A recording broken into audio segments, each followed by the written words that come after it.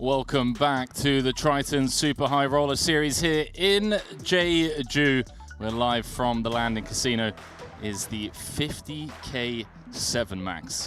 190 hopefuls ponied up the $50,000 buy-in. Coming back to the start of day 2 with 68 players left. And our first prize, which will be awarded today, of $2,010,000 going to the champion. Will Jaffe alongside myself, Henry Kilbane in the booth for this one. 2 7-figure paydays up top on this one, Will. And looking at the feature tables, we have quite the treat for the poker fans around the world, my man. Absolutely stacked. What you expect, though. Santosh leading the way at the red table. Yes, sir. Jason Kuhn, David Yan, Dan Smith, Makita, Sean Winter, and Igor, very good player. Is it this one or this rounding one? it out. Both? Quite the treat. Strap yourselves in, ladies and gentlemen. Expect it to be a day of some world-class poker entertainment, especially with this field. Well, if he's using that, I guess 31 places will be paid. $84,000 will be the min cash. But 68 players left coming back to day 2. Sean Winter, fresh off that final table yesterday, but a brutal bust out, losing aces to kings. Bowing out in 8th in that mystery bounty. And we will, of course, have that mystery bounty draw later on today. Will be hosted by none other than Ali Najad's top bounty in that one, $500,000. So jam-packed schedule. Also got the 150K today, Will. Stakes not high enough, apparently.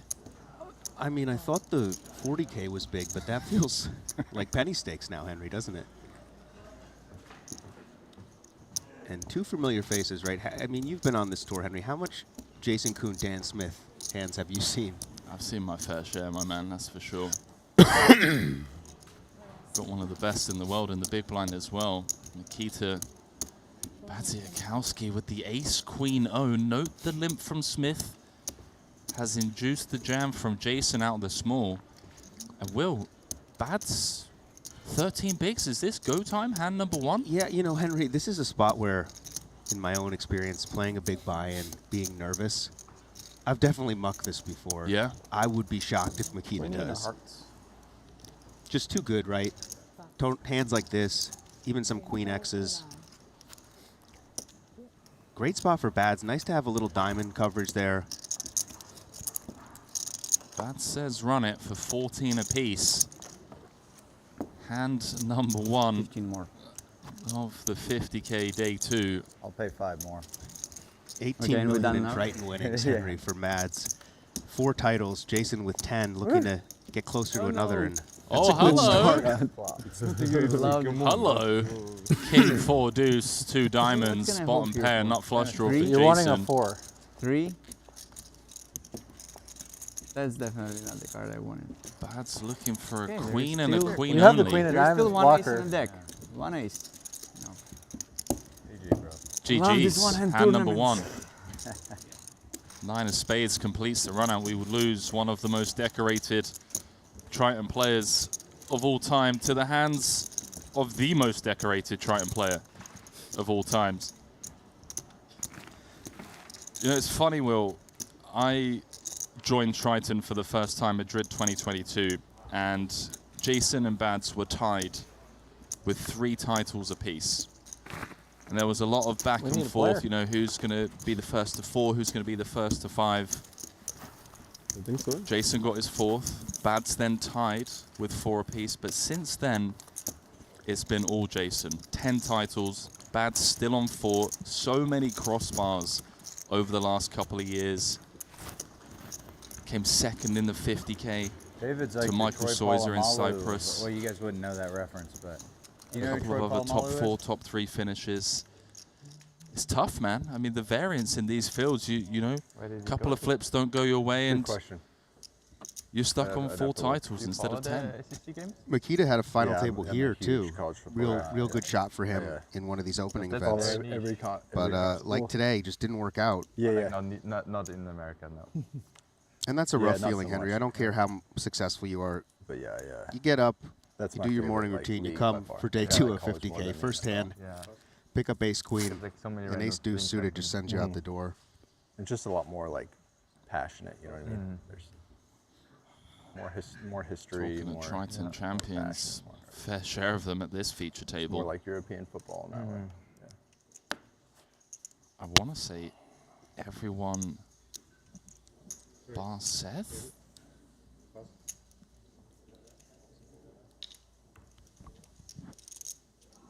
Yeah, Seth Davies. Quite the cold streak here, Henry.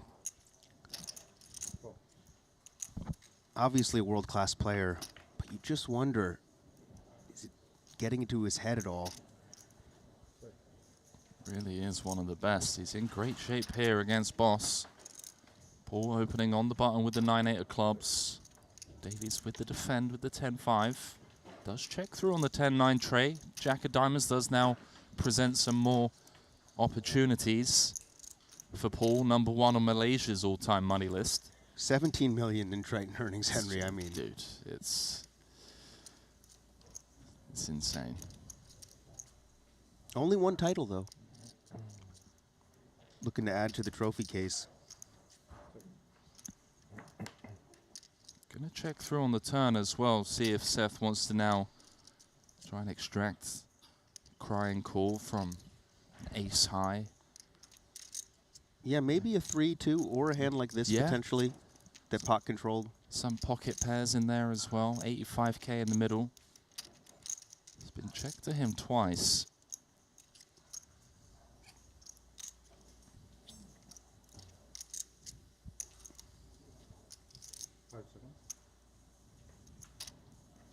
$120. There we go. Comes in with a sizable bet, Will. Not the size I was expecting. Yeah, and we saw this from Mateos, right? You expect a smaller bet. The big bet comes and you just have to wonder, we can see the whole cards. Is Seth thinking the same thing maybe? Maybe Paul does have a 9 here. Maybe he has a 3. Maybe he gets sticky with ace high. The way this hand's played out, Paul pretty under-repped here. Well, wouldn't surprise me. There we go. Flicks in the call. He's going to get shown the bad news, and decent pickup there for Seth, all things considered. And this is something Rast really helped me with. When we bet on the river, Henry, yeah, it's great to bet 40K, know we can get called, but it's kind of a disaster if we could have got 120, right? I need to spend more time in the booth with Rasty, man. Feel like there's a You few feel like hands. this isn't really enough, huh? No, no, I didn't mean it like that. I just meant there are a few spots that I played in the 25K where had I maybe had an hour or two with Rast prior to regging, would have found value in a couple of spots perhaps. Yeah, what you realize being in the booth, being up close, every single spot, Henry, it's precision, it's detail.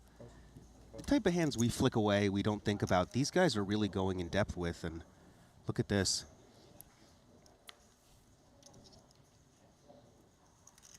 Thomas, really good Austrian player, part of that Fedor crew. Wushu online, under the gun with the 9s, and Seth now with the kings. Yeah, Wushu coming into the day, 3rd in chips. Does see the 3-bet, as expected from Seth, starting the hand sub 30. Very uncomfortable spot.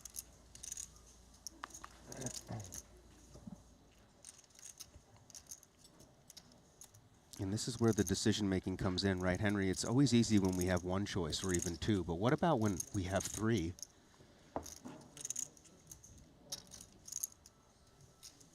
Calling a little bit awkward. Pot size will basically SPR's 1. Ripping seems dangerous. Folding seems weak.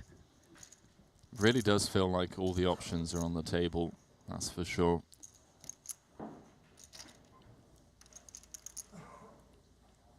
Sevens, I assume, hit the mark. 8's feel cuspy. 9 says go for it.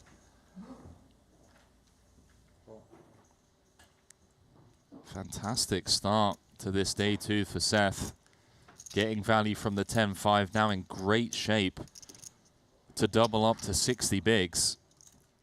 He can just find the hold here with the Django's.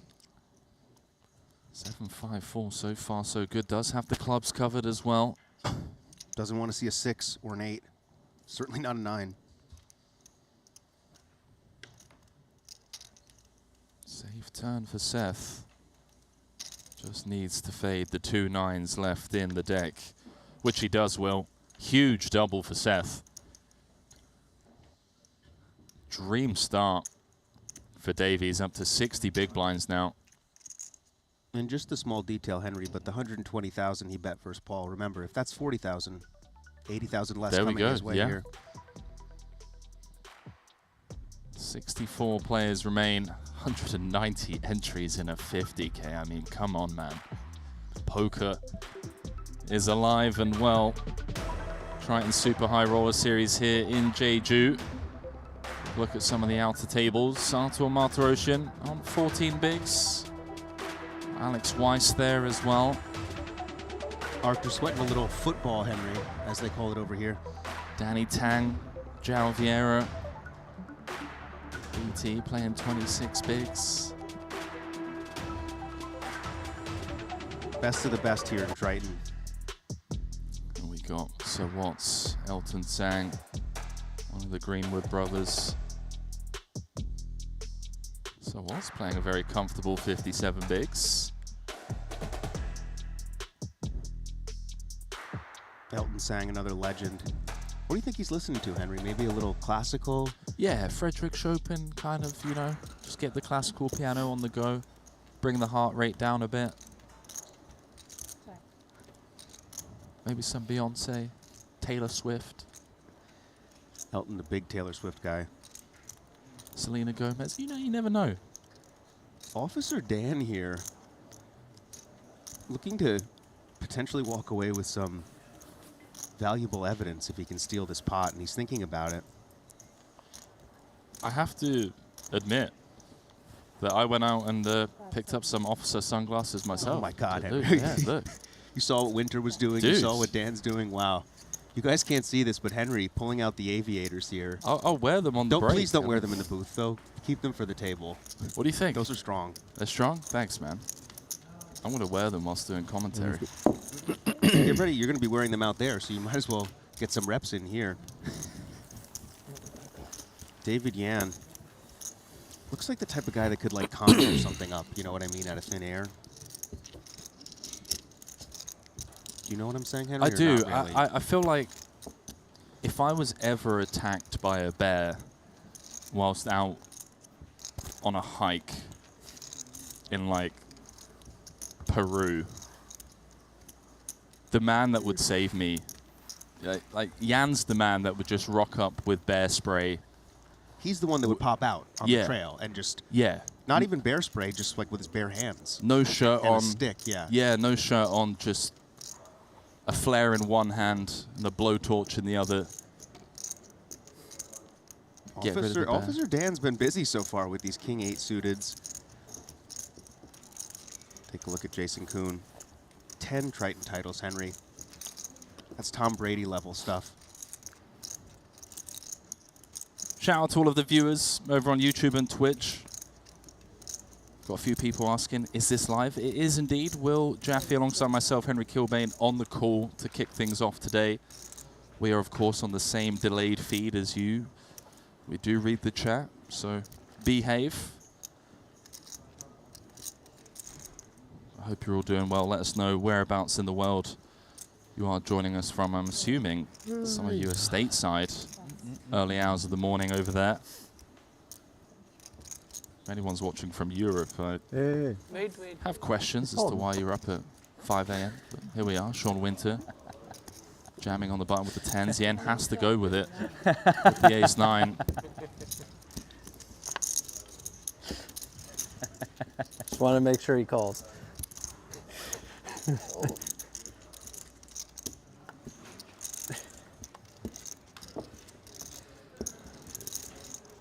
Sean got unlucky last night in the mystery bounty. Did indeed. Overwhelming chip leader with 17 left to out in 8th. Ace is no good against kings. Yan does connect on the queen 9-7. A couple more outs. He's an ace or a 9 to shower Winter as he finds the ace of spades. You're a tough player. Thanks, bro. You too. Ace of spades corner pocket, Will, and you have to ask yourself, when's this bad run for Winter going to end? It's been a pretty cold deck for him here in Jeju. And you could feel a little steam there, Henry, telling David he's a good player. I did sense a little bit of sarcasm on Winter's part. Bit salty. That dry, yeah. very dry. That was an insult. A little bit of salt. Very dangerous. David Yan sends Winter Very packing. quick-witted.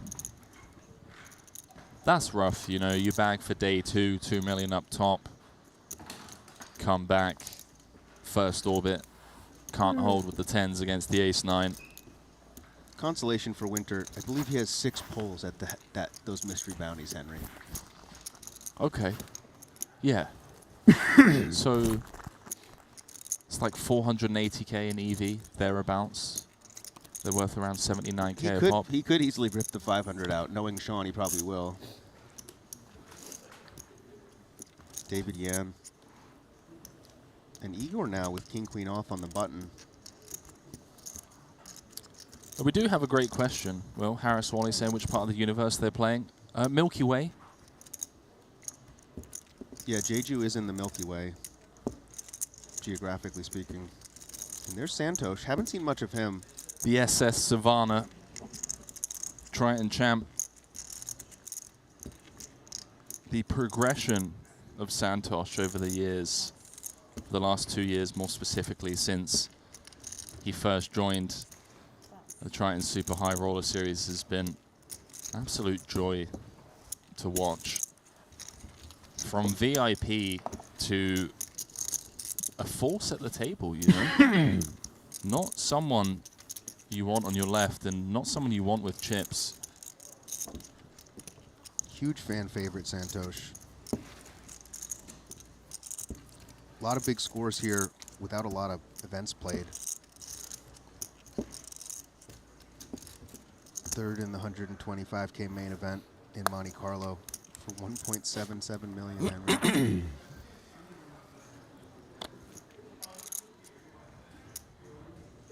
Let us know where you're watching from in chat. What time is it? Morning, night, afternoon? We're just getting started here.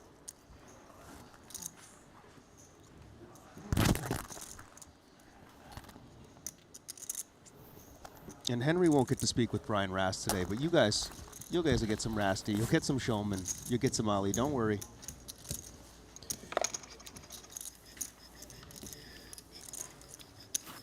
Yeah, no one really responding to where they're watching from.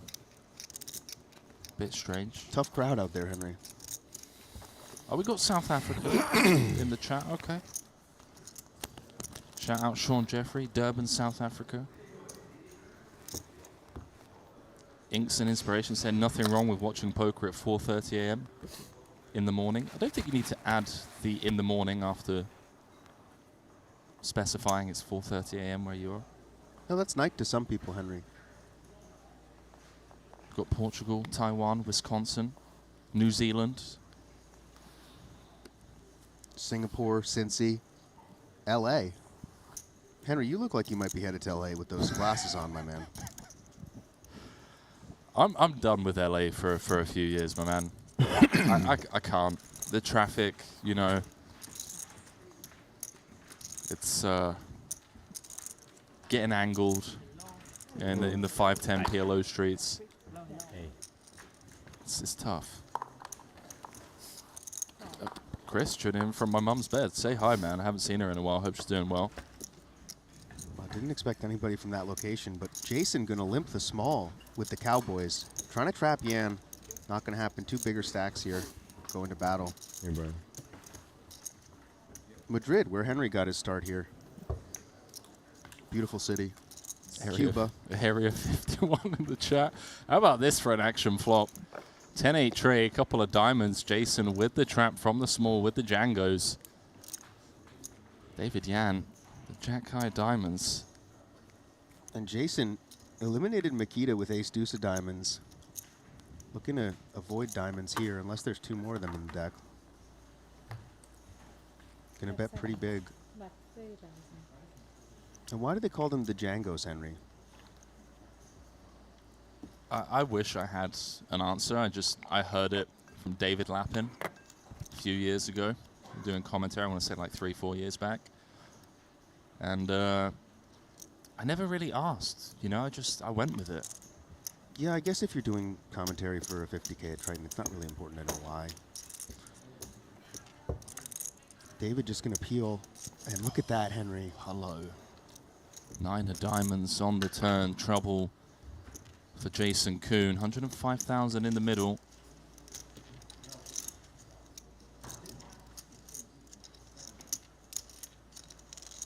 Disastrous spot for Jason because David has quite the reputation, as we heard Sean Winter allude to, as he busted.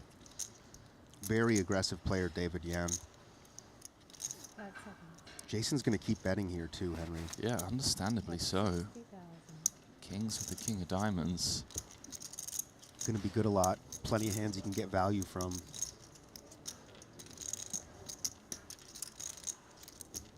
What does David want to come with?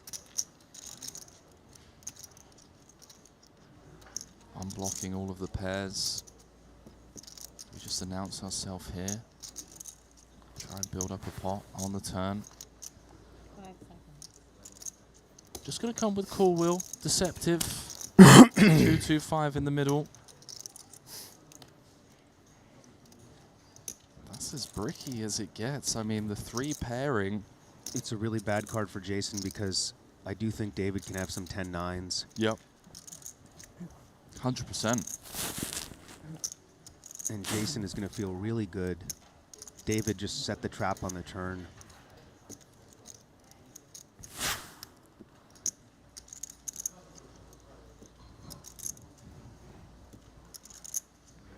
The only thing that could save Jason here, Henry, is if he goes big enough like this, David may just call. Although it's going to hurt either way. 200 into 2-2-5, just shy of a pot-sized bet on the river from Jason. Bet flop turn. Really interesting spot for David now. Obviously, plenty of hands we beat, but we lose to full houses now.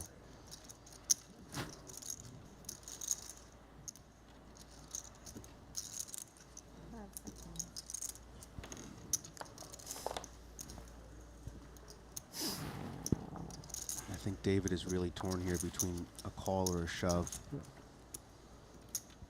What are your thoughts, Will? Do we go for the entire It's Big so Mac close. meal? You kind of want the whole Happy Meal here, Henry. Yeah? Blind versus blind, and David with his image, a player capable of turning a hand like Jack-9 into a bluff here easily.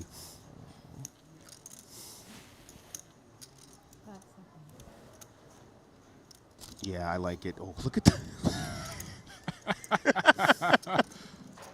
What does Jason make of How that? much is that? Just the fistful of chips being pushed forward. Yeah, hands Henry like an 8, a 9. Realize they're no longer good here and becoming very incentivized to bluff, especially if they have a diamond to go with them. We see David has Jack-5 of diamonds, but he could just have the Jack of diamonds with a 9, with an 8.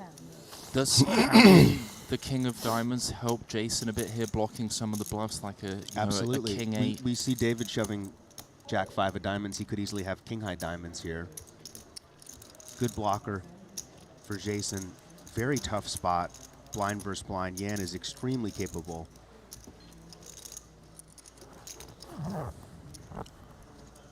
But Jason, the most decorated Triton player ever, has a way of maneuvering these spots, Henry. Can he do it here?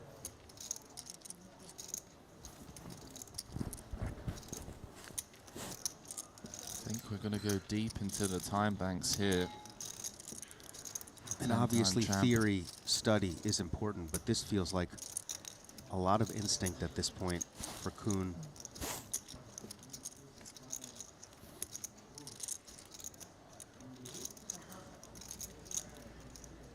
A huge swing here because if he folds correctly, over 30 big blinds, but if he does call, Closer to that 10, 15 big blind range.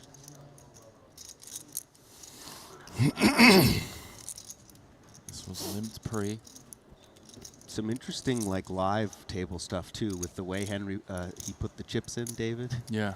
Then the little sneeze. What do you guys think Jason does? Let us know in chat. 1 for call, 2 for fold. This would be a great fold. Just to reiterate the action. Jason played out the small. Yan checked his option. Jason bet 2/3 on the flop. Call from Yan, turn 9 of diamonds. Jason fired again, 60K into 105. Yan just called on the river. Jason bet 200 into 210. Yan's now put his entire stack bar 5K on request. You can see the pain in Jason's face.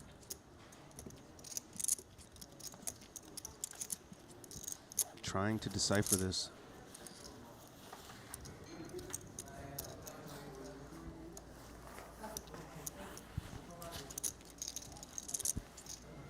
Also maybe doing a little risk assessment, figuring out how much he'll have left.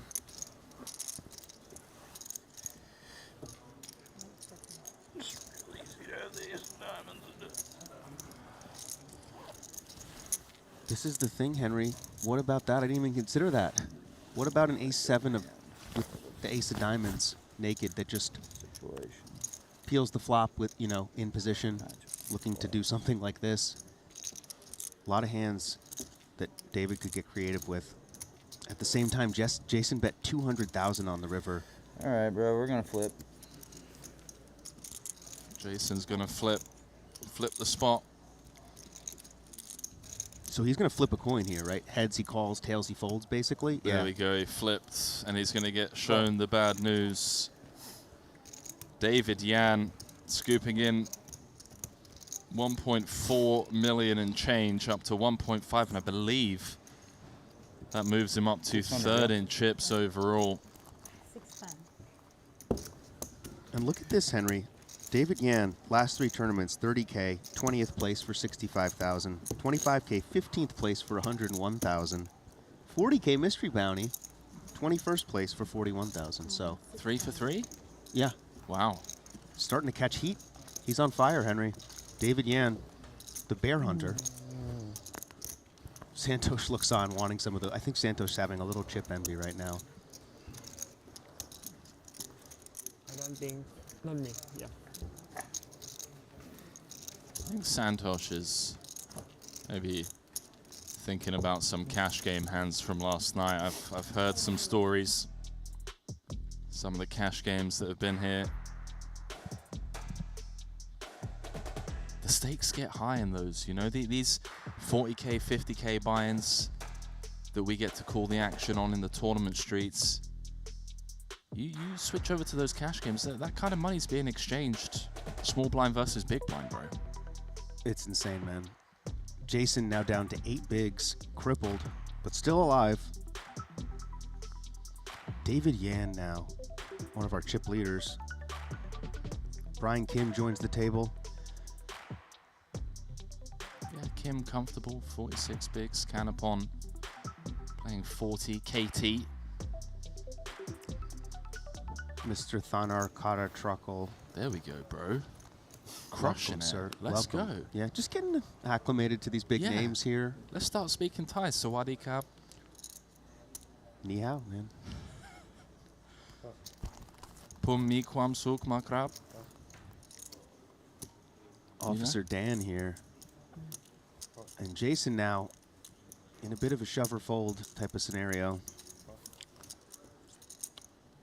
And David looking to do more damage with the jacks and the small blind.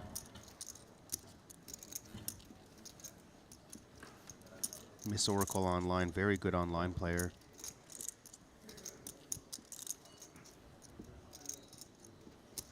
Yan's turn to get tricky with the pair from the small, just completing. Kim gonna check on over. Kim in really bad shape here. and did not want to see a jack. The last one in the deck.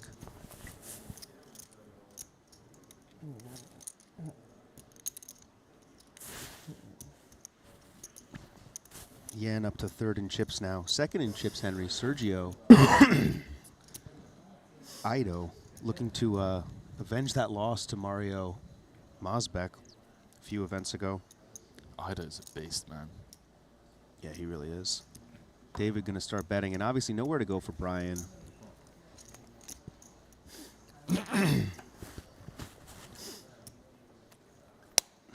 Interesting turn. Kind of the best card in the deck for Brian, because not only does it help him get away, but it leads to potential for him to bluff and actually win this pot now. Pretty awful board for 2 red jacks.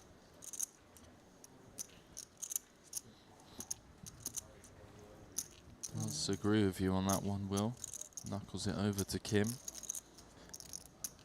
See what Brian wants to do here. 75,000 in the middle, four liner on board. 4 to a flush.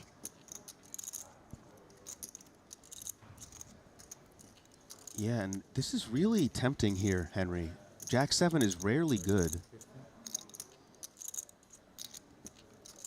Go small, Will. 20%. He's giving himself a good price on a bluff. Yeah, you can set it up here cheaply. You can continue the story. Plenty of spades would do this. And by betting 15, he keeps all these random hands in, you know. He could have a 7 of spades here, potentially, just looking for some value in pairs. David going nowhere, obviously. Brick on the river, and you'd have to imagine Brian knows he's not good here, Henry. And when these players know they can't win at Showdown, and they've told a story, they generally like to keep telling it.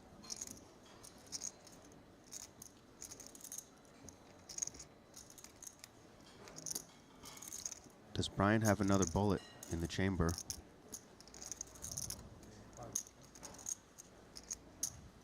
Looks like he does.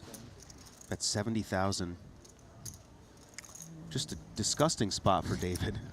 It's so sick, man. You limp from the small flopper set. 4 to a flush, 4 to a straight.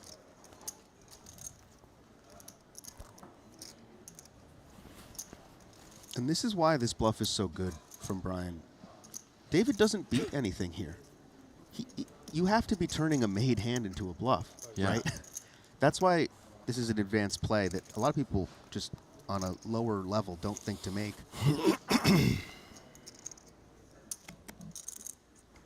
Yeah, I'm just happily taking my showdown here, Will, personally. A lot of people are, and that's the mistake.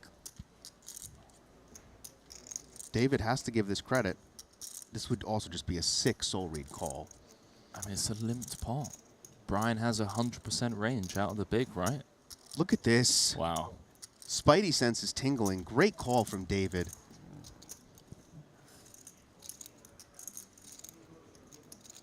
David Yan stacks another one.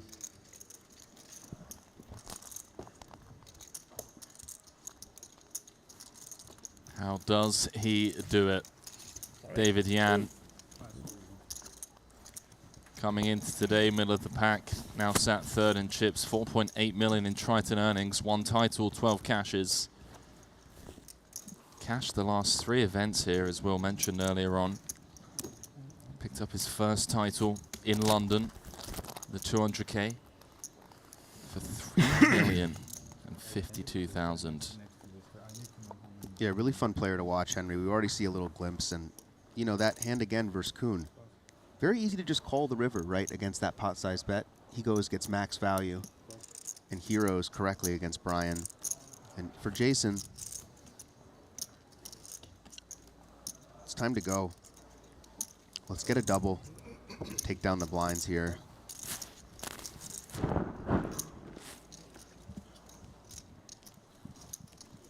Igor gonna sweat, and definitely do it. Igor with just enough to consider. It's an 8 big blind jam. The ace-4 is always tilting, Henry, because it always kind of looks like aces if you peel a certain way. This is just close enough. It's really gross, though, because we're never very far ahead. Igor, a very good player in his own right. Just $1 million in Triton winnings, but 10th place here already in the 30K No Limit Hold'em event for 101,000. Yeah, I feel like Yaroshevsky's been knocking on the door of a huge score. Yeah, and to allude to that, 5th place in the last event in Monte Carlo, the 25K No Limit for 301,000, and also 9th place in the 30K there. So keep knocking, Henry. Eventually you break through. Yeah, he's going to pitch You it. had 3 outs. It's a good fold. Thank you. It was a good fold. I mean, Jason's read, you know, it's Yeah, right, but it's king, wrong. Right? Ace. Ace, okay, we're flipping. I had king, queen. Sorry, I thought you had like king 9 or something. I have to ask you, Will, you know, you've been here for a week now. Is there a player that just immediately comes to your mind that you've called the action on over the last 7 days where you're just like, this is the guy that stands out? And all these Yeah. 6-foot bull sharks would just Adrian come Mateos Yeah. so far, yeah, for sure. 95? Yeah. I mean, they were all pregnant You females. just have Like to they sit were, still. I mean, look, Yeah, Henry, you there's a can, lot like, of hot nail guys, your arms or like whatever. you can actually just like Dimitar? kinda be normal because they're all First pregnant event, females. he got So third. they're super docile. Okay, like, I virtually believe that never was the only attack final anybody, table I it's called. I crazy. could They be just wrong, come but he and played circle phenomenal. around you. His Not last small, hand, they're Fedor pretty, shoved you the know, small three-handed. He had couple meters ace-4 long, of spades with wow, 20 300 big, and you could kilos or tell he did not want to call off. Maybe not that And he big, but they're did. big- Fedor had big ace-10. He old lost sharks. in third. He just played so well. He ended up cashing a few more events. It You felt mean like his an time open last one, night. right? So But why is it just the females? that Adrian come? has certainly stood out the They're- most from that like, top, they're in that just area crazy for, savage like, range, uh, but yeah. so many breeding? absolute Breeding, killers here. And Or for birthing, I guess. Yeah, I think it's speaking like of which, the yeah. boss man, You only get to do in a it, like, great once spot. a year or something. Yeah. It's a seasonal thing. Yeah, check First raising time I the saw queen sharks 10-9 in board. the Maldives, I was snorkeling with my friend. Top We and beat the- bottom. The dude, my buddy. Picks up a flush draw on the Yeah, we were, turn. like, way out. I can't really swim wearing life vest, you know. Yeah. Fucking Just swimming, gonna go and for this it. Shark starts coming. I thought I was gonna die. yeah, bro. just piles Henry, which is interesting. That's a scary. Oli does beat some Just a bluffs big shark, here I thought I was gonna die. I was like, fuck. and has plenty of equity even if he's behind. Almost shat myself. Yeah, exactly. It's a big shove, though. You know, fucking come, fucking. Bahamas actually does a nice open water shark feeding dive. Bahamas does. Yeah. I wouldn't. Yeah, did you check that out, the open water shark feeding dive at the Bahamas, Henry? I did. Really I've nice. done it. It's Had a like- near-death experience. It Yeah, was, really relaxing place yeah. there. Just the Because like the opening. instructor has all It's the great. food, obviously, and then, like he's Ran out wearing of a oxygen chain, in my tank. Had to do a but then you just like chill safety on the bottom. ascent. Sharing And my then buddy's tank. Obviously, the most dangerous part is like going down, coming up, but he like moves them away from the boat. So Yeah, going down is always the most yeah, dangerous part when you're doing shark diving, Henry. Coming up, too. Most fun But the rest is kind diving of just a experience I breeze. I wouldn't call it a Wasn't breeze. I even mean, diving. I want to say 3 people ran out of oxygen It's a in their bloodbath, Henry. tanks.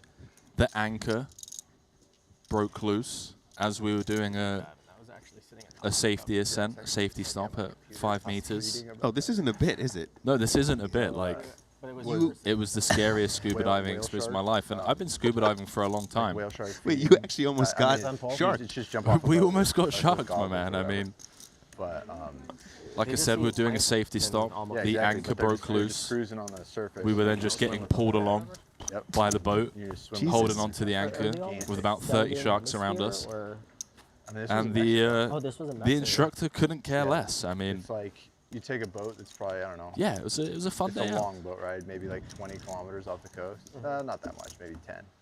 And Let us know in yeah, chat if you jump guys have in been and swim sweating with this them while week. they're Who feeding. stood out to you And the there was most like in 10-foot chat? stingrays too. I think Mateos It was is really it's, cool. it's a You good just swim shout. underneath them. I mean, they're the size of like a school bus. Yeah. Sounds kind of dangerous.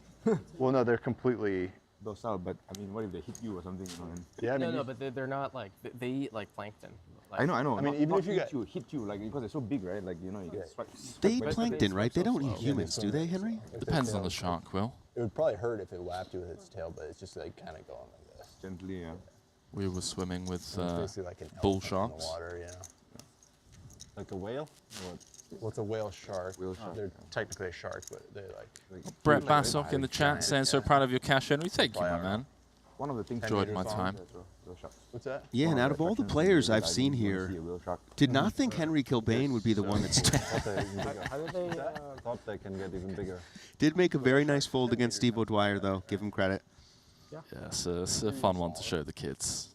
I mean, at a certain point in their lives. Yeah. 70. So how did? Because like whale sharks, with like reef sharks or whatever, I'm sure like they just come back to the same spots. But whale sharks like move around a lot, right? Do they just like fly drones to locate them first, or like how do they take you? Well, I mean, to I imagine the currents they feed in are about in the same place, right? Fedor, Maybe some they shouts just, for like, Fedor, find obviously. boats. Winning the opening like- event here, bubbling another final table. I imagine the current stays pretty Bubbled the similar year to mystery year. bounty as well. Stone bubble, You guys know the 32nd PLB? place, 31 paid. Locator beacon, the GPS thing, in case you get lost. Doesn't matter how rich you are. Probably a good idea. Bubbling to a have tournament one. I always bet you hurts. probably Wait, have wait. that, right? Oh, I mean, yeah, it's. I have like a Garmin InReach. Yeah. So that if you get floating on the surface, you can find you, that kind of thing. Well, not for scuba. I like. Hiking and stuff. I have a GPS text thingy. Do you have a GPS when you go emergencies. scubaing, Henry, on you? A tracking device so your family can can you find just your do that with, remains like, if the an iPhone sharks now? get you? Like there's the SOS thing. Yeah, I have one of those You seen that? Apple, Yeah. what they call, like you know, Apple those- Watches? No, you know those like, Yeah, scuba. someone in the chat help me out, those Apple tracker things that you put in 50,000 your luggage. is the bet. Just an Apple tracker. Yeah. So Davey's going to give Dvoris a spin with the ace deuce. Dvoris all in at risk to try and get back up to 6 bigs. Yeah, it'd be a good idea to have one for the water, huh? Called a PLB, personal locator. Little pseudo flip here, Henry. Wow, it's going to be tough for Dvoris drawing to running spades or running Broadway or running kings, an option as well. Doesn't find it, Will. Showers. Have fun. 25 off the money. Davies on quite the spin. Came in with around 14 bigs at the start of the day. Now top 10 chip counts. Boris out. Go for a walk. Assuming we'll be straight in the Clear your 150K. mind. Boss man suggests going for a little stroll. Okay. Yeah, short all the time expected. Started the day There any sharks out here in Jeju, Henry? Can we charter a boat, maybe? Get out there. I'm kind of interested now. There's plenty of sharks in these waters, my You play friend. online, give you an account. play online. You'll give me an account. More blood at the table as you see our wonderful dealers there, best in the world here at Triton. Sit and wait for someone.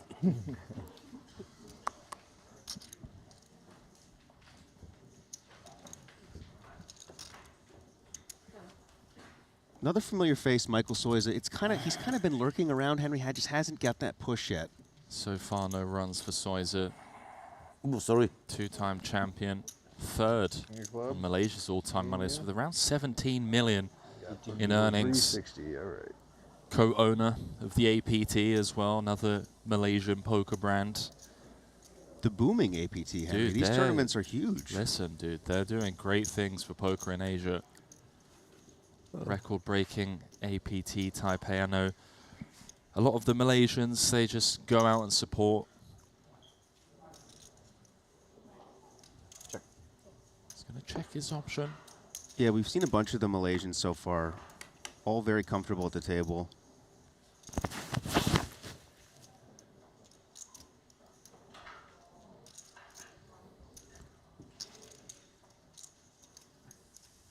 Yeah, this is my second time in Asia. If Bali counts, I went to Bali for my honeymoon. Is that I technically think Asia? Bali's in Asia, last I checked. It does sound like the A-team have pulled up. Nick Schulman, Ali Najad going to be jumping in the booth. If that's okay with you, chat. I mean, Do you think that's okay with the chat, Henry? Should we? you do have to ask these questions. I'm sure people won't mind. Depends what kind of mood Ali's in. Davies does turn a pair of 5s. So he's up with the redraw, open-ender. 8 of clubs also working for him. As he finds the 9 of spades. Rivers the 9 high straight. This one checked down to the river. See what Seth does here. Hello. Good morning. Hey. Wow. The smell of alcohol.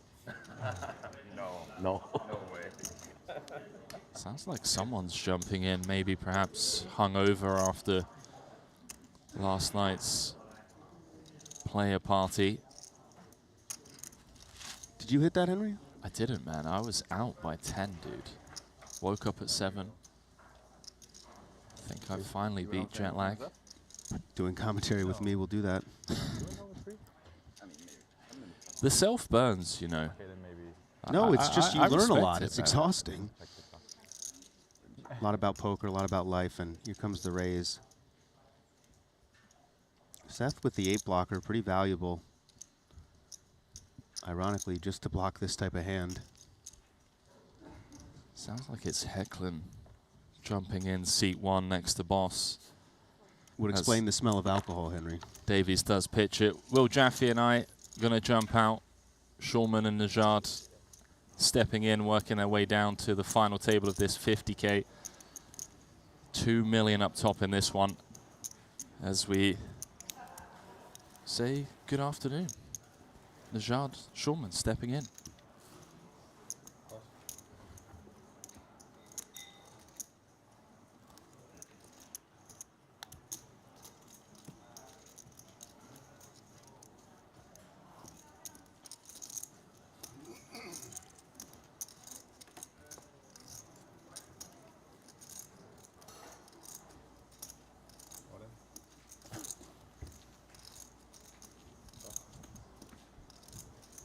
So in we come. Ali Najad alongside Nick Schulman, and in comes Jason Kuhn from the button, understandably with an ace-10 suited. No takers in the big blind here in this 50K 7 max event from Jeju Island. South Korea, first Triton Super High Roller Festival of 2024. Halfway through season 3. Jason, of course, trailing Danny Tang in the Ivan Liao Player of the Year award race for season 3. Plenty of storylines beginning to emerge already here from Jeju, not the least of which is the performance of the Bulgarians, in particular one Dimitar Donchev, who took down the 40K yesterday, mystery bounty. Much to the delight of his delegation. Now Kuhn with another playable one.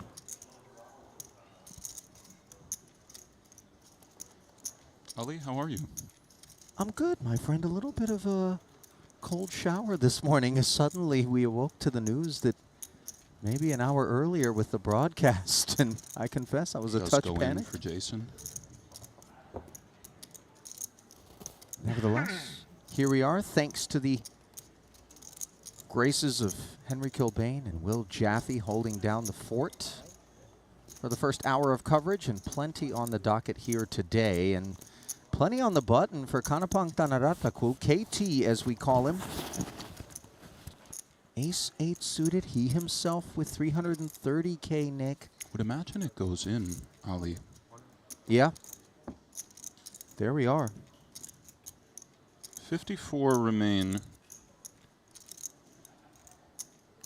Pays 31 rather, as I'm sure Will and Henry touched upon. So you can see the 8-8. Jason will be happy to see he's live. I had ace-10 of spades last hand. I was very excited about that. 430K pot. Can you Meaningful put for the J both in front parties. of the K for me. That's right. Just for me. So Jason inverting the order of the King Jack, but in spite of that. I have a diamond. The 7-6-3 flop. Dimming the lights a touch. Oh! I like that one more, to be honest. Jacob pays us a visit on the turn, and now only Barry needs to be faded. It's been done. As Jason See, that's why you had to put the J in front of the K, bro. hits the turn, and Go on, maybe, Jason. maybe there's a little superstition in Camp Coon as well. One never knows.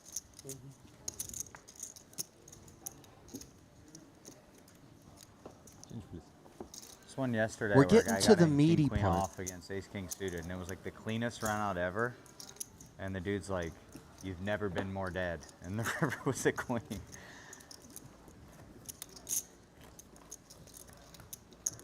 Is that Calvin? Calvin Lee. Calvin said that to someone? Yeah. That's great.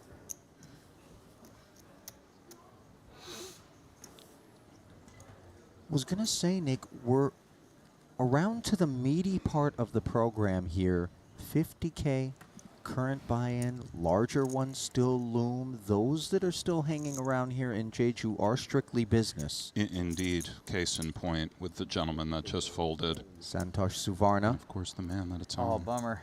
I would have got. Okay. It's okay. I'll take all the pot when you're short. It's fine. You just take it all. Yeah. You just knew it. You just knew I had it. Here's David Yan.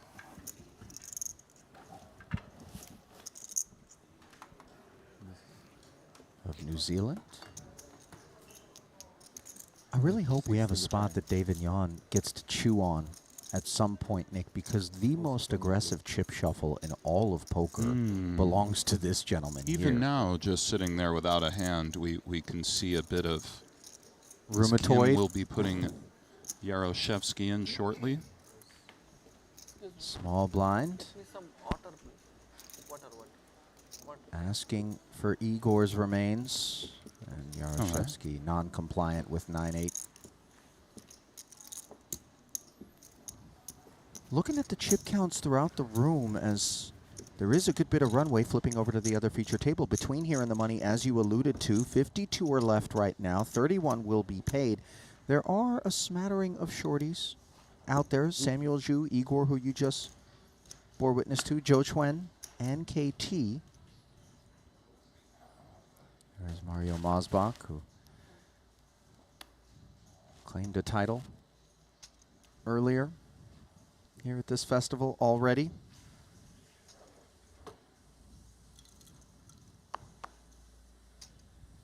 I don't know about you, Nick, but I feel as though those who manage to notch a victory or like a very deep run, second or third or something like that, these are favorites to just find it again. I feel that way, and I would think the math would support that theory. There's probably something to that. 40 to go from Ole with the Ducks. King Jack off for the great Henrik Hecklin. Note the wristwear. That, of course, our Jacob & Company Triton collab timepiece. You got to earn that one, not for sale. And the win boss, a Triton main, Ollie. and then you get it. Yeah, there it is. Paul Pua been grinding the cash games into the wee hours of the morning, but not one to miss the business end of any Triton festival in terms of the tourney. So here he is, speculating with the 8-5 at a price he deems right. Gut shot on the Queen 9-6 board. Also one for Hecklin as Shemian looks up at 3 overs. Always the case when we don't flop the set. 2 checks in front of him. Interesting spot. I don't think deuces go nuts every time, but it's certainly an idea. Sometimes he checks, and it does come in for Mr. Pua gloriously, Ali. With diamond backdoor dessert, obviously less welcome and unneeded.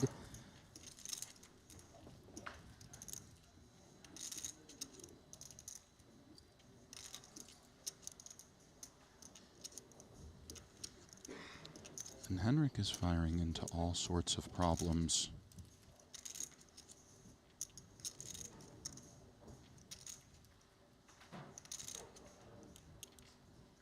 Are there any merits whatsoever with so much hand to Pua flatting to retain Ole?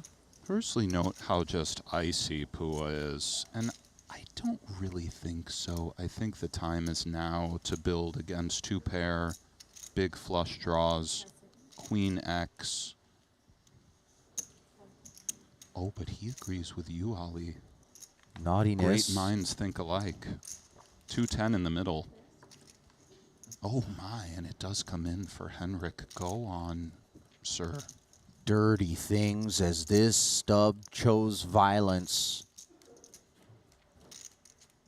One gutter followed up by another, and a disastrous development here for Pua. Playing the 1-card straight, of course. I would imagine there will be some laughter from Paul after this one. How long have you been playing golf for?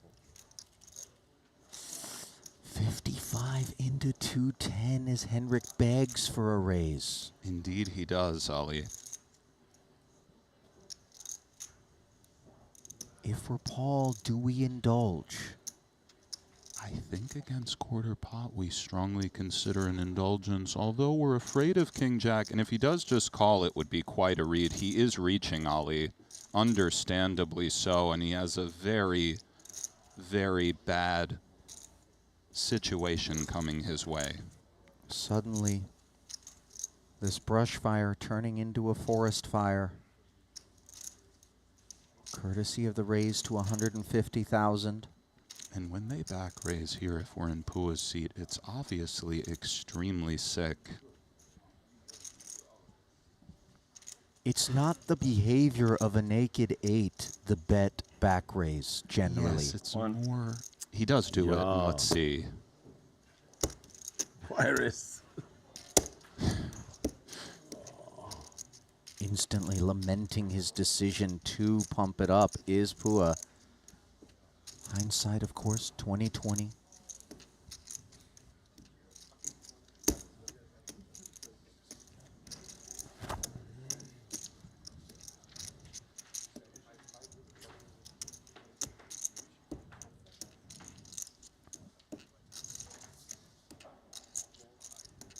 Can we find the fold ever here for our last 365?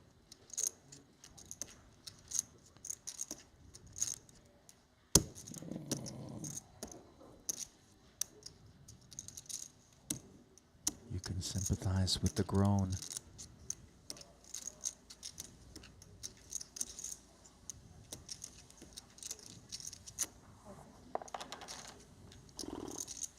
This is a multi-time bank situation, deems Pua.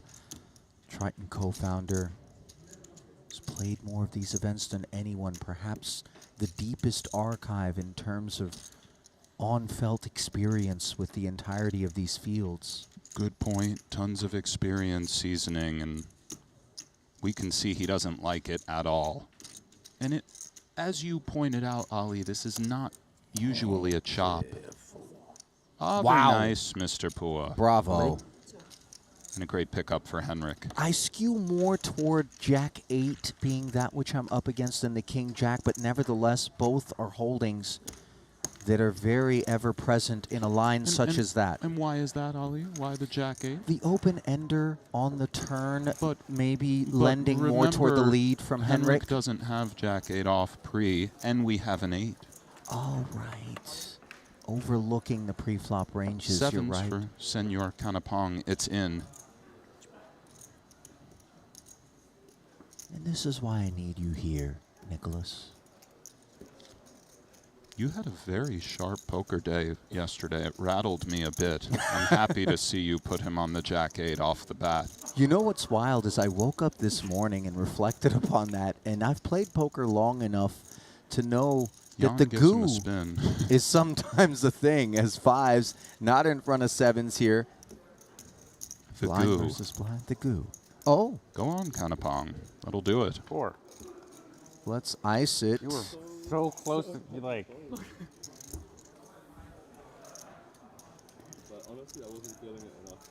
KT, one of the greatest smiles on tour, by the way. Just, this is a warm. You been to Thailand? I've never been. I gotta I mean, it's really hard. put to it on the forget list. about. Okay, Ali. I will. Just a lovely, No, but like lovely getting people, it, lovely I sent that culture. one. Order lump. Lump. A delicious range of curries as well. I love Thai food that I've had in Vegas. I was sad when Chata Street and Chata both shut down. These were legendary places, by the way. For those that have ever ventured into the 702 and those that venture into the online streets in search of action, what better place to do so than GG Poker, where the World Series of Poker Super Circuit runs now through the end of the month. And of course, as always, it is the only place to officially qualify for Triton Super High Roller Series events. Pay a visit to the world's largest online poker room. That's GG Poker. Head over today. Head over a little bit later, tomorrow. I mean, but just head over is really the takeaway.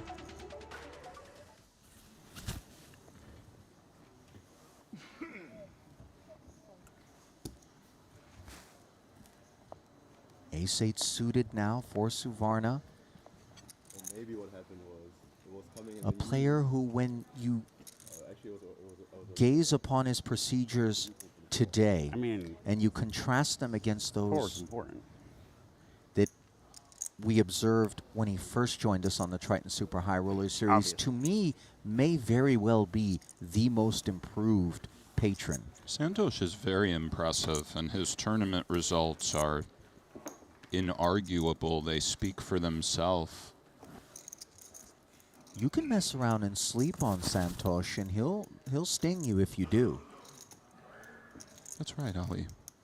Queen 10 suited now for BK in the big. Playable without question. As a flat, he decides. 110 in the middle. Jack 7-7. One heart. Ace-8 still in front. Could go either way for Santosh. A fair amount of check is nice. And for Brian, we have an interesting decision straddling the jack and the back door as well. Would imagine we find our way to see a turn in some capacity. He's gone, fair enough.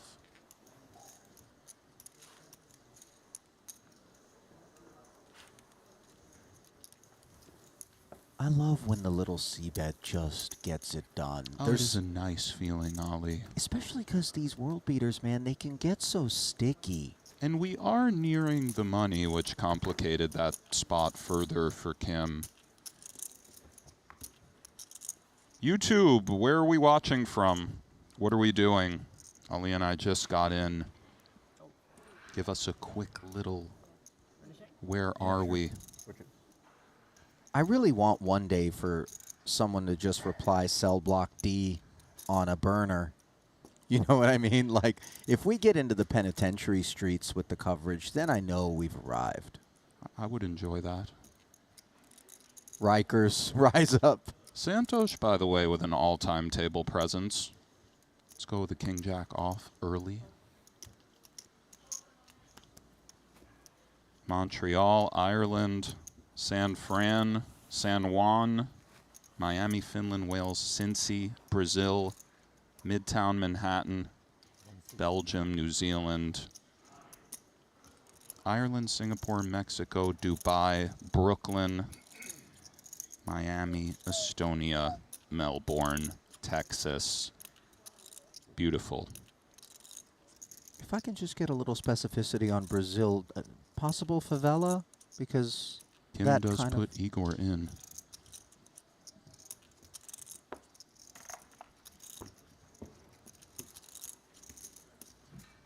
Perhaps Alcatraz for SF? Yes, Ali. We got it. Flipping back over, there's a look at Michael Soiza, co-owner of the APT, along with Victor Chong. Shout out, by the way, to Victor Chong.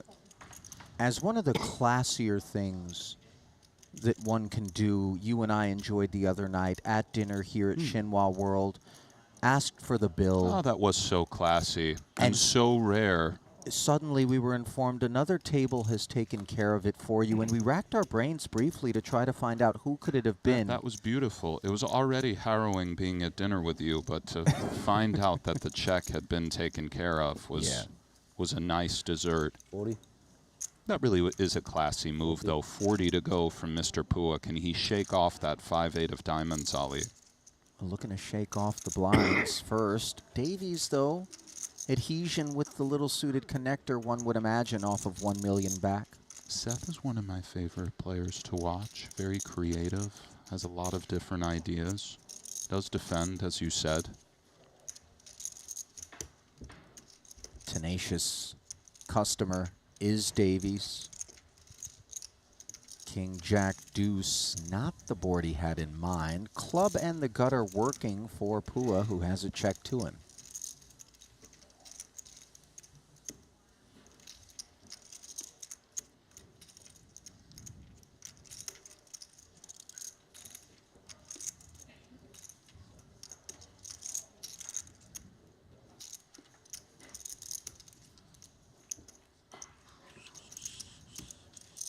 Bet and take it, boss. Just to button up the point, by the way, on Victor and Michael, congratulations to the APT. They won Trophy of the Year for the lovely Dragon Trophy that they were issuing out in Taipei. And, you know, I think anytime a tour is helmed by somebody who is a player actively out in those streets, it rates to be a terrific experience for the customer. Soiza can kind of speak to that perspective and make sure that, you know, administratively, all of those kind of concerns and desires, the wants of a player, are being addressed. That all makes sense to me, Ali. Fair enough. A lot of support, obviously, for what they're doing, both from our Triton regulars, many of whom pit stopped in Taipei en route to Jeju. You're getting a little pushback on the favela comment, Ali. We don't think all of Brazil is a favela. Obviously. Ali just likes the kind of gangster life. You know, that's what he was saying. It was a compliment. I want to know that our tentacles reach deep. He wants us to be in the streets right now is what he meant. Everybody relax. I agree with you guys. He's out of line as always. As we see, Soiza will be giving Mario a spin. How much is Ollie? Asks for the count. It is complicated with the initial min from Pua, which I must admit I missed. Type of booze. But ace, queen off. Interesting. 47 remain. It pays 31. This is cut off. 84,000, by the way. Cut off open button jam from a stack that covers us if we're Soiza. Just have like a whiskey. Ace queen is awfully good. Yeah. One of my favorite things to drink for sure. Soiza feels similarly. Not good. For me. Can Mario find a little good fortune, Ali? Nothing quite, just like a cold beer though. Nothing quite does it, right? Not much. Can we cover? Really? No, can you cover me by 550? No, really? 560. I don't switch. Like, right, yeah, you can't. No, it's not. Yeah. For sure, yeah. Beer before, what is it? So Pua bows out as 3 queens were spread across these holdings. Liquor before beer. Nervy.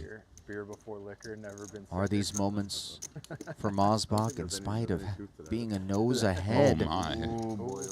Go on, Mario. Pair in the flush draw. And of course he's off to a blistering start thus far winning the tournament. Enough, bro. You win too much already.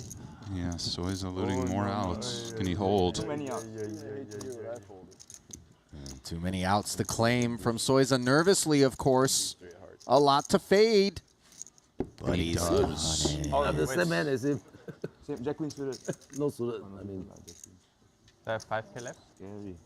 Mosbach won the 25K GG Millions, by the way. The tournament Nick alludes to. 1.19 million. 560.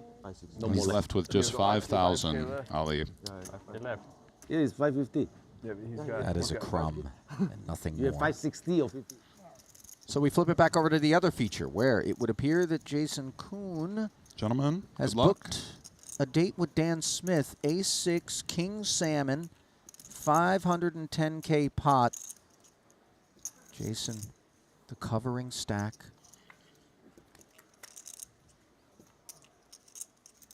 Queen 8-3, Ace-6 in front. Stays that way on the turn. King and 7 free is what Dan Smith wants to see on the end here. And mission accomplished as the board pairing 8. Mr. Smith, very nice.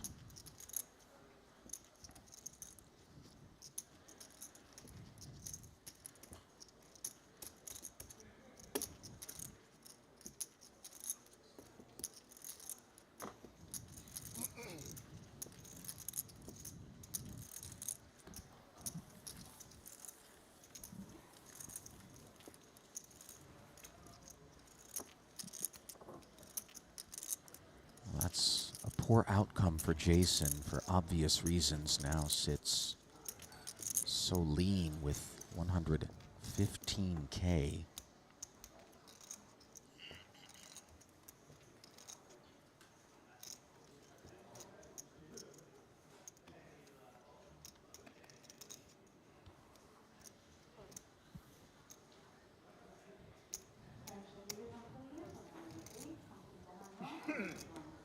Yaroshevsky, similar plight to Kuhn.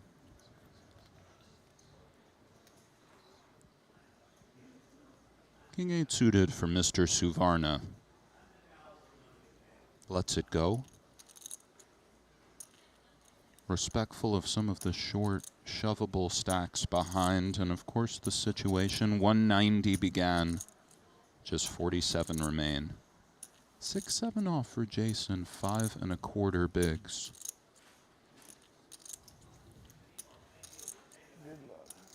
Does go in, and let's see what KT has. He has a king, Ali. Is that alone adequate? I believe so against 5 1/4. Doesn't love it. Yeah, he can see. I got a bad one. Yeah, bad. Me too. Don't have. Okay. You got. Right? Have to call, right? Yeah. I got me here. It isn't personal, it's just business. When the King 5 offsuit reveals itself, have to call. Oh, and Go on, Jason. have to climb very uphill here as Kuhn flops trips. Oh, little road to a chop, Ali, the jack. Not there. 115. And second occasion on which Jason's resiliency is on display. 10-time Triton title winner right there, Nick. Indeed. Busted someone. Yeah. Yeah. He's saying you should Flipping back over, we find Mosbach's last nickel in there with blind race. a hand he can absolutely get behind. Ace-King suited. We had Woolacker will limp Queen 5 from the small. Those guys are nuts. A little spooky. Here you go. Ole says, let's try to get rid of this man. Checking like, back sorry, to bro, 7-4. 40K, I ain't fucking blind raising in this one. No, I'm sorry. Ask me in the 4K. Yeah. Maybe not the 4K, like maybe the 500. Yeah. I don't know. Your 25K, you have a 25K event? Yes, 49 runners. 49? Yeah. First time Side pot as a lot of 40K people. here we buy and everything, right? active. How many unique? I think it must be like 20 30? something, 30 lah. Yeah. Gut shot in the It was heart single- working single for entry. Ole. Single entry, yeah. Side pot, as you said. I think a lot of people Just they're scared 7 to use high, of unlimited, course. You know. Single, Just they can check. kind of like, okay, I'm safe. Maximum 2. Yeah. More outs. Yep. LQ1. Mosbach has to LQ1, fade a heart. LQ1. Ike won the 10K 5, Super Roller, 7, or 137 9. piece. Queen is a threat as well. Yeah, super good for the stakes in Asia. It's very big for like a normal tournament. 10K, 25K. It's bigger than the Poker Go 10Ks. They're not that big. But there's only one. If the side pot were dry, Ole would be less inclined to maybe sprinkle here, but nevertheless to check back to realize. It's a sick trophy. Like I wish I like would. Board pairing 10 leaves Mosbach apartment in Macau. You an can see it, you can octuple see up. the MGM line. Very much so, Ali. Yeah. I was taking the picture like of the line, like looking out. Lion. Yeah, sick. Yeah. We won People's Choice Award, Fans Choice Award for best trophy last year. Yeah, it's Don't blame them, man. I heard I had to pay like $1,000. $800 to ship his trophy. Right, yeah.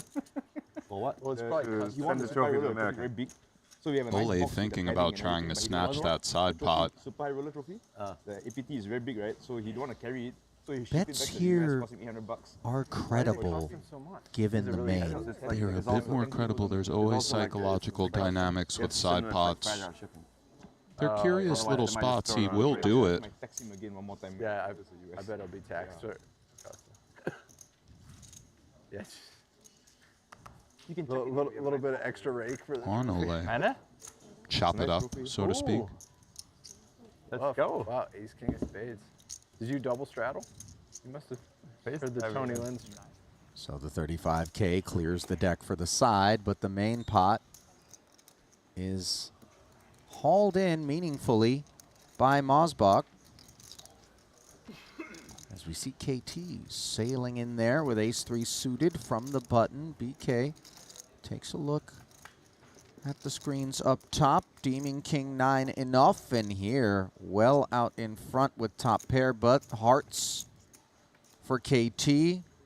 King's Go on, full, Brian. That's not a bad one on the turn. My the very flush good draw. game to you, sir.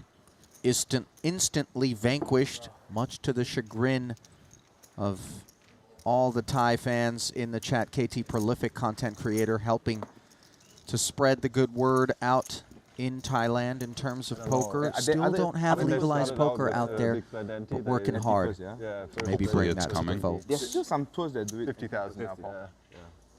King, 25K. queen suited. Kind of rough. Ace-5 suited, both in there. Mosbach all in.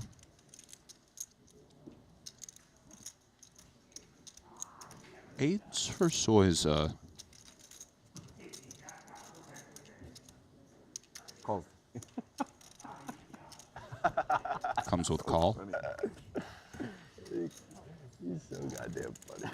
This is a grown-ass man fucking. Yeah. And one week into still just screaming Lady Gaga every 2 minutes. This is hilarious. Happiest guy I on love the it so planet.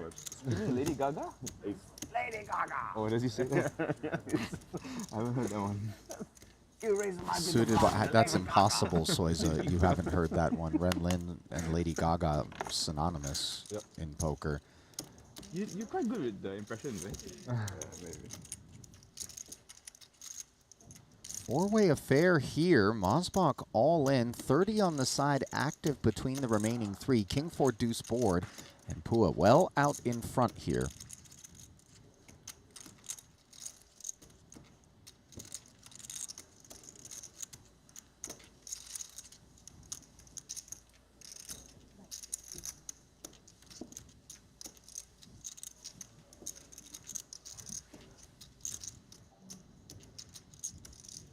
$60K, the sizing. Soiza's eights in this particular setup, are they still feeling like a continue? Yes. They're certainly a touch awkward. The club makes us more comfortable. Our 8 is that much more cleaner. And perhaps something like this develops. Not what Pua was looking for. Note Mosbach still has winners. Non-club ace or 3 required. And in these spots, the players will ever so slightly try to read Mario. It's considered good form to not give away your holding.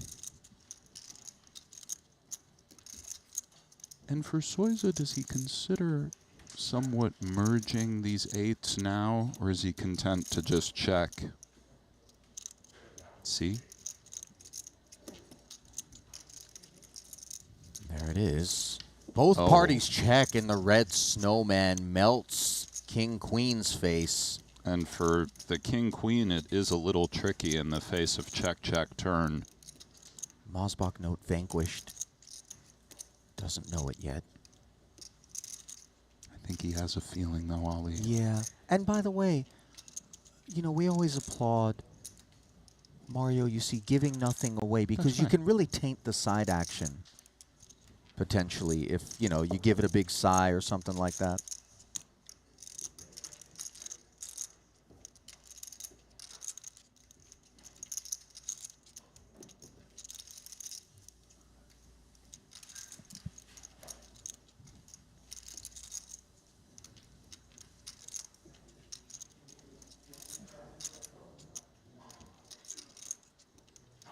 For Pua, let's see, Ali. This is a bit sick. Flush okay. Narrowing down to flush or king.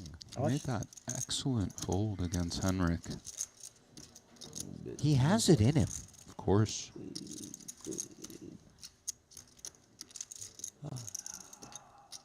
Looks like small flush. Oh, clean flop.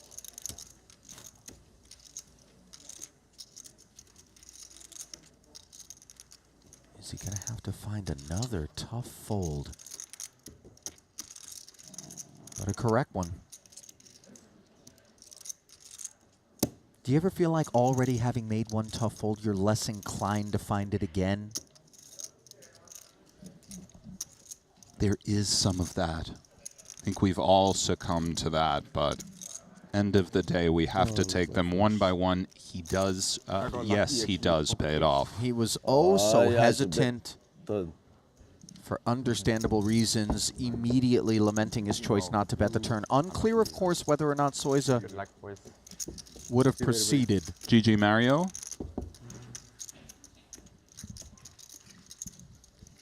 And by the way, for those wondering how it is that the Austrian brought an Arkansas football jersey to the party, fiance hails from Arkansas. Very nice. Mario. Viva Arkansas.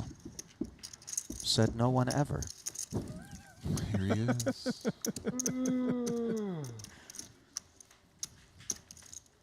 There will be no second title here in Jeju, nor Would you mind sending additional a drink cash over here? for Mario. Would you send like a drink waitress over here, please? Thank you. Yeah, I can just get a latte, a hot latte. Thank you. Can I get an ice Americano, please? Ice Americano. You know what? Make it 2 lattes. I'll make it easy for you. Just order like a vanilla macchiato. So something ridiculous, yeah. Soy milk. A little bit of cinnamon, but Davies looks like he's ready to just go survive in the wild. I mean, if there's a That's why I just copied. a redwood that covered needs to be your- put out of its misery, some sort of arboreal infection, hand that man a saw and let's go. King 3 suited for Soiza hijack. 50 to go. 75 rather. Really putting pressure on the players behind as again we have the bubble looming. 31st, 84,000, 32nd, 0. 42 remain. You had Nate? I have 8 file diamond. With fold. With fold. Flush. Or You had on. Oh yeah. the turn straight and flush draw. Lucky river. 3 out. 6 fold. oh, you had the straight on the turn. Oh, excellent timing from Mr. Puali. I'm going all in. Good luck, sir. I have a pretty bad hand. Queen, queen. Jack. Even The better. dig in here from I feel boss. the king is coming. Feel good.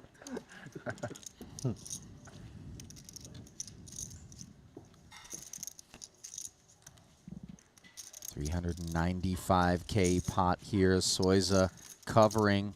Can Paul reclaim some of the chips lost in the prior exchange? It certainly looks that way on a Jack 8 deuce board here. The hearts isn't as good anymore. I'm on the river.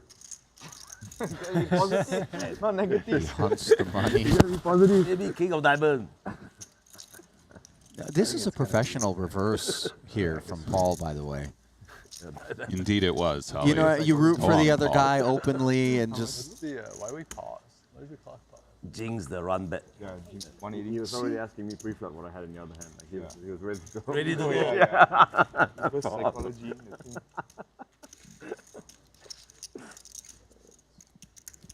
There is nowhere that Paul Pua would rather be in this very moment, I promise you this, than at the poker table. The clock is paused. Rumbling with the boys, hunting the money here.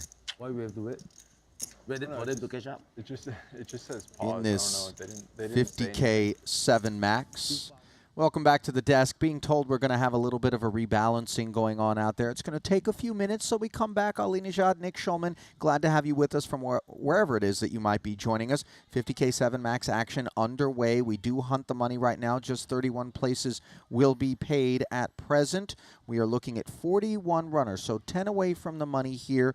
Punat Punsri of Thailand. KT bowing out, but his homie up at the top. Thailand on his back. 2.16 million there, shortest of all stacks in the room right now, belongs to Joe Schwen as we dive inside the Triton Poker Plus app ever so briefly. And, you know, on the topic of dives, Nick, we've got enough under our belt here that I want to go back and just kind of reflect on what's gone down so far. How about event number 1? This was a record breaker. It was Fedor Holz. Ultimately, I don't think a video is where I wanted to go with this. Forgive me. Generally not somewhere that we head. But payouts. This is what I'm looking for. There it is. Fedor Holz, 786,000, the champion there. Another story, of course, Seth Gottlieb in the cash game streets, VIP side of the brackets in the invitationals, making his mark here. And then Dimitar Donchev, more on that a little bit later, as I know we didn't have our recap earlier in the day. Bulgarians making the mark. Dimitar in particular, perhaps a candidate for player of the festival. Then let's flip back and we look at event number 2, and that, of course, was where Roland Rokita of Austria made his mark. Mosbach we touched on having won one. That's a flag that's performing quite nicely. Then Shirzad Chisu, second there, 599,000, wind a little bit as at his back. Any other ones kind of standing out to you? Flipping to the third event here, that was a 25K silver main. The Lithuanians, you've touched on that crew. Well, yes, they're strong. They've shown out. The Bulgarians. All of these final tables for me have all had interesting hands that one can kind of marinate on, such as the nature of the beast, but they've all been very spirited, and the Dimitar win last night was a really fun one in the 40K mystery bounty. Yeah, no question about that. It was up against Adrian Mateos, I believe. Against Jonathan Jaffe, heads up. El Conquistador bowed out in third. That's what it was. There were a lot of cool spots. Bounties are so fun. But all of these tournaments, Fedor winning at the time the biggest Triton ever. Records that just continually broke each other.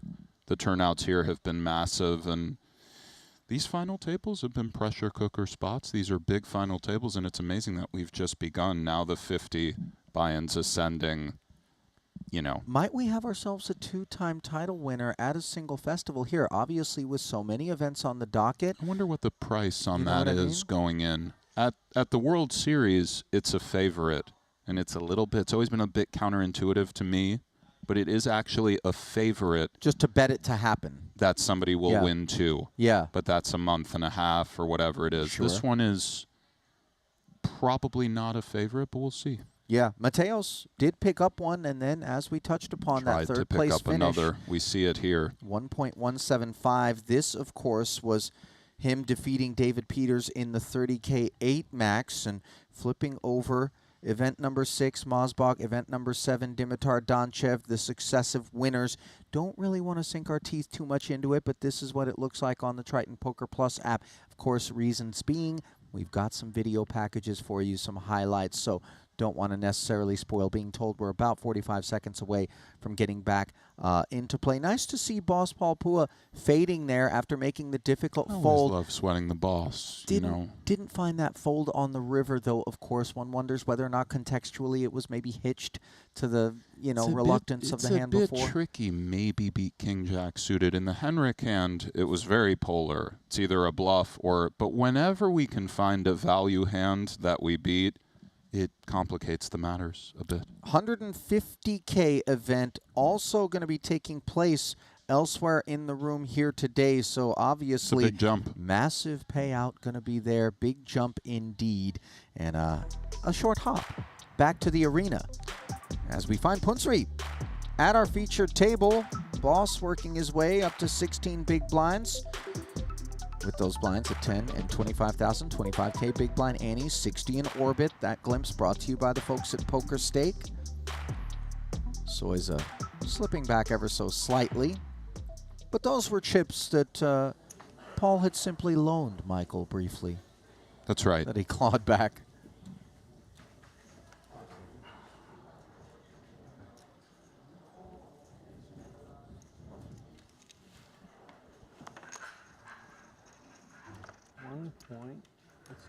That's 2.1. Just over 2, right? Yep.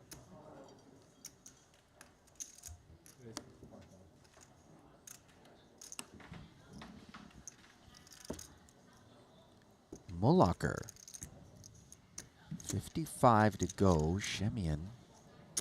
With a decision. Fold sometimes, 3-bet sometimes at a glance.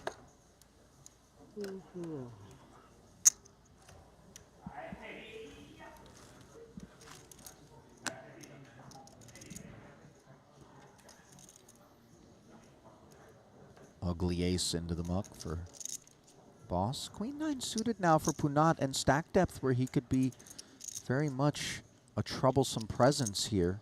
Indeed. Punat, a very difficult player to deal with. A lot of experience at this point at the highest stakes and a lot of success. Does defend. Battle of the quarter zips from the 2024 Triton shop drop. 145 out there. Ace, King 5. Advantage Mulacher quite clearly.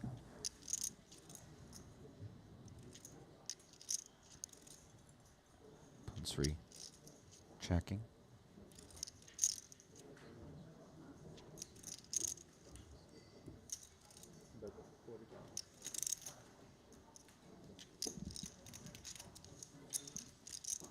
$40 and take it. You bust a bunch of people.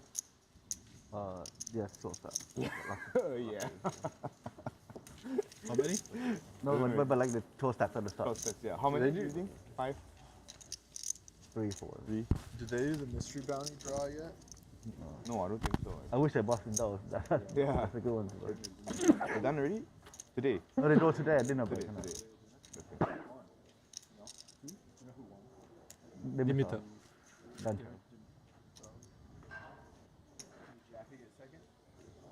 Yeah.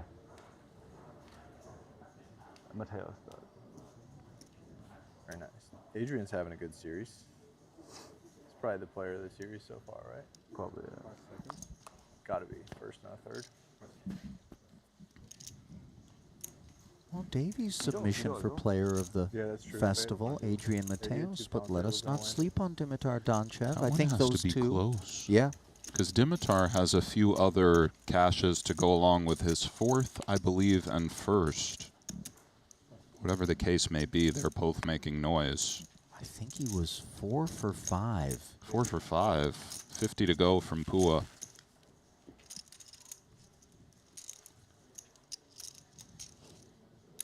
Punat with a lot of hands. Small blind button.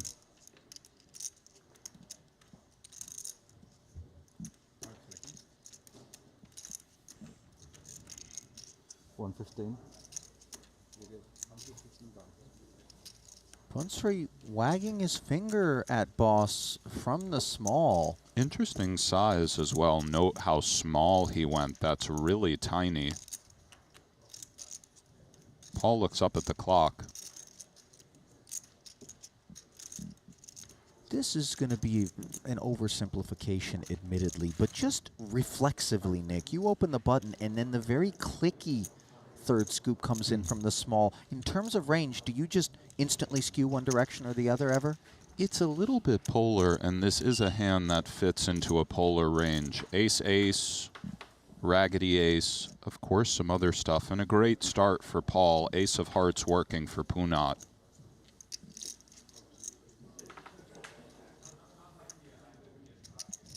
Six of hearts would be sopping wet on this turn.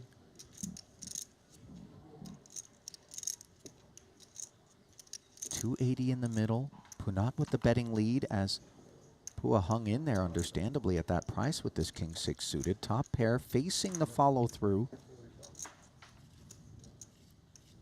40,000. And does Paul just live with the king and get on with it now, or extend a little rope to Punat? We shall see. But the clicky 3 and then this really cutesy 40. A I've seen so many monsters under the bed. I'm so paranoid in these situations, but I hear you. Fair enough, Ali, but we can only be so paranoid with 10 bigs. He does call, and this is a bit deceptive in nature. Can he keep it clean? Very much so. We don't expect 5x combos out of Punat here all that often. Punat eyeing the stack.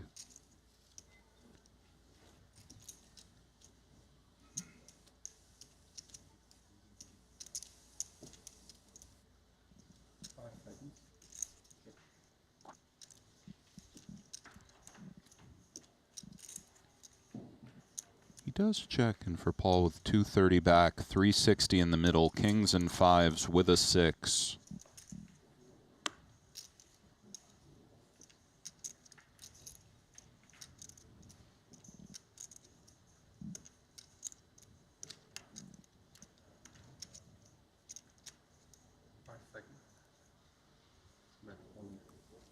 And Let's it put goes. it in.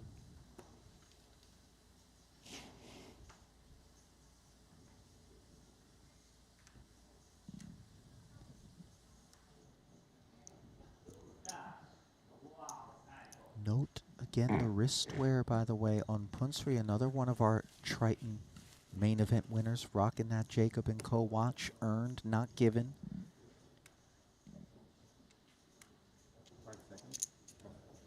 Go on, Paul.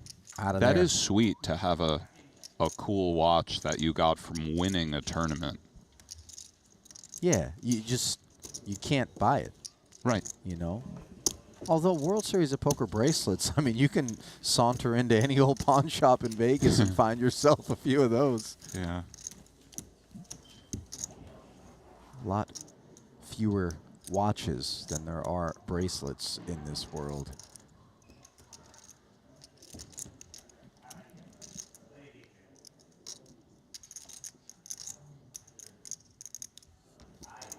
I remember doing the interview with Punat after he won that one. He was definitely moved. You know, for a lot of these guys, at various points throughout one's career, you know, taking the shot, the leap of faith, the belief you need in yourself to kind of get out here and then play against many of the best to ever do it, it is validating. It is that, okay. Definitely, and certainly a reflective moment when you bank a big one. After break change, right? We're no more here. Ace-9 off for Punat. Shemi in the opener early, though. Different scenario, of course. Punat weighing 3-bet. He does do it. And does Ole push back? We shall see. This is a kind of classic pushback hand. We've seen this theme a bit this week. Ole, Dimitar rather, last night, 4-bet jammed this exact hand in clubs against Kulev. We saw it once more. Lucky Chewy 4-bet jammed this hand on the stone bubble of the 300K Super High Roller Bowl. Beat Chris Brewer's aces, by the way. Oof. It was a pure jam. In theory, he does do it, Ole. Bravo. Winner. Very nice. And this is just contextual behavior with the presumption that the massive stacked Punsri is going to be doing a little bit of Very law much enforcement. so, and a sweet find from Shimeon.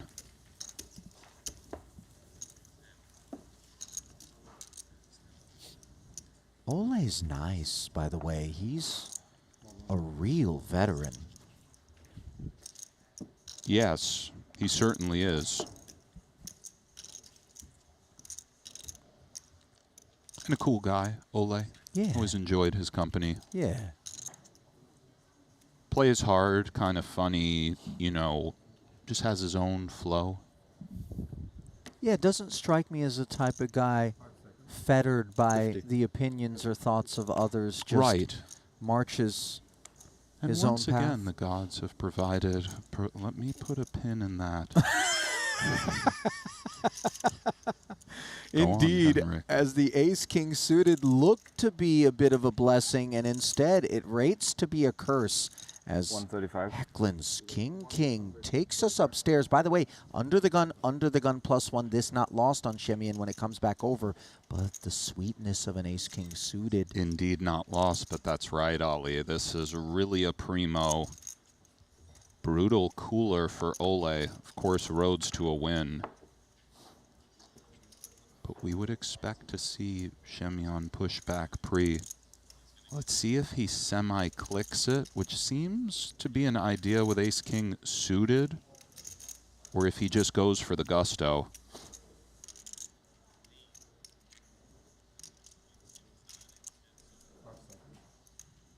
I'm all in.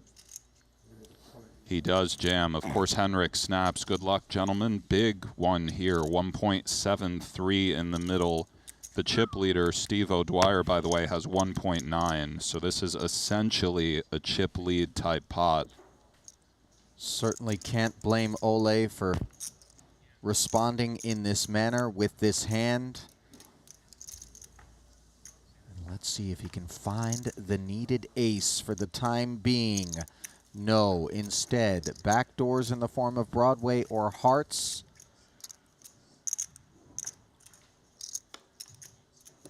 And there's the ladder. Very much so. That is quite a card.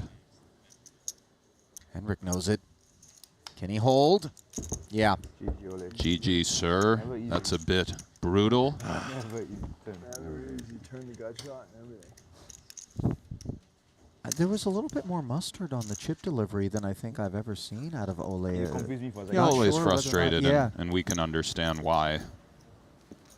Meanwhile, Jason Kuhn all in here with ace-queen up against David Jan, who's dominated queen, connects with a 10 Once here. again, they pick up outs. Diamonds for Kuhn. Can he perform better than Ole did at the other feature moments ago? Good the game, answer Jason. is no. And the bid for the money comes to a close here for Jason Kuhn. Another one falls, Ali. 39 remain now. 38 with his departure, if I'm not mistaken. Splitting hairs, 31 is the key number to be focused on, as that's where the bubble bursts. So Jan inherits Kuhn's biscuits. You heard that one before? Flipping back over. Yeah, that's my favorite thing. 5 seconds. Is that why it's called pole position? Yeah. They're sitting on the pole. Is it why?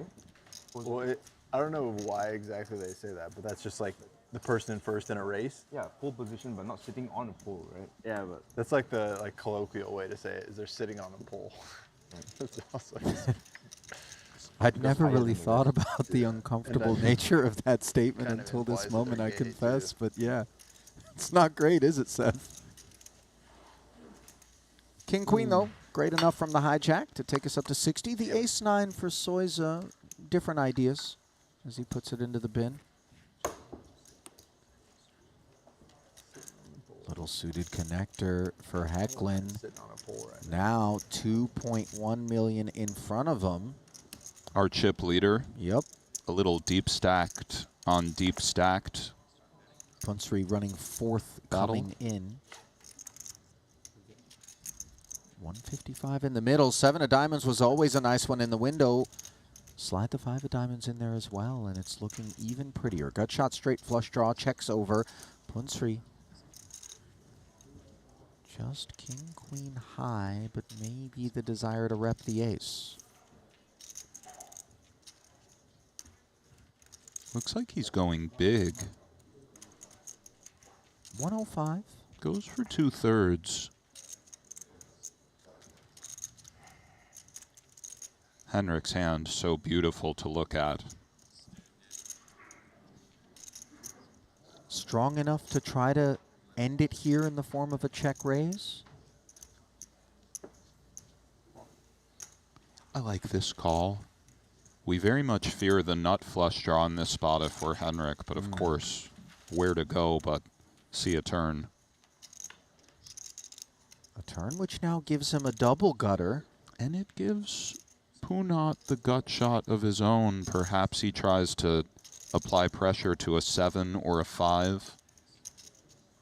Or just a diamond draw.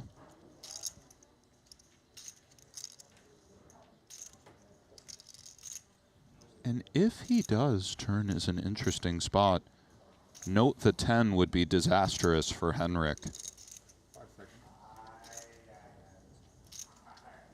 He's going time bank.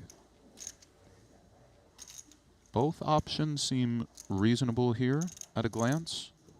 And the thing is, a check back from Punsri here is not a give up. Very often we'll find the bet check bet lines true from King the pre-flop Queen raiser. Is very much a showdown type hand, but he does have great hands in his range he may seek to represent. 300. He goes for 300 into 365. And this spot for Henrik is not entirely clear to me. Naturally, we're not interested in folding.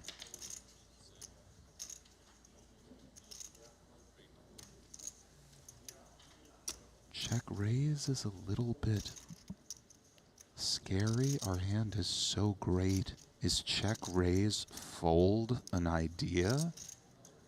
Do we just call? Let's see. He does go for call. Not afraid of a bloody collision is And river Hecklin, strategies here are a bit interesting. Let's see, a lot of different ones can come. Indeed, he's not, Ali. 965 in the middle. Oh, and this is the Gobi Desert of river cards. Very much is, as it stands, winner for Punat. This is a little bit sick for Henrik. I suppose 3-4 with some strange frequency? 3-4 suited is possible. We don't know about the turn, but he's certainly considering just bet. This is sometimes an idea on boards. Oh, he reaches out. I don't know. He's going for 100. Wow. I've seen these ideas before where we check call the huge draw and then just block all sorts of stuff on the end. This spot isn't entirely clear to me, but at the very least, interesting procedures from the Dane.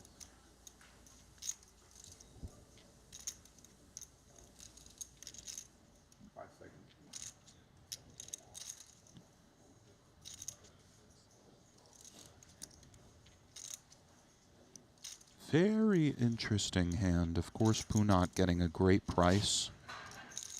And if this gets through, this will be an extraordinary line from Henrik. We just feel the squeeze, the milking, if we're Punsri here. Yeah, it feels a lot like an ace-10.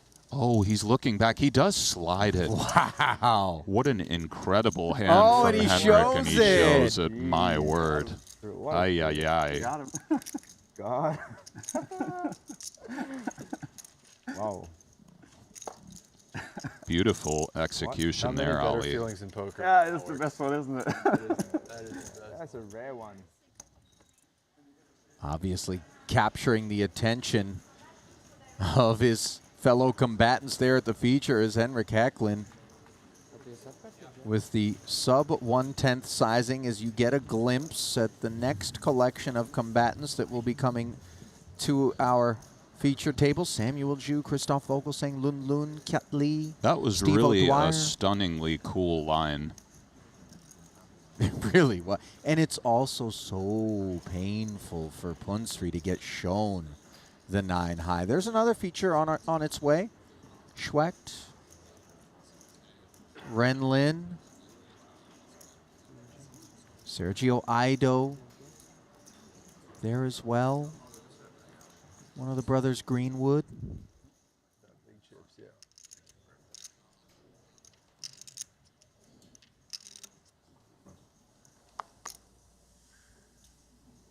Flip it back over to where Punsri could be perceived to be stinging a little bit. Ace-10 though, under the gun, still some depth. Opens and takes it.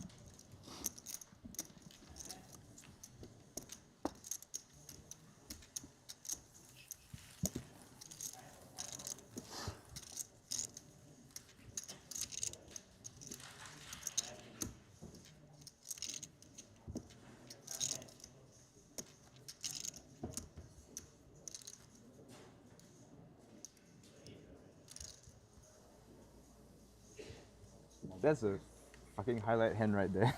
Yeah, that is great. It's a great hand. For sure. A lot of highlights, huh? Yeah. 5 seconds.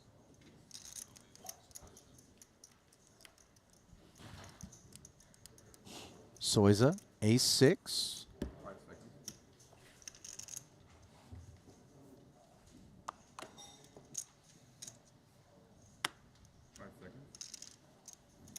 Takes a pass. Base 65,000.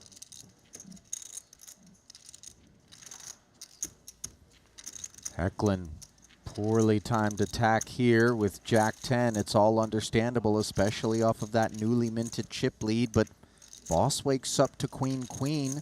5 seconds. 135. No. It was Queens that allowed him to find a double earlier after a rough start to the day, and he's run into kings for Punsri. My, brutal for Puali.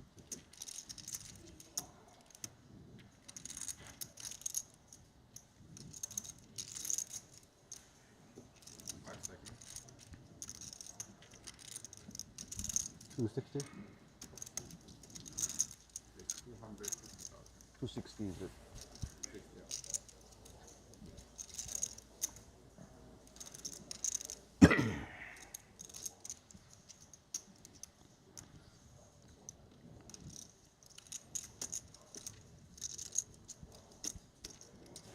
Only Does put it in.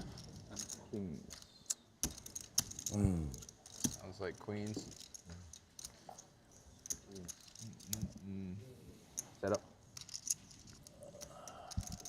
Red cards versus black cards. So 1.16 million very predictably finding its way into the middle of this one as Hecklin bows out and Boss hunts a queen. Paint on board, not what he was looking for. 10 of spade. Path to Broadway obstructed by King King. Not too bad. Not too bad. Not too bad. Turns into a set, and yet it is a helpful development for Pua. Spade or a 10? GG, sir. And instead, a board pairing 3. I never fold that either with my thigh. And that is a sight certainly nobody's a fan of. Triton co-founder Paul Pua vanquished here outside of the money That's why he's sick. in our 50K. So as we head to the break, get a last peek there at the chip counts. This feature table will be placed elsewhere in the room. Blinds will be going up to 15 and 30,000. All of that brought to you by GG Poker. We'll bring you back to the desk momentarily. Ali Najad alongside Nick Schulman, a pinless Nick Schulman. And why is that? Come on, Ali. But you do have your pin down. Kind of there it is. I have it right in front here. of your iPad. I don't want to be snobby, but this is a Brioni shirt. It's I brought out the Italian for Triton because I wanted to make a good impression. I love Triton gear. God bless the Triton Tour, and I know the bosses will understand that it's got the, you know what I mean? I can't put the little hole in this particular shirt. Even if I had a blazer for later, it's going in. Right. But this shirt, this is one of my favorite shirts, and they don't make this color anymore, so hope you guys understand. This, by the way, not a Please Brioni. don't kill me. So I'm in there. I'm right in there with the pin. All right, listen, let's step aside. Having fun here today. Not so much for Paul Pua, obviously vanquished there. Very tough start. It was rough. Took it well as always. And that Henrik line was truly fascinating. What striking execution. It's an interesting idea. The check call, block the river ideas, they're very vast, but sometimes they're semi-built around your range has these huge draws that sort of want to uncomfortably check call.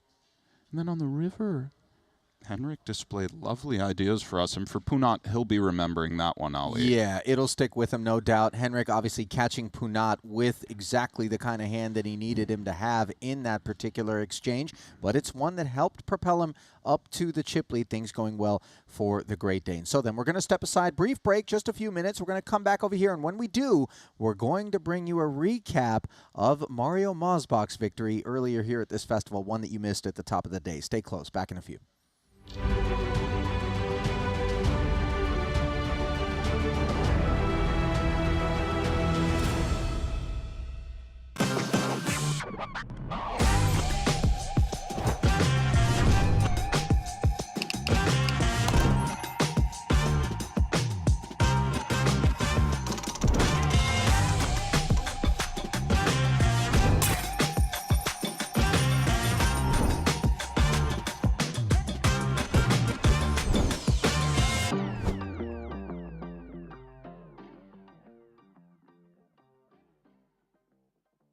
Welcome to the Daily Dose of GTO Quiz of the Day.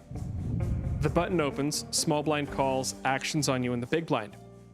Which of these hands actually prefers to go multi-way rather than just going heads up against the button? King Queen offsuit, 5-5, 9-8 suited, or 10-5 suited? Find the answer in the Daily Dose of GTO, our free ebook designed to help you master GTO poker in just 5 minutes per day. Introducing the all-new BetACR.eu, the premier destination for sports enthusiasts. What sets BetACR.eu apart is our exclusive offering of live-action prediction options on the Triton series. Experience the excitement as you predict the action while watching your favorite players live. But that's not all.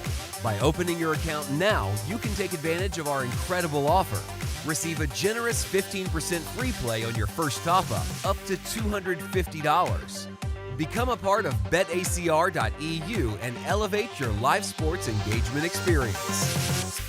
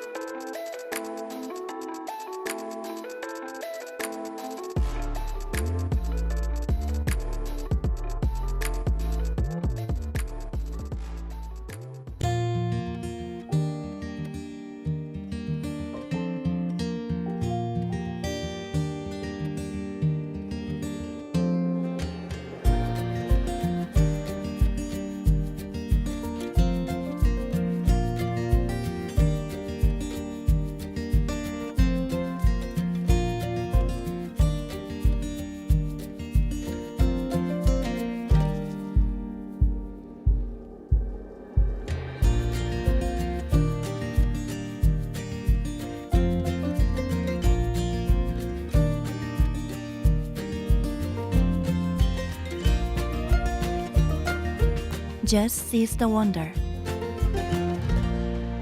Jeju Shinhwa World.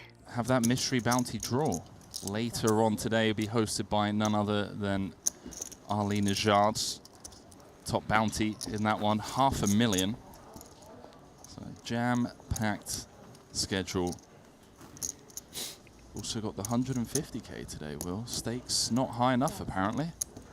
I mean, I thought the 40K was big, but that feels like penny stakes now, Henry, doesn't it? And two familiar faces, right? I mean, you've been on this tour, Henry. How much Jason Kuhn, Dan Smith hands have you seen? I've seen my fair share, my man, that's for sure. got one of the best in the world in the big blind as well.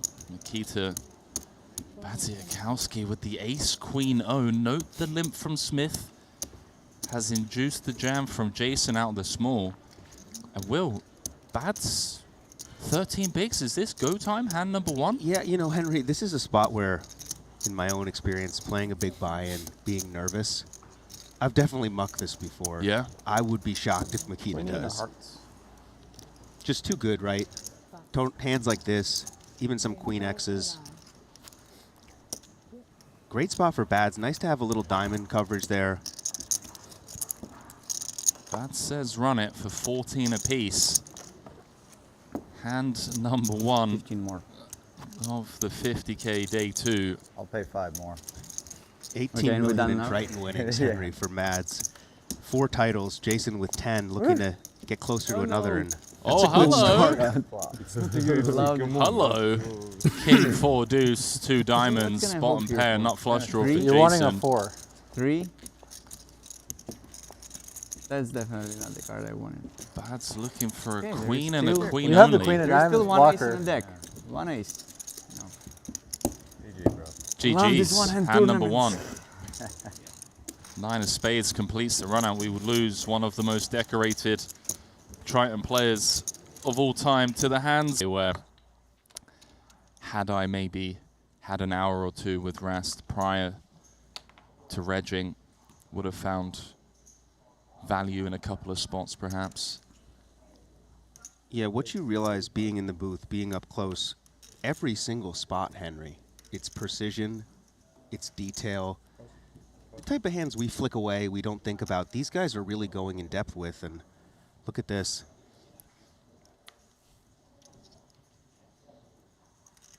Thomas, really good Austrian player, part of that Fedor crew. Wushu online, under the gun with the 9s, and Seth now with the kings. Yeah, Wushu coming into the day 3rd in chips. 110. Does see the 3-bet as expected from Seth, starting the hand sub 30. Very uncomfortable spot.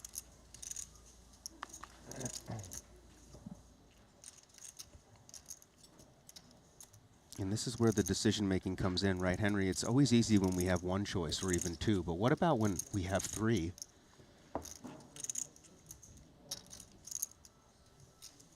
Calling a little bit awkward. Pot size will basically, SPR's 1. Ripping seems dangerous. Folding seems weak. Really does feel like all the options are on the table, that's for sure.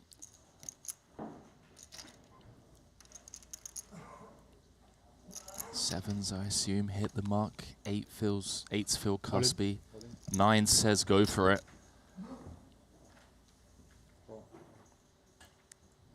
Fantastic start to this day 2 for Seth. Getting value from the 10-5, now in great shape to double up to 60 bigs. You can just find the hold here with the Djangos. 7-5-4, so far so good. Does have the clubs covered as well. Doesn't want to see a 6 or an 8.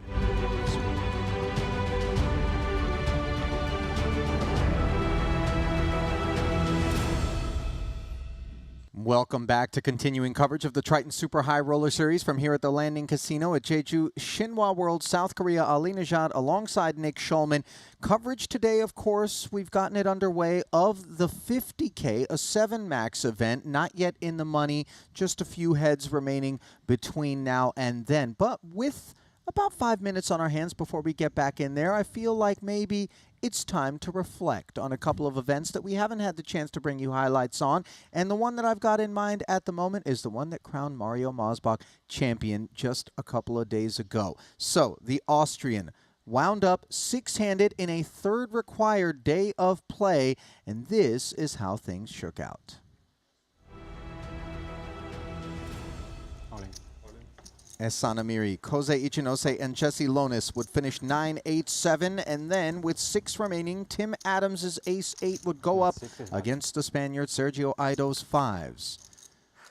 Looking for a counterfeiter or an ace-8 would have worked as well, but in the end, Adams forced to bow out, taking home $345,000 as one of 2 Canadians in the final 6. Now then, the other, Daniel Dvoris, with a queen 7 suited, would flop himself a flush draw here against the Greek, Alex Theologius. He's been red hot here in Jeju. 5-8-7-5. Second ever Triton Festival for him.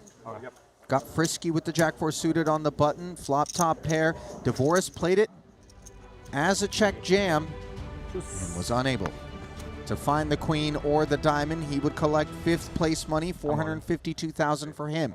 Then Adrian Chua, here at his first ever Triton Super High Roller Series with an ace-9, would decide to make a call.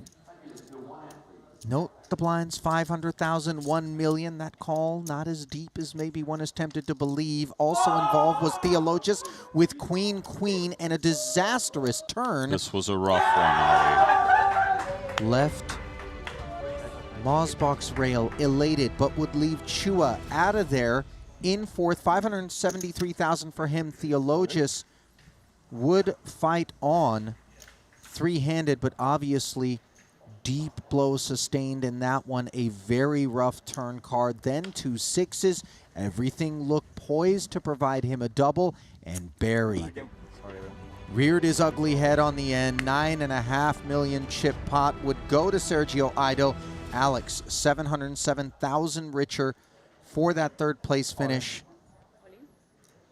And the gentleman would make a deal heads up and play for 60,000, and they do that for about an hour, so obviously they care deeply, and in the end, an ace-king suited would find its way in against pocket 6s.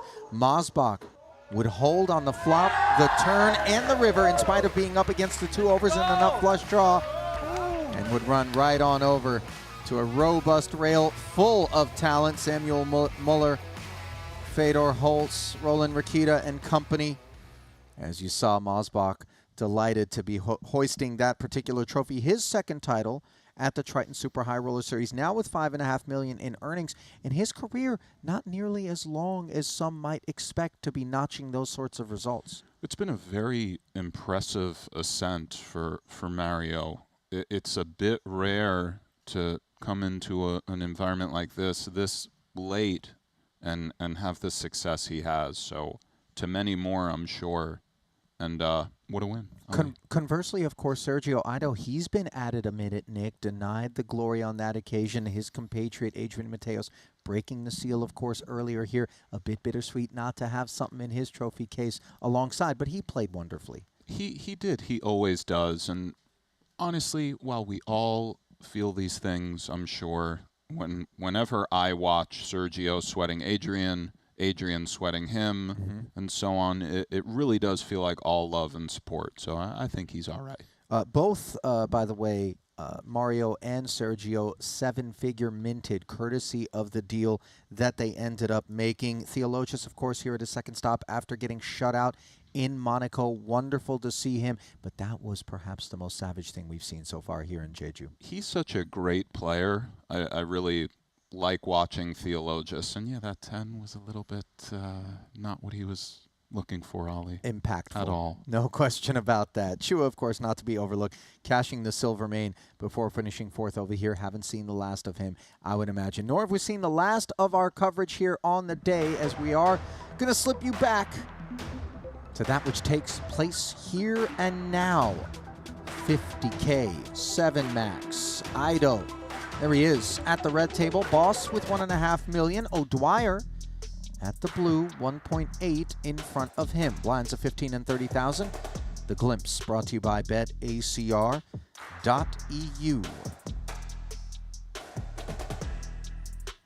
O'Dwyer, by the way, he's spun up a real big stack. He's been getting stacks all week.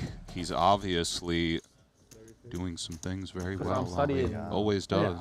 Sunderland for long. I thought you said, why isn't there an Irish accent? Two-time title winner, hunting his 22nd career Triton cash, 7.3 million plus. 2 cashes thus far here in Jeju, coming in the 25K silver main, 20th there, 21st in the 25K GG Millions.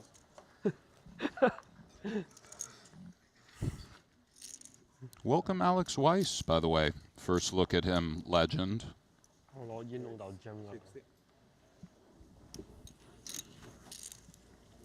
Ace deuce off for O'Dwyer. 37 remain, 31 pays. Does just let it go. Weiss here at his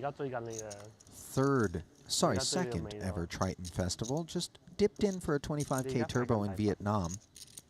Has played 2 events thus far, the 25K GG Millions and the 40K Mystery Bounty. Did not cash in either. Looking to find the money here today from the button, 60K with the Queen Jack. Samuel Jeju, suited 1 gapper, chewing on it with just 190 back. Is a bit of a chew, Ali.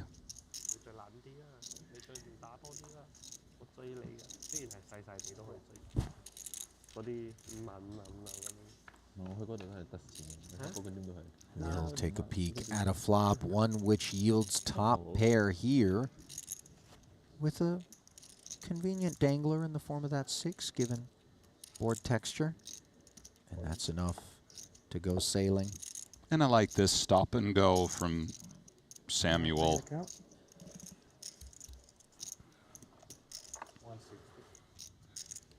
Weiss ahead of things like 7-9, so on. Club draws that fall to the Queen Jack. Always good to think these through, even if it appears to be a snap at a glance. Sometimes we find ideas. He's taking a moment.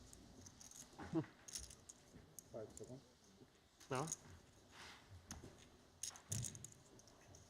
he does put it in, Ali. Keeping an eye on all of the draws, he'll be disappointed to see the 8. Can he connect with the Queen or Jack? A call he can afford to make, one that I would imagine he'd be happier making with a club in hand, but nevertheless looking to dispatch the German is Weiss. This turn isn't going to help him do it, and all Samuel needs to do, fade the 6 ounce on his feet and back in his seat. Go on, Mr. Jeju. Massive 6 off the money. You wasted your 1 time. Yeah. Sam, by the way, shortest stack in the field coming into that one, so a collar loosening impact there. 307,000 like plus. when you have 2 out or something, you know. Yeah. In career Triton earnings for him. Coming across 4 cashes. 1 final table under his belt. That came in Cyprus in 2023 in a 40K 8 max. Earned himself 125K. 1 cash here so far on the island. 14th for 82 dimes in the 30K.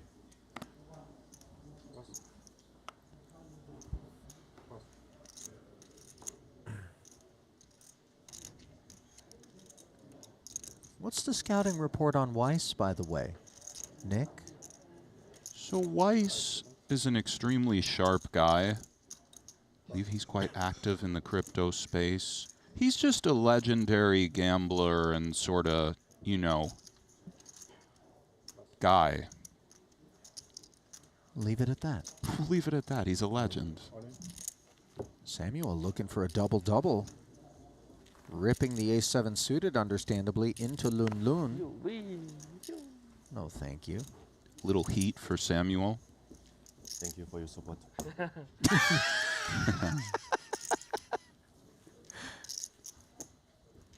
I like that. Thank you for your support. How can you speak Chinese? you're Malaysian, right? Malaysian Chinese speak Chinese. It's Mandarin Chinese? Yes, Mandarin Chinese. My girlfriend is Chinese, and I'm learning Chinese now. Just learn some bad words first. Your origin is Chinese as well, right? Oh, Korean. Always. Korean, oh. It's my home game here. Oh, okay. You speak Korean? Yes. But I speak to the Koreans here only in English. I don't want them to know that you're Korean? Yeah.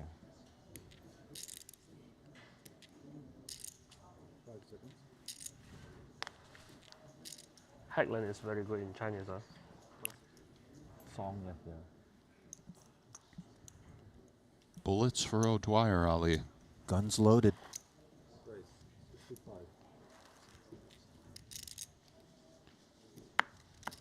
$65 if you do, and Sam Jeju feeling heat, but this is actual frost.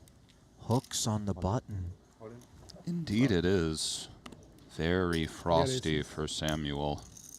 Tells him immediately as to not slow roll. Steve's wonderful with that stuff, by the way. Like Steve a lot. He's 1.165. He's not a guy with a salt shaker out there. Yeah. 2 time? One more. You want to use your 2 time? Once or twice.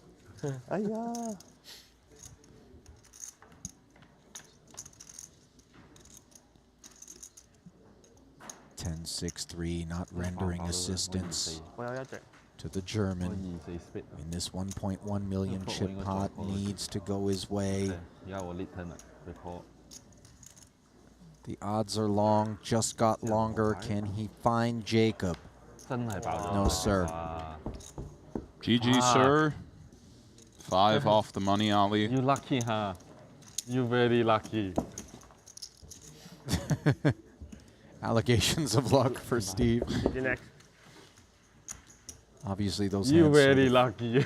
played themselves. I have never felt more confident that I'm going to win an all-in than that one. My first class was Jack just now. I have a hand that should defend the flop and lead the turn and then back beat you on the river. He just uses his one time. Yeah. I have 1 Jack. And then 2 hands later, no chance. 操你媽喎！我點啊 ？Life。我 feel 到我會同呢條友打 heads up 之後輸撚咗俾佢，因為尋日都係有個 spot 爭少少錢撚咗。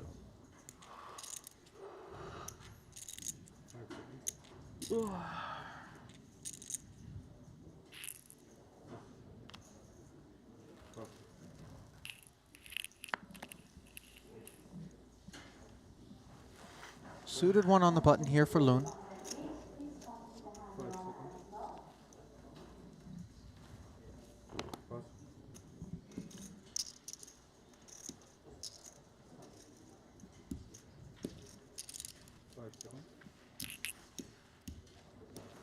Laying it down.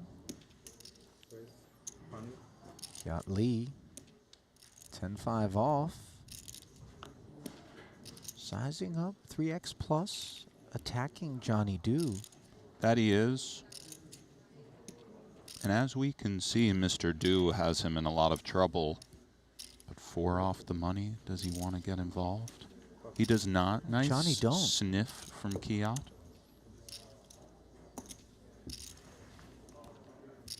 Under other circumstances, perhaps that Jack 10 stays interested, but 35 remaining, 31 paid. Good situational awareness from Kiat. And indeed, Ali. 你仲大過我？嚇？你仲大過我？我想開啊！我15同佢。如果唔係你響呢度一定開。我15唔同包。哦。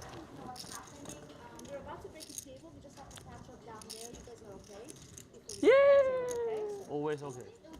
How many hand there? Catch up. Anyone want water? I'm good. Thank you. You want? Loon Loon on the hydration duties here. Oh. Little does everyone know that there's sleeping pills he's crushed into Go those on, bottles. Ali. I'm just kidding. Just kidding. Steve O'Dwyer, 2.4 million there. Currently sitting second overall in the 50K. Table break is upon us. We'll bring you back to the desk now. Ali alongside Nick. I'm going to keep it snappy here as we got to make a bit of a hot swap. As much as I love you, my friend, I didn't have any lunch today. I've ordered some calamari, and by that, I mean squiddy. Ah, yes, okay. I Sam didn't know where Grafton you were going with that. coming Very into the nice, booth. Ali. So a little tag out. Maybe you can go grab a bite, do something, you know. Maybe I can. Do your thing, but we'll have you back in here not long from now. Don't go anywhere, guys. Continuing coverage of this 50K as we march toward the money bubble as yours truly and Sam Grafton will be back in just moments. Stay close.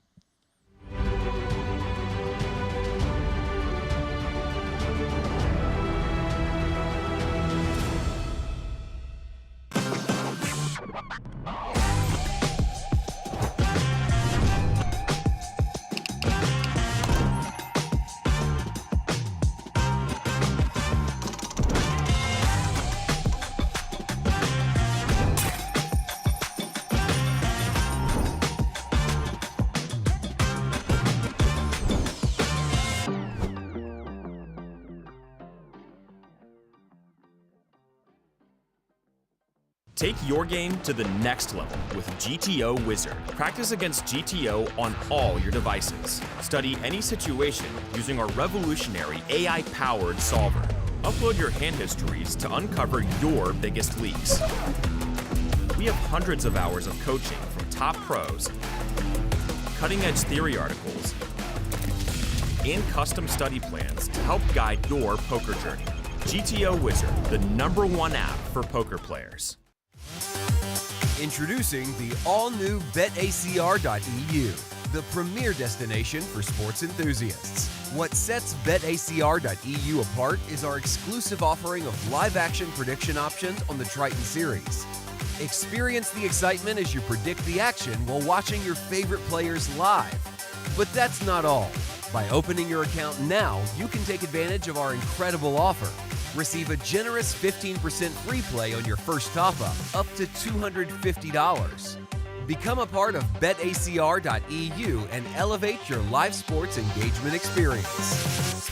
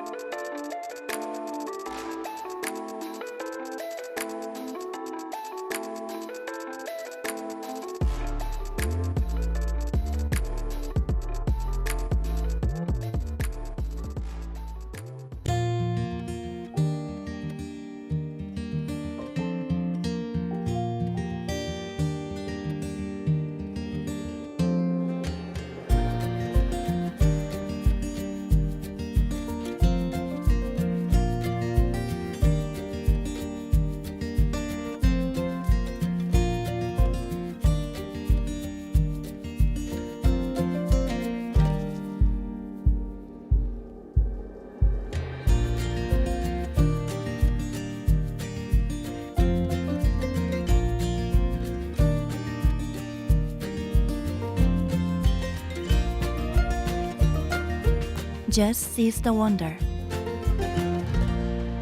Jeju Shinhwa World. Welcome to the Daily Dose of GTO Quiz of the Day. The button opens, small blind calls, actions on you in the big blind. Which of these hands actually prefers to go multi-way rather than just going heads up against the button? King Queen offsuit, 5-5, 9-8 suited, or 10-5 suited?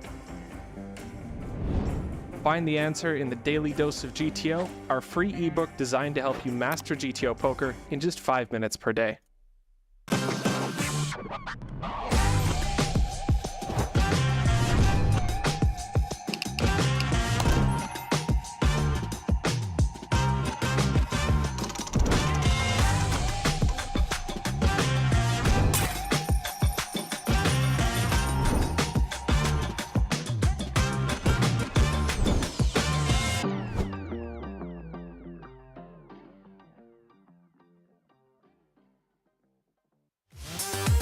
Introducing the all-new BetACR.eu, the premier destination for sports enthusiasts. What sets BetACR.eu apart is our exclusive offering of live-action prediction options on the Triton series.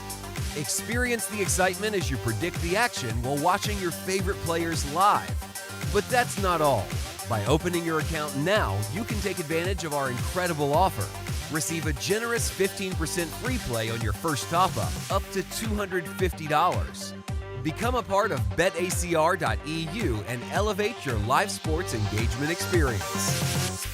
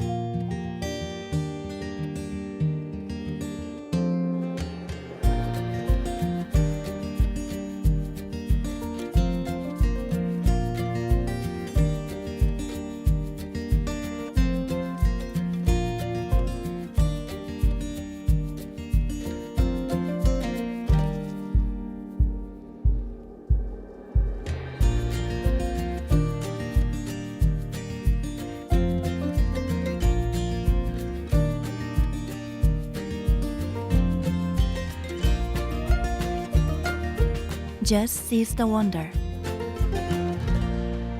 Jeju Shinhwa World.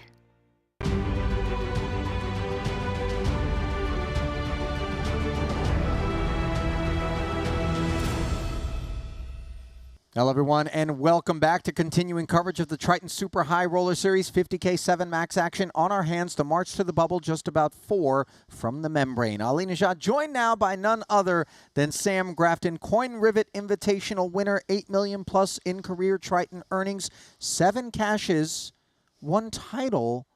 But Sam, I'm looking here in Jeju, and my friend, it's been a touch of a dry spell. 0 for 6, Squiddy. That was my fear about coming in the booth with you, Ali. I knew you wouldn't be able to resist mentioning that. I don't want to use a technical term for the viewers at home, but we've encountered a little variance here in Jeju. Okay, and then what about Monte Carlo before this? I think it was 0 for 2 there. What is that also variance? Yeah, well, Sam? the good news is I'm going to bill Triton for $15 an hour for commentary. So if I do 24-hour sessions between now and Montenegro, I can get a couple of buy-ins back. I mean, listen, we're here for you. The coverage does go quite long each and every day, and of course, plenty to cover. So that which we are covering right now, not sure how much of a glimpse that you've gotten of what we have on our hands, digging our teeth into the current landscape. Henrik Hecklin, your chip leader, $2.5 million, followed closely by Steve O'Dwyer. Oh, no, $3 million apparently now for Hecklin. A quick update, 2.4 for Steve O'Dwyer. Punat Punsri was the chip leader, now 1.9. He sits in third. Couple of new feature tables, blinds of 15 and 30.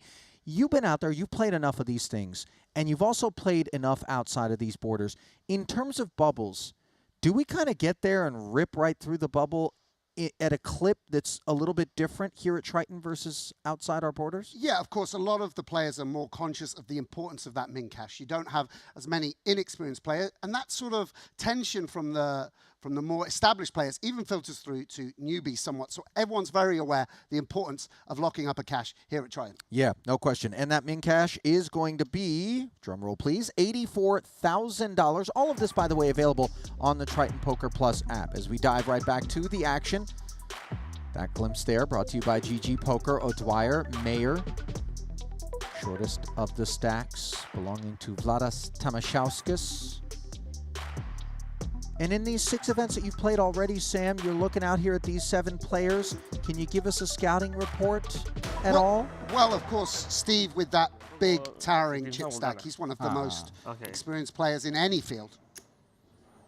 And Alex Weiss, one of the legends of crypto Twitter, I believe.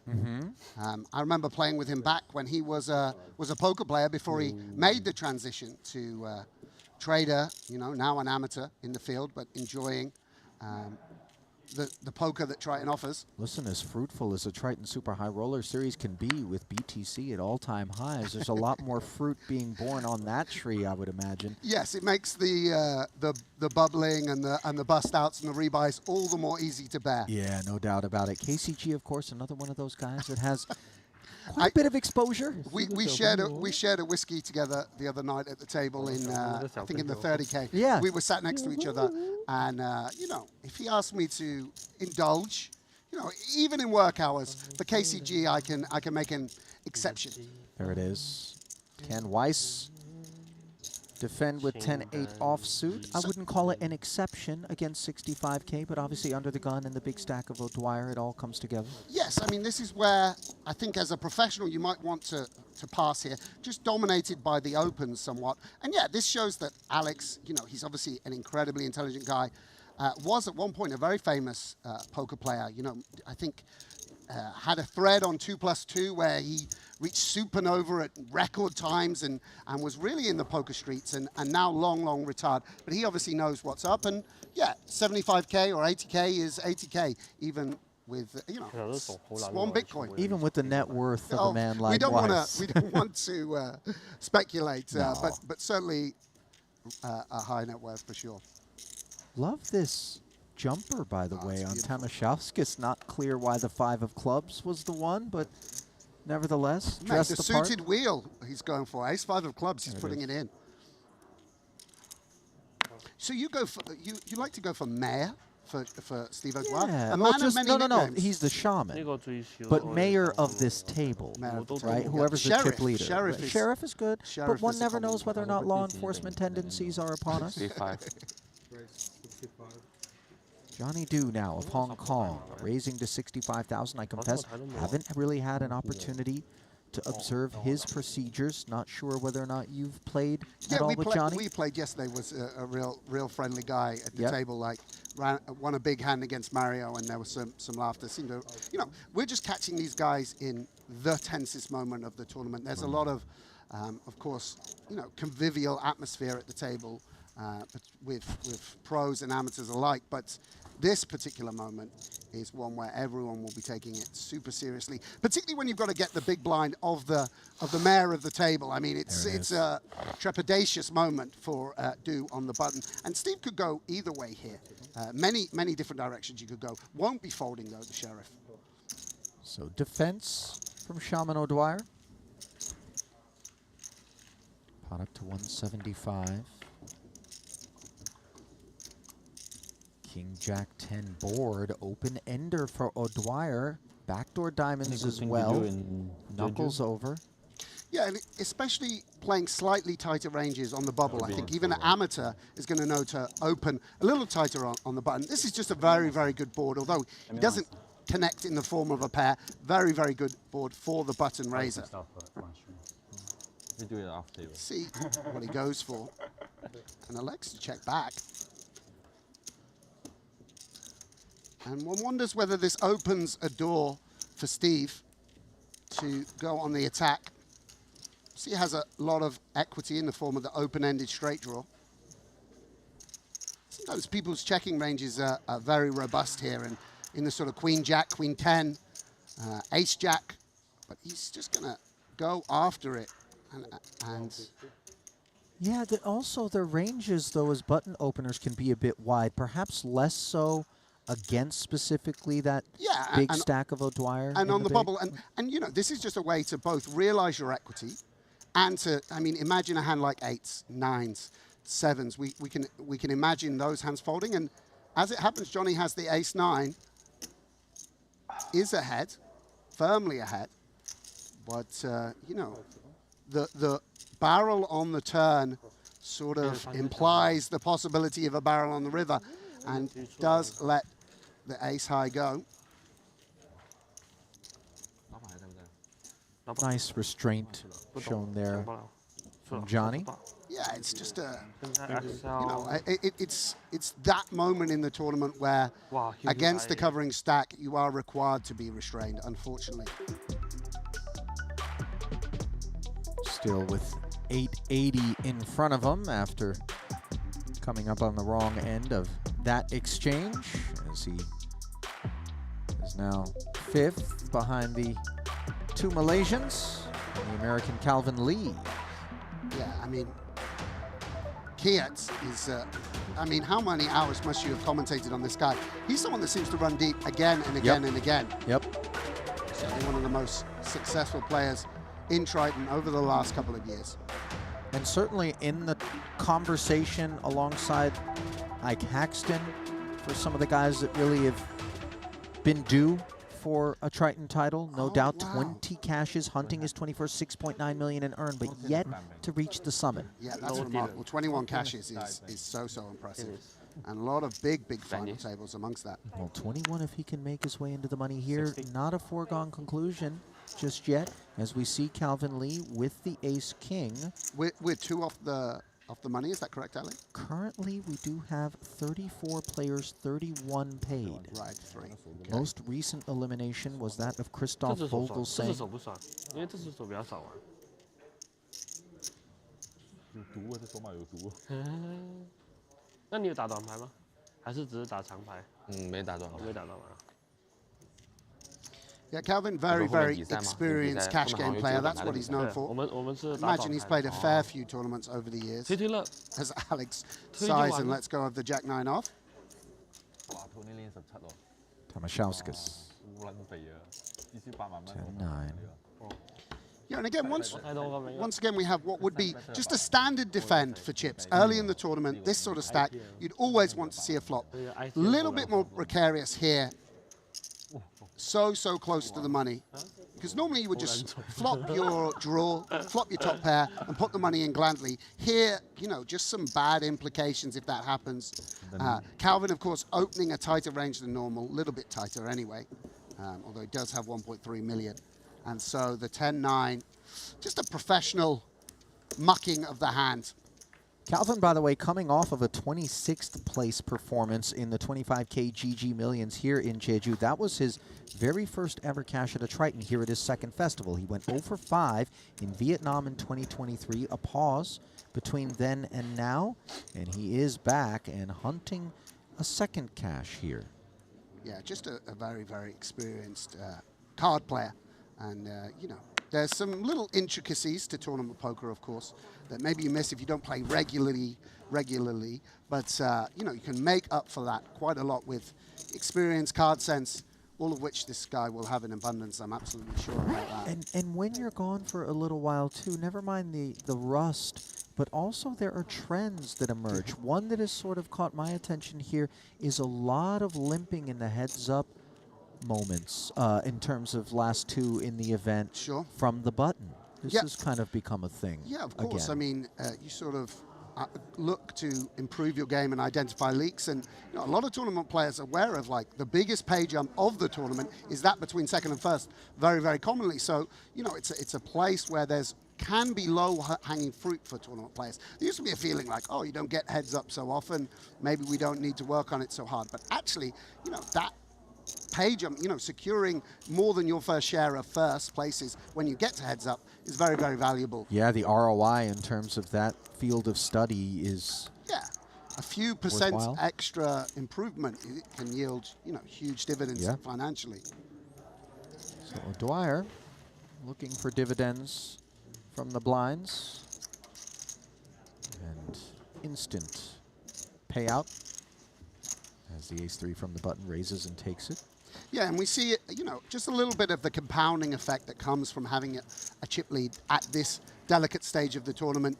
You know, Steve able to raise and take without resistance can feel so much more confident in that, you know, that semi-bluff he made with the Queen-7, realizing his opponents have to yield to him all the more because of that powerful stack he holds. It is obviously a stanza replete with a sense of impunity for these bigger stacks and opportunity to accumulate, really set yourself up nicely for a deeper run once that bubble does burst. Yeah, of course, and Steve O'Dwyer, I mean, been in this position, I'm sure, many, many times. Oh, yeah.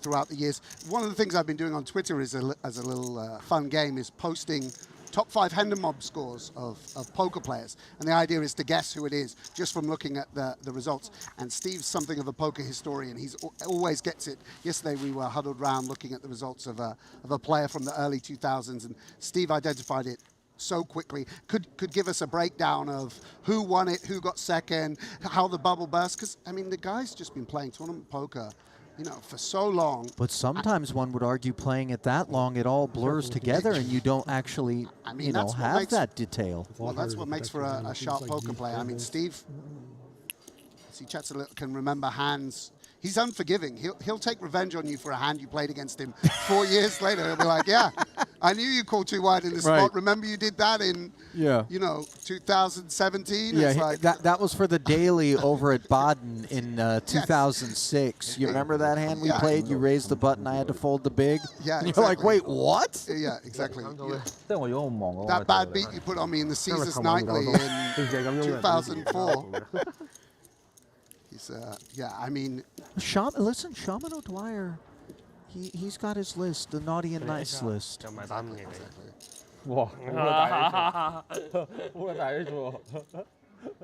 What I really appreciate about Steve is he's never going to be guilty of doing anything out there that breaches etiquette. I think he really prides himself in terms of carrying and conducting himself in really a another gold standard sort I of like to say of Steve is assistant to the tournament director. I mean, if you need a ruling, you don't need to call Luca over. Steve can give you the by the book answer there, then and there. Yes, he's I mean, he's someone that you look to for leadership in these moments sometimes because, you know, when you've been around the block, sometimes someone fractures the etiquette a little bit at the table and just needs a little hand on the shoulder. Yeah. And Steve's not afraid to do that.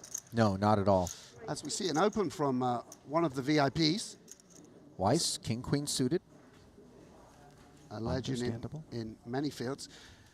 Lattice, you feel just taking a few seconds off the clock before folding the 6 deuce? Yeah, nothing egregious, but we will see hands that don't seem like they're worth the 3 to 5 seconds that they take, but all of this is sort of normal bubble procedure. Yeah, it doesn't behoove him to play with any pace here, you know, when he's so handcuffed by the situation. And Calvin wanting to play the ace-5 suited. 160. Yeah, and as we see so often. Solver bait. Yes, the ace-5, you know, unblocking the raise folds. Nice to take it up a notch. And let's see how Alex proceeds. Such a beautiful and playable hand. It's obviously a smaller sizing, as often happens in these delicate moments when there's a ICM pressure. And I just don't know how Alex kind of views this spot. You can see, you know, if you don't play tournament poker regularly, every puzzle is really a new one. You don't have as much experience to fall back on, and he's genuinely working through whether he should continue here and in what form.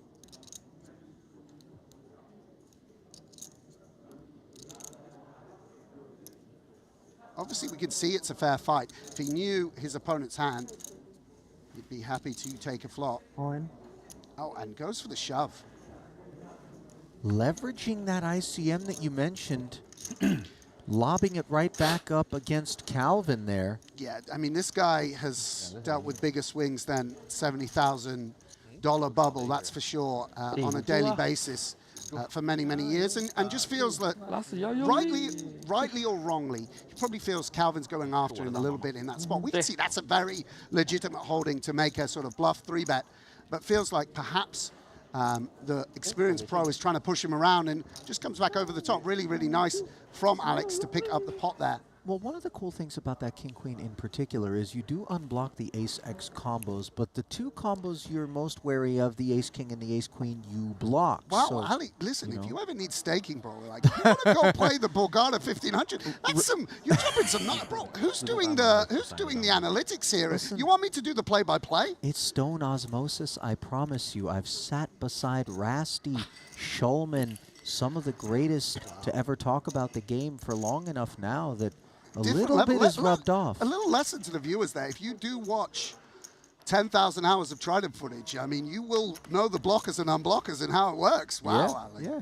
Love that. I mean, the game is far deeper than that, but these are just little surface-level ideas. You're absolutely right. And actually, it's pretty good to not play calls in a delicate moment. You don't want to be calling down the streets bluff catching. Just saying, I've got a good hand. I'm all in. I've got a king and a queen. What have you got, bro? Yeah. You block the kings and the queens also in terms of big pairs. As we see Cat Lee limping Jack-9 offsuit as an idea against Johnny. Yeah, this is a situation where you cover your opponent by but not by too much. Both players incentivized to play a pot on the smaller side here on the bubble. I'd love to see Johnny just check this back, take a flop with a nice king high in position. You know, and this is the way it works. When you're the bigger stack, you want to push your opponent around. When you're the shorter stack, you want to stay out the way. When you've both got the same stack, nice, honest poker is the order of the day as both players connect. That they do. Pair of 9s along with the gutter for Kiat, who's in front. Checks it over to the open ender for Johnny. 90 in the middle. And tokens deposited. 40,000 of them. Slightly under half pot, the sizing. Yeah, and we could see Kiat with a really nice hand to check call. The second pair, the gut shot, the backdoor flush draw, lots going on. And now add a club draw to what's going on for Kiat, courtesy of this 3 on the turn. Pot has grown to 170. Lee happy to play it as a second check.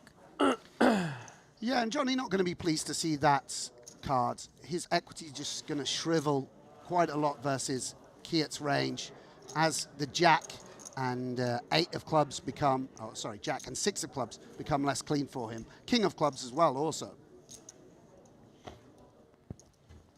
We await his reaction, along with Kiat. There's the check. And there's the club, as Kiat was always in front post flop, but note that it is the 6 of clubs. Johnny has made that 10 high straight. Yeah, very interesting river card for both hands. I wonder if Kiat can go for some small value on the river. He's going to be aware that Johnny's made a straight on a number of occasions. 2 pairs as well that you can seek to get value from with this jack high flush. And goes for the smaller sizing. And now Johnny needs to identify what bluffs there are in Kiat's range, or if there's any, you know, any chops. Can he ever bet worse for value? I think the answer's no. He can never, he wouldn't be betting a 2 pair on this river. It's not a fun situation to find oneself in. You are getting a great price, and to be honest, I think that, wow, that's a really nice fold. Yeah, that's a really nice fold. I think that when people improve on the river, they do tend to pay. But Johnny recognizing that Kiat's got a lot of clubs in his check calling range. And yeah. Not a station, as he does find the muck. Not the toughest spot to fold the straight in, but obviously we do improve, as you mentioned. Yeah, one thing that you see, I mean, have always seen, Ali, is that people don't like to fold hands which are very strong in absolute strength. People don't like to fold a straight, a flush. You know, it's just hard to make a straight in Melon Hold'em. So when they have such a strong holding, even if there's obvious hands that beat them, they don't like to release it. So just really nice from Johnny. Oh, thank you.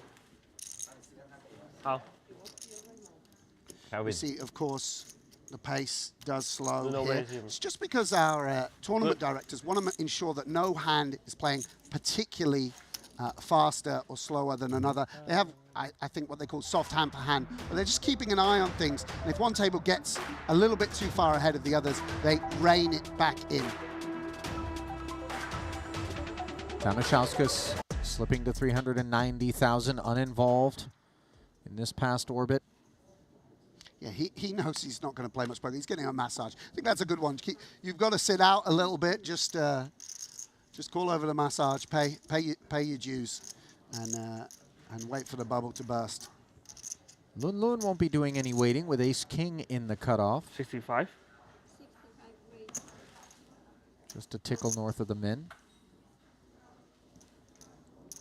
Ace-10 suited for Johnny now, a tempter in the small. Yeah, and look at these 2 guys with almost exactly the same stack size.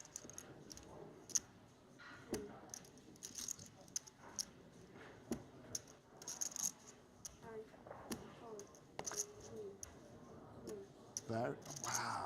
That took quite a bit, and by the way, informs us as to Johnny's situational awareness, does it not, Sam? Bubble implications. 32 left, stone bubble upon us now. Really, really hard hand to fold. So enticing when in the suited variety.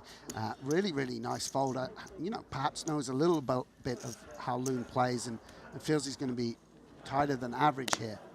Weiss, though, with a different proposition in the big blind, does defend a covering stack and a gut shot on the 9-5 deuce board. Still trails the Ace-King, though, with 175 in the middle.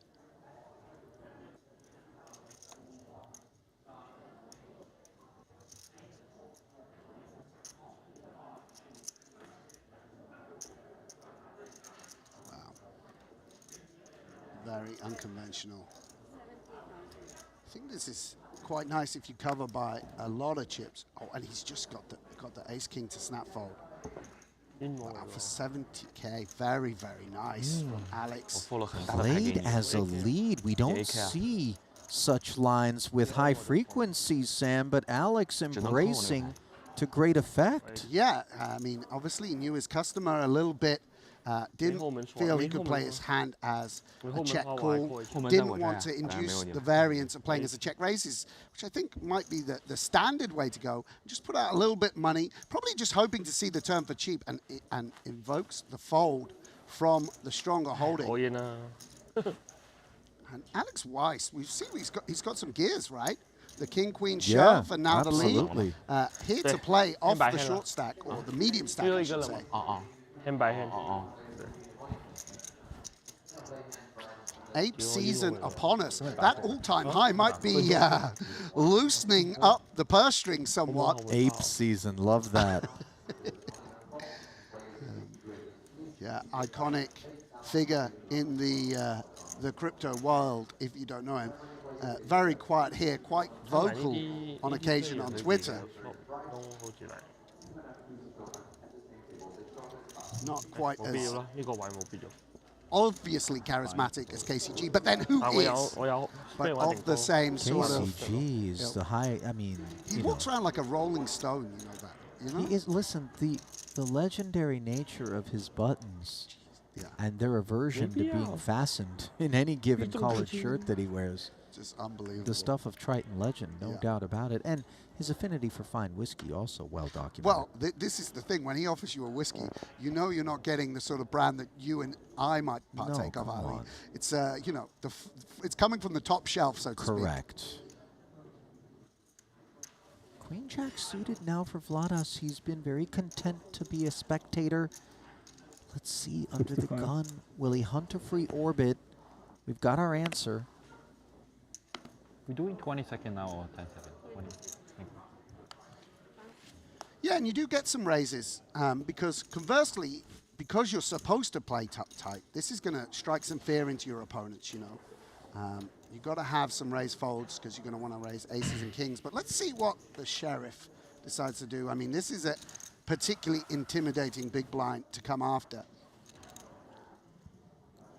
In turn, a particularly intimidating position from which Vladas is opening the pot, not to mention the direct stone bubble and the fact that his stack is relatively lean. So it all comes together to be very meaningful. Nevertheless, O'Dwyer can afford to defend.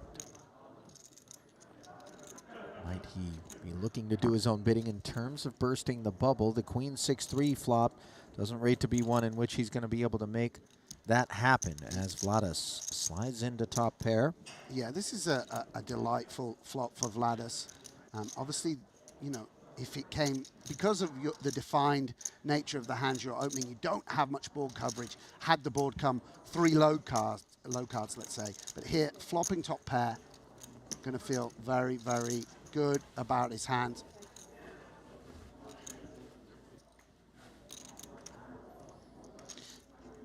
And Steve, 3 to the flush, some backdoor straight draws on a 7, a 5. Does he have plans? No, he doesn't, and that's understandable. He's got the 5-7s and 7-4s, many other hands he can attack with. Nice and meaningful pickup there for Tamashauskas, by the way. Yeah. As he was the second shortest stack in the field. Absolutely. I mean, those 5 big blinds, very, very significant when you've got 10 behind. Most recent elimination, Squiddy, Santosh Suvarna in 34th. Disappointingly, 33rd, Thomas Mulacher. And now Axel Halle sits alone as the only sub-10 PV stack in the field. 210,000. And everybody's grinding the Triton Poker Plus app right now in the field, trying to keep an eye on their compatriots, colleagues, see who rates to be the departed. And looks like we've got one that has developed at the outer tables here between Soiza and Davies. If I'm not mistaken, Davies made it 65 to go. Soiza called. Greenwood joined the party. The flop was Queen, King, Queen, a round of checks, a 4 on the turn. Greenwood checked the big once more. Davies came out swinging for 60. Soiza flatted, heads up now to this river, which is the ace. Action on Davies. Yeah, and Just taking his time. All the chips in the middle. Looks like Davies is the covering stack. Also partaking of the massage.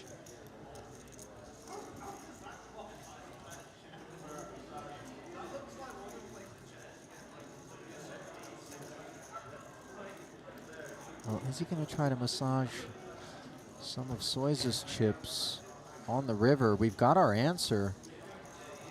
200, 220? Yeah, and no snap from Soiza. But no delay either as he lays it down.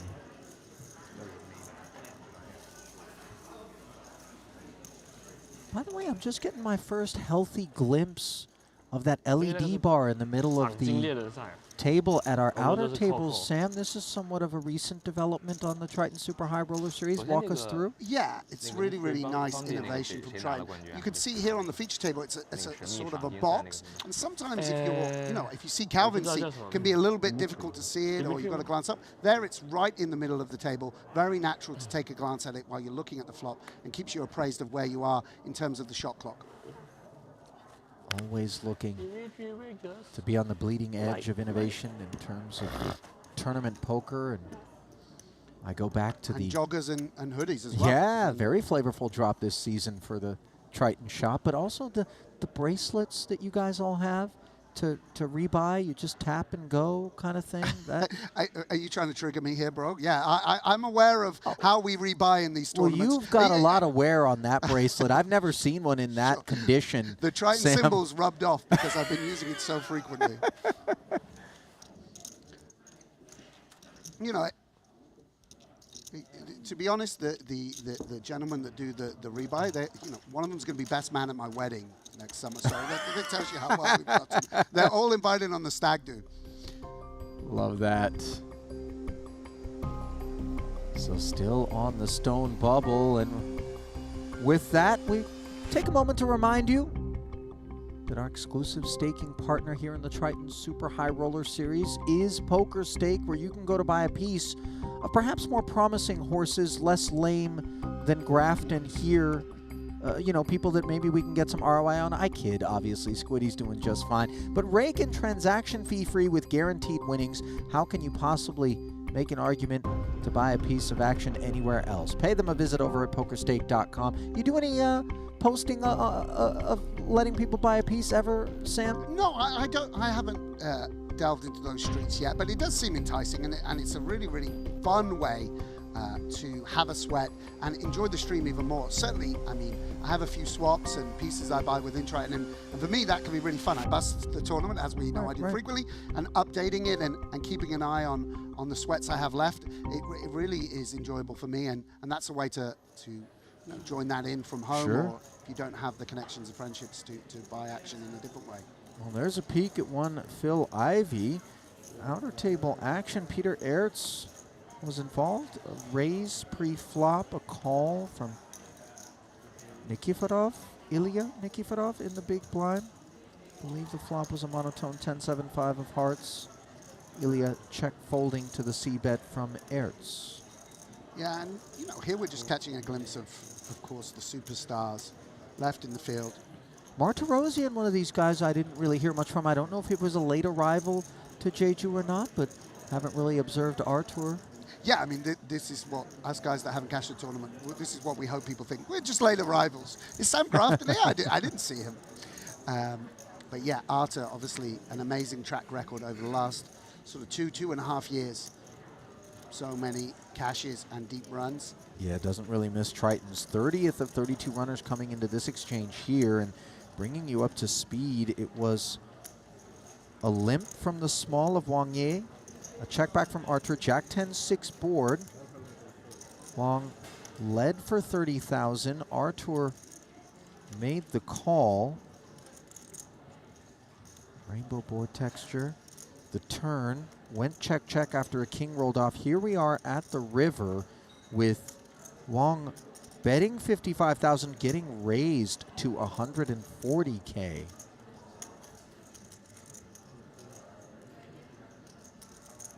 No flush available. That 4 looks innocent enough, but unclear what the holdings are. What we do know with certainty is that Artur is going to be giving himself some breathing room as he works his way up the leaderboard, sending Wang Ye in the opposite direction. And they were running 29th and 30th prior to that exchange. Yeah, battle of the short stacks, very meaningful part in that sense. Yeah, and here you can see the guys. I mean, of course, they're probably also speaking with friends and such like, but you know, as you said, refreshing the app, just trying to be aware of their position, helps to keep you in line to remind yourself of what that min cash is, and remind yourself that there's 8 people in more precarious situations than yourself. 5 people in more precarious situations, as the case may be. discipline 可以。不爱钱的人呢？哎呀，爱怪多。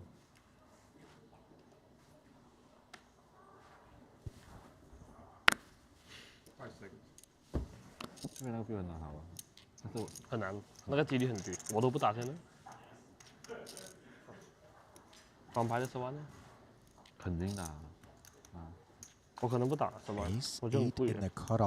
Yeah, and it's the looming presence of Steve O'Dwyer that's on the button, who's going to be pipping a lot.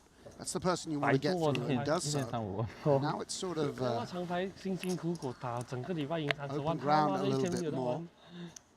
Calvin in the big blind with the exact same stack. 哇，那卡我这个反正里面是8个人。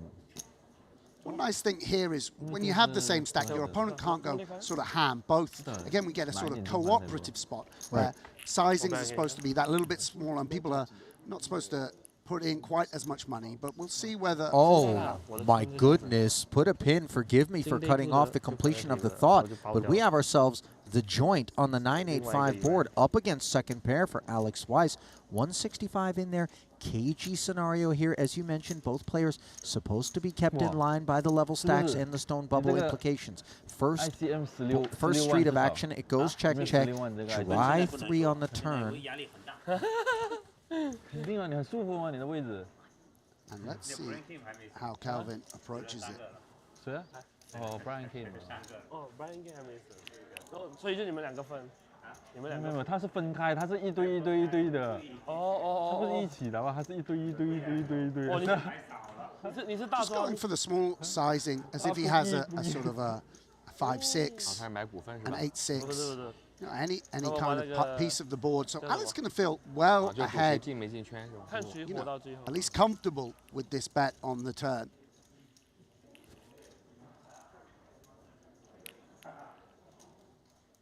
Certainly forced to continue in some manner. 哦，呢個 ICM 真係好撚大啊！真係嗰啲攞住煙霧俾人抄，之後都可以放嗰啲咯。 And Calvin going to be delighted to see that card. We see it doesn't connect with Vice, but you know, sort of an ace-king holding does come to mind when we imagine Alex's check-back range on this board. A king-8, perhaps.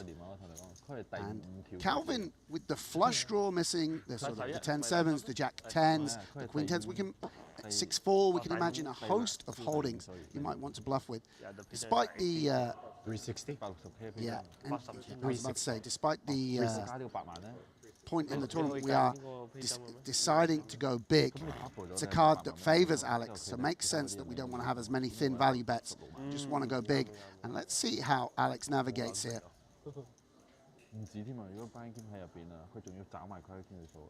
Action to this point was just check, check, a sprinkling of 50K, which Alex called, but now third pair effective.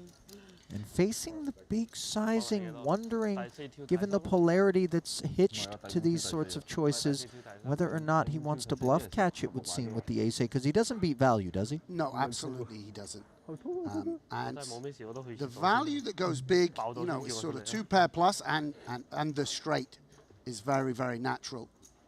I think what Alex should be thinking about is he has better hands than this. You know, he has that ace-king.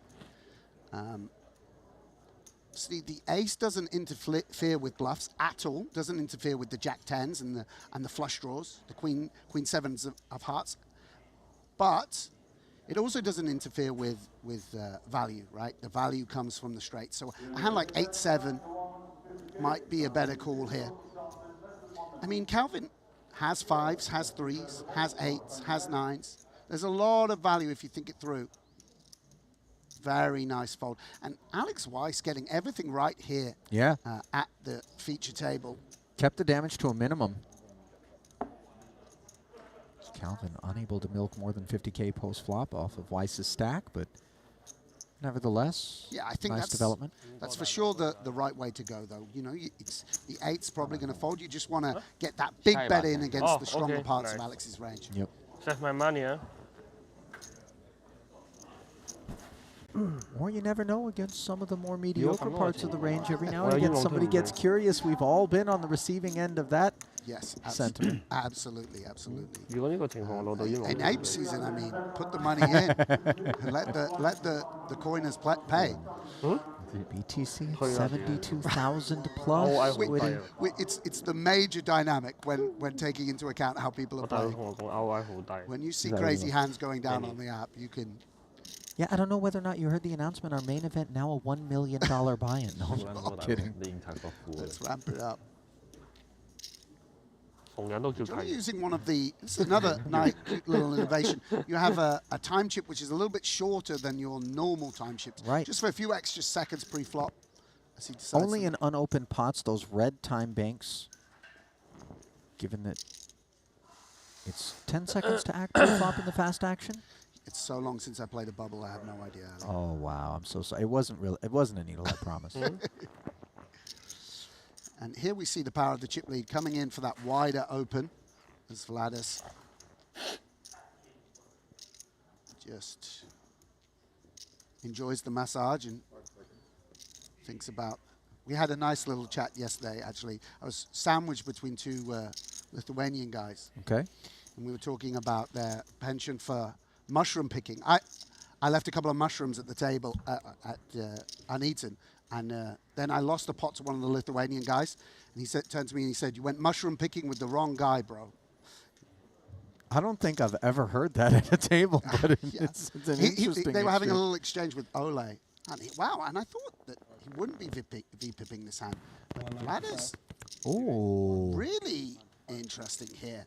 I'll tell you what, there's some fearlessness on these Lithuanians, Sam, and it's on display here in terms of the choice on the stone bubble to 3-bet off of a fairly lean stack with the recognition that O'Dwyer is going to be V-pipping disproportionately, and well served is this Queen-8 suited to have activated like that. This guy's nice. Very, very nice guy. Not a 3-bet I would have found.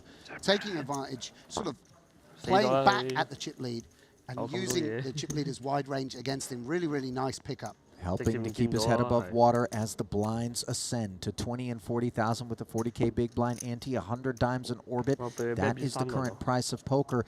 And while everybody in these fields knows what's afoot when the bubble is going on, few can summon that kind of courage that we just saw out of Tamashauskas off of a fairly lean stack. Now then, we flip it over. Outer table action appears to be involving Martirosian and Brian Kim.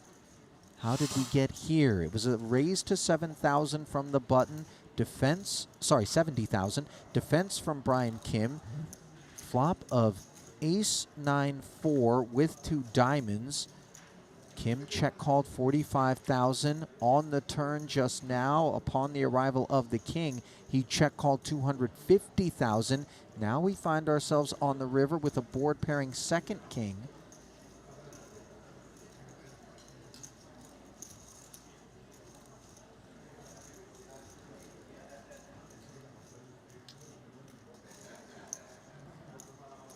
Nice shot of David Yan doing yoga in the background as well. He's gone to several poses. Now, it looks like it went check on the river, and look at Brian Kim. Peeled with backdoor hearts and manages to make trip kings. Martirosian not going to be amused whatsoever with that. Unclear, though, when he checked back if he had that hand beat prior to that. Yeah, you never know with Arta, that's for certain. Right. One thing that is certain, that Brian gives it his all every time that he's out there doing his thing. A little shorter in the tooth in terms of Tritons, and his much as we enjoy him as a person, I would imagine you guys don't love seeing him out in those fields having to contend with his talents. Yeah, Brian's such a strong poker player, so focused at the table. Hard to shake off in hands. Yeah, crazy amounts of composure. Used to be a really solid ice hockey player.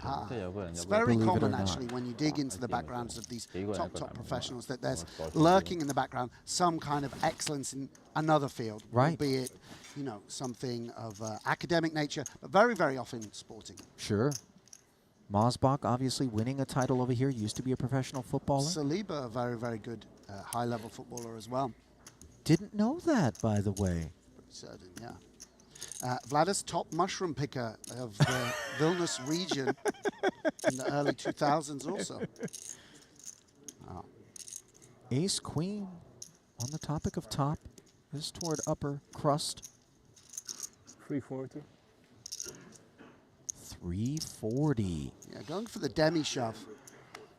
Love that term, by the way. Yeah. First I've heard of it, but yes, we know the rest comes forward if asked. Yes, making his intentions very, very clear.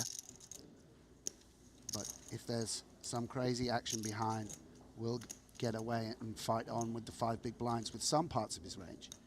You have like 550? 565. 565? With the king queen, somewhat enticing.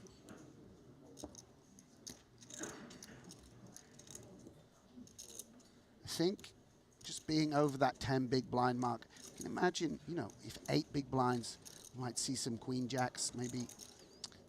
There's just these pesky, all the offsuit ace king, all the offsuit ace queen, which we're just absolutely dominated by.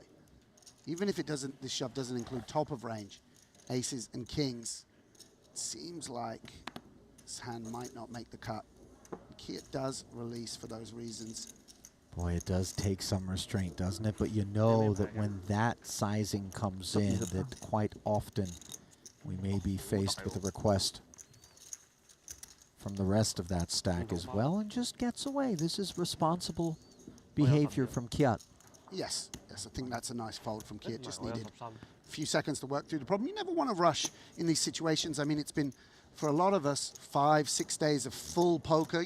Sometimes the cognitive faculties could be running a bit low. You're on the feature table, adrenaline is up. Just take your time. Doesn't hurt to use those time banks and work through a problem. Be sure you're making the correct fold or the correct call. And by the way, silver lining in terms of using time banks and taking your time, maybe we find that money bubble bursting elsewhere in the field. So dual purpose. What's been your highlight so far? What moment have you been commentating which really stood out for you, Ali? I think Mateos winning his first here, El Conquistador, that was wonderful. Alex Theologus making his mark after a very dry Monaco stop. Sure. Here at his second. We've got the Bulgarians who've really asserted themselves as well. Donchev picking one up. Yes, I mean, I dropped to my knees and bowed at his feet when I passed him in the corridor just earlier. I mean, Mitak Danchev, just a legend of the game for so many years now. Really, really strong poker player. Yeah, you'd love to see these online greats, or top players from their country coming up with those first titles. Yulian Bogdanov, another one to keep your eye on, by the way. Some deep runs for him. And a guy who on his resume has, I believe, some combat sport excellence back in the day, if I'm not mistaken. So. Yes, feeds into the narrative we were just talking about. So many people, that competitive nature has to find an outlet somewhere. And sometimes when your sporting career is curtailed a little by age or injury, poker is a nice outlet for those same instincts. Yeah. Even the great legendary Doyle Brunson, once upon a time, a really sick basketball player. Yes, indeed. Some may not know. Played college hoops at a very high level.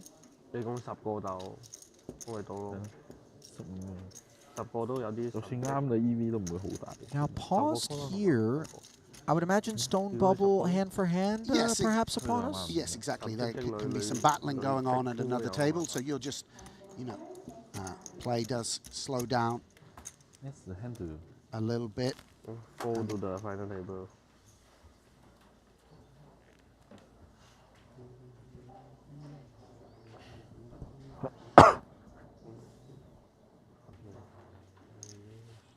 And Steve, we know he's going to be opening wide anyway, but King 10, much more of the suited variety, much more in sort of a legitimate holding to be raising. And here we see Vladis, who's already attacked Steve with the Queen 8, now with the suited King. Now remember, we did see an open and then 4-bet from Alex Weiss earlier up front with this exact holding, a king-queen suited. Different circumstances here, of course, but nevertheless, we find activations from Tamashauskas. Again, smothering O'Dwyer, but in turn, Calvin Lee has a finer queen in the cutoff behind. Yeah, and this is a very interesting, intricate spot. A sort of cascade effect starting here, really because Steve's range is perceived to be very, very wide in this spot. So he's thinking, what holdings does Vladis have? It doesn't beat that much value, but does Vladis have some 3-bet folds? Does he just shove ace-king? So now Calvin's up against bluffs and queens plus. All sorts of thoughts going through his mind. Right, removing some of those combos that we are most concerned about is obviously quite beneficial to this decision as Lee. Yeah, and now here we see the benefits as well of just 3-betting off the 665. Leaves him some room to decide how to proceed. Wow, now this was a far sexier sort of hand before all of this violence in front of it. Yeah, absolutely. For Johnny Do, 685 back. Yes, and he doesn't make a meal of it. Yeah, absolutely. Steve pretty annoyed by this outcome. He suspected someone might go after him, and he was prepared to sort of stand his ground a bit with King 10 suited.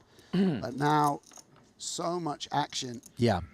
He's getting out the way. And now, how does our Lithuanian friend proceed? By the way, it is 130K to win 715 with this beautiful holding. But 465 back. Do we want to just bin it here? I mean, do we have just one of the weaker hands that we're 3-betting, despite its, beauty? Yeah. Yeah, Lee's range is just supposed to be so narrow in a situation such as that. I mean, ace-queen suited might just be stone bottom. Yeah. It might just be aces, kings, queens, jacks, ace-king, and ace-queen suited only. Not that I understand Calvin's strategy exactly, but one can imagine it's that type of holding. And so Vladis stack severely dented, but not fatal. We've seen the jacks find the bin on more than one occasion in that spot right there. So obviously we do respect Calvin's range enough, not only for O'Dwyer, of course, to make the far easier fold, but for Tamashauskas, who already committed the 200,000 to step away from his king-queen. So a nice infusion of capital to the Calvin fund. Yes, the beneficiary there of that little semi-collision down the streets there. A lot of big hands dealt. This is a very specific portion of any given event that I feel like the surgeons step forward. It's tactical out there right now. Absolutely, and you can employ these much more delicate sizings.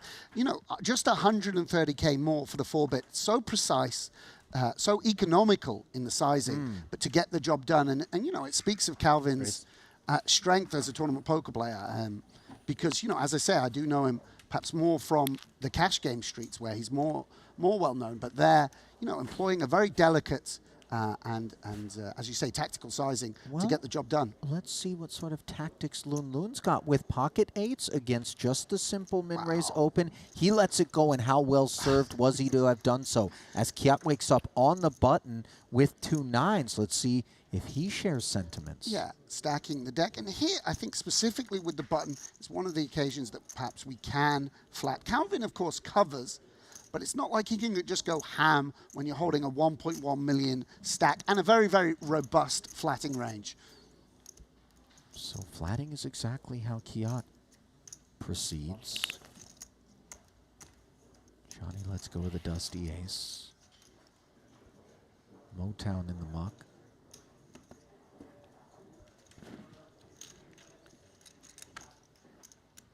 Kiat finds himself well in front in a battle of the Lees with 260 out there. Would have been aces and deuces, by the way, for Johnny Do. Not that there was ever a consideration. Instead, it is 2 overcards to both of these gentlemen. Yeah, and I wonder, let's see how Calvin proceeds. There is some, with the lowest pocket pair we open, there can sometimes be an enticement to start bluffing to target the exact sort of hand Kiat has. But of course, some of those combos that would be flatting on the button for Kiat also interact with the ace and the jack. Of course, the one can imagine the king-queen suited, the ace-x suited. Check back, and now another ace on the board. Developments that the 9s are okay with. Yeah, absolutely.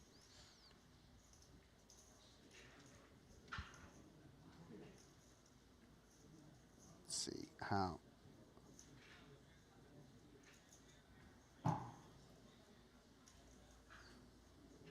Checks again. Yeah, and this is just a product of the strength of Kiat's range. One imagines if Kiat had, say, the ace-8 of hearts, he might be incentivized to just check back the flop also. The king jacks and queen jacks get so much stronger on that ace turn as well. And now I tell you what, I would love to see Calvin put in a bet here.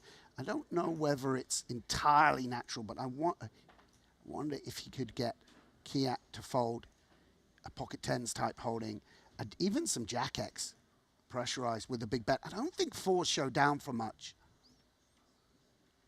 He certainly doesn't feel like at this river. It's really, really, really tough to do against someone as strong as Kiat. Yeah, and he goes for this big bet. Hey, buddy, I got pocket kings. I've got there on the river. Real nice understanding of the way the two ranges interact. Calvin unblocking all those mid pairs. Not all bet sizes are created equal, and this one is absolutely turning 4s into a bluff. And look at the level of Kiat Lee. He's so easy to just immediately muck here. But senses, yes, and finds the muck. Really, really nice from Calvin Lee. Yeah, senses, I mean, it wasn't posturing. He's mulling there, but obviously situationally and in terms of board development, we can sort of understand why it is that he would concede. Some of the King X combos would just behave in this fashion after 2 checks behind. And hang on, we've got an absolutely sick collision. No, These are the 2 chip leaders. I'm holding it, but it's just like, this is such a huge fucking pot. They're all in here. No. Who? Puna and Hecklin? Yeah. They're 1 and 2? Yeah. Punat Punsri came into this situation 3 million in chips. Henrik Hecklin 2.995 million. Punsri opened to 80 up front for the min. A 3-bet to 400 from Hecklin. Punat jammed. Henrik has said call. They're not on their backs yet. What on earth do they have? I mean, this has to just be like aces kings kind of deal. Sure. I mean, ace king kings. I mean, these are strong holdings for sure. Okay, Luca Vivaldi says show him, and that's exactly what it was, Grafton. You nailed it on the head. Ace king, 2 kings, advantage Hecklin. Oh my days. This is absolutely monstrous. The unexpected collision between 1 and 2 in the field, and neither player enjoying this. You see, even Hecklin with the dominating hand is sweating it very hard. Neither of these guys wanted to find themselves in this situation. Axel Ale out there with 3 bigs. Loves to see it, an ace-ace 10. Oh my days. Instant. Backdoor straight, the only opportunity to get away from this now. Oh my days. Note, by the way, that would have been a chop, the backdoor straight. Hecklin shaking his head understandably. One of the more affable men in the room at any given time, but even his sense of humor dampened somewhat, yeah, I mean. Deeply dampened. We're going to count it down. By our accounting, he's 5,000 shy of Punat. When was the last time, I Sam? haven't seen that in. I honestly can't remember a collision of that magnitude on the bubble. 1 and 2 is absolutely absurd. I don't know if there's any fault lines on Jeju Island or not, but the seismometer has definitely been triggered. Yeah, and you see, you know, Henrik just, as you say, one of the nicest, most convivial guys, but I mean, that pot is worth absolutely heaps. Heaps and heaps and heaps. And if indeed the accounting is correct, Hecklin has just been showered as number 2 in the field. Yeah, and what a drop from, you know, again, it's not even just the bubble there. If you double your stack into that monstrous chip lead, your equity in the tournament, the chances for Hecklin and now, of course, the winner, Punat, to go on and win this thing, make the final table, cash for those huge scores, it's a swing of such extreme magnitude.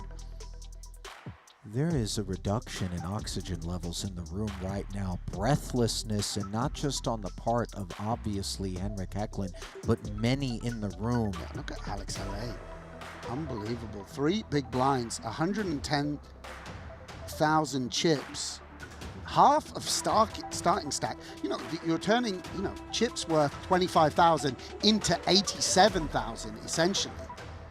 Absolute delightful outcome for these short stacks. If he's just a touchback with queens, where's the line in terms of Hecklin's ability in this specific scenario to step away? I mean, I think the thing is, when you get that big shove from Puna, it does speak of ace-king. That is the common hand that just wants to put all the money in here and now. And so for that reason, you're sort of forced to sometimes swerve the flip, depending on your appetite for risk and you know what you think it does to you in the tournament. You know, people have their individual styles, but queens might just be a fold, but kings absolutely dominating the ace-king. You're forced to sort of call off and yeah, just a terrible, I mean, what a flop, just drawing dead on the flop. So a Danish chalk outline is all that remains of Henrik Hecklin's second place stack, vanquished on the outside of a money bubble that has just burst and ensured all remaining parties $84,000 at a minimum for 31st through 28th. That was a level of violence that I can't recall. Yeah, and I mean, Henrik Hecklin's played the highest stakes in the world for, 5-10 years, but even for someone like him, it's, live poker is its own beast. You're so invested both in sort of Triton and the symbolism of battling for titles, and sort of live, the hours you've put in at the table. It's a real, so disappointing when something like that happens. Henrik is the moment that Henrik snap calls your shove over there, you've got some real gas with ace-king. Ace-king off. I mean, you're hoping for kings now. You're hoping for kings.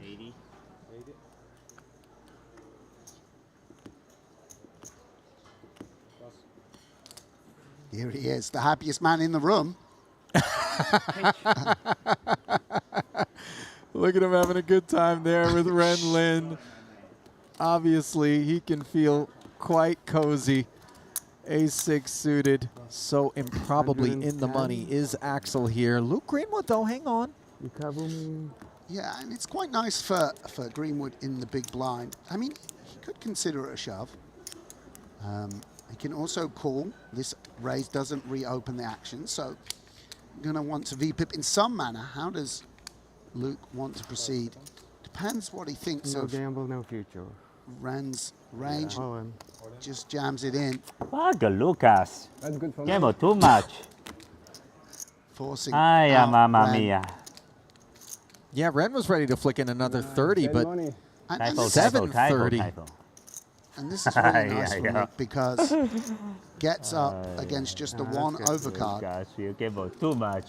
Underground offer no respect. Ace of hearts or 3. Indeed, it was the former, not the latter. Yes, Greenwood correctly assigning. Yeah, this is the happiest Alex Haley's ever been Timu. Timu. Would have been a steel wheel draw for Ren. Don't give me those. Oh! Yeah. Tama.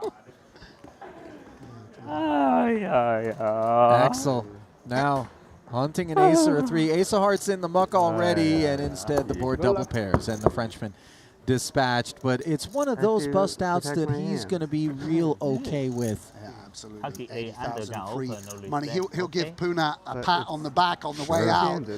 Offers him a beer if they see each other at the bar. Not to be overshadowed is the fact that with the absorption of Hecklin's chips, Punat vaulting up to 6 million. How many big blinds is that? 150 of them. That's absolutely monstrous. 6, 7. Yeah, you could obviously in the hands of such an experienced, strong poker player. I mean, a very, very clear favorite for this title. So now, picking things back up where pre-flop Alex Weiss limped the small. Check back from Tamashauskas. A lead and call of 55,000 on the 886 board. And then on the turn it went check, check. We've arrived at the river with Weiss's 6 still in front as Tamashauskas failed to connect with the gutter or the 9. And Vladis gonna feel like maybe he's compelled to bluff here. Some of the 7-5s, 7-10s will bet the turn. Some will raise the flop. You know, he won't get here with every straight draw, every gut shot.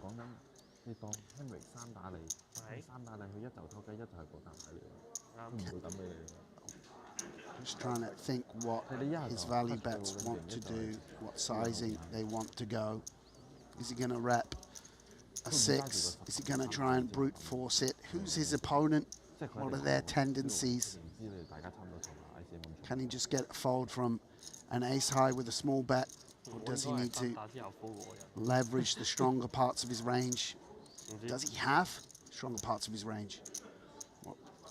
Does he have some queen highs? It's all on Vladis's mind.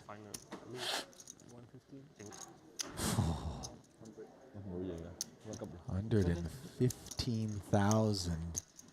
Yeah, and half pot bluff. Yes, and you know he's sort of saying that he's got a 6 here at least some of the time, and Alex has a 6, so it's going to make it an easier call. And really nice play from Alex. You know, it's a big temptation to just put out the block bet yourself there, and by opening up the door, by checking the 2 pair, you allow the weaker parts of your opponent's range to find a bluff. So really, really nicely executed from the amateur. Tidy bit of induction. Hauls that one in. By the way, Tamashauskas, I'm in the booth. I'm not even out there playing against a guy, and I'm a little bit unsettled by the steeliness. This is an icy character. Yeah, there's a big Lithuanian crew here, all very, very strong players. You know, and Vlad's sort of part of an up-and-coming, an insurgent group within the Triton fields. You know, some of these online guys coming. No, by the way, a very experienced tournament player for many, many years. I don't want to, you know, undermine his CV, but you know, they're coming for the old money. They're coming for the Tims and the Dvoreses and the Paxtons and saying, all right, let's see what you're made of. Well, they are certainly ready for the battle and welcome the challenge. But the challenges have grown a bit loftier for Tamashauskas as he's down to just 5 big blinds. On the inside of the bubble, of course, here in the 50K.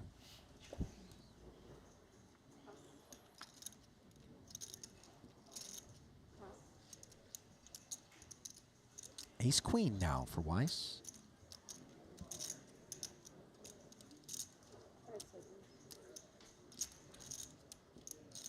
You will fold out KK 吗？那个牌？你会 fold out Yeah, KK 吗？ and 刚才如果你是 5 第二 big 名的话， blinds, 你会 ace fold out 7 KK of 吗？ clubs, going to look like an incredibly strong holding here for the Lithuanian. 你会 Way fold KK 吗？ ahead of a button opening range. 我们的目标不是钱圈。是冠军。 No decision for Alex. Call? So the all-in and the call, the product of the Weiss button open. Tamashauskas jamming and dominated here in a 510,000 pot as Weiss looking to finish what he started.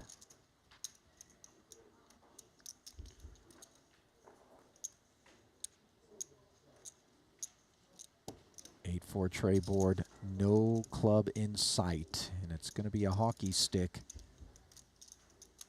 The Tamashauskas hunts for the time being. Paths to a chop, although the spade removes the 7 of spades as a clean winner. And the board pairing 8. Yeah, well battled from Vladis. Yep. Made the money, which was his main job over this last hour. That goal achieved, he will bow out.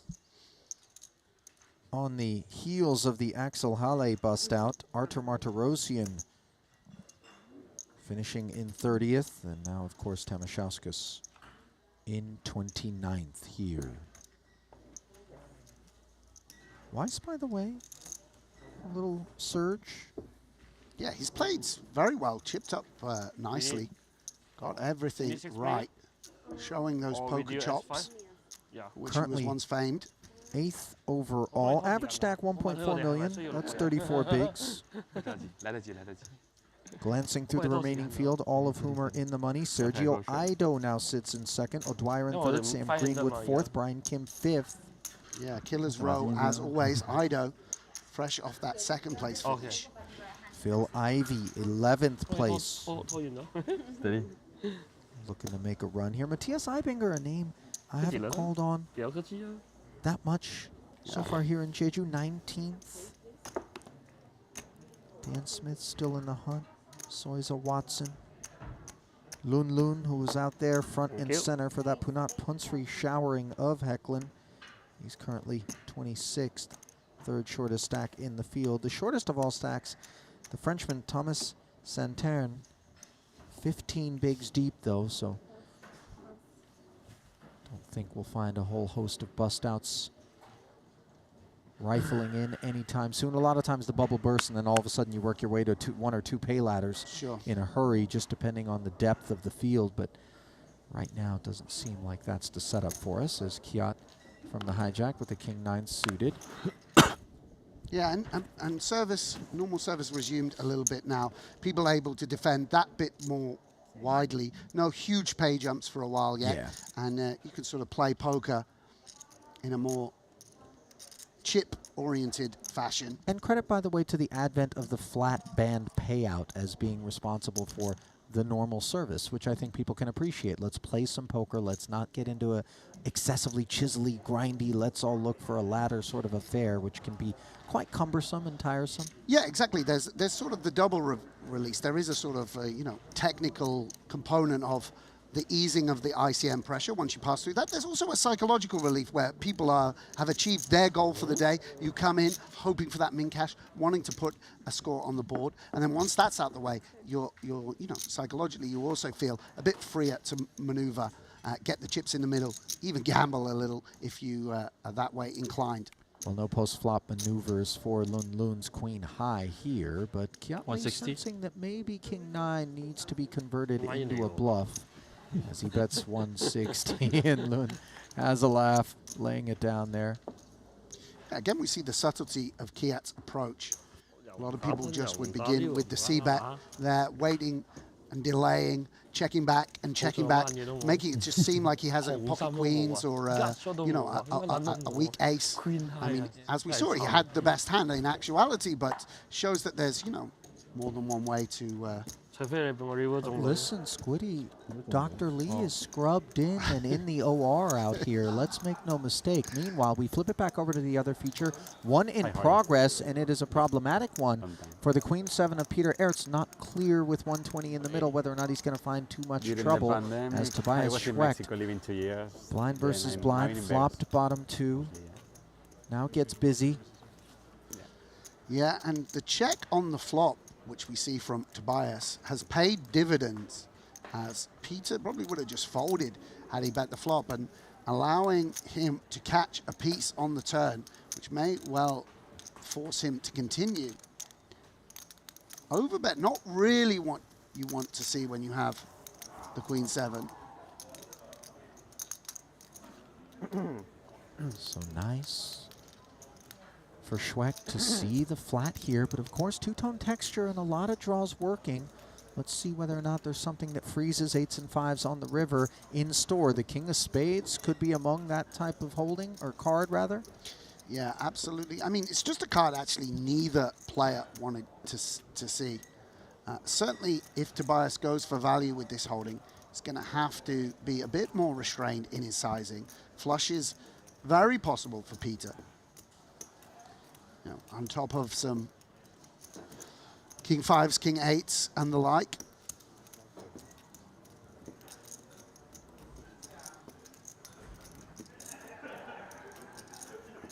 And can Tobias chisel out a block bet on the river?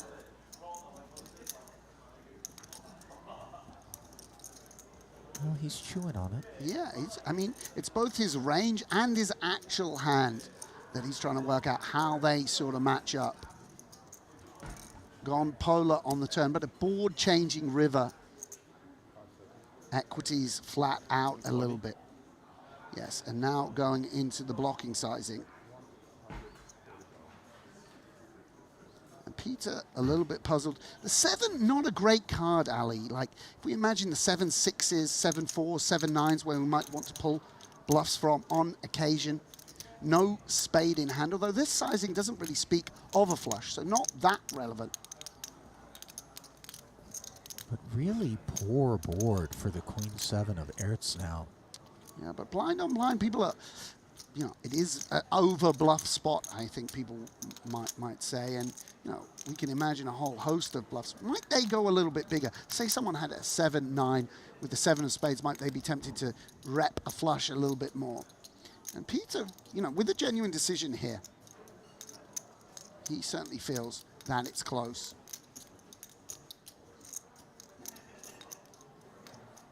And he decides to pay.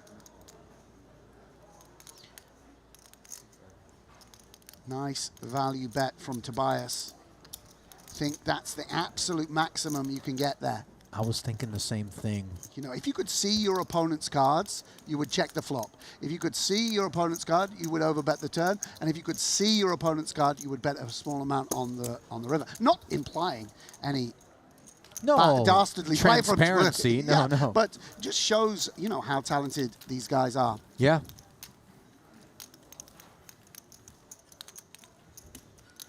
Note, by the way, Ertz has his hands full to his left with Ido and Ivy in succession.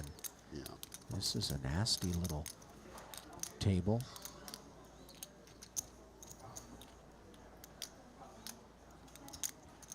Yeah, Ido denied that second Spanish title. The El Clasico of Spanish poker, Ido and Mateus. The two big names.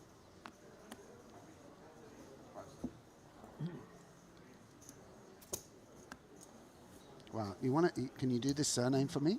That just rolls off the tongue. You know what's so crazy is I was going to lean my iPad over to you and allow you to take a pass at the Belarusian. Wow. The name, I'm going to take one shot at it.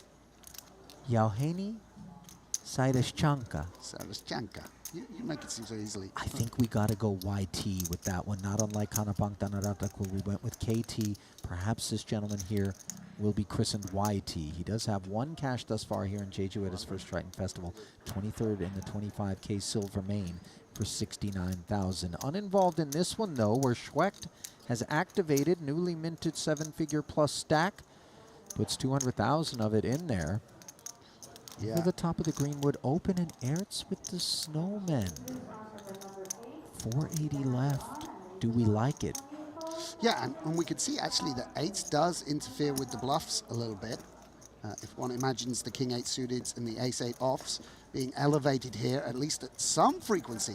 But what a good spot it would be if he could find the shove. That money is up for grabs if he can find a 4-bet jam here. Would be a lovely pickup for Peter. All in. Does jam. Ido promptly out of the way. Greenwood, the party starter as well. And for Schwecht, Oh, wow. A little math going to get done here. 300,000 more to call for a shot at this 860. Obviously, in a way, with an 8 in hand. Yeah, and this is the only annoying scenario for Tobias. Had the big blind 4-bet or shoved, very, very easy to muck the hand. Had Luke come back over the top, of course he would release. But here, just getting a very inviting price.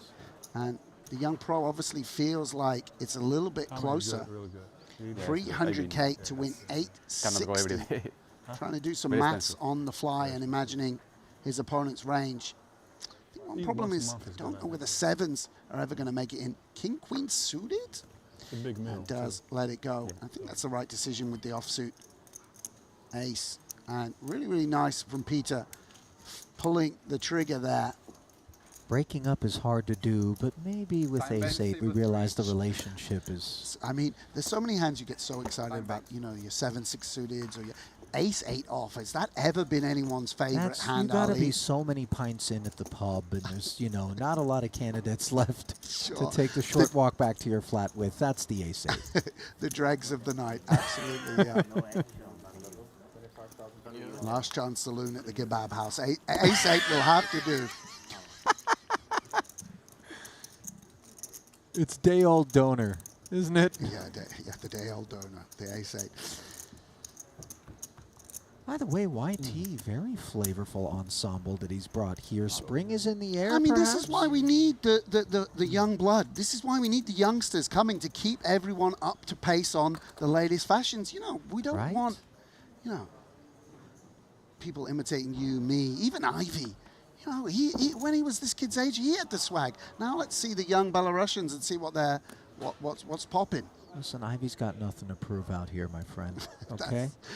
Sartorially or in terms of poker talent. I got to tell you could probably build a healthy bankroll just by eBaying some of Ivy's old garb from back in the day. If he just emptied out his wardrobe, put those full tilt basketball jerseys up for grabs. Don't know how much you're going to make off of those particular parts of the closet if they're still there. But meanwhile, Greenwood all of a sudden, ace-jack running into an ace-queen suited. The covering stack is his, but ever so slightly as Ren deploys the full payload and Schwecht wakes up with ladies. Wow.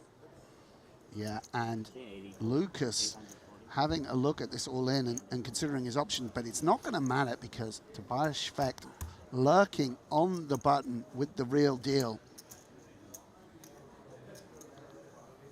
Despite the strength of Ren's shove, pocket queens very, very powerful in this position. Just going to balance for when he's got those closer decisions. No point tipping off the strength of your hand to anyone.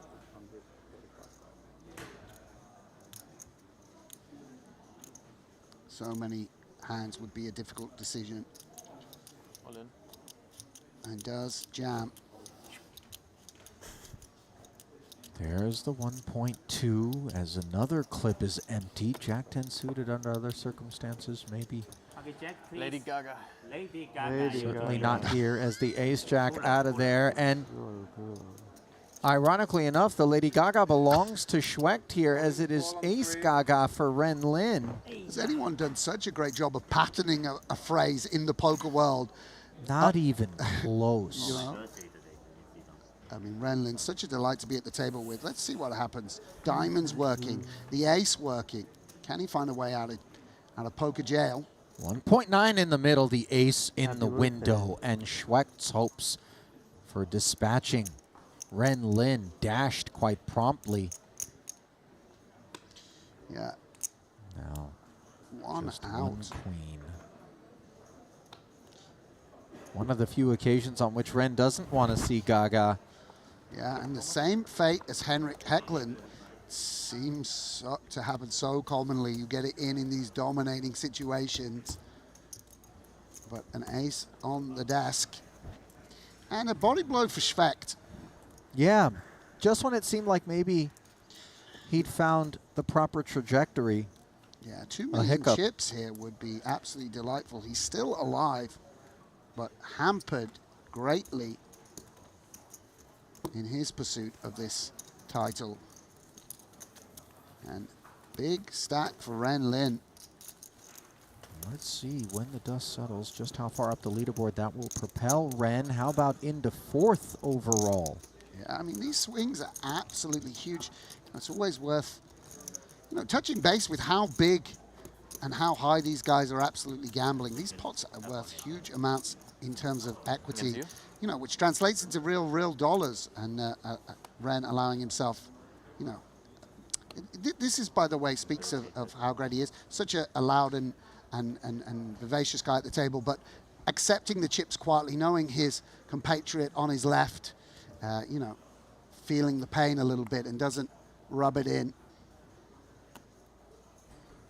As Tobias will get back on the horse in the 7 big blinds, ironically being dealt the ace-queen now.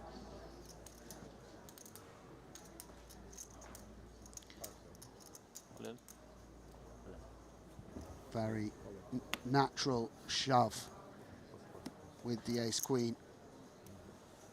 No need to get cute and raise and allow anyone to realize any equity. So, a rebate. Certainly not as many chips. Not as fulsome as yes. you might have hoped, but you take what you could get at these tables. By the way, really enjoyed stumbling upon yourself and Henrik, who was joining us the other night, Nacho Barbero, all massive football fans, as Railing Arsenal the and Liverpool City. No, sorry, it was Liverpool, Arsenal conflating. That's your side, right? But, yeah, it's such a treat to step into the high-stakes world that sits just behind these sets and stages and spend some time with some of the guys who are playing cash, watch the football, glass of champagne in hand. Real treat. And who could ask for better company than Henrik Hecklund and Nacho Barbero? Oh, yeah. Very entertaining. I mean, I did well to get out of there at 3 or 4 a.m. With Henrik, you can go all night if you're not careful. Did you find your wallet? Yes, I did. Okay, yes. Thankfully. It's a classic Sam Grafton to just leave stuff lying around as Schweck goes for another jam. And How much is it? 6 for Phil Ivey. Curiosity peaked on the button here off of 1.1. Yeah, and Ivey just a little bit more concerned than usual because if he puts in the 485, the rest will have to follow.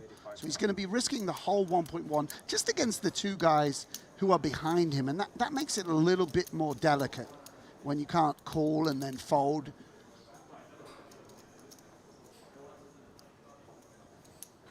And Tobias with one of the weaker holdings he's going to have from under the gun 1. And Ivey, with the dominating pair, does put the chips in the middle. All in call, 3.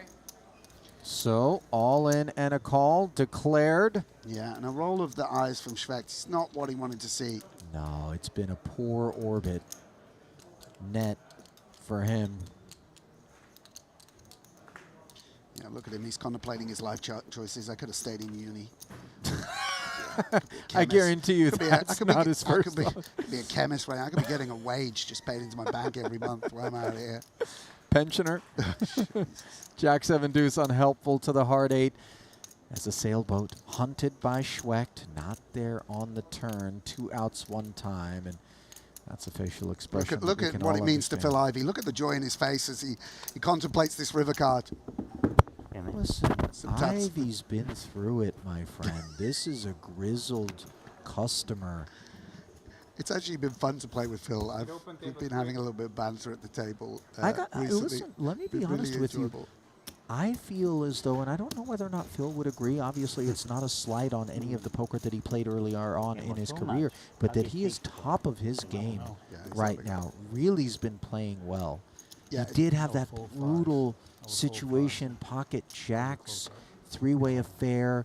I don't remember specifically which event it was. He was forced out of a pot that he would have won and would have really set him up nicely moving forward.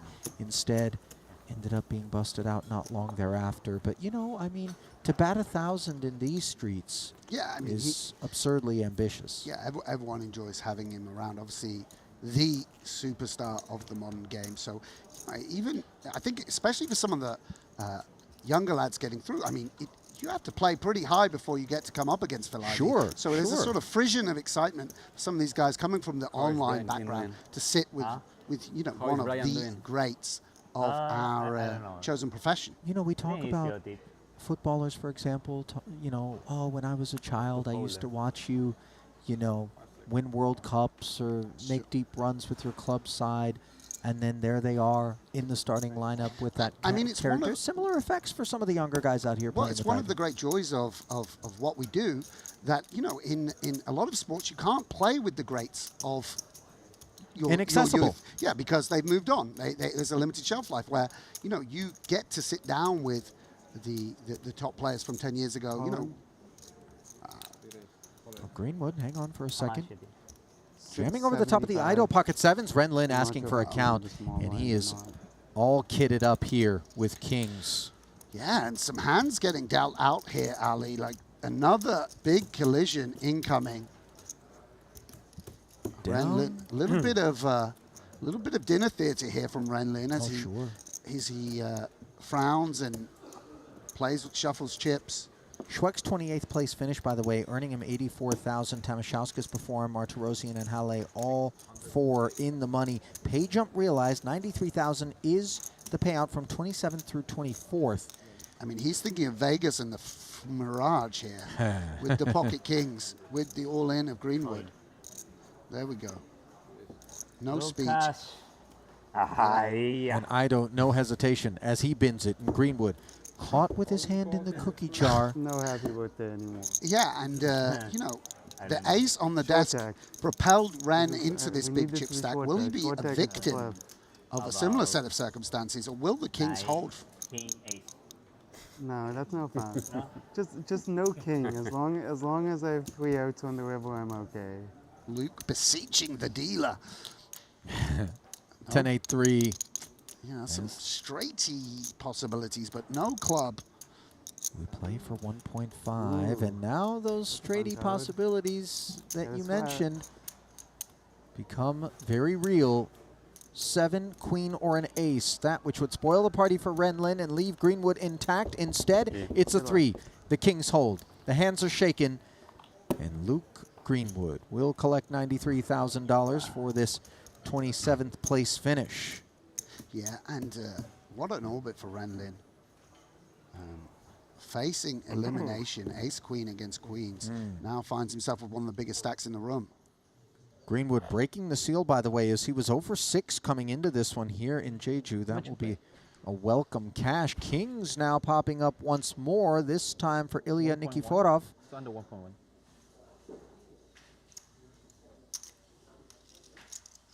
Can't leave the opener under the gun. Wow, just goes for the jam. Playing his hand sort of deceptively, as if he had a weaker holding, and it's going to pay dividends. 1 million. Calvin with black jacks in the small.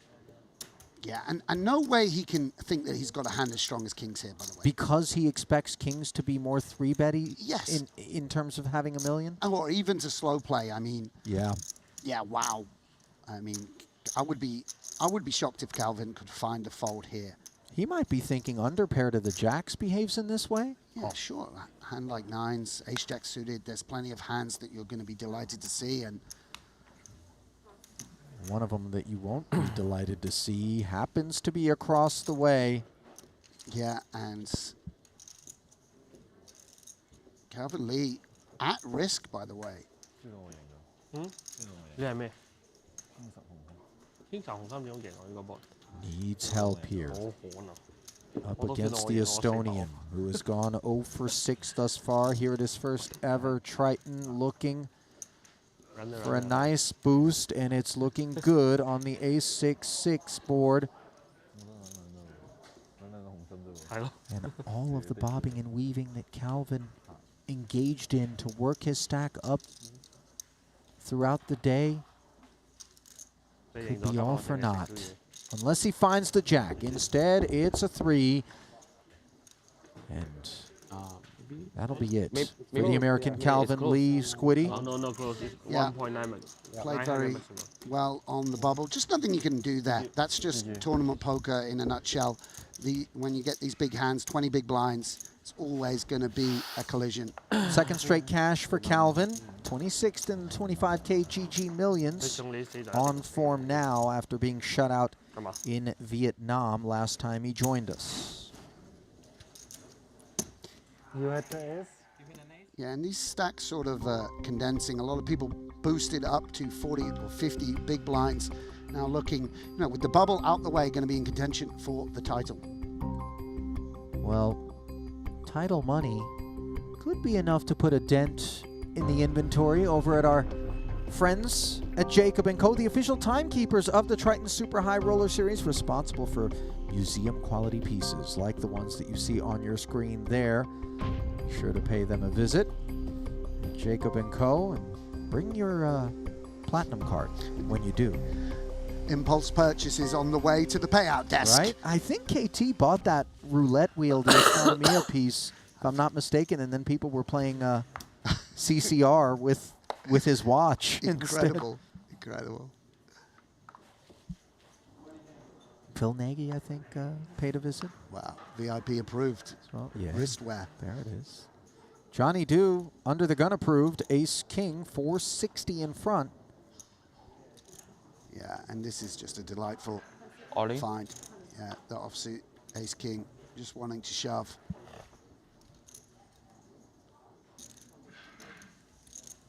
So we see the stoic Ibinger for the first time. Yeah. Often draped in that poker code orange hoodie. Sure. Another trademark of the scene. Right. You've got Lady Gaga's for Ren Lin, orange hoodies for Ibinger. Yeah, he loves it. He absolutely loves it. Maybe we should buy Ibinger a Triton Shop gift card or something. There's some other stuff available out here. He's brand loyalty, bro. Yeah, we get it. Buy on the By the way, the poker code. I'm not a businessman. I'm a businessman. I love that lyric from Jay-Z. The poker code boys have performed quite well here. Fedor, of course, winning the 15K. Mosbach also picking up a title. Now Ibinger, Roly, looking not to be left out. Yes, not to be with the overlooked. breakout Forgive score, me.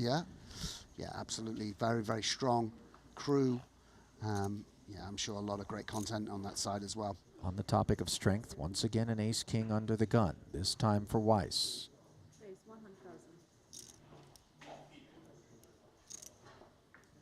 Up we go. What a nice trajectory. I mean, this really is the dream. To be the online grinder, to be the reg at the table, and then leave the profession, and then come back as the VIP with money to play and enjoy recreationally, which is the way Alex has, the journey he's been on. Keep deciding, can he shove, can he call? Will just take a flop out of the small blind. Evenly matched holdings. As Johnny considers the price with this very junky Queen 6. There is, of course, 5.5 big blinds already in there, but will release. 6 big blinds, I should say. That'll leave Kiat to do battle all alone out of position with these 5s, and he is still in front on a 10-9 tray board. 2 overs, backdoor Broadway in clubs, that which works for Alex. Yeah, and you can see Kiat with the 5s would be in trouble versus a C-bet. But there's a lot of indirection for many of the flatting hands. One imagines a Queen 10, a Queen Jack, King Queen. Might give Alex pause for thought here before he puts out a bet. Does have a club, which is very, very nice, preventing the check raises from hands like King Jack of clubs. What does he want to do? And will check back. Turn, delivers a Broadway gutty. Board texture deteriorating for the 5s. Absolutely, but again, I would say for Kiat's perceived range, actually a pretty good card. The King Jack making a straight, all those Broadway type holdings, one imagines Kiat will flat. Nevertheless, he does check, not in the mood to do any repping here in the face of the check back from the pre-flop opener up front. Weiss. Yes, with that cut shot. Reaching.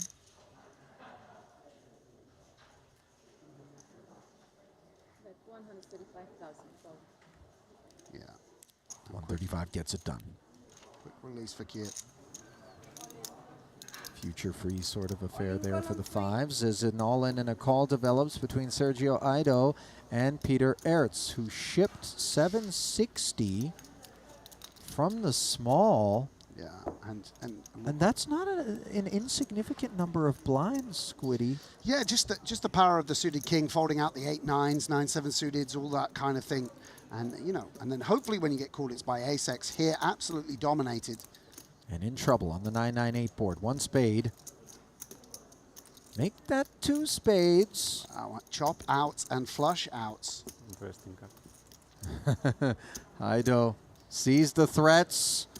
And the chop is the ultimate outcome as the second 10 rolls off. Sergio Ido showing his opponent the best hand pre-flop for the 8 millionth time of his career. True pro. By the way, a little smile of relief. When you chop blind versus blind, you actually lose a touch because you post that big blind ante. So it's not the clean chop. Yeah.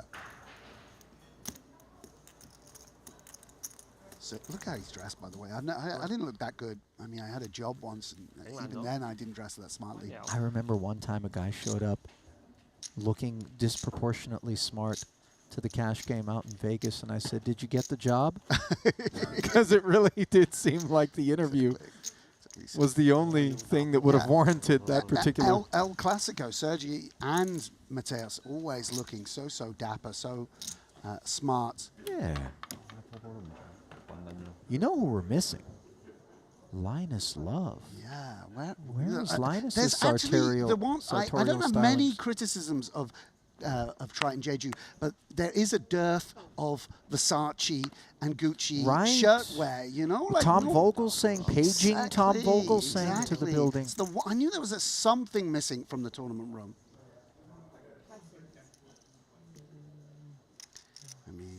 Johnny Do doing his part, by the way, with the tiger and dragon. I mean, that's nice. That's nice.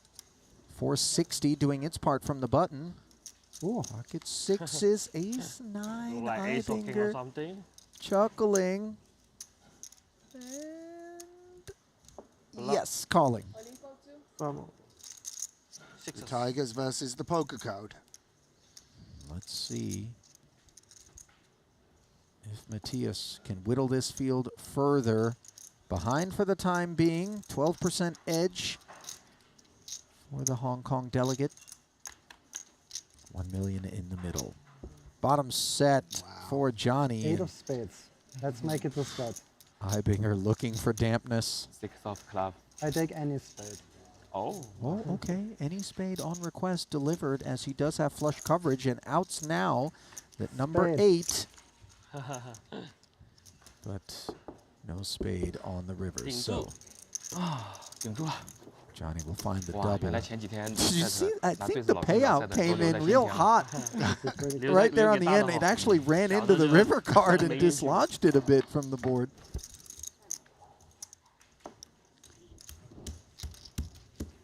Wow, as we enter the Matrix. Isn't this great? This reminds me of like Star Wars, the TIE fighters and whatnot going down into that trench to kind of fire the X-Wing fighters. 7. Yes, there it is. Wow. This is like I've died and I'm a disembodied ghost floating through the halls of Triton, haunting regs who put bad beat on me over the years. Yes. It's the Henrik Heckland's body his spirit has left his body and he's coming back looking for Puna. Listen, his spirit right now. Wow, Steadicam shot Scorsese would be proud of here. This is just thank you to our camera team. Hopefully we can get a better edit than some of what's come out of Camp Scorsese, like 3-hour minimums. Sure, yeah. Some of the final tables are shorter than his ladies' offerings. Like, what is it, Flower Moon? Killers of the Flower Moon, and then yeah. before that, The Irishman.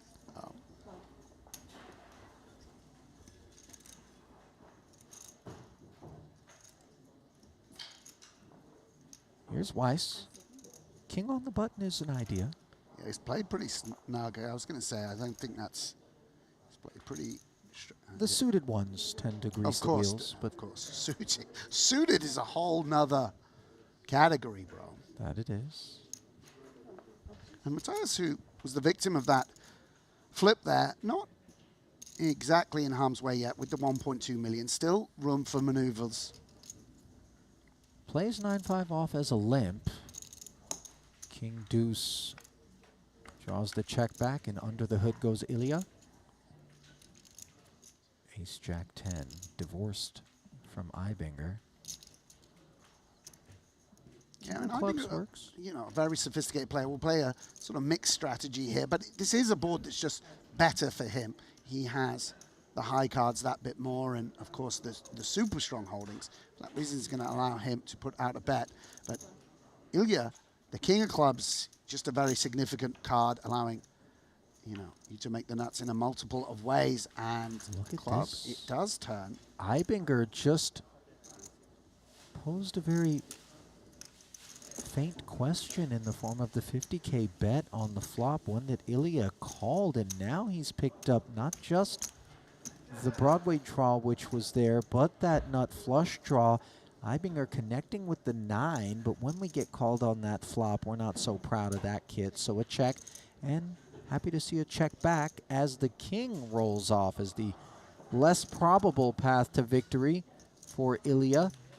Yeah, and it's interesting. I think Ibinger's going to feel he's got just enough here. Maybe 9-8 we chop with. We don't have a club in hand. Seems like we don't want to be bluffing this holding. We don't show down for much. The 9. Yeah, not good enough. Matthias kind of knows it. Yeah.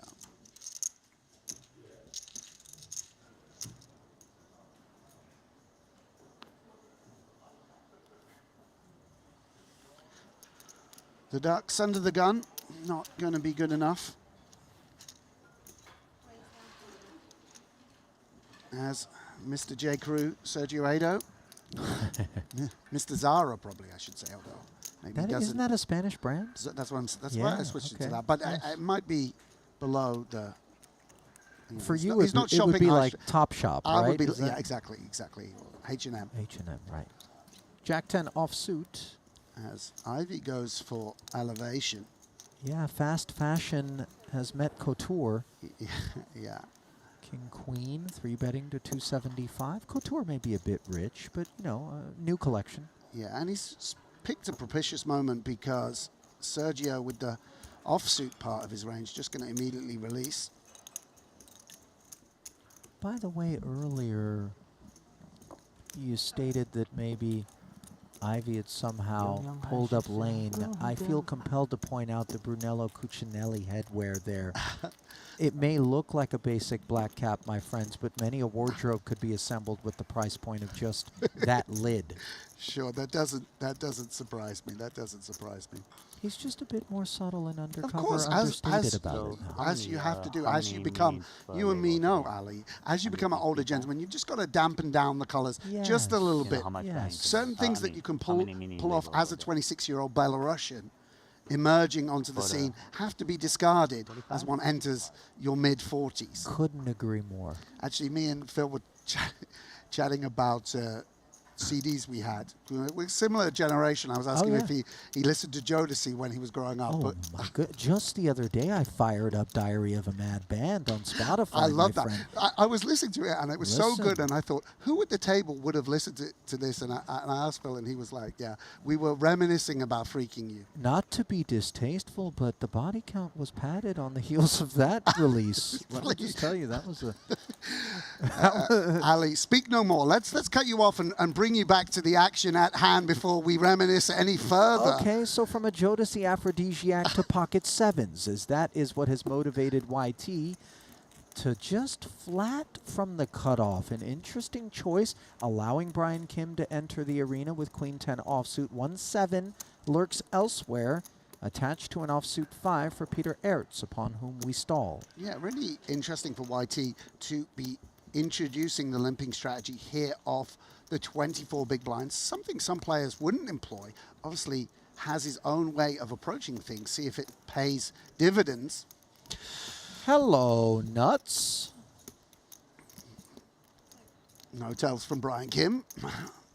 And double gutter, to put an optimistic spin on it for Peter. I mean, we can see that is completely meaningless in this context with a big fat donut sitting next to the 7-5. Under pair in the dummy end of the gutter for YT. Yeah, but this is a board that, if we imagine constructing a limping range, is very, very good. Like one imagines the Queen 10, Queen Jack 10-9 suited portion of the range might be the first ones we might want to put into a limping range. He's And so for supposed that to be reason, smashing this stuff. Yes, exactly. And for that reason, he feels like he can take a weaker hand like pocket sevens and just try and force it through. And what does Brian want to do? Does he want to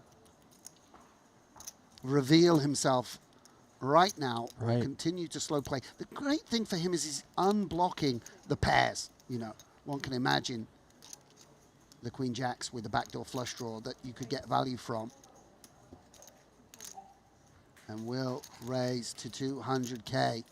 Deflating development, of course, for the pre-flop limper.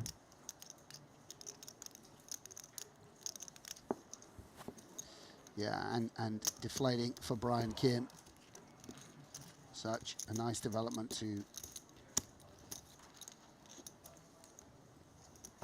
Yeah, and I really like the fast play there. As I say, there's so many hands you can imagine. King 10s, King Queens, so much interactivity with that. He might even be a bit surprised not to have gotten a call there, you know, just given the presumptions in terms of range from that limp. Yeah, and that's why he sort of somewhat fast played it there, announcing himself with the check raiser. Don't blame him at all. Just found his opponent with sort of close to bottom of range, one would imagine. Yeah.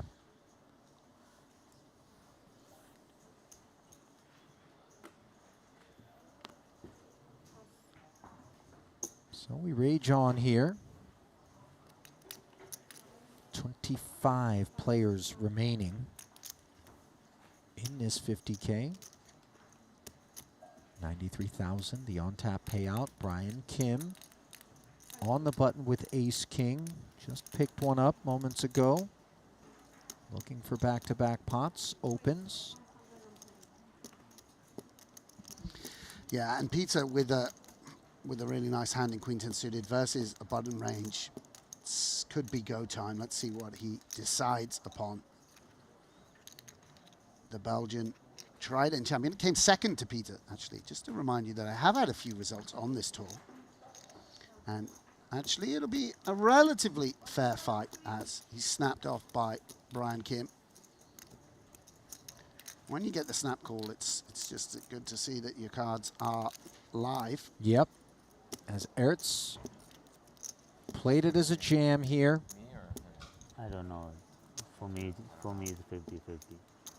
14 plus bigs, and now problems on the ace queen 5 board. Kim, of course, the snap call, top pair, top kick. Cozy, and all of a sudden threatened by the queen on the turn, as only the ace would leave Ertz out the door. And only one leg on that river. Yeah, pretty standard collision, one would imagine. Brian won't be too salty about that. Of course, would have loved to have taken, 1.5 million. Very, very significant at this point in the tournament. Flipping back over to the other feature where Lun Lun has dug in with ace-6. Johnny Do is a happy customer with ace-jack of hearts. The issues quite self-evident for Lun Lun, and they continue to grow on the king-queen 3 board. 645 in the middle. Looking for the 6. 903 is a chop, I believe. Good point. 9 would have done the trick as well. Instead, the deuce, as the 6 of hearts was no longer a winner, courtesy of that nut flush draw. Johnny Do dispatching Malaysia's Lun Lun. He's been on form out here in Jeju. Looking at his performance, this is his 4th cash now in 6 attempts. Hence the big smile. Love Lun Lun, by the way. 4 out of 6, pretty good going. Yeah, come on. We should be in the black unless we just emptied a clip somewhere along the way, and you and I both observed it. Yes, can happen for sure.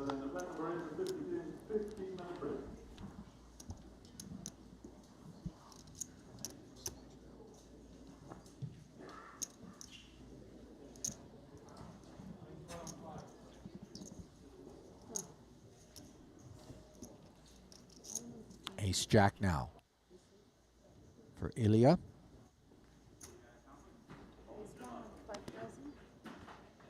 收钱，这个收钱了吗，多哥？啊，收 Up 钱了吗？ and under. Yeah. 105.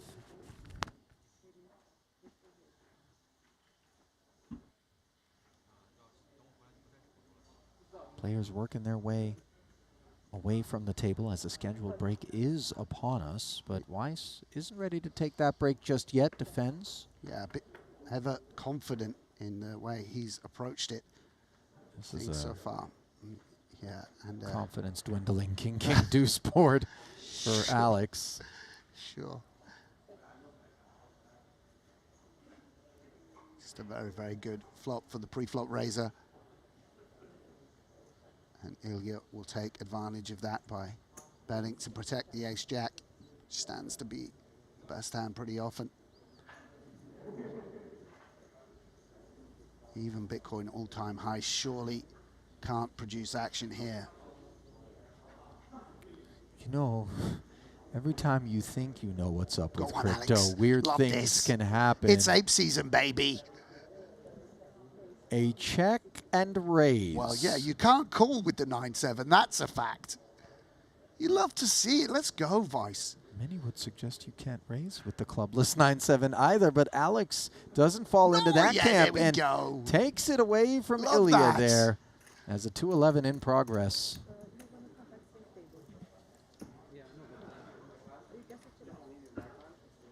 Very nice. Everyone needs to go to the restroom on the break. Let's take advantage of that and move him up. So Weiss will head to this scheduled break with 39 big blinds, the deepest of stacks at that feature table, 2.3 million in change.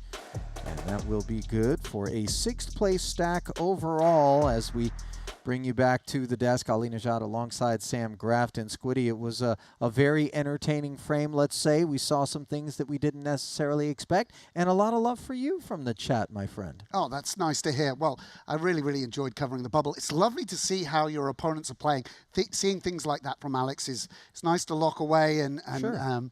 Remember that all sorts of dastardly activities are taking place at these tables. Honest question, when you're not at the desk and obviously passively soaking up a lot of this coverage, do you find yourself doing a little homework on maybe some of the lesser-known opponents by diving into the archives and observing? Oh, absolutely. I think for all of us guys who are regulars on the Triton scene, we watch all the footage back, sometimes sans commentary, but, in order to find out how people play, how they're approaching different spots. But, yeah, it was really entertaining. And that hand between Hecklin and Puna, what a bubble-bursting moment. Obviously, that was the seismic rift so far, an absolute earthquake of a hand. If you didn't catch it, do yourself a favor, shuttle back and watch the number 1 and number 2 stacks separated by just 5K work their way into the middle with ace-king against kings. And it was Punat, the beneficiary, with ace-ace on the flop, sending Hecklin out in 32nd.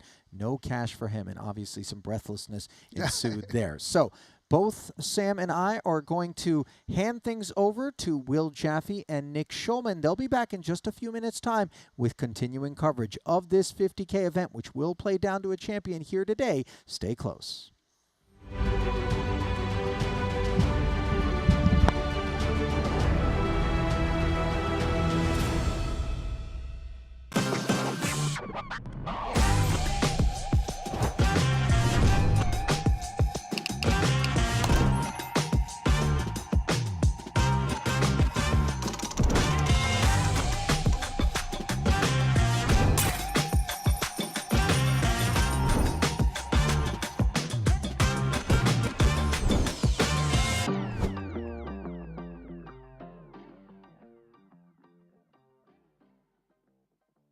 Welcome to the Daily Dose of GTO Quiz of the Day.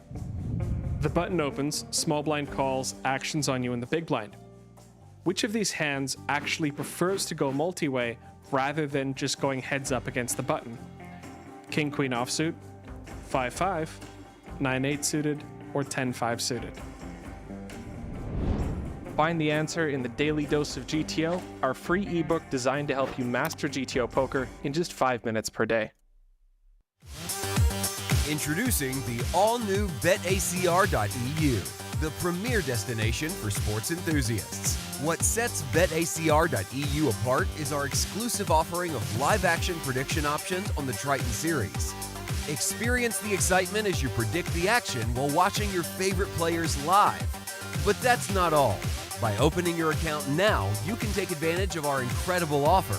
Receive a generous 15% free play on your first top-up, up to $250. Become a part of betacr.eu and elevate your live sports engagement experience.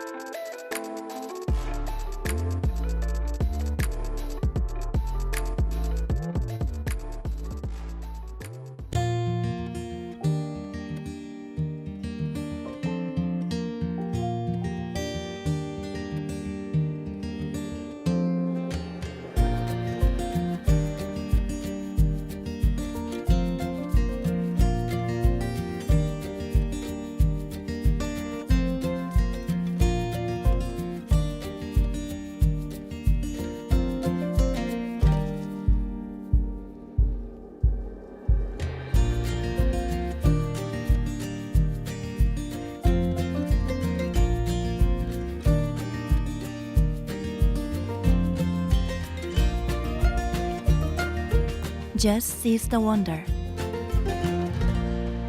Jeju Shinhwa World. 5 a.m. Here we are, Sean Winter jamming on the button with the 10s. Yen has to go with it with the ace-9. Just want to make sure he calls.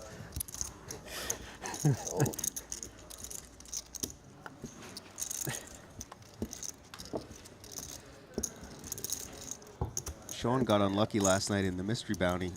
Did indeed. Overwhelming chip leader with 17 left to out in 8th. Ace is no good against kings. Yan does connect on the queen 9-7. A couple more outs. He's an ace or a 9 to Shower Winter as he finds the ace of spades. You're a tough player. Thanks, bro. You too. Ace of spades corner pocket, Will, and you have to ask yourself, when's this bad run for Winter going? I mean,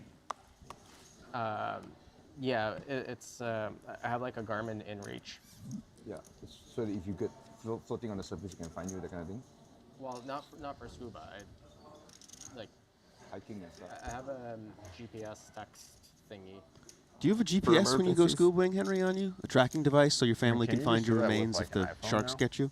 There's the SOS thing. Yeah, I have one of those Apple. Yeah. What are they called? like you know, Apple those, Watches? No, you know those like.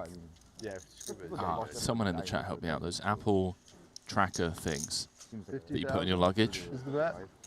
Just an Apple tracker. Yeah.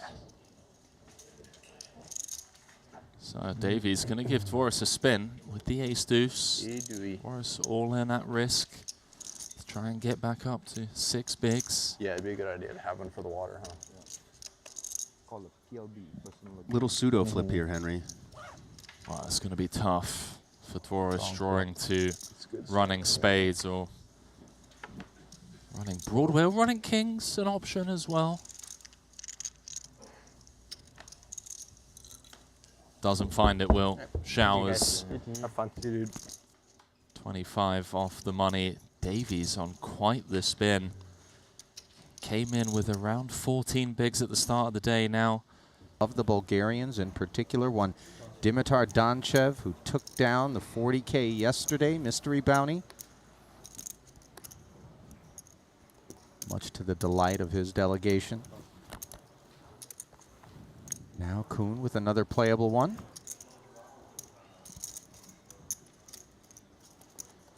Ali, how are you? I'm good, my friend. A little bit of a cold shower this morning as suddenly we awoke to the news that maybe an hour earlier with the broadcast, and I confess I was a touch Go in panicked. for Jason. Nevertheless, here we are, thanks to the graces of Henry Kilbane and Will Jaffe holding down the fort for the first hour of coverage, and plenty on the docket here today, and plenty on the button for Kanapang Tanarataku, KT as we call him. Ace-8 suited, he himself with 330K, Nick. Would imagine it goes in, Ali. Yeah. There we are. 54 remain. Pays 31 rather, as I'm sure Will and Henry touched upon. Hope you see the 8-8. Jason will be happy to see he's live. Ace 10 of spades last hand. I was very excited about that. 430K pot. Can you Meaningful put for the J both in front of parties. the K for me. That's right. Just for me. So Jason inverting the order of the King-Jack, but in spite of that, I have a diamond. the 7-6-3 flop. Dimming the lights a touch. Oh! I like that one more, to be honest. Jacob pays us a visit on the turn, and now only Barry needs to be faded. It's been done. As Jason See, that's why you had to put the J in front of the K, bro. hits the turn, and Go on, maybe, Jason. Maybe there's a little superstition in Camp Coon as well. Rick doesn't have Jack 8 off pre, and we have an 8. All right. Overlooking the pre-flop ranges, Sevens you're right. for Senor Kanapong. It's in. And this is why I need you here.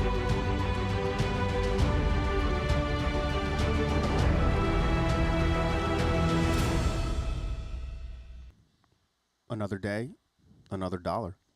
And by dollar, I mean $2 million, Nick, up top here in our first $50,000 buy-in at the Triton Super High Roller Series here in Jeju. And the feeling I've got from being here for a week, it feels like basically we have front row seats to the best sweat in the world. We do. I agree.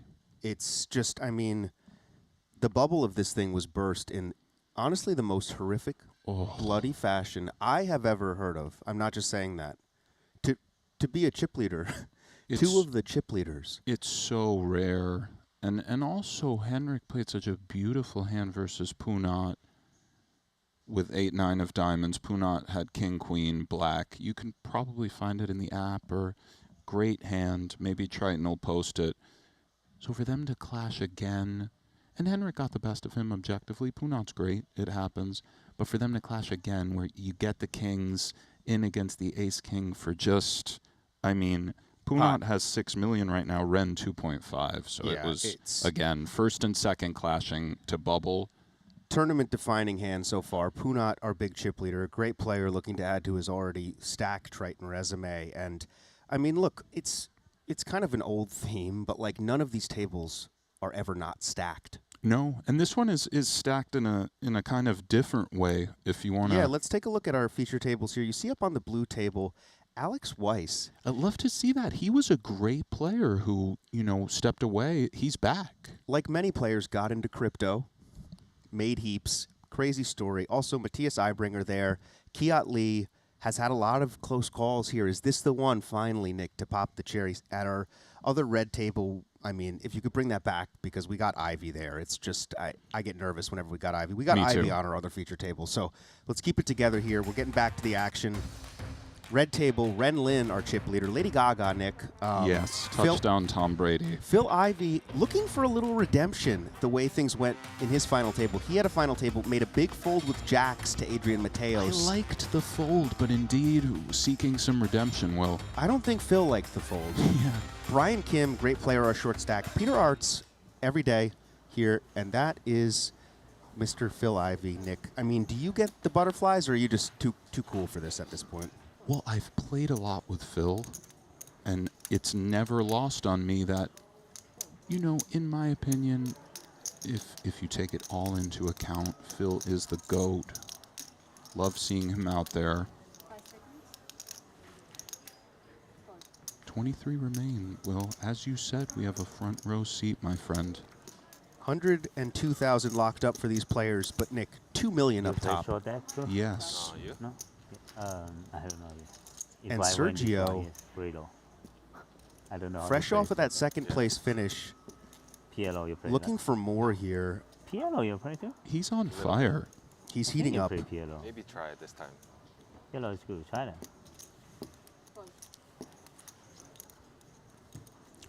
Second in the 25K for 1.237 million. Also had a 35th in the 25K earlier, 48,000. Not much to him. He truly is always down there, Sergio. And he's not on tilt right now, is he, Nick? No, I don't think so. I think he shook that King 10 off from the other day. How are you, Will? Did you have a good day? I had a great day. Good. Yeah, I'm woke happy up, to hear it. was going to go to the gym, had to come in for some emergency coverage, but I had my man Henry Kilbane, and we have just been hitting it off, man. Beautiful. I love you guys. It's nice to hear Henry on the mic, too. His voice is like, it's so smooth, man. It is, and he's great. Yeah, and I'm not, so it helps. But Brian Kim going to fold. Peter, a very familiar face here, has had a very busy series, Nick. He has. He's been getting down there as well.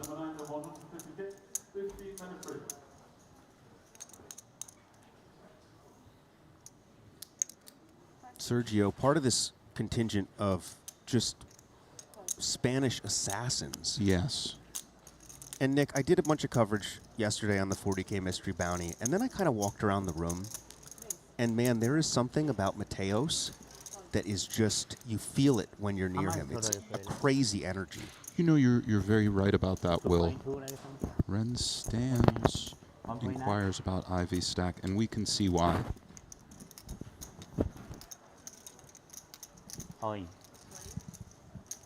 He's just going to rip here, Nick. Oh, mamma mia.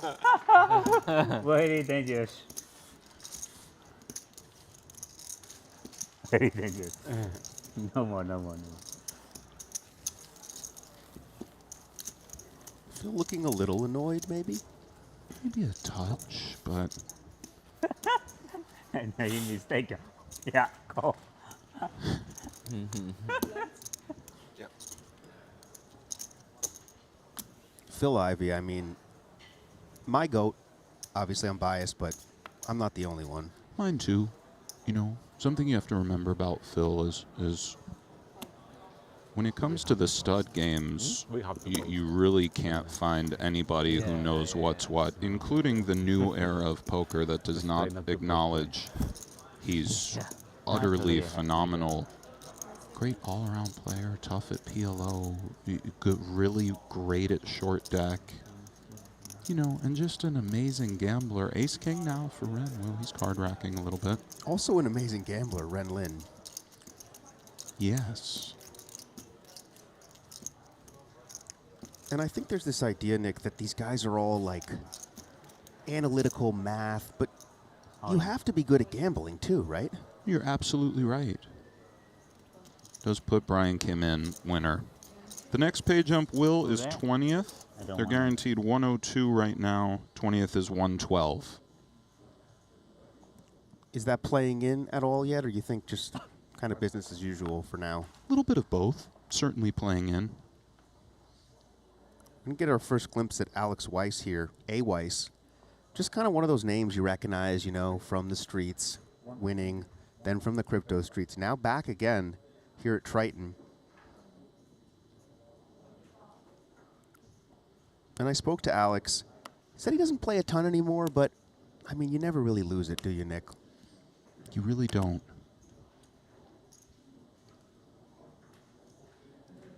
Might Kiat be taking a stand or just go for the defend? Trouble for Kiat in the big here. 19. Yeah, there it goes, Nick. And this is just. Yeah, CK, Oli. Is that all? Alex can't believe the good news. Kiat's going to be dominated. And for Kiat, Nick, third place in the 20K already for 440,000 here. A 27th place for 54K, a 19th place for 79, but you know he wants that title. Indeed he does, Will.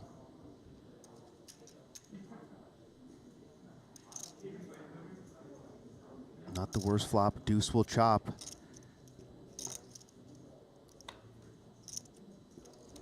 Okay. Still some cards to fade, but looking Three good for Kiat. He was a 3-side. He was a 3-side. And you like to see that, Nick. This is just a really likable player, a really good player. Let's see him get that first Triton title. Fair enough, Will.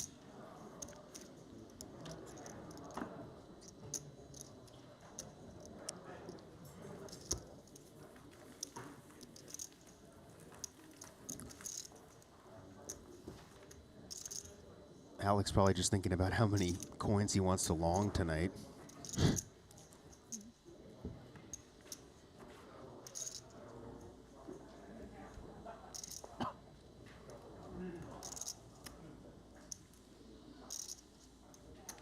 Let us know how you guys are doing in the chat. Where are you watching from? What time is it?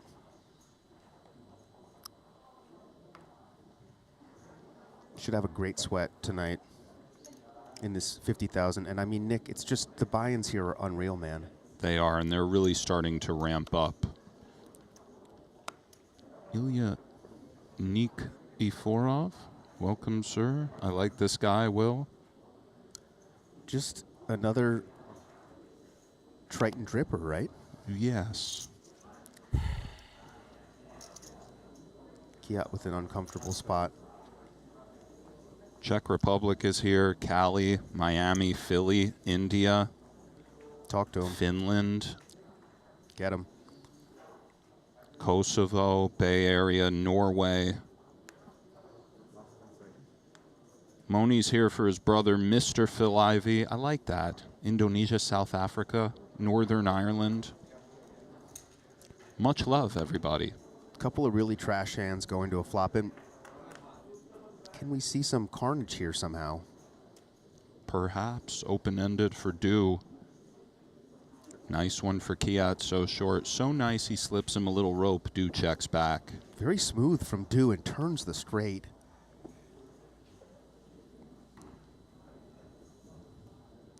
Awful card for Kiat. And we're just praying to get to showdown, right, at this point, Nick? Very much so. But Du is not going to oblige. And these are so hard, limp check.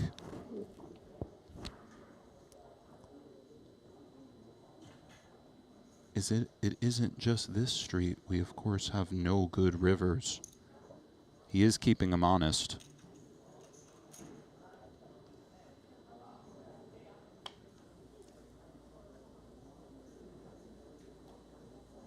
And if we're Kiat, what bluffs do we beat here? Random ones, Queen Deuce. Du content to check it back. And Kiat kind of saving himself here, just playing pot control. Could have been out with the ace-6, staying alive, Nick. It's true.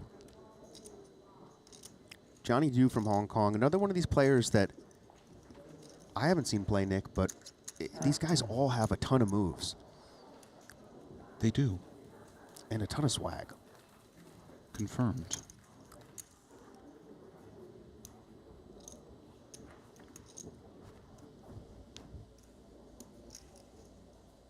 Take a look at Twitch for a moment. Bulgaria's here. Bulgaria's Palestine, here too, Greece, Antarctica, Ukraine. Antarctica? Norway. They have Twitch there? That's what he's saying. Seems a little cold. Or her. Lithuania. Welcome Twitch.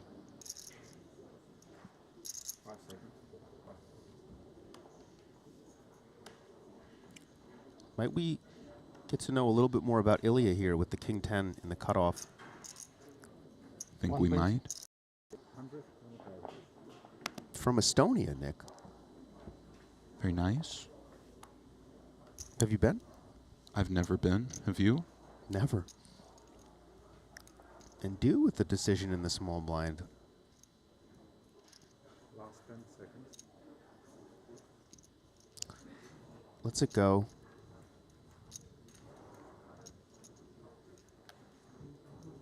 A Weiss. And this is comfy enough to defend, right? Getting a good price, pretty deep.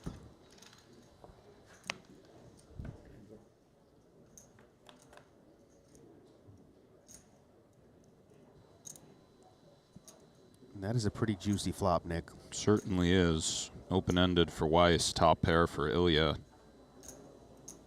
See how Weiss wants to play it.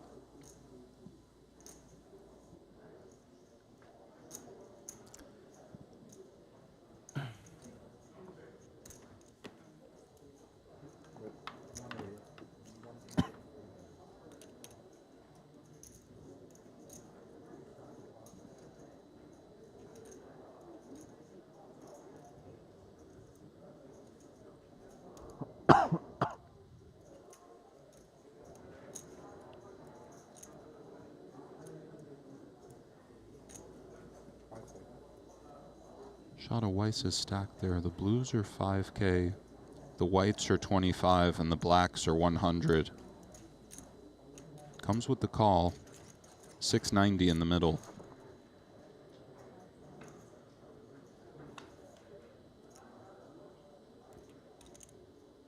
Perhaps representable for Weiss, just next door to the goods.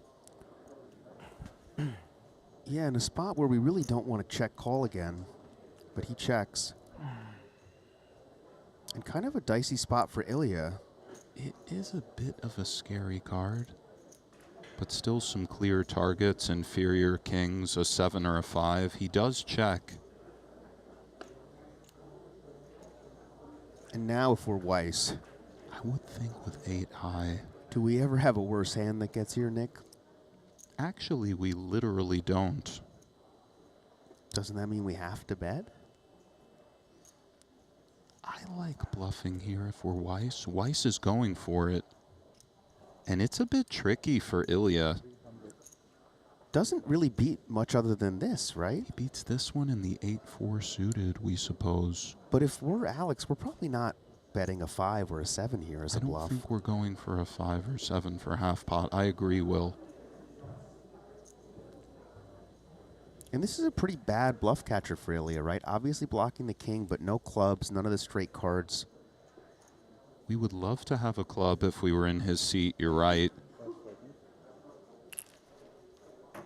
8, 9, 8, 6, and 8, 4 are about it. Maybe some backdoor spade combinations that check called flop. Ace 8 of spades or something like this, but it is indeed very tricky for Ilya. Let us know what you think in the chat. 1 for call, 2 for fold. And he lets it go, Nick. Great hand from Alex Weiss there. Beautiful from Weiss. Bravo, sir.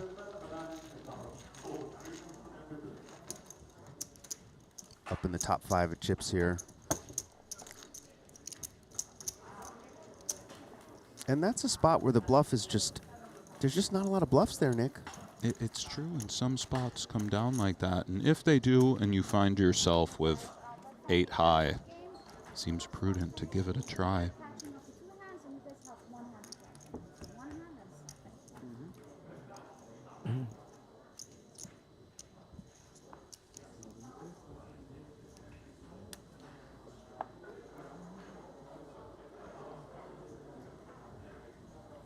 Good morning from Guantanamo Bay detainee camp, Nick?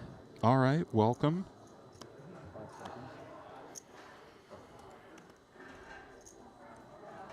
Kiat now. This has to be good enough, right, from the cutoff? It's in. 470.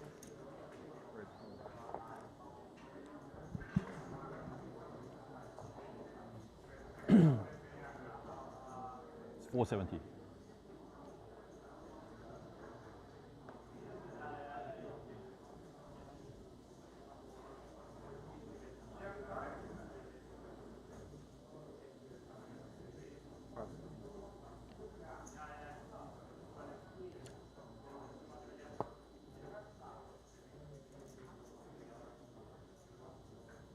Matthias doesn't look pleased, Nick. I think he's just... I'm not sure. Are you like flipping the card or you're just trying to... Was that a fake out? I didn't I see think it. he's till just that a point. touch mindful of that pay jump and in no rush, which first we one is see. a It's not 4. egregious. Were you peeling? Huh? Were you peeling just now? Well, yeah, I seen a Oh. 4, and I'm like, I guess I need another one.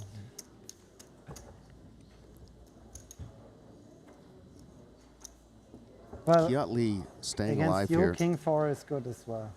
No. Queen 4. Let's go. Dan Smith at one of our outer tables. Mike Watson still in. Seth Davies. Sam Greenwood. Michael Soiza. What's happening to Strong? The usual, Will? Steve O'Dwyer. Oh, okay, yeah. We play too fast. Just getting started here. And Nick, we talk about the different paces, right, in this tournament. This feels like a little bit, you know, things are a little bit slower, a little bit cooler, but it can accelerate very quickly. Definitely.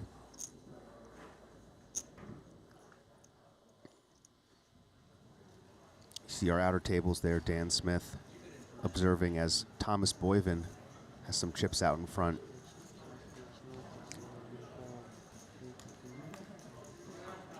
It's like an all-in from Greenwood. Winner. Familiar sight for Sam Greenwood. Also one of the best, Nick, I think, just objectively. Yeah.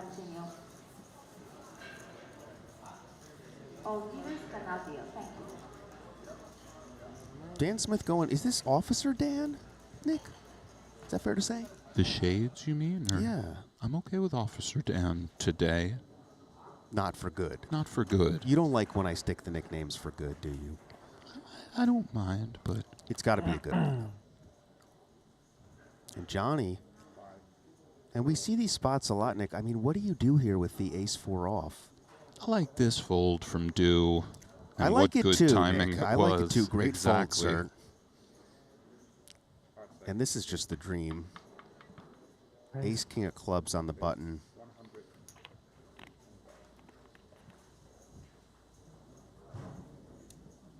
For Alex Weiss, the crypto trader, looking to add what? What's 2 million, Nick? Like can you do that math? How many bitcoins? Great fold from Ilya there. Very much so. Stone dominated. And I want to talk about this, Nick, because some of these players, I don't know if you saw any of Ishan Amiri in the... I did. These unknown players, I've seen them make these folds, and again, it's just one hand, but it makes me wonder, is there a little bit more going on than meets the eye? I hear that, you know. Even if it's a player you haven't heard of, a lot of these guys are very sharp, crafty. I think there's this idea with these businessmen that they're just here to gamble. But I spoke with Samuel, I believe his last name's Muller, German guy who's been playing these, very successful businessman. Well, Muller is a young pro. Was it Samuel Jew? Samuel Jew. Yes. Raise 120. Johnny Dew is going to get involved in here.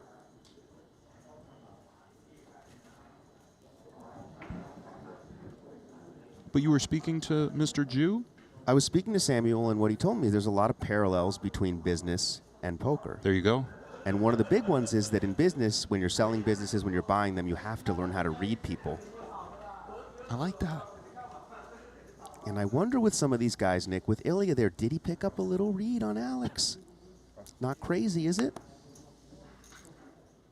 Kiat now with a really gross spot.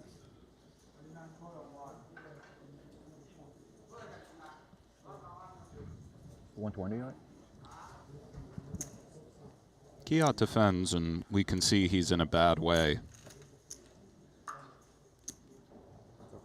He's evaded death so far, Nick. Can he do it again? He cannot. This as is it not a stands. good start, Nick. No.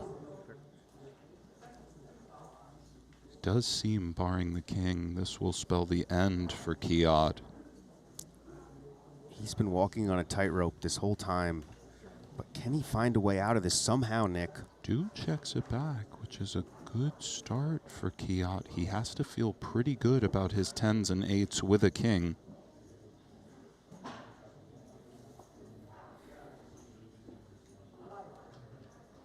Kiat looking for more Triton gold. Understandable pursuit of value from Kiat.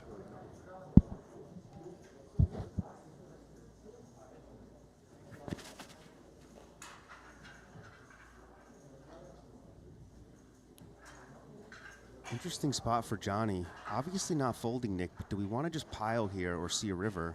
I kind of like piling. He goes for call. Fair enough. Good news for Kiat, who now somehow has a chance to escape. He does.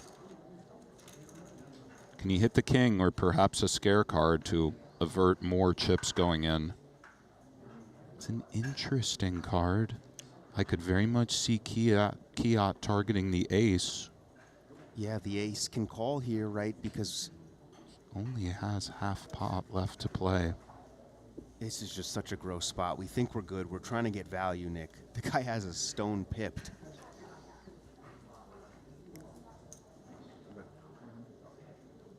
Comes with the block, which gives himself an out to life. It does. Does Johnny want to oblige it, though? Does he want the rest?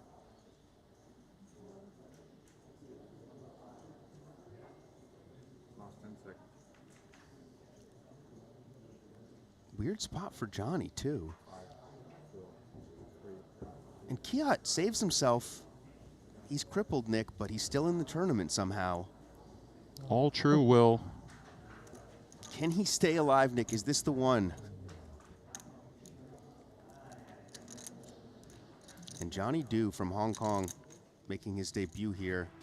See Alex Weiss, healthy chip leader. Kiat now down to 3 big blinds. We've seen crazier spins before, haven't we? We have. We saw Devoris spin it up to a big stack, but obviously a tall order for Lee. We're going to go on a quick break, just about 4 minutes. Don't go anywhere. Hydrate, caffeinate, do what you got to do. And yeah, we'll keep playing down in this first $50,000 buy-in here at the Triton Super High Roller Series at Jeju. See you guys soon.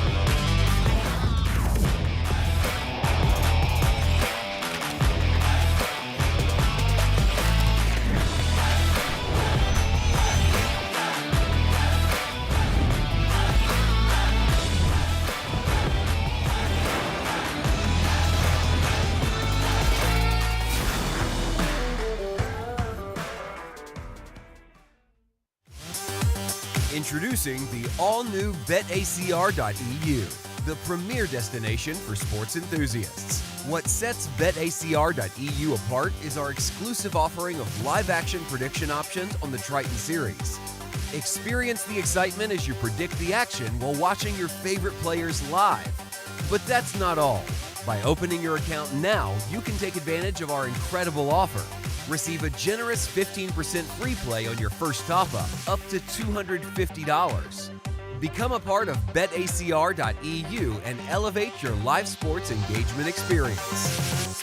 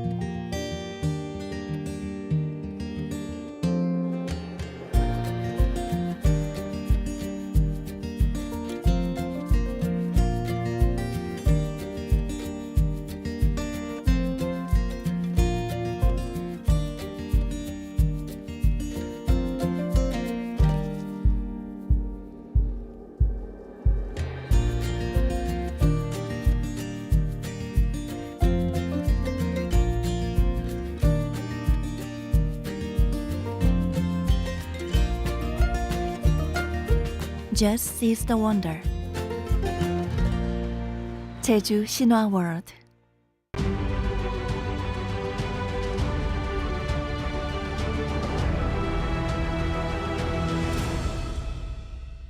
Welcome back to Jeju Shinhwa World, Triton Super High Roller Series, day 2 of this $50,000 No Limit Hold'em tournament. 21 players left, Nick.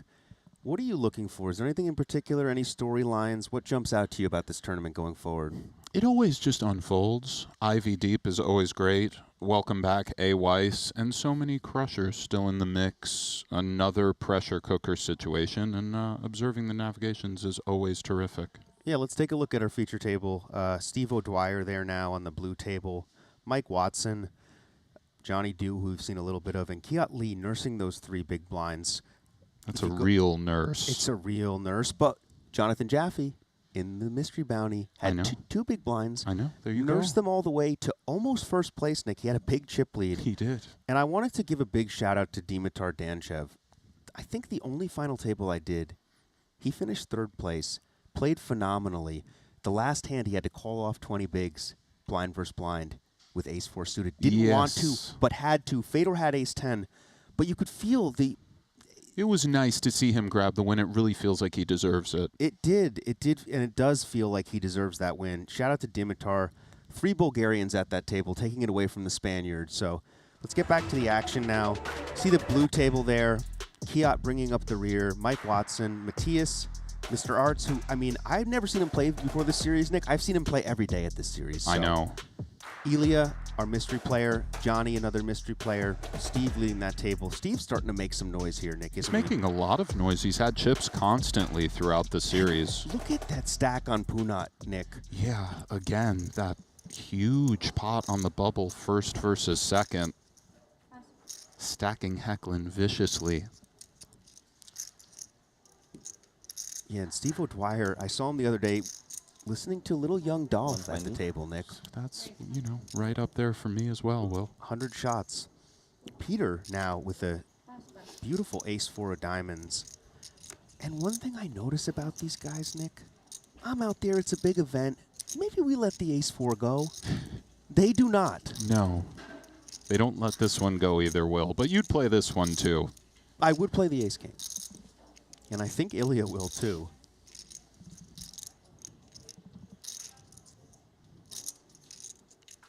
All in. Yeah, all in. What the hand do you think I have?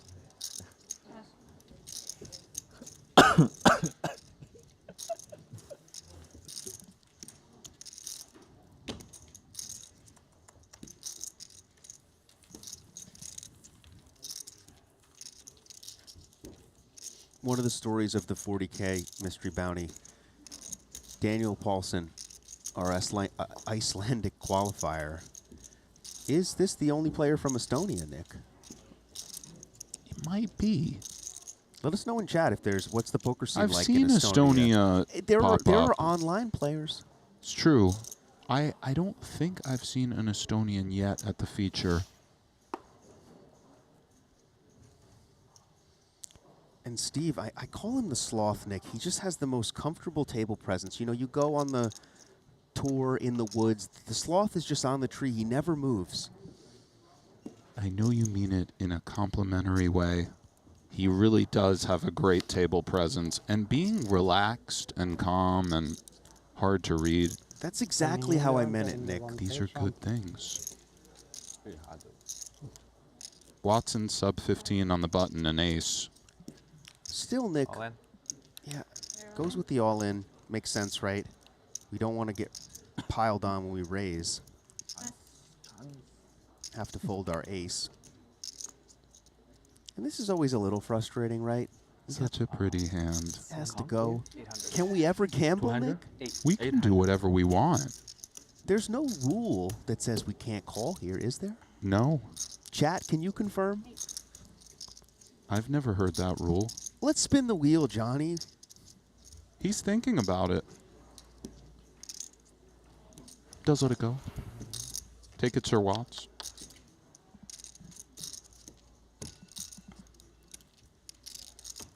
Mike Watson, just a consummate Professional Nick, long-time grinder.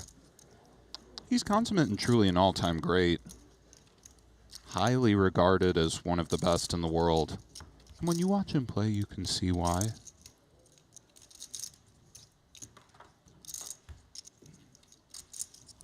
Chat's saying some top online regs from Estonia in the high roller scene as well. So shout out to Estonia. I've heard poker is really coming along in Estonia, and there are some great Estonian players. Don't sleep Peter with the ducks now.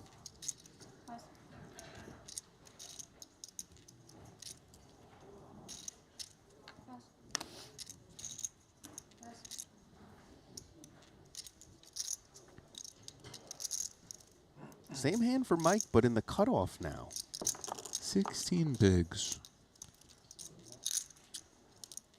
And I know police officers take an oath and aren't allowed to steal, Nick, but this feels really enticing for Officer Watson.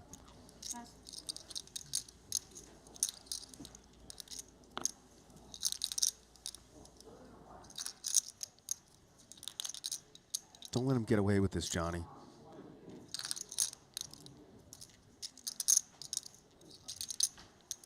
Don't let Officer Watson rob you guys, Johnny. Does let it go. Come on, Steve. Queen deuce off for O'Dwyer. And I would say this is cuspy, Nick, but it just feels like dust. But I guess O'Dwyer deems it good enough to defend. Great price. He can afford it. He does deem it good enough to defend. 330 in the middle.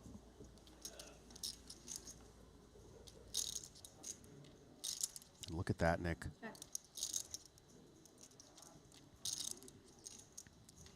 And Officer Watson, Nick, he's already come to the evidence room, right? I would think he checks here a lot. I couldn't find the evidence room. I couldn't find a way to keep that going. Nick, though, you're in the evidence room now. Looks like he has stabbed just based on his head moving. He's continuing the story and trying to steal from Steve. Very small bet.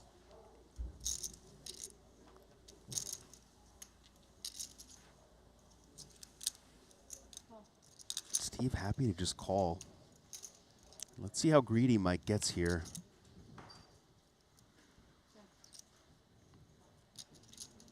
Obviously a terrible card for him, but aren't we enticed to maybe get some of these 8s and 5s out now?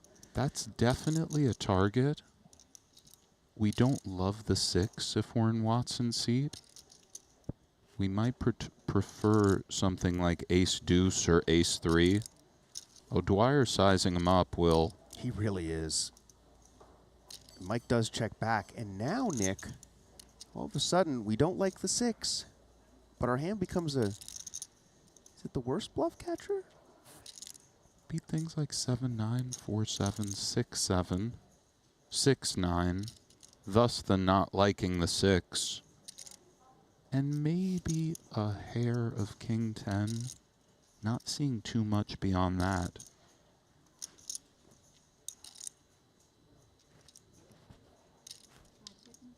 $235. 235 declared. Great bet. Mike's not going to go for it, though.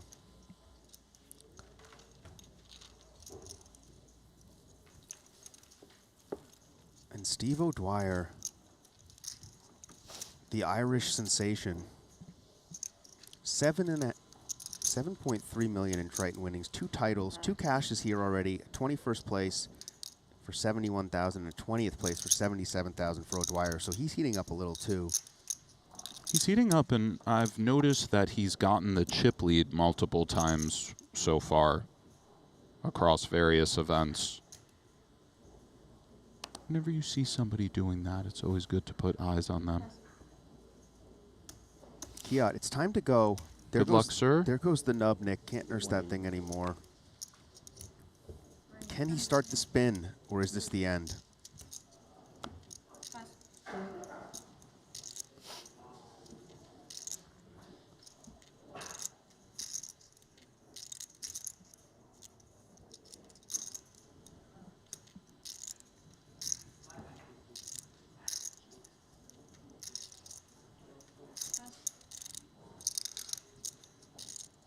Johnny with the suited king on the button. Solver bait, Nick. It is a bit of solver bait, but in the face of the 3 BB jam, he's gone. Just one more player now for Kiat to get through. And we would think Peter calls very wide in this spot. Certainly this one. Good luck, gentlemen. All in. Perhaps chop it up. Can Kiat stay alive again? The Malaysian looking to start the spin Gonna be process. bigger. Oh. Chop? Chop. Fine. I don't mind.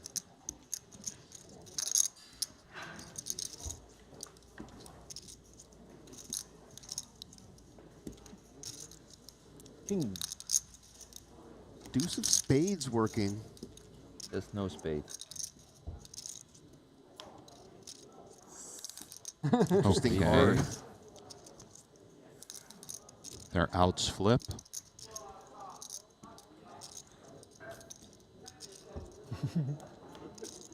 Oh. Oh, man. Kiat. Go on, Kiat. Huge, Will. Is this the one, Nick? It might very well be. Huge what? Gets it all in with ace deuce versus ace 5 and hits a 5 on the river to double, Nick. Still alive here. Kiat Lee, ladies and gentlemen. 21 players remain. In the morning. It was a creative one. It was. I thought it was a chop.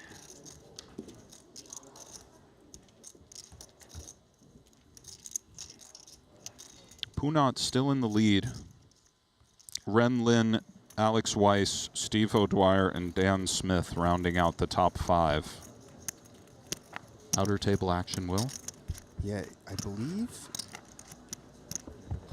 this is Yoheni going out in 21st place here. Looks like he had queen 9 off. Blind versus blind. He ripped. Sergio called with king 10 of spades. Nick. GG, sir. Redemption for the king 10 that didn't go his way the other day, Will. It's a funny game we play.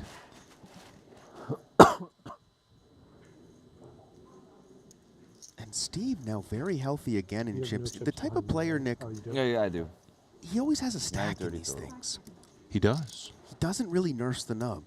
He's always had a stack all throughout. Just Goes gonna just rip put here, the yeah. blinds in.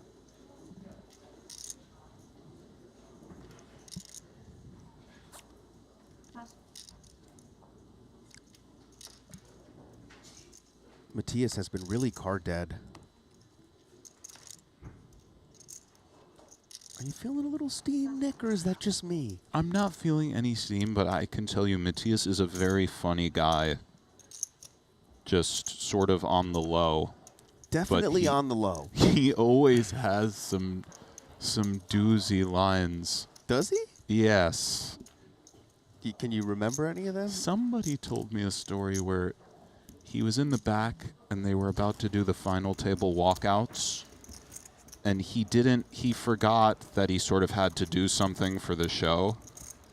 Or forgot it was on him to walk out. And he said, "Sorry, I've been a naughty schoolboy." Like, he comes with stuff like that. He's just... He said that to the cameras? Something like that. He's just very funny. All right, and I well, just have memories of him making me laugh hard multiple times. You never would expect it, but don't judge a book by its cover. Here at our other table, Michael Soiza, Nick, one of these players... He's been knocking at the door, Will. Looks like he wants to kick it down.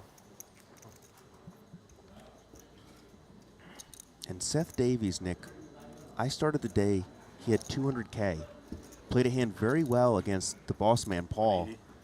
And then doubled with kings versus Thomas Mullacher. And now he's raising Ivy's big blind with Jack 3 suited. Suited paint? These are somewhat natural ideas. Pretty decent hand in the small. And a king for Phil. He's eyeing his stack.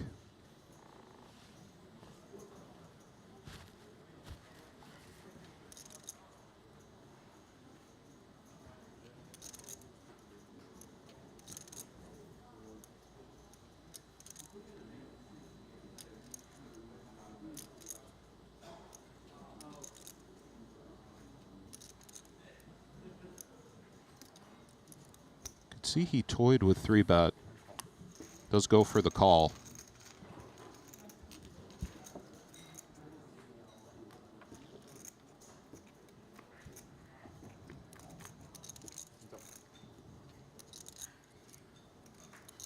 And a very comfortable start for Phil. See how Davies plays it after the 3x call pre. Seth, one of these players we know is one of the best in the world, but really cold for him at Triton, Nick, so far during his career. Yeah, I think a big rip is coming his way.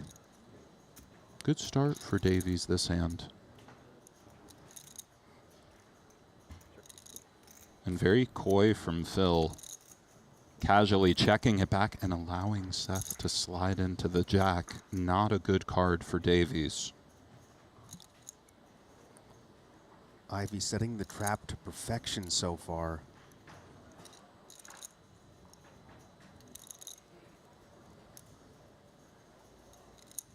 And that was such a smooth check back, Nick, just in rhythm from Phil. It was really in rhythm. Really got the feel like he was done with Agreed. the hand type of.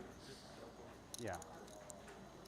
And as far as all of that stuff, you needn't look further than Phil. He's not hustly the way he plays or Hollywoody, but it's very much what you said. He plays in rhythm. I like that. 420 in the middle. Seth checks once more.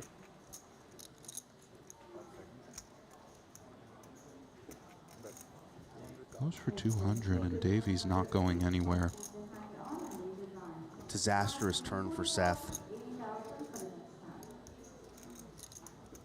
Especially, Nick, because when we check the flop with this hand, we're kind of just waving the white flag, right? I It's know. most likely over. And now we find ourselves in a spot where we could be playing for our tournament out of position against the GOAT.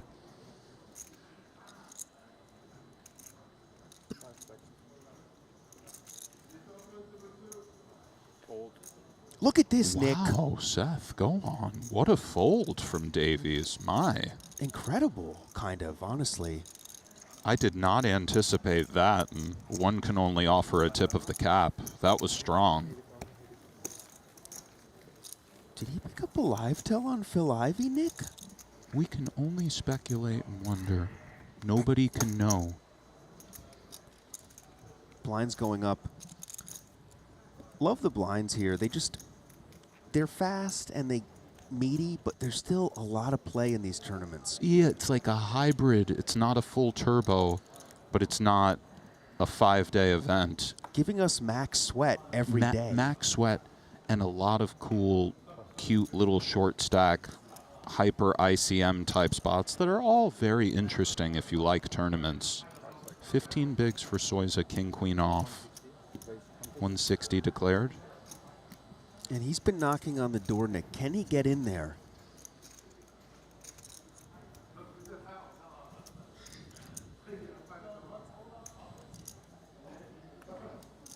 Almost 10 million in Triton earnings for Michael. 2 titles, so he's obviously done it before, but you know he's hungry, Nick.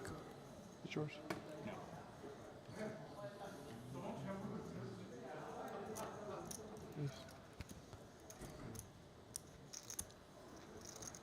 No, only one rice.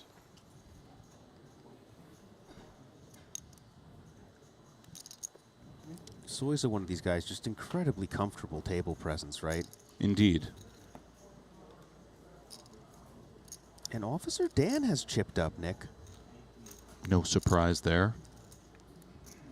And what is that thing that Dan Smith does, that quality about his game that you find so valuable? My favorite part of his game? Yes. He wins.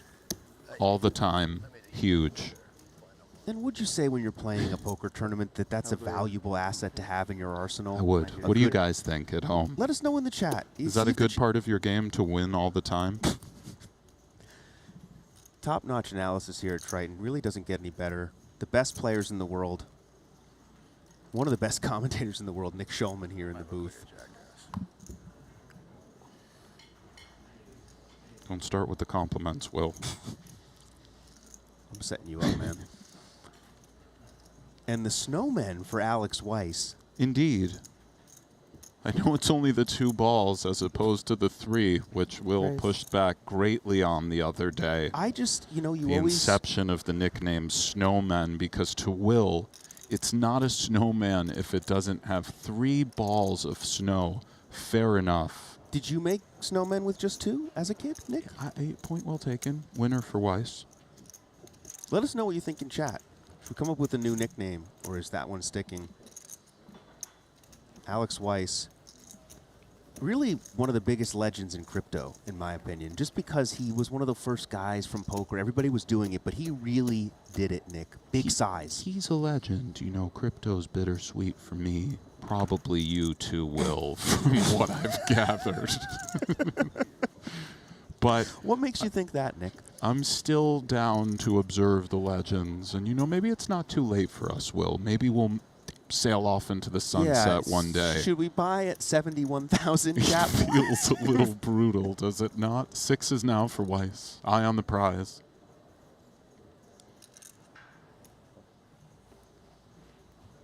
And look at that fold, Nick. Slides it into the muck, and Greenwood has 10s right next to him. Really nice from Weiss, though. A fold like that does carry ideas. 160. Note Sam goes for min off not that many chips. We can observe. And Punat, our first look at him, Nick. Might want to keep Sam honest. A lot of chips to do so.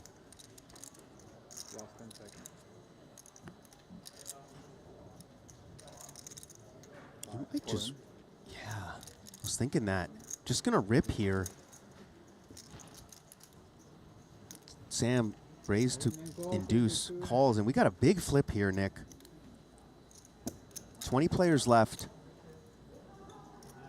Indeed we do. 2 of the end bosses, but only 1 can win, Nick. Punat looking to add to that massive chip lead. Sam looking to hold. Oh, yeah. I ordered a lamb a while ago. So far, so good, but hearts, backdoors loom. Okay for now. There That it is, they Nick. do. Any heart, king or queen, and Sam is out of here. Oh. Go on, Punat. GG, Sam. Open table 2. Respectable run. Onwards we march. 19 remain. Only one word I can think to describe Sam Greenwood, Nick. Savage. Yes, I like that, Will. Next pay jump is at 17, 112 guaranteed, 126 for 17th. Ace 5 suited. Everywhere in Queens for Johnny Do. And Johnny flew in from Hong Kong. Call. And Nick, Fuck. he's got 2 ladies, and he's looking to take them out on the town for a little romp tonight. So I need 895 from you, please. He sure is. I have 3. And a great spot to hit this double elimination. That's fucked.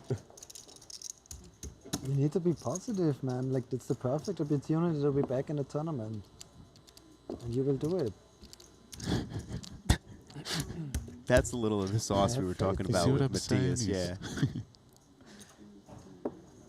What a spot for Johnny Do. I folded the winning hand. And Kiat Lee somehow all in again, Nick. In No, that was me. And does Peter have 5K back, thus the cards are not on their back? I believe that's the situation. He does. There's a side pot, and Peter has that $5,000 chip behind, which of course will be going in momentarily, but that's why the cards are yet to be on their backs. But with the elimination of Greenwood, we're creeping towards that pay jump. 17th place gets 126,000. 18th, 112. See a flop. Oh, go on, dual ace-5 suiteds. Kiat stays alive again. Yes. Okay. For now. Can Do find the jack, queen, or running clubs? Ertz also with a little bit of a free roll here with the spades. Indeed. And I also had an ace. You also have Let's ace? just hope. Yes. Jesus. A little bit better than they.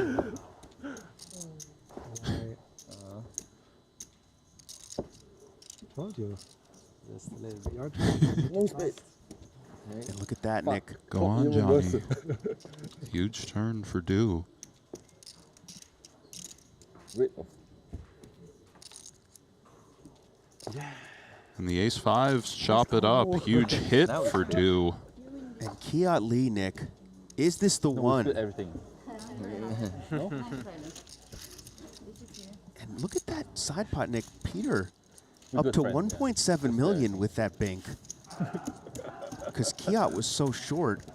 Brutal beat for Johnny Do. I mean, you get it in with 2 ace-5 suited with the ladies. That's a bad night on the town, Nick. It certainly is. Dealing task in one hand here.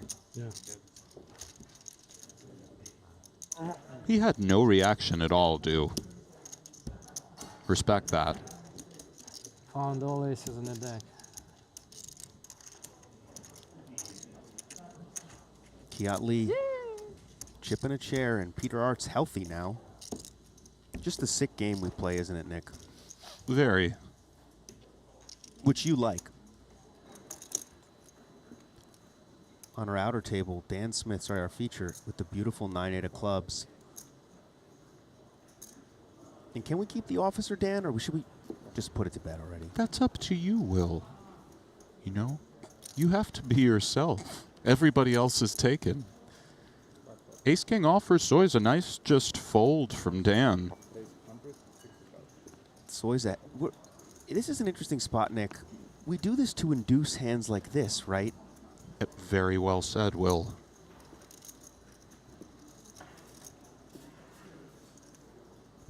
And Alex, the seasoned crypto trader. Yeah, and there he does goes. rip.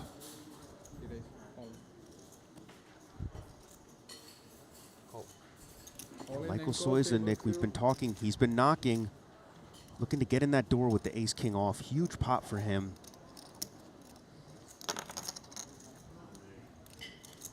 And part of the reason we rip is 30% against ace-king. Ain't that bad, man. You're right, that is the strength of the ace wheels suited.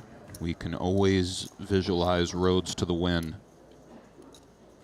This is not so much one of them. No, it's not.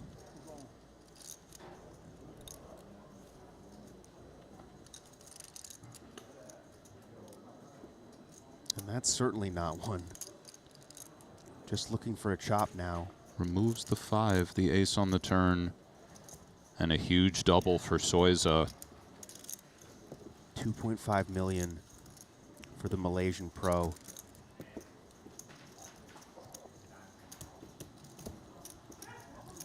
And these are the stories that start to emerge as the tournament wears on, Nick.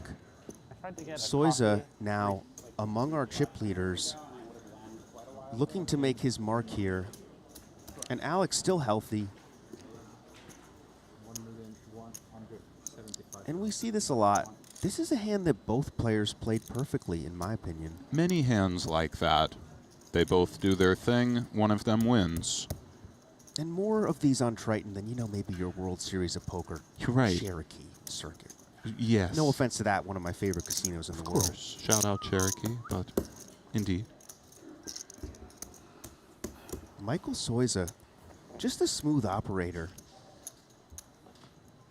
Founder of the APT Asian Poker Tour, which is buzzing right now, Nick. It really is. I've seen the posts online, and I know Ike shipped one recently. I'd love to make it out to one of those tournaments one day.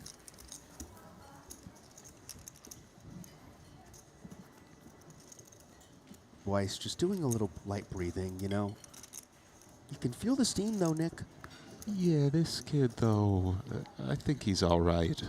He's deep in the game of swings, and just look at this guy. He might not be feeling anything right now. Or he might be feeling it all. And again, digressions, but a very experienced poker player in his own right. And speaking of experienced poker players, all of the most experienced players wear the Triton swag. Check out this exclusive Triton merch giveaway here at Jeju. A lot of comfortable gear out there, Nick. The bucket hat, one of my favorites. The hoodies and stuff are really high quality. Incredible quality. I'm wearing one now. Just feels like you're wearing the inside of a bear or something, you know? Yeah. You know that feeling, Nick? Yeah. I do, Will. Comfy. And this is comfy. Look, this has been comfy so far, Nick, but I have a feeling there might be some blood on the horizon. You're right. Punat. Massive chip lead. Always an interesting dynamic. That hand with Hecklin, just the brutalest hand on any bubble I've ever seen. Two of the chip leaders. Hecklin has kings. The only one more brutal that I saw was Aces Aces. God. Is that the one drop one? The Yes, famous Connor and Carrie Katz. Yeah, shout out to Connor Drinian. If you guys don't know this hand, it was a $1 million buy-in. Aces versus Aces. My word, Will. But just so people know, Hecklin got it all in with kings pre-flop versus Punat. The flop came ace-10, ace-ace-10, so Hecklin was drawing essentially dead to a chop. Drawing to the chop, running tens. See if Johnny Do can spin back after the queens fell to the dual ace-5s. Jack-7 off for O'Dwyer, he's gone. Ace-queen off for Peter in the small blind. Great feeling here. Aggressive player on our left. Sets the trap. Indeed he does. And he didn't have to, but it will be going in. We would imagine Matthias goes for just a normal raise. See what size Matthias goes for in regards to between 2.5 and 3.5. Goes for 220, so 2.8. Good to collect these little sizes. Matthias is great. And Peter will be back jamming. Good luck, gentlemen. Essentially the same stack for both. Matthias, another one of these Austrians, Nick. They've already won 2 tournaments here. Can they make it a third? Or is this the end for Matthias? All in. I will definitely get it in. 19 remain. The pay jump is at 17. 17 is the next jump. Is it? Yeah, you see Matthias just confirming that before calling. And they are looking up at the clock for those wondering why they look to the sky. And yes, Will, big one. Huge flip here, Nick. Now we'll see. Almost identical stacks for these players, Nick. So even though Peter will not be eliminated, he will be crippled if he loses.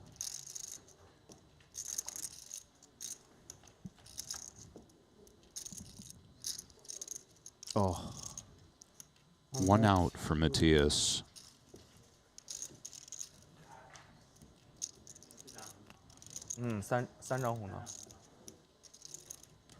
Just that Jack of Spades. Can he do it? 第二名。还在看。 GG, Matthias. Great run. And one of these players you just feel like has been bitten by the wrong side of variance here, Nick. Fair enough. Peter, on the other hand, this trip has really done everything right. Whoa. Broadway for Dan, trips for A. Weiss. And the crypto trader has been caught speeding here, Nick. Disaster for A. Weiss. Slow play from Dan. Weiss has to love it.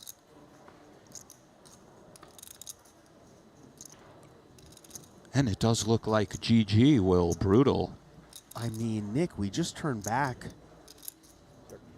He doubles up Michael, and now he's in the gallows, and the Reaper is waiting. Is there any way he can maneuver out of this? The man has made millions in crypto, Nick. There's no way with 2/3 pot left to play. There's just no way. It is over. The Reaper awaits Alex.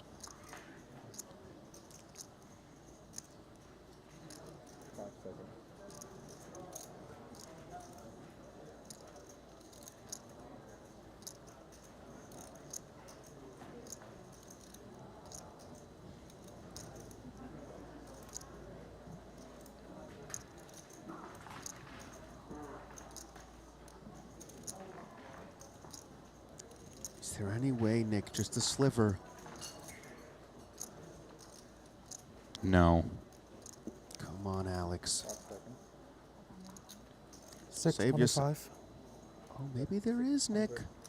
He Oh, 625 and the prospect of potentially heroing on the end, folding, I suppose, is live. Also the prospect of Officer Dan just calling this bet on the paired board. You're right, but Broadway?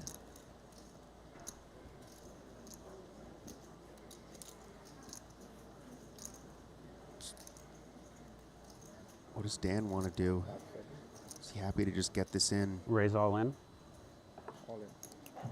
Sick for Weiss. What a disgusting feeling, Nick, but he does. Oh.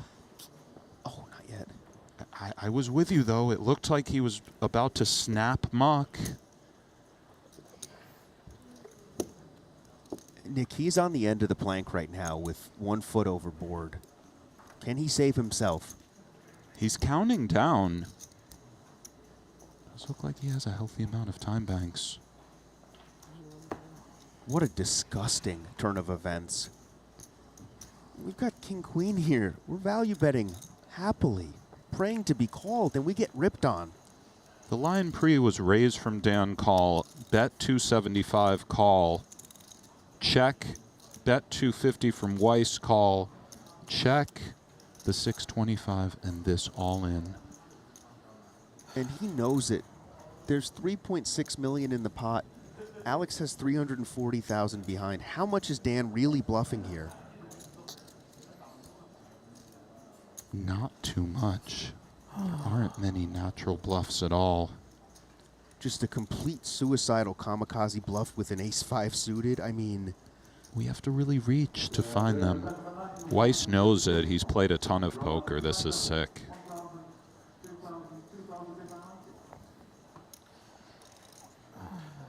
He wants to fold, Nick. He does. If he does, it would be really something. Oh, he did it again. He got us again. Do it, Alex.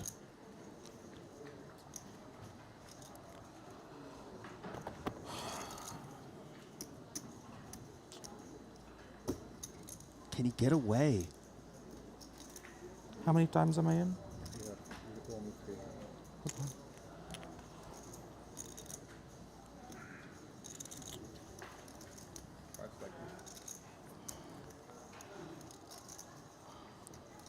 Just see the pain.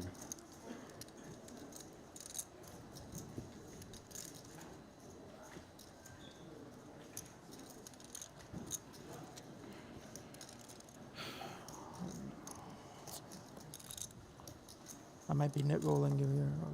Just 1 second. That's not good to hear.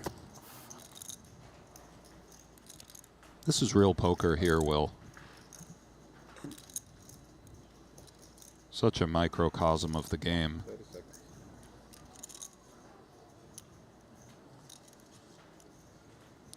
So many times we just see people give up, just flick the chips in.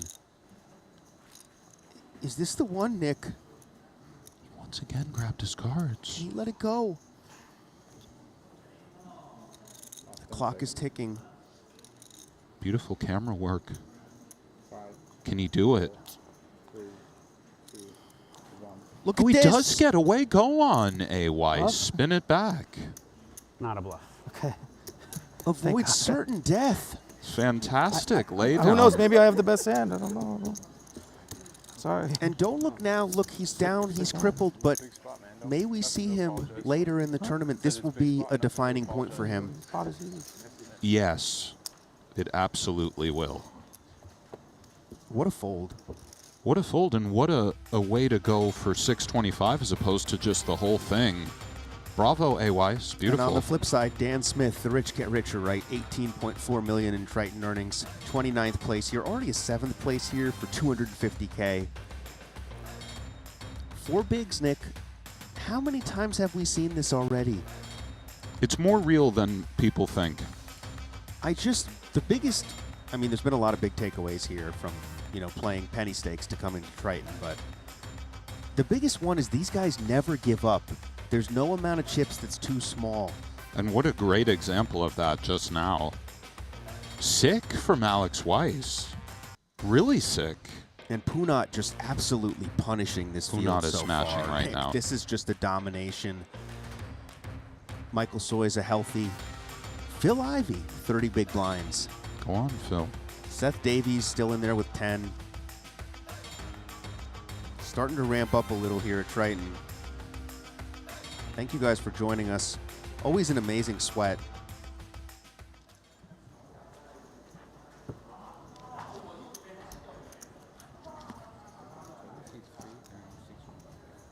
I mean, I'm still kind of like in shock from that hand, Nick.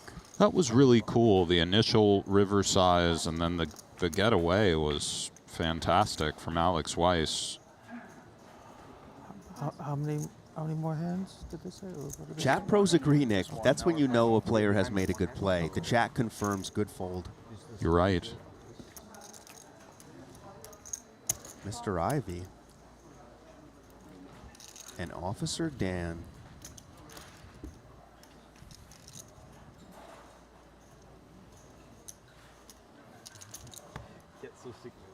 These two have played a lot together over the years. Check.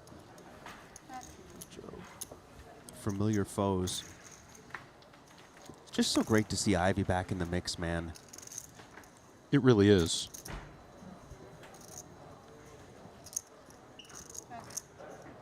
Dan with just 4 high. Does he want to stab? Or is he content to wipe the white flag for now? Check.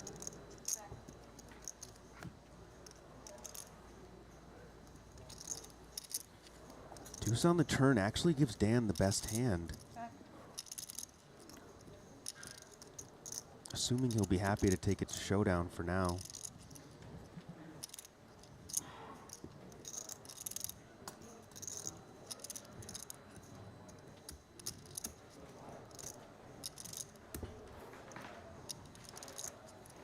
Someone in the chat says, please get rid of Ivy. What do you think, Nick? Go on, chat. Danza is going to bet it. Phil just lets it go. Not much going on Only there. 25 minutes behind.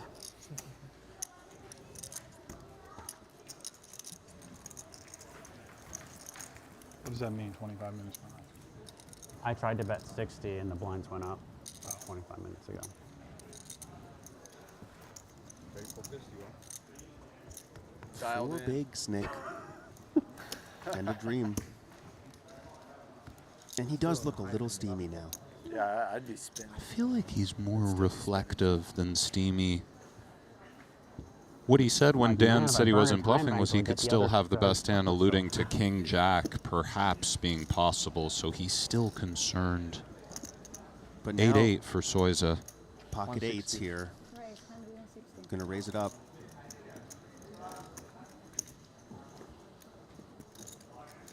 Next player out makes 112. Then we go up to 126, 140, 155. All the way up to $2 million.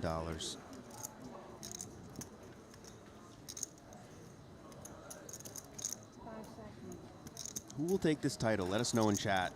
A lot of beasts still out in the wild.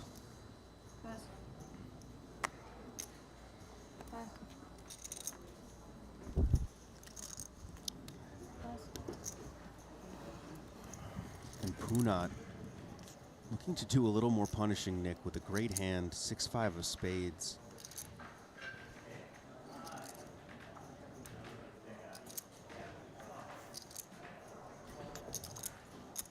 And there's only one option here. Just call. See a flop. I like that, Will. Punat agrees.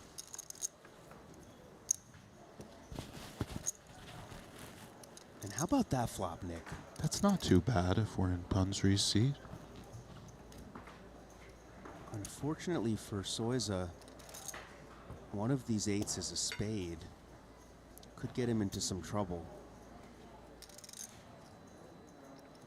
One idea against the big blind is when the board is suited and comprised of big cards, we have to be wary because the big blind has these sorts of flushes. Not to fault his choice to just continue to put chips in. And it's an awkward spot for Michael in the face of a Punat check raise. 420. 420.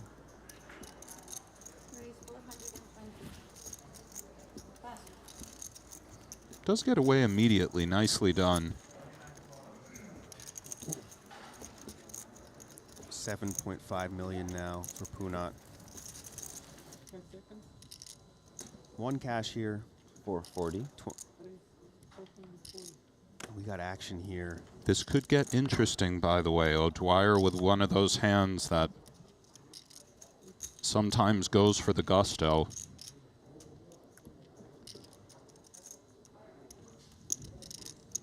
Looks very interested.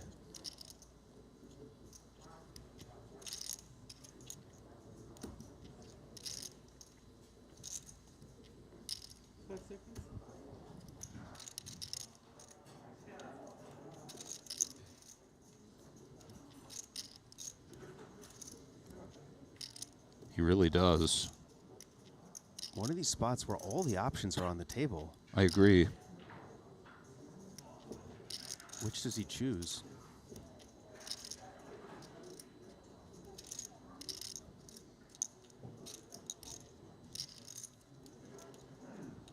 $2,150,000. Oh boy. He chooses violence, Nick.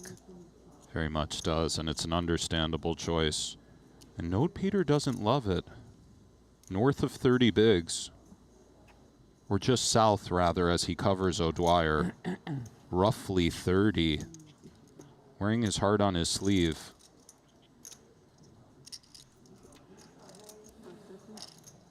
Oh, this might get through, Will. No.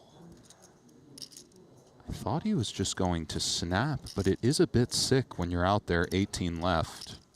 We're only ahead of these and then flipping sometimes versus 9s through jacks. We all know the hands we're in dire straits against. And Peter, a 13th place in the last event, a 29th place, a 22nd place, and a 9th place already, Nick. Maybe a little not wanting to make a big mistake and bust his tournament here with all these close calls. Good point. So many close calls does weigh And look on at you, this, and it Nick. does get through. Go on, O'Dwyer. Wow.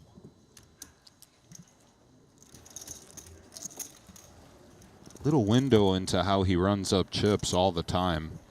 Unreal.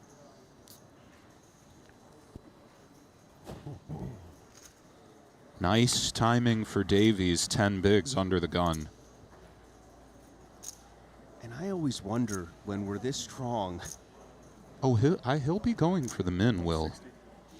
Okay. And these are ideas deep in tournaments, even off 9. Sometimes we min a hand like this and have a few bluffs. No stack is too short to play poker. And for Weiss, not much left, Nick. We have to defend if we're Weiss. Already faded death once. And the Reaper's coming again. Don't love it, but with just 180 back, it's actually a pretty good spot. Granted, Seth has aces. See if he can flop some connection.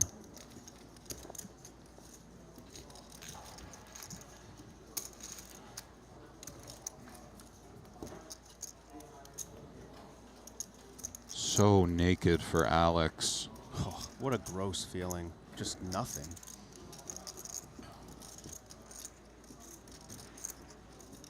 And barely a nub. I think he stop and goes all the time, but on this one, he does have the 3-4-5 going. Only 100K. He does... Wait for it, Nick. Pick it up, you're right. I just like this guy. Look at this guy. He's just cool the way he's going about his business. And can he do it again, Nick? I think he can. Can he stay alive yet again? I think he's going to take that 1 1/4 big and try to spin it from the small. Although these spots are so hard, we're doing okay against things like King, queen, although perhaps Seth just puts it in pre with that one. Let's see. There Does put goes it Nick. in. No Can he hit a choice. deuce or a 6? Alex made an incredible fold to stay alive. But this looks like it's it, Nick.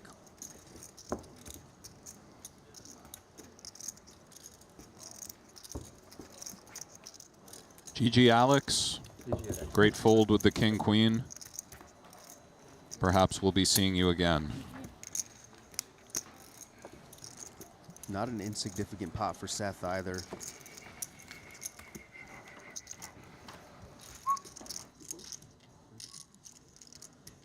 And Kiad looking to continue the spin here with pocket 5s.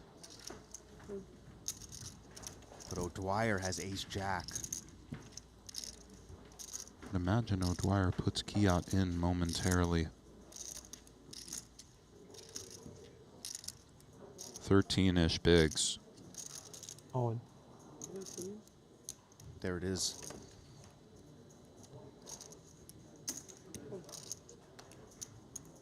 And Kiat Lee, Nick, who was down to, I believe, 200,000, now ahead in a 2.2 million chip pot here. Can he hold against Steve O'Dwyer? Oh. Hiya. Just the 5 of diamonds now. What a bad flop. Hiya. Second all heart flop where we've seen the pair have one out. One more pull for Kiat. Nope. GG Kiat, another deep run.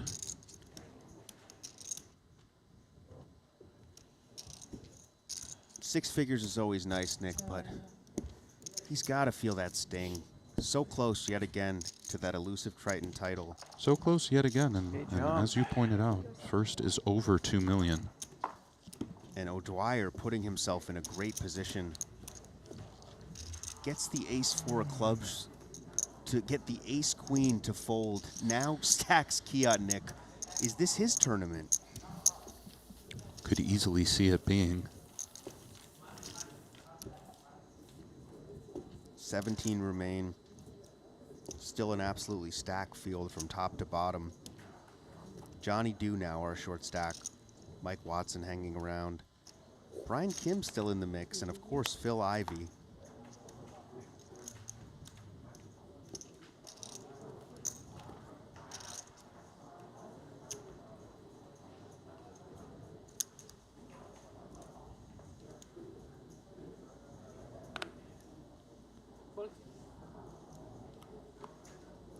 And someone in the chat says the people in commentary have no clue how to play poker. 100% results oriented after seeing cards.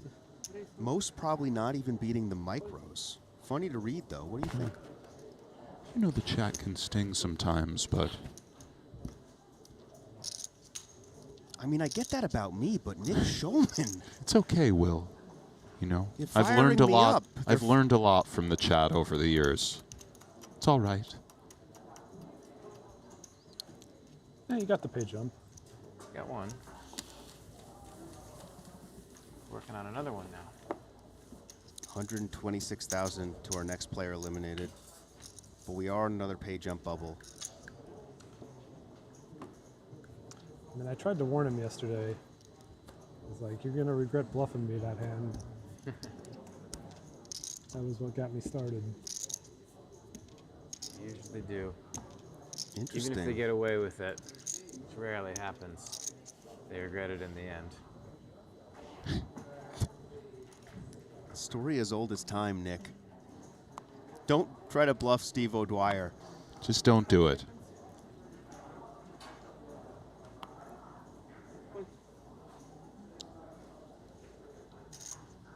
Can feel the pace ramping up. 5 seconds.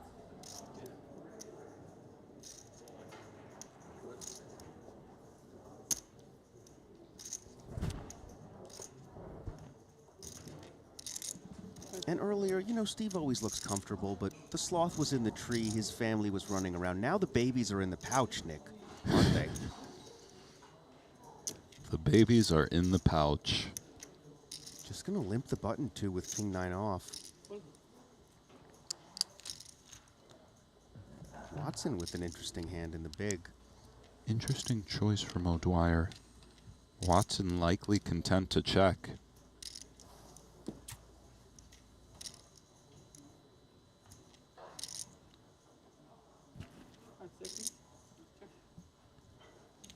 We'll do so, and we'll see a flop.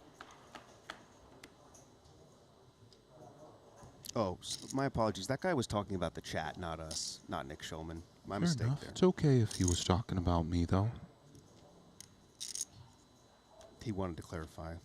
Interesting for Watson. These are always murky in the face of the limp. O'Dwyer checks back. The king comes in for O'Dwyer. Flush for Watson. What a card for Sir Watts. Makes the nut flush.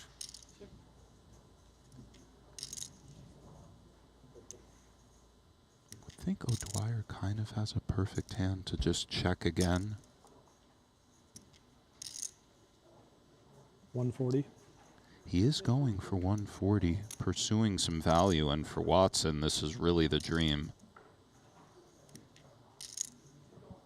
And it's understandable for Steve. He's free-rolling quite a lot of King X.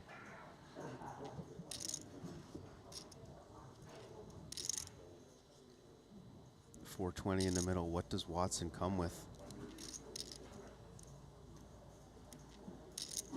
He's content to set the trap. Keeping an eye on things like 6-7 of spades.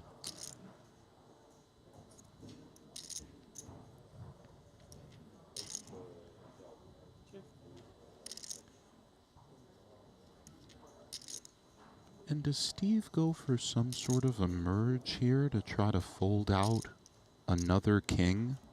Mike doesn't have very many aces at all. Of course the queen or the flush is possible, but it's an unclear spot to me.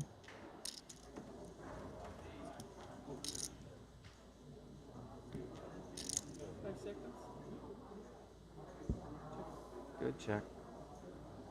Indeed it was.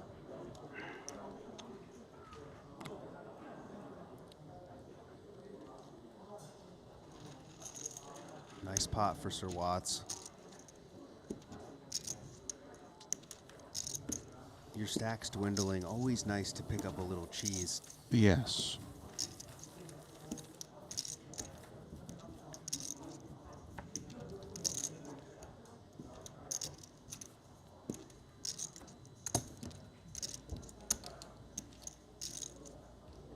And for Mike Watson, 6.2 million in Triton earnings, 2 titles here, already a couple cashes at this series.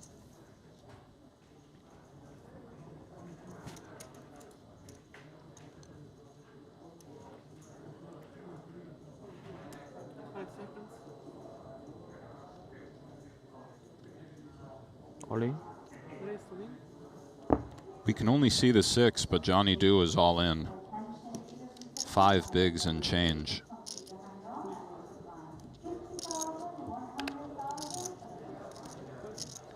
Count.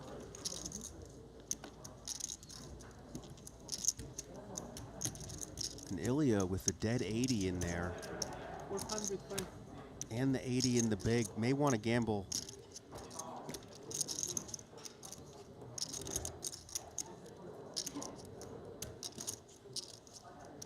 I'm assuming Johnny will shove wider, knowing he'll have to eat the blinds next hand. No, he's just going to pass, and Johnny stays alive. The spin has started, Nick, for Johnny Do from Hong Kong.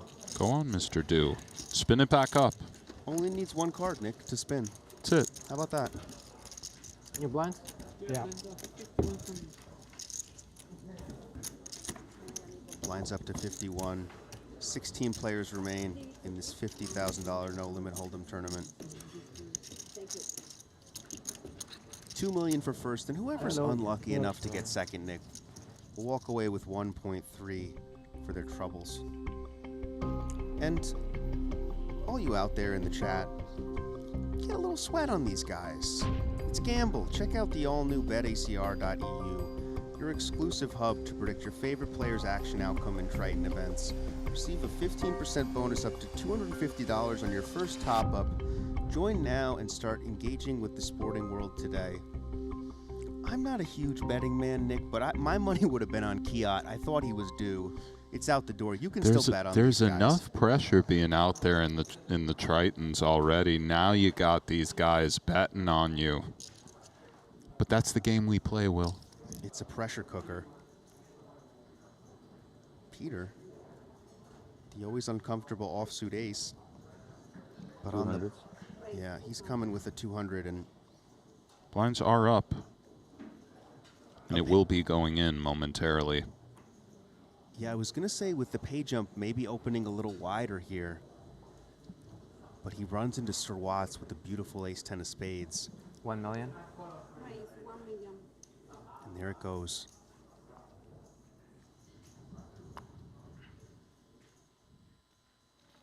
Outer table action here. Sergio looks like he's trying to knock off one of our players.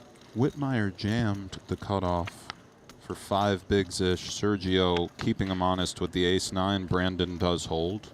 Go on, Brandon. One of these newer players who's already made some runs here, Brandon Whitmire. He's tough. He's been around poker for a long time. I played with him recently. He's tough. Looks pretty tough. 24th place in the 25K, 17th place in the 30K, 150K in winnings here already this trip. We'll be adding to that here as Mike takes it down. Sir Watts. 80,000 behind. Yeah, about that. Yeah, exactly.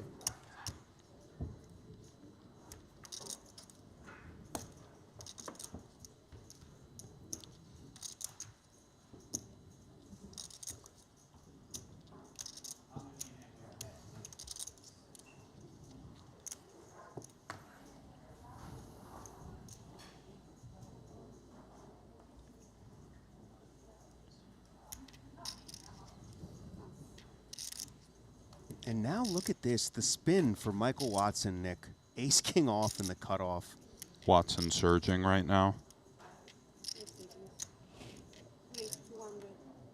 Goes for the min raise. And 10s for Ilya on the button.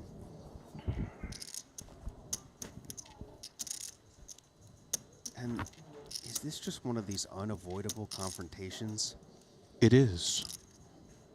I thought it was unavoidable. Weiss goes broke with King Queen, so we've been fooled before, but this one is indeed in. Good luck, gentlemen. Classic flip. 2.8 in the middle. And we can bluff, we can hero call, but we also have to flip, right? Correct. Oh, sorry. Huge spot for Ilya. 2.7 in the million in the middle, and also a huge spot for Watson, who will be crippled if he doesn't hit an ace or a king or some type of funny stuff. There it is, Nick, right in the window. Heart working for Ilya. Heart's The light is dimming. 1 heart.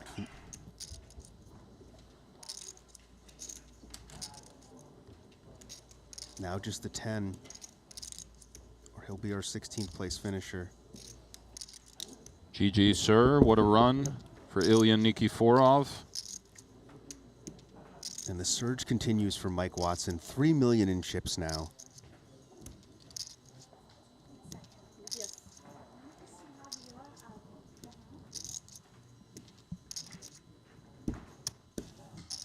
And you can feel the acceleration, can't you, Nick? The blood starting to spill. I can.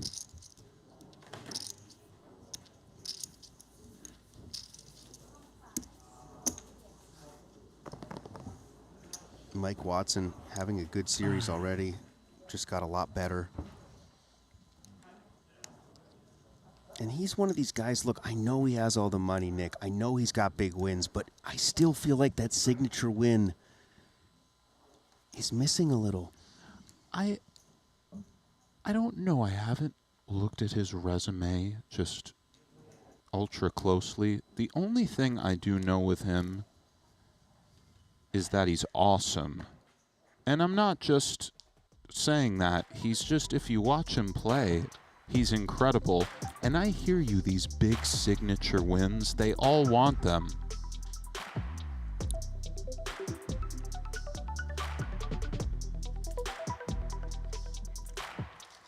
lot of runners in this tournament, Nick. Almost 200 players for a 50K.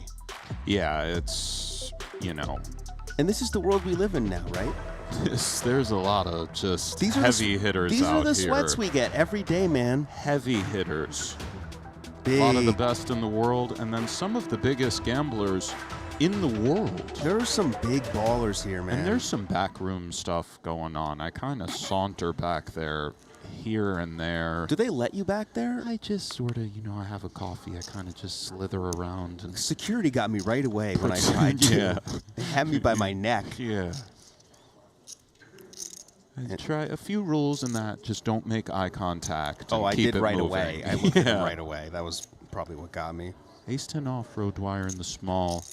23 bigs for Peter in the big.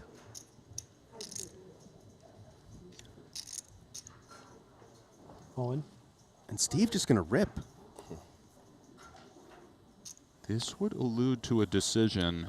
Ducks. Can't quack them. And another takedown from O'Dwyer. More equity folded from Peter. Indeed.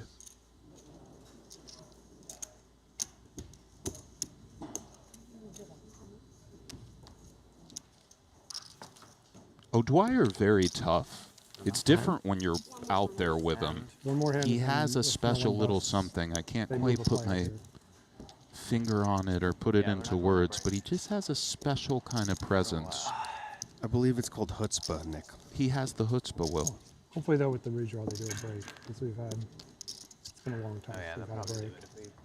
O'Dwyer wants a little break, Nick. He's a little tired. I'd be tired too if I was chip leading every tournament, Will. Stacking chips is kind of exhausting, isn't It it? is. Your wrists, the forearms.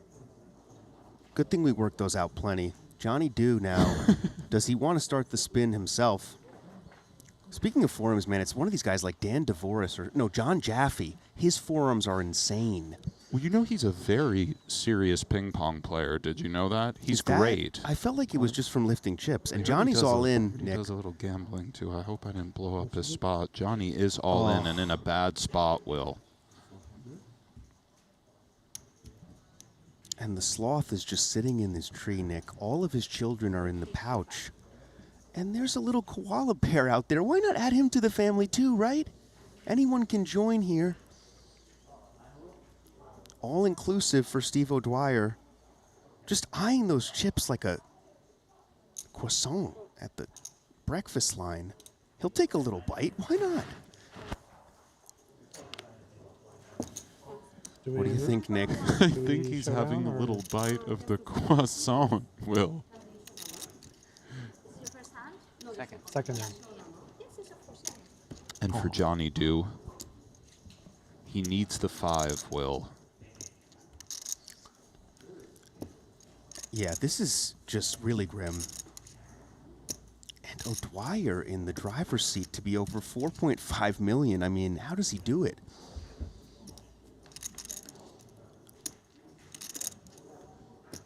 Oh, and it is the 5.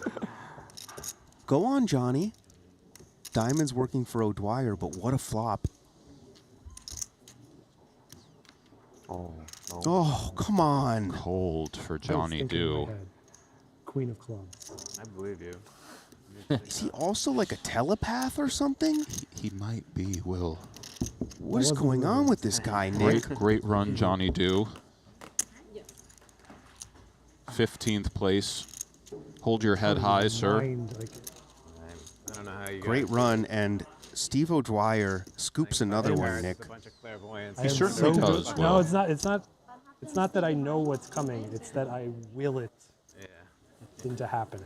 Like 140 for Johnny. Not bad. if I Nothing have to the right sneeze at. focus, No. like if there's distractions happening, or I'm And we're going to thinking have to something get a else table as the break time's because running out, O'Dwyer has taken out everyone I'm the here. I loser mean, often. All right, I'm gonna there's no players left, Nick. Right. Can we get Ivy or someone? We just might. Crazy action. This is what I'm talking about. It was slow. It was a slog. We were in the quicksand. Then the acceleration. The blood starts to spill. Exactly right. Crazy action here. Triton with Johnny out in 15th. Our 14 players all guaranteed 140,000, but all looking for that $2 million up top, Nick. A lot of money. You know what it takes to win that much money, don't you? I've done it. I mean, you know, yeah, I guess. I don't know. Unfortunately, I got that's very not going to... lucky. You have to get very lucky. Yeah, unfortunately, that's not going to do it, Nick. And as we do, it's been fun having you here for the earlier stages, but it's final table bubble time. The ICM is pumping. I'm sorry, man, but we got to get someone who knows math in here. So we are going to bring in Brian Rast. Yeah, we're going to bring in Brian Rast after this break. I've enjoyed it, Will. I hope everybody has a good night, a good day. Always a pleasure, man. You did great. Thanks, Will. Thank you very much. See you guys soon.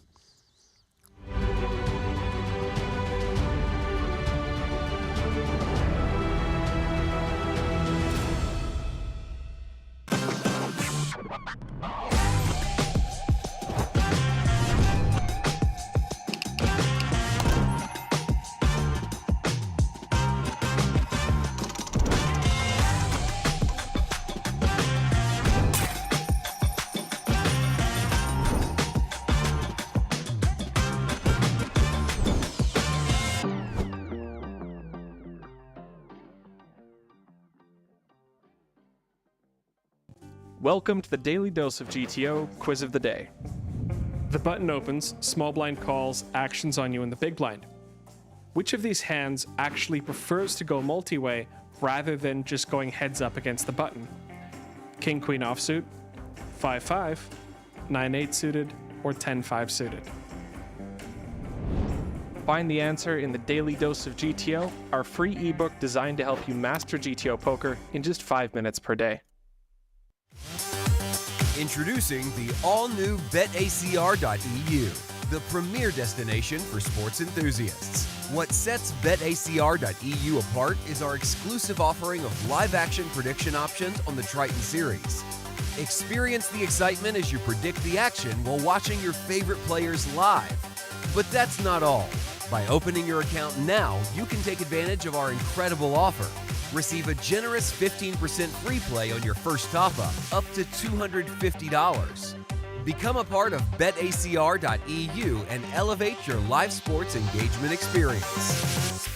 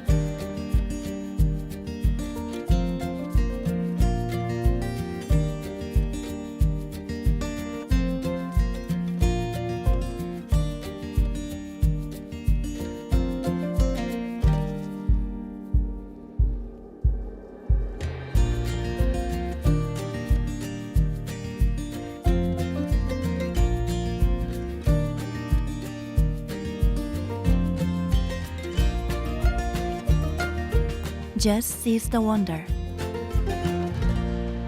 Jeju Shinhwa World. Races of Henry Kilbane and Will Jaffe holding down the fort for the first hour of coverage, and plenty on the docket here today, and plenty on the button for Kanapang Tanarataku, KT as we call him. Ace-8 suited, he himself with 330K, Nick. Would imagine it goes in, Ali. Yeah. There we are. 54 remain. Pays 31 rather, as I'm sure Will and Henry touched upon. Oh, so you can see the 8-8. Jason will be happy to see he's live. I had ace 10 of spades last hand. I was very excited about that. 430K pot. Meaningful for both parties. K for me. That's right. Just for me. So Jason inverting the order of the king jack, but in spite of that, I have a diamond. the 7-6-3 flop.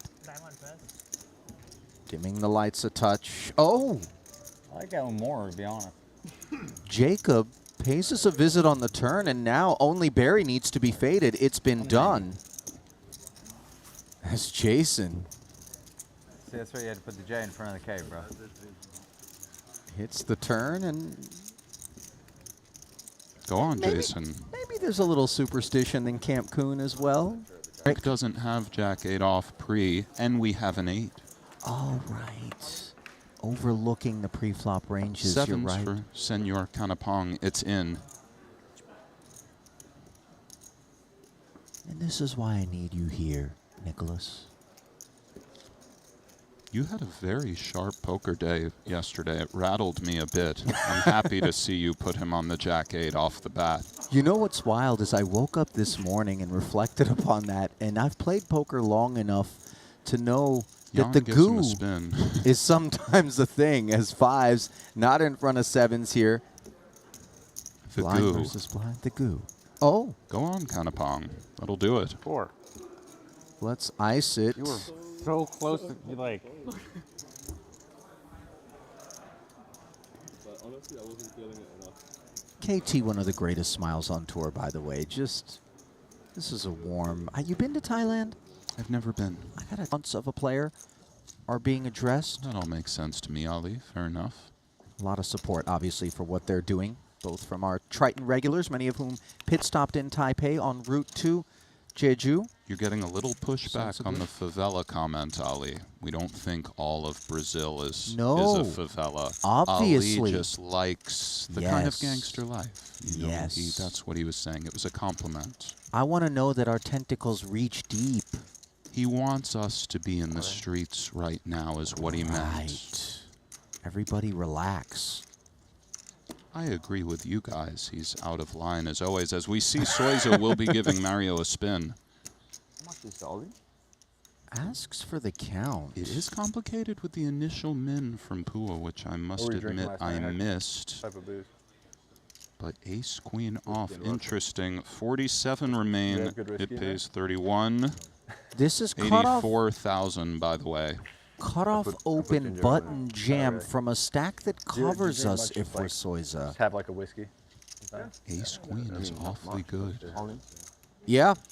One of my favorite things to drink for sure. Soiza feels similarly. Not good. For me. Can Mario find a little good fortune, Ali? Nothing quite, just like a cold beer though. Nothing quite does it, right? Not much. Can we cover? Really? No, I think you call me by 550. No, really? 560. I don't switch. Like, Right, yeah, you beer, can't. know it's not. Yeah. For sure, yeah. Beer before, what is it? So Pua bows out saying back as in high three school, queens high were school, spread college, across drinking these all the time, it holdings. was, liquor before beer. Nervy. Beer before liquor, never been. Are these moments for Mosbach in spite of being a nose ahead? Oh my. Go on, Mario. Pair in the flush draw. And of course, he's off to a blistering start thus far winning the tournament. Enough, bro. You win too much already. Yeah, so he's eluding more outs. Can he hold? Too many outs. Too many outs to claim from Soiza nervously, of course. A lot to fade. But he he's does. on it. Oh, the same man as if. Same Jack Queen suited. No suited. I mean. 5K left? Scary. Mosbach won the 25K GG Millions, by the way. The tournament Nick alludes to. 1.19 million. 560. No he's left with just 5,000, Ali. left. Yeah, it's 550. Yeah, he's got. That is a crumb and nothing You have more. 560 or 50. So we flip it back over to the other feature, where it would appear that Jason Kuhn Gentlemen, has good luck. booked a date with Dan Smith, Ace 6, King Salmon, 510K pot. Jason, the covering stack.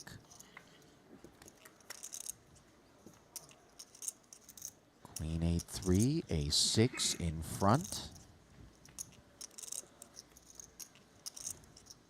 Stays that way on the turn. King and 7 free is what Dan Smith wants to see on the end here.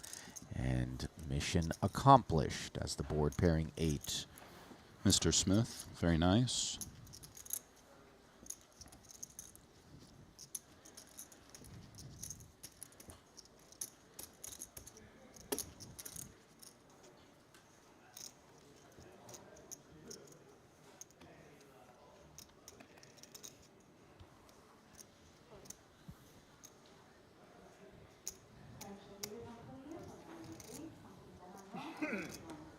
Yaroshevsky, similar plight to Kuhn.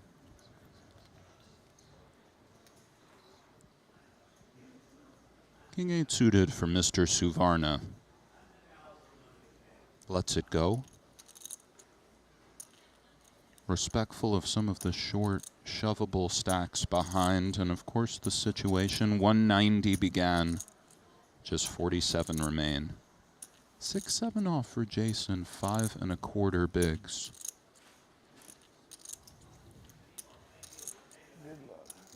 Does go in, and let's see what KT has. He has a king, Ali. Is that alone adequate? I believe so against 5 1/4. Doesn't love it. Yeah, you can see. I got a bad one. Yeah, bad. Me too. Don't have. Okay. You got. Right? Have to call, right? Yeah. I got me here. You got to call. It isn't personal, it's just business. When the King 5 offsuit reveals itself, have to call. Oh, and go on, Jason. Have to climb very uphill here as Kuhn flops trips. Oh, little road to a chop, Ali, the jack. Not there. 115. And second occasion on which Jason's resiliency is on display. 10-time Triton title winner right there, Nick. Indeed. Busted stuff. I heard I had to pay like $1,000. 800 bucks to ship Yeah. For what? Well, it's To probably because you want send the the trophy to super America. very big. So we have a nice Ole box with thinking the about padding and trying to everything, but he snatch doesn't that side want pot. Super high roller trophy. The APT is very big, right? So he don't want to carry it. So he shipped it back Bets to the US, here cost him 800 bucks. are credible given the main. They're a bit more credible. There's always psychological dynamics with side pots. They're curious little spots. He will do it. Text him again one more time. Yeah, I bet it'll be taxed. Yes. You can little bit of extra rake for the On Ole. Chop it up, so to speak. Let's go. Wow, ace king of spades. Did you double straddle? You must have faced the Tony Lynn's. So the 35K clears the deck for the side, but the main pot is hauled in meaningfully by Mosbach. As we see KT sailing in there with ace-3 suited from the button. BK takes a look at the screens up top, deeming King 9 enough, and here well out in front with top pair, but hearts for KT. King's Go on, full, Brian. That's not a bad one on the turn. My The very flush good draw. game to you, sir.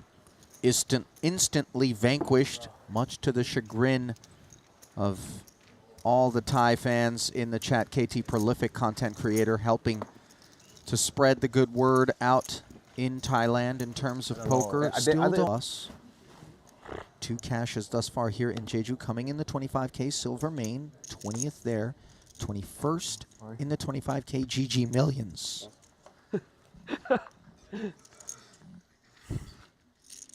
Welcome Alex Weiss, by the way. First look at him, legend. 我攞煙籠豆漿㗎。 Ace deuce off for O'Dwyer. 37 remain, 31 pays. Does just let it go.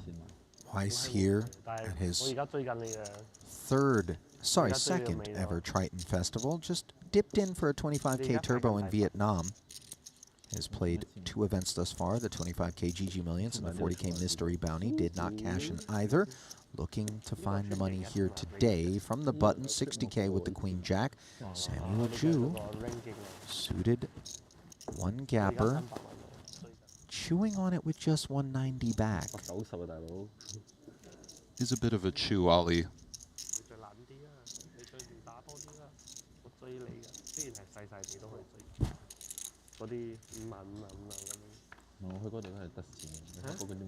We'll take a peek at a flop, one which yields top pair here with a convenient dangler in the form of that 6 given board texture.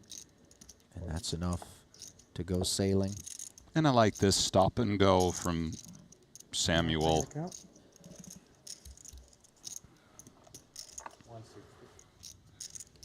Weiss ahead of things like 7-9, so on. Club draws that fall to the Queen Jack. Always good to think these through, even if it appears to be a snap at a glance. Sometimes we find ideas. He's taking a moment. No. Oh, he does put it in, Ali. Keeping an eye on all of the draws, he'll be disappointed to see the 8. Can he connect with the Queen or Jack? A call he can afford to make, one that I would imagine he'd be happier making with a club in hand, but nevertheless looking to dispatch the German is Weiss. This turn isn't going to help him do it, and all Samuel needs to do, fade the 6 ounce on his feet and back in his seat. Go on, Mr. Jew. Massive 6 off the money. You wasted your 1 time. Yeah. Sam, by the way, shortest stack in the field. Chinese, and I'm learning Chinese now. Just learn some bad word first. Your origin is Chinese as well, right? Oh, Korean. Always. Korean, oh. It's my home game here. Oh. Okay. You speak Korean? Yes. But I speak to the Koreans here only in English. I don't want them to know that you're Korean? Yeah.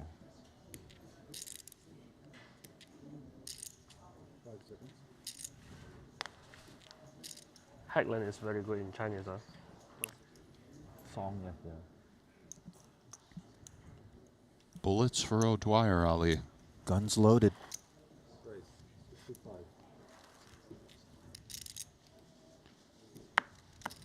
65 if you do, and Sam Jeju feeling heat, but this is actual frost. Hooks on the button. Indeed it is. Very frosty for Samuel. Tells him immediately as to not slow roll. Steve's wonderful with that stuff, by the way. Like Steve a lot. He's 1.165. He's not a guy with a salt shaker out there. Yeah. 2 time? 1 more. You want to use your 2 time? Once or twice. Aya.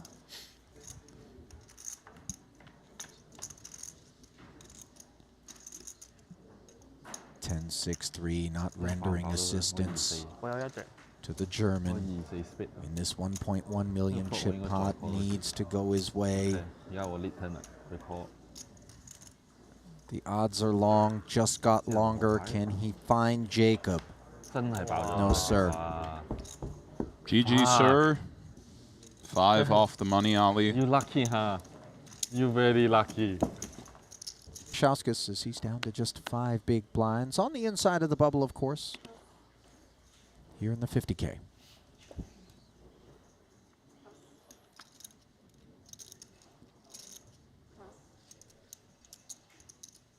Ace Queen now for Weiss.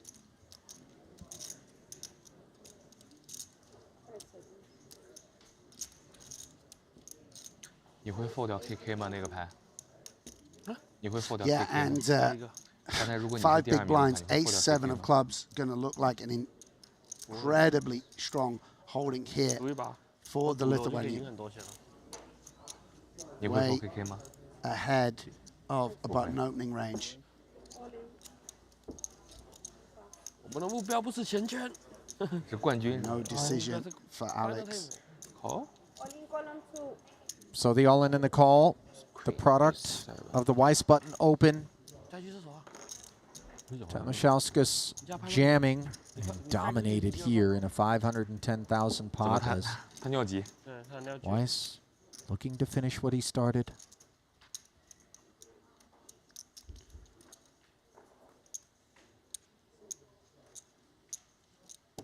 8-4 tray board, no club in sight, and it's going to be a hockey stick.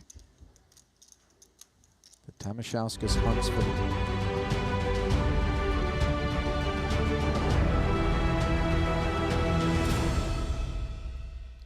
Welcome back to the Triton Super High Roller Series here at Jeju Shinhwa World. The biggest buy-ins, the best players, and we had a great one in here. Nick Schulman, great player, great commentator, but if he's got one issue, not great at math. So we've decided to bring in the 3-time 50K Poker Players Championship winner, Poker Hall of Famer, but more importantly, someone who, when he closes his eyes, sees the black and green screen from the Matrix. Math himself, Brian Rass. How you doing, Brian? I'm doing great. Thank you, Will. And by the way, this is my sign for math right there, just so the people know what was going on with that. But yes, I'm ready to be here. I'm ready to get this out of the muck. No more pseudosciences like economics and none of that nonsense. We're here for the math. We're here to play down to a winner. So let's go. Let's go indeed. Stack tables here, down to 2 tables in this 50K. Just to get you up to speed, Steve O'Dwyer, Sergio Ido, Phil Ivey. Tickle your fancy at all, Rasty? How's that sound? Wow. Ren Lin, Lady Gaga, Michael Watson, Dan Smith. Who else do you want, Rasty? We got them all here. Just absolutely stacked field. If you look at those payouts, $2 million up top, Rasty. So we've crossed that stratosphere. We probably won't be looking back. 1.35 for second. All the remaining players locked up 140,000. Next pay jump is to 155. What are you expecting here at this point, Ras? 14 players left. You know, I'm just hopping in the seat, right? It's hard to give too many expectations without having seen the play up till now, but I will say that there is a lot of great names, a lot of amazing players, guys who have been on the Triton Tour forever. I mean, you even left out like Michael Soisa. Sergio Ido just got second in the last tournament he played almost, so, you know, I'm expecting some really high-quality poker. And that is what we call the math. Let's go down. Let's get back into the sweat here. Get Rasty involved. I'm sure there'll be a lot more blood to come. Red table led by Punat, who has absolutely punished this tournament. I don't know if you know, Ras, but on the direct money bubble, Punat was the chip leader. Yes. Second in chips was Henrik Hecklin. They got it all in pre. Hecklin had kings. Punat had ace-king. The flop came ace-ace-10. And that's how Punat has all those chips on a red table. Dan Smith leading our blue table. A lot of shorter stacks over there. Will be interesting to see how that dynamic plays out. Brandon Wittenmeyer, an American, making some runs here. And there's that beautiful Triton trophy. Do we get one for commentating? Most likely, yeah. I don't know. I mean, I think we're going to have to submit that one to the powers that be. But for I hope my they'll time have here, some good there's facilities, been no like, commentary, ping pong table, commentator like trophy sauna. yet, as of yet. It will be nice. Looking forward to that.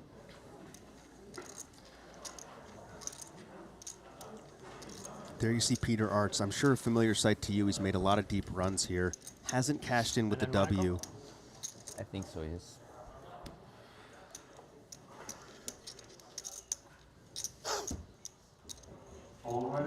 Yeah, I feel like I just saw it. I don't know if it was a final table he made or it was 2 tables left. Okay, no, it was 2 tables, I guess.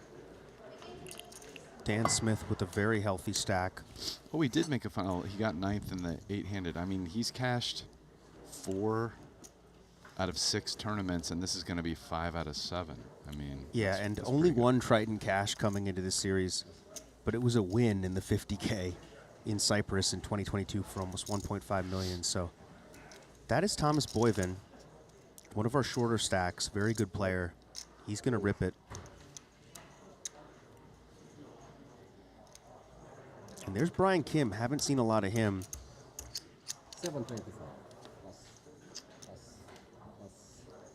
Dan Smith's definitely made one final table, I remember distinctly. Yep. Not sure if there's any others I wasn't doing. Boyven going to take it down. No, he got 7th in the 25K silver, following a 29th. You see Sergio there. Just got second. Looking for a win. Extremely dangerous player. I mean, they all are at this point, right, Brian? Yeah, yeah. But there's extremely and super extremely, and, you know, there's levels up there, even in extremely land. How many extremely levels do we have? I'd say like 4. Interesting. Yeah, that's what the math says. Anson, one of these great Malaysian players, still in the mix. Bunch of shorties at this table.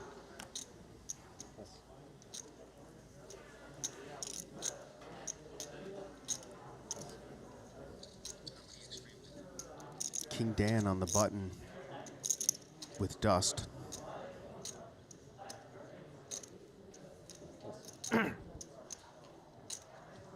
And here's Brandon in the small with ace-6. Ooh, nice little spot for him to try to pick up some chips here. Not a great hand, but folded to him. Nothing to do. I mean, not a great hand if someone opens, but folded to him, it's a solid hand. You get to move all in and try to win that 250K in the middle, and that's what's going to happen.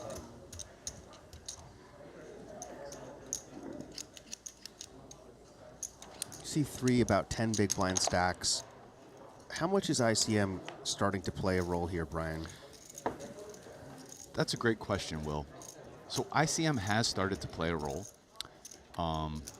If you want to think about the strength of the ICM or the strength of the risk premium or whatever that the players are experiencing on a whole, at the beginning of the tournament, it's basically nothing, and it kind of like very slowly grows and then really picks up right at the bubble. It's pretty high. Then right after the bubble, it drops off and ends up being about the same as like early in the tournament.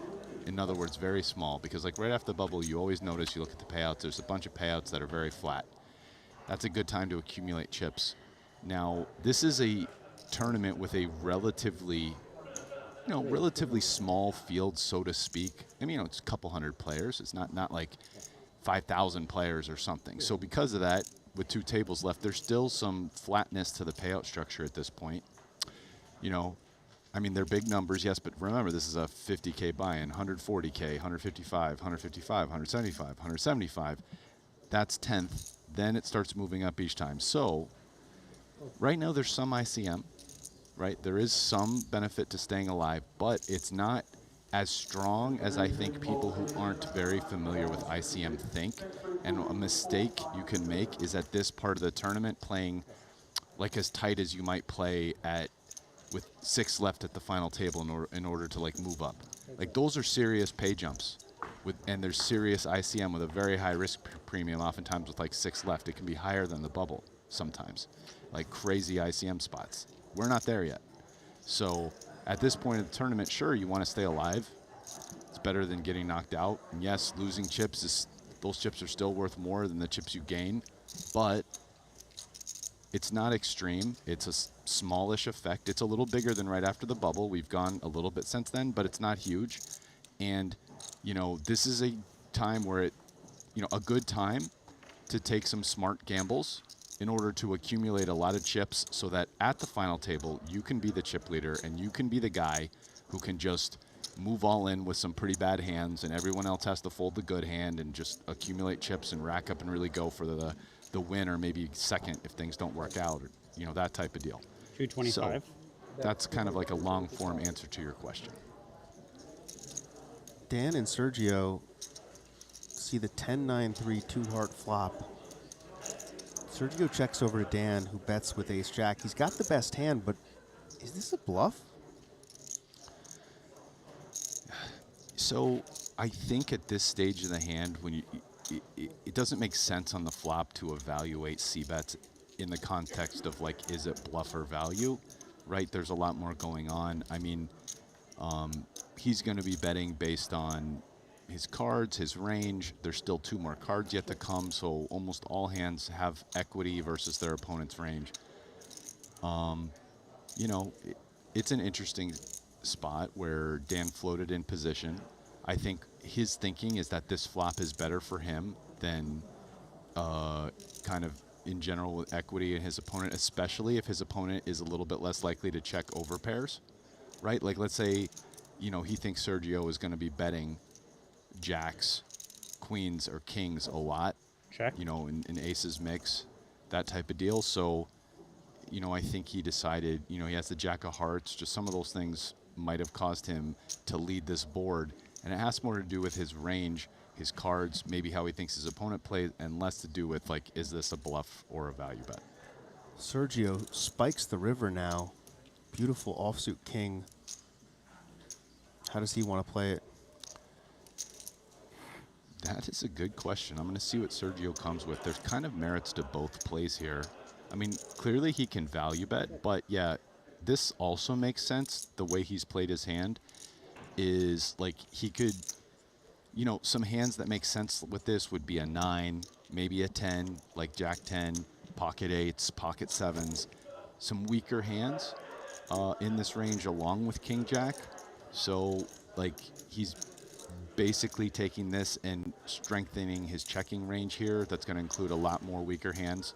Like, this hand is a print call if Dan bets. And Dan definitely might bluff this combo. Yeah, Dan doesn't have a ton of showdown value here. Yeah, pretty close to none. And he's got frankly. a really good blocker. Actually, he probably has, like, no showdown value, because if Sergio somehow played 7-8 suited like this, he probably bluffs. If he has, like, ace 6 of hearts, he probably bluffs that. So Dan has, I mean, the only hands he'd beating would be, like, ace 8 of hearts or something that didn't bluff the river. So it's, like, really, like, almost no showdown value. Yeah, and if we know that, all in. Dan definitely knows it. And this is probably not going to work. I mean, the kind of sick thing about this bet, though, is it might work just because it's so big. Yeah, and this is, if he bets 800, it's getting snapped, right? Yeah. But how about all in, Brian? Sergio has a jack, though. This is like, Sergio has a really good bluff catcher here. He doesn't have a heart. He has a king, which paired the river after check, check, turn, right? So he's blocking 2 pairs, blocking other king X hands that are betting for value maybe, like maybe ace king, although that's, I mean, this is kind of a big bet for like 1 pair, so I'm not really sure if Dan's doing that. But he also has a jack, which is blocking queen jack, which is definitely a hand Dan can have here and is repping. So he has a way above average bluff catcher, in my opinion, and he's almost always going to be bluff catching on this river, given the action. He checked 3 times, including check, check, turn, and check river. So my guess is he ends up calling this. Yeah, and look, world-class player, but there it goes. Yeah. And Dan Smith.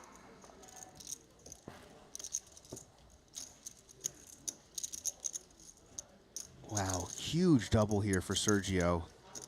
And it's like, it's kind of weird because in a sense that's kind of sort of, you know, it's like Dan ripped that bet. He probably didn't really want to get jack, like king jack to fold, but imagine Sergio had like ace 10 or 9-8 suited.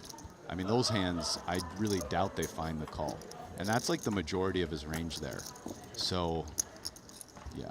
We got action on our other table. O'Dwyer looks like he opened the hijack, got flatted in the small by Punat, and then Mike Watson in the big, and everybody catches a piece here. O'Dwyer bets the flop, and both players call.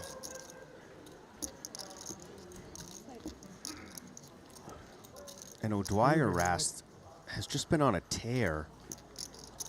This is kind of a scary spot for Steve in some ways, but I think you, like, not like super scary, but it's just, I think you just kind of got to bet again. There's just a good chance that your hand is good and you don't want to give 2 players, it's dicey. But, I mean, they're both the blinds. The deuce didn't improve anything. Okay, so this is a play that's dominated by ICM there. So he decides, again, he's not comfortable betting turn and dealing with a check raise, and so checks his hand back. And that's about the best hand that he would check back there, like a large overpair.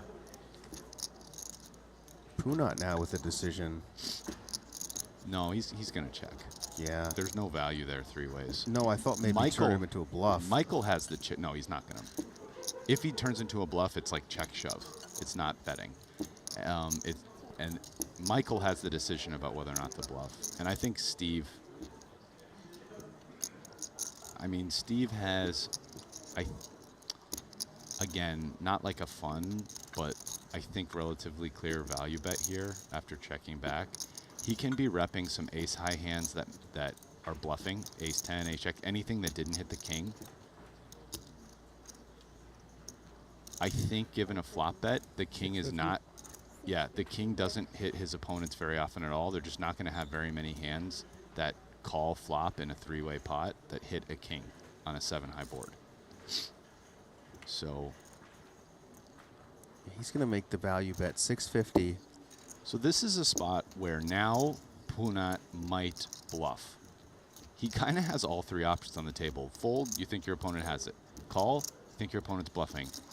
Check raise. But does Mike have all the options on the table here as well? I think the 8 is not a good blocker in the way that the 5 is.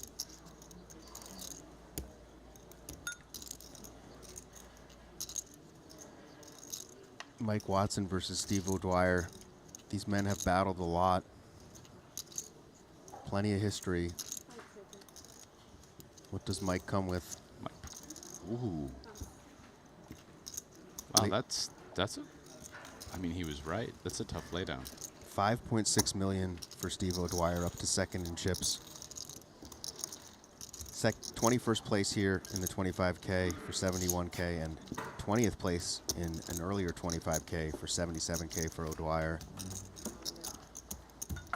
Mike Watson is one of those guys who, you know, isn't super flashy, not a ton of like crazy aggressive plays, but just plays really, really well. And I mean, you know, in the opinion of some top poker players, I mean, for example, I think Jason Kuhn would argue that a lot of the very best players aren't interesting. Like, they're not the guys who you like most want to watch, or they're not the toughest to play against, quote unquote. Like, they're not just out there doing crazy, tough, aggressive stuff all the time. But you know, not that they're not tough or aggressive, but not the toughest. Not like, oh, this is the last guy in the world I want to my left because he's going to make life super difficult for me. And I think Mike is just one of those guys. Like, so is well, so is Phil Ivey. Yeah. Welcome to the table, sir. Gets the king, queen of hearts under the gun, and Steve O'Dwyer's got ace jack, and he's going to shoot him up, Brian. Yeah, so this is ace jack off in these positions is like a 3-bet bluff hand. It's a hand that's just kind of weak enough against under the gun to really flat with everybody behind you, has good blocker effects. You turn it into a 3-bet bluff in position. Yeah, we see Renlin quickly fold ace jack off as well in the big. What does Ivy want to do here? It's very small. Like, at this part of the tournament, I wouldn't be surprised if Ivy calls to gamble in order to build up chips for the final table. Yeah, and I actually like this call. And I know you're kind of not supposed to call with ICM in spots, but it's such a small bet. He has a very good hand that actually could be. Yeah, and Ivy's thinking the same thing. Like, okay, there's 13 people left. I'm not just going to nurse my short stack into 9th, which isn't worth that much more, or 10th. It's Phil Ivey. He's not thinking about ICM. Dude, Ivy's thinking about everything, man. Listen, just because Ivy's a great poker player, he knows about ICM, and he knows about winning tournaments. He knows about all of it. Well, he's in a great spot to get closer to that. Flops a king, and O'Dwyer's going to bet very small. Now, Ivy has an interesting decision here. His hand is kind of good enough to just like check raise flop and go with it, and definitely is that type of hand that could use some protection. I mean, a lot of hands like ace queen, ace jack, like all these hands have 6, 7 outs or whatever. Like, we can see ace jack can win with 3 aces and 4 queens, or 3 queens because Ivy has 1. You know, you can also call. Like, both plays are fine here in my opinion. Ivy comes with call, totally fine. And that's a beautiful card for him. And what does O'Dwyer want to do? Interesting spot, repping a very strong range, blocking some strong hands too. Yeah, now, Ivy has a hand he's not folding, but he could have weaker hands such as like 10 Jack, 10 Queen suited, etc. But given he probably has a less of the very weak hands than he would normally have, like Ace 8 suited, you know, maybe he doesn't have 8-9 suited because it plays so bad against Ace King suited, Ace King 3 bets, etc. Dwyer checks and the river's a total brick. What does Ivy want to do now? I mean, versus check back here, and you know, I know, like protected right now. People, in general, the check back on the turn means your hand is good, and in practice, people are probably not checking back here, maybe as much as like even the Silicon Overlord would. But this is a bet even against the Silicon Overlord. So this is like a super clear value bet, and Dwyer, I don't think he can possibly call. Yeah, he doesn't even pretend. Phil Ivey, ladies and gentlemen.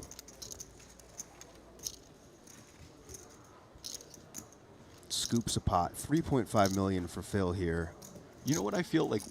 I want to say this just now. You see how he does the side glances after he wins the pot? Yeah, what's up with that? You know, it's like one of his things that he likes doing. I feel like if one of you guys at home just went over a bunch of Ivy footage winning hands, I bet you could come out with there's some kind of secret communication or like going on with how many times he side glances to what side, if there's any like mouth expression with it, because he does it like so often, and I don't know, but I'm sure that if you like compared it to like times he lost the pot, times he won, times his opponent played fine or bad, like there's a secret communication going on there for sure. Are you saying we can get a mouth read on Ivy? No. No. Not like a read that you could use in a poker hand. This is after the hand is over. To see what his side glances after the pot say about what he's thinking about how this hand, about the hand he just played. Well, Dwyer getting a little out of line with Jack 10, and Punat has the pocket eights here in the cutoff. Just gonna flat. And nines for Watson on the button. Wow, and Watson here, he has a much more comfortable stack. Like these other guys were 50 big blinds deep, you know, 3-betting the guy with eights. But Watson only has 23 blinds, and there's 6.5 blinds already in the pot. I mean, he could view this as a good spot to take a chance, and yeah. There it is, the all-in. And now Dwyer's quickly going to fold, but Punat now in a spot himself. 225. And how much is Mike doing this with the ace-5 suiteds, the ace-4 suiteds? And how much is he doing it with sevens or sixes? He's probably not doing it with a smaller pair than what Punat has. I mean, or at least not with any high frequency at all. Like, I don't think he'd do it with sevens or sixes because he's not. If he was going to do it, he would do it with like a small pair. But those pairs are just going to have so much equity calling in position. Yeah, so, Punat gets out of the way. Nice fold. Nice pot for Watson. Gets up to almost 3 million now. Mike Watson making a run here. And look at this. Brian Kim has picked up aces. Peter has queen 10 of spades in the big blind. Wow, I wonder if he's thinking of just ripping it here. He definitely is. All in. Oh. And look at that. Brian Kim in an amazing spot to double up here.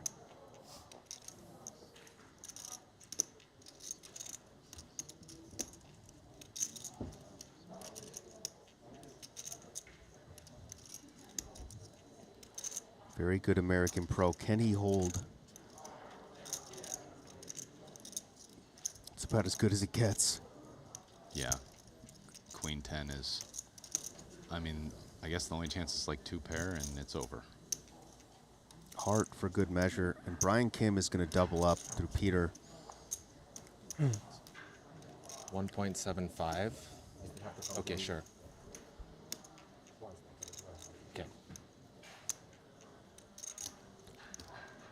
Peter shaking his head a little. Still has plenty of chips, but doesn't feel good giving most of your stack to such a good player this deep. Time bank police. It's good.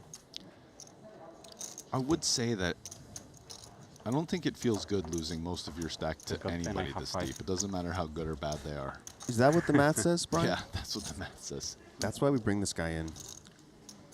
Triton Super High Roller Series, best of the best. Thank you. Brian Kim looking to make a name for himself. No, he gave already, just change. Yeah, I just want to change that one. Yeah, yeah. The Thank you. dream situation. Aces on the button. Just no, someone goes all in when you have aces. I mean, aces on the button is nice. But, you know, I mean, everybody's gotten aces on the button, raised it, and just won the blinds. But even better, the blind just rips into you. Going around. Puts you all in. And Peter got 13th place in our last event, Brian, and then cashed in the first 3 events. Another deep run here, but I just wonder how much that elusive big score is haunting him. Yeah, well, that just changed his tournament situation quite a bit. I mean, he's not the shortest stack, but he's getting down there now. Boyvin is under the gun with ace-5 off. Is it good enough, Brian? It's good enough to min-raise here. And wow, I see a lot of plays I would just never think to make.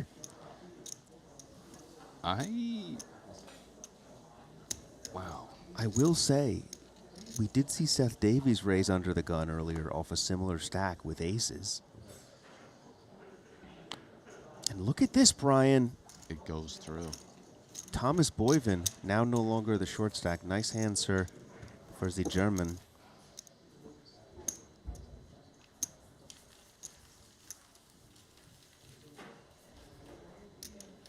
So even at 7.5 blinds, he's preserving under the gun 6. He's not just shoving every hand. These guys play 6 big blind stacks, Brian, like they're... I don't even know. No, that is... There's a lot of value in playing these short stacks, right? I mean, it's something I feel like you even really noticed in particular is guys, you know, nursing the nub.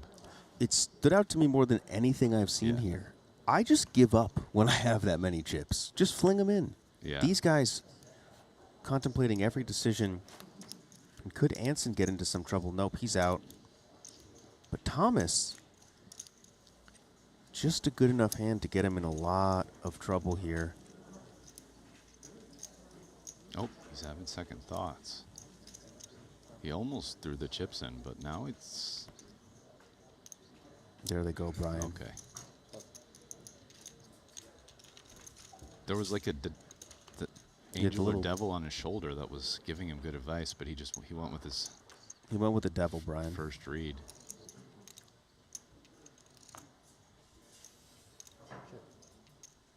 Nine, 9, 4, 2 diamonds. Sergio can't really c-bet fold this. No, so our hand's just too good, right? We're c-betting and we're just calling off if we need to. And Boyvin just gives him his cards there. Interesting, Yeah, Brian. I mean, What do you make of that? You have a decent... Oh, that's just like a fun little way to fold, you know? Just here, push these in with yours. Yeah, no, yeah. I mean, you're not doing bad against a 4, and you're flipping or ahead of flush draws. And yeah, if they got a 9, God bless them. Did someone in the chat says Boyvin is from Belgium? I'm sorry, I'm not very cultured, not very geographically sound. Michael Soy's over there, Brian. We talked about this with Nick. We've seen his face a little, but not much. Feels like he's knocking on the door, and this might be the one. And there's Watson, Ren Lin. Ren Lin, when you play with him, I wonder if we're going to hear it on stream. He has this saying in the past he loved called folding to the final table. I played in tournaments with him where he says it like every orbit. So Haven't heard it yet. He's definitely not doing that as he's second in chips, so I doubt he did a lot of folding to get 5.5 million. 13 left here. Blinds up to 125,000. And are we in stall territory, Brian? Next two players get 155,000, then up to 175. Watson appears to think so. Yeah, he's on a train to stall town. And love these special chips from Triton. These are 10-second chips, preventing this type of activity, limiting the damage that the viewer has to witness, Brian. Yeah, no, that's a great adaptation here to prevent stalling in these situations. That has the double feature of making the tournament much more fair and equitable for the players, as well as obviously making it more enjoyable for us who are viewing. Well, these queens are going to make Michael Soyce's night much more enjoyable from the small blind. All in? Yeah, he's got like 15 blinds or less. It's a pretty easy ship. And I think Steve O'Dyer's hand's just a little too weak to call here. King Jack offsuit. Yeah, Steve agrees. I think maybe you'd want like Ace Jack. I think he calls Ace Jack O. King Queen I think is closer. I wonder what he's doing with King Queen off. Probably fold, but that might be the cutoff hand. Michael Soyce, 9.7 in Triton earnings, 9.7 million, of course. 2 titles, 1 cashier, 37th place in the opening event. He's knocking at the door, Brian. Can he get through? Yeah, somebody in the chat asking. Yes, I think Ace Jack off calls. Ace Jack's got a call there, right? Yes, I think so. So, all right, enough free coaching, Brian. Well, no, that's what I said, and somebody in the chat was like, might call. You know, I don't know. That's my opinion.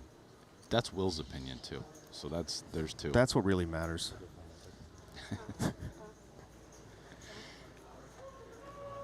Seth Davies started the day very short, spun it up, ace-9 of hearts in the cutoff here. I think 8. Oh no, the blinds went up. Yeah. He might just jam this in. It's actually kind of a tough decision. Like, you don't really want to induce with this. It's like, and then you don't really want to raise fold. So yeah, I think he's just coming with jam, and it's like one of his kind of stronger-ish jams. 14 big blinds going in the middle for Seth Davies. And Punat has ace-queen of diamonds, Brian. A little bit more. Disaster for Seth. Yeah, he's in trouble. This is going in the middle. Yeah, Punat is looking to punish. Punat, the Punisher Punsry. And Seth Davies, incredible player, Brian. There's a 9, but the big blind just folded a 9. That's more not good bad news. Seth Davies, incredible player, but really cold streak here at Triton. Needs to get lucky or it will continue. And Punat looking to take that chip lead up to 10 million. Not much for Seth on the flop.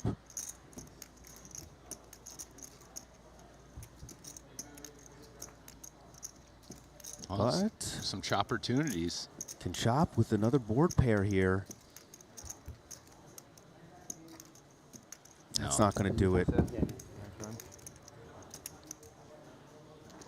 Punat Punsry takes out one of the best in the game. Really dangerous.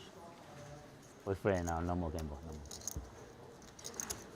You heard Ren say, a tilting spot to bust. You heard Ren say really dangerous now, no more gamble. Punat is too dangerous for him. GG, road to Vegas, qualify for the main event. Running now. Qualify for the main event from $1. Satellite's running April 1st to June 6th. More details on the website. Qualify for some Triton stuff. There's the main event one. Get on there, battle. Look at that emoji. Best emojis in the game, Brian, don't you think? those emojis are definitely emojiing. Yeah. Mystery bounty. No, the final table. You made the final table? No, the 25K is 3 days. Yeah, that was event. not yesterday. It was the day before. Oh, okay. Yeah, Yeah, that's what true. I'm saying. Actually, yeah, we played yesterday. Been on We this trip we a few played times. You Brandon think you're there Whittemire. every day, that's why. I don't think he's made a final We table played yet, this but a lot of like Oh. 2 tables No, left. actually, or it was whatever. yesterday, day 3. Yeah, And then 24th and the I 17th. joined So this game. he's had a couple deep runs, but We finished very early. Sorry, yeah, that's right. That's right. it's petered out Play, before very black. Let me see. getting to million, the right? big bucks. No, let me see. This is 7 in black. That's 2.7 in white.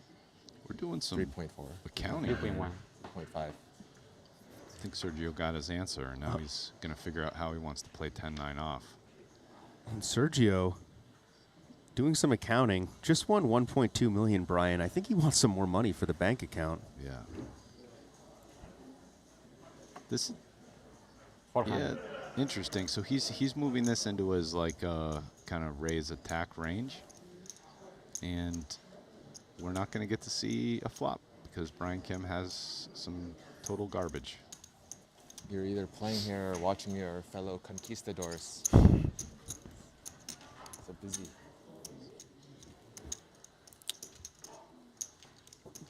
Yeah, Brian Kim had an interesting fellow to be kings, right? conquistadors because What's that? Has to be I don't know kings. who says it. I know Ali Like says kings? it. Ali loves it, and he uses a thick What accent. El Conquistador. That's not good. But he's always talking about You were feeling spicy with Queen 9 Mateos. Adrian It's 9 Mateos. Yes. The Conquistador. But the Conquistadors. So do the other Spanish players, are they part of the Conquistador contingent? I would say Juan Pardo and Sergio are indeed Conquistadors as well, Brian. Is Juan Pardo from Spain? I thought he was from a country in South America. I believe it's Spain. Have to check with our producers. Let us know where you're watching from in chat. What time is it there? Sweat's starting to heat up.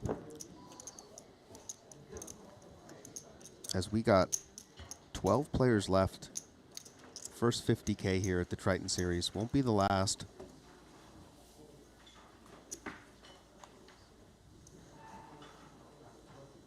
Let's see what his Hendon Mob says.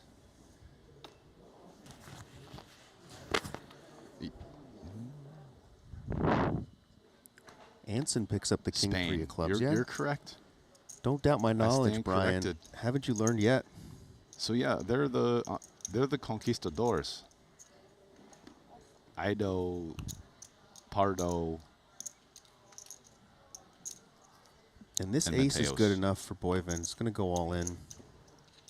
Oh, I see it. never Anyway, good. I can see it. Someone asking for a count when you have ace 3 off, but good news for him. It's a hand that actually doesn't have him in bad shape because most of the hands that he's going to be continuing with here are bad news bears for ace 3.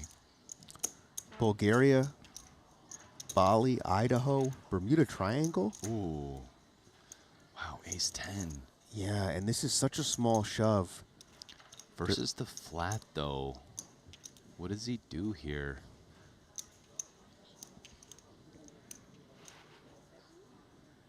Does fold, call, re-raise himself? Yeah, there, just he lets it go. Wow, and folds the best hand, Oh, but Brandon this- has 9s in the Yeah. big. This, I don't think he can get, like, he only has, like, 13 blinds, too.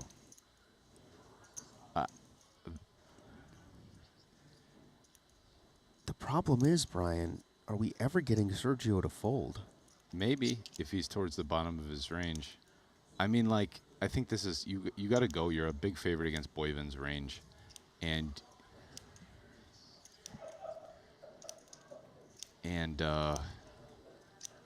Ido can have, you're probably doing okay against Ido's range, and you're getting the overlay of Boyven's chips. Yes, I like this decision. This is a good decision. And there he goes, and now Sergio needs a count. Sergio's in a tough, Sergio might let this go here. Yeah, but You know, he might offsuit. Brian, he only needs to call about $1 million to win 3. It's just, this is a tough spot. I could have I started mean, I this think one. Whittemeyer's range here is probably like 9s plus ace queen. True, but he'll have 9s, he'll have 10s, he'll have jacks. You don't think he's Sure. shoving ace jack? Okay, he will, but he also has ace queen, ace king, queens, kings, aces. I'm not saying he's going to fold, but this is a pretty brutal spot for king queen off. Yeah, obviously we can see the cards. Sergio, what does he do? Yeah, if he could see the cards, he's in for sure, right? But, I mean, like, we can even see the cards, and what he has to put in another 1.1, and he doesn't have that much equity. Like, he's only, you know, it's just a fair price in the main pot, and he's doing fine on the side. I don't know. It's not like yeah, he's going to gamble, though. The Conquistador looking to claim 2 players tournament lives here. That was a close spot. I was curious what Sergio was going to do. Gambles correctly. Yes. Brandon is a favorite, but not by much. Huge pot here as the final table bubble looms.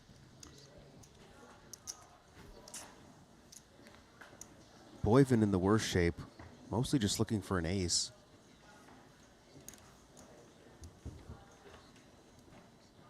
It could be worse for him right now, really. This is actually about as good as he could hope for, given and look at that. 2 people called. The Conquistador flops top 2 pair. Jack or 3? 4. Or like No 10, no jack. 4? 4. I think it's 3. Hey, 6. Okay, 6. Wow, 2 outs only. Boyvin is eliminated. Brandon needs to catch a 9, or we're going to have a double elimination.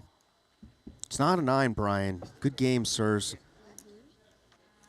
And Sergio Ido, fresh off that second place finish, Brian, for 1.2 million. Vaults up the chip leaderboard here with 10 left. Into second. Double Q. Maybe tired of all this talk about Adrian Mateos being so good. Wants to... What? He's the only conquistador. He wants to be the main one. We know Adrian's the main one. Him and Juan are kind of, you know, hanging a little behind. He wants to be number 1. What? And I'll tell you what, I said this the other day in the tournament he got second in. I thought he was on tilt. He's not on tilt anymore, Brian. Sergio is not on tilt. To get to number 1. For now, it's just being clear number 2. How about a 2 million and a Triton title? Is that enough work for you, Brian? There's Phil Ivey, also known as Jerome.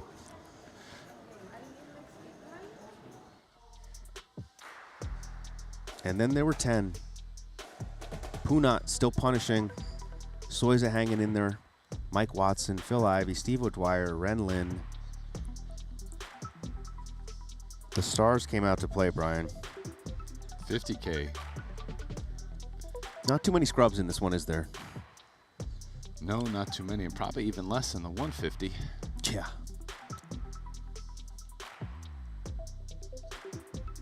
Are they keeping... I wonder if they're keeping reg open late enough for, like, all these guys to reg in the 150 when they bust.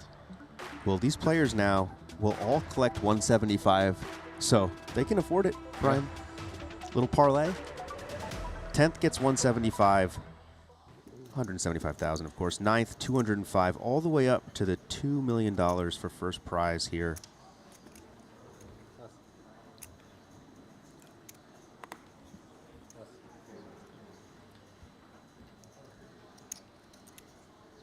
King 5 off. Renlin's thinking about it.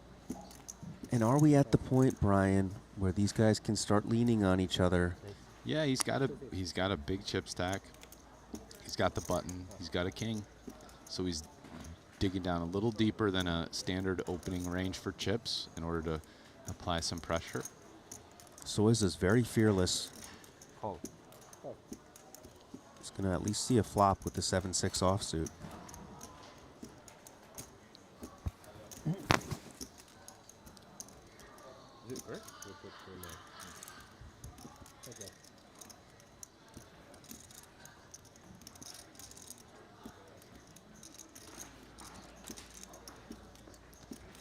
Wow, and they both missed the flop big time. C-bet's going to get it done here for Ren if he decides to do that.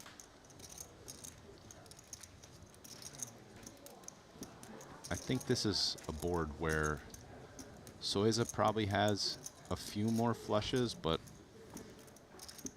a lot more nothing hands. Ren does check, though. And Soiza now picks up double gutter. he has a pretty decent hand to start barreling, doesn't he? Well, I don't know whether it'll be 1 or 2 barrels, but it's not a bad hand to just fire about. Like, right now, you have a little equity. You can get your opponents just sort of give up checkbacks to fold, and maybe you can make it if your opponent calls you. Yeah, so this is a give up checkback. It's going to fold. If he doesn't, if he doesn't. It's Ren Lin, though, Brian. Does he do crazy stuff like call here? He does a lot of funky stuff, man. Very creative player. This would be very creative. Yeah. Pressure no bluff. One time. You can choose. Deuce. Oh, wow, okay. Friend's not going to be happy to see that. Nice pot for Michael Soiza.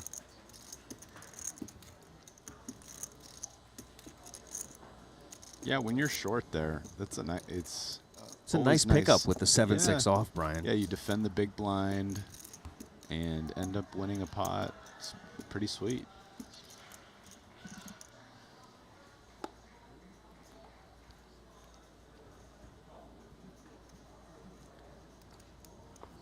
Sir Watts in the hijack. Fold to final table. Oh, there it is. Fold to final table. Soiza picks up ace-10 in the small blind. Now that I've cued you to it, you might hear it a lot. And he's just going to rip. Punat asked for a count, Brian. That's 21 blinds there. That's a lot of blinds. A lot of BBs, but it kind of makes sense. We have the best hand a ton. Yeah. Don't want to deal with Punat, who's been punishing the field all day. I don't think, Punat is kind of posturing here. I don't imagine a world where he calls King-8 offsuit for a shove this big. Maybe him and Mike have some history. I don't care about his history. That was just punish. That's just like I have the chip lead. Like you shoved my big blind. I'm gonna make you wait the entire time. Mind like games. Yeah, that was a mind game. Yeah, when you run out of red ones, you can use the other ones. Yeah, he didn't use a time bank. You know, he didn't waste a time bank on his non-decision. He's just messing with the. Oh, you're just gonna jam into me? I have the chip lead, 20 blinds. Let's not fuck around here. We'll make you sweat it. Let's not fuck around. Don't give you a chance to bully me.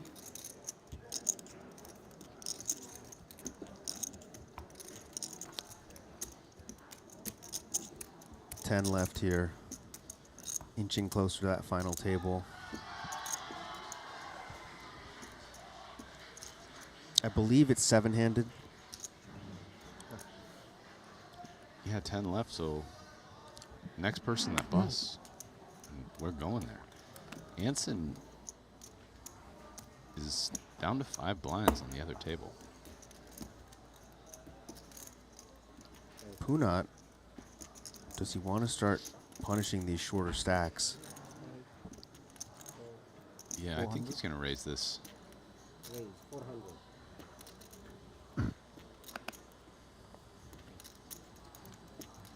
Nothing Mike can do there. And this is that leverage you talked about, right? Getting to the final table, pay bumps are increasing. Short stack, you can wait him out, you get another 20,000. So yeah, you know, when I gave that pretty long speech about this, I think there was a 13 or 14 left. We're down to 10. So now it's officially the spot where every single person that goes out, there's a pay jump, and it really starts ramping up. So the ICM has increased even like a kind of decent amount from 14 left till now. You know, now, what is it? It's 175K. 14 left, or 15 left, it was 140K. And Peter, with sevens, one of those short stacks. I mean, versus a hijack open, I think you just got to ship it in here. Yeah, your hand figures to be slightly ahead of his range. You can actually get some folds. Three, You 4 have some million. fold equity. And, yeah, you still got to fight to win All in. chips here. Yeah, but Sergio doesn't have a hand that's folding. It's too good. Sergio looking to get even more chips. This would vault him into the chip lead if he can win. Peter looking to stay alive.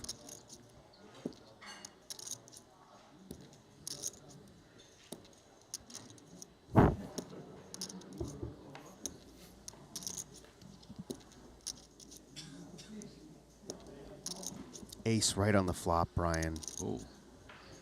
I mean, we're probably going to the final table here.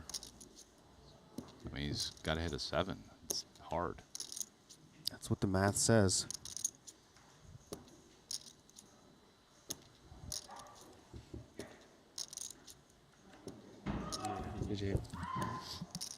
Eric's going to peter out in 10th place. I mean, a rough series in a way for him, Brian. I know he's had a lot of cashes, but he's got a 9th, he's got a 22nd, he's got a 29th, he's got a 13th. Now he has a 10th.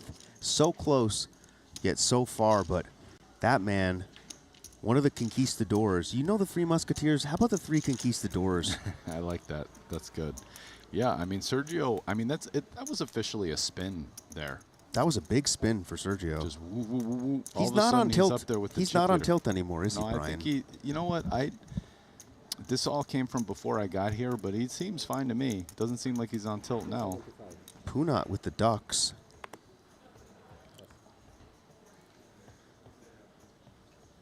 So to final. There's one of them. But there's Mr. Ivy. Oh, and there's the other one. 6 deuce suited. Is it good enough to peel? Ivy says yes, it is. Perhaps the greatest gambler of all time. One more. No, 9. Looking to gamble on this flop. Funny, yeah? Yeah. Well, no deuce is going to come out. They're all gone. I think they should do 9 final table. I don't know. And Do you think you should do 9 final Konrad table should win for this. 700? This is a board he's Kinda going to weird, right? c-bet. Deuces like c-betting. I mean, in general, he's going to c-bet this board quite a lot. And if you're going to, when you bet the small pairs, the smaller the pair, the more you want to bet, because the more value there is in getting overcards to fold. Only Triton can do that. So like deuces like betting No a one lot more else than can do 8s, that. for Yeah. example. There you see it. Punat takes some more chips. Edges back into the chip lead ahead of Sergio. But they're neck and neck. Anson, our short stack, now down to 3 big blinds, Brian. So this is really one of these spots, right, where all of these middling stacks, they don't want to bust before him. Oh, no. Yeah, no. And the big stacks know that. This is the ICM punishment time we talk about. Do I get extra red time banks or not? Do I get extra Wow, red I time guess banks? we're going to the final table at 8.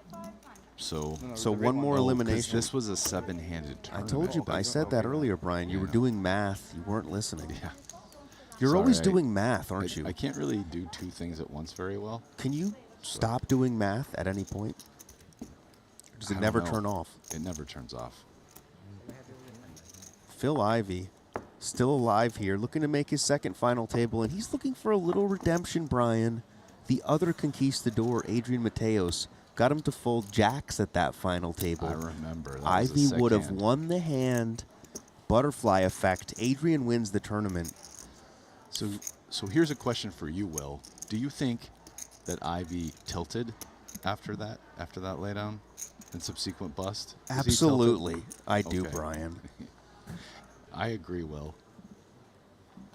Even the great ones can go on tilt from time to time.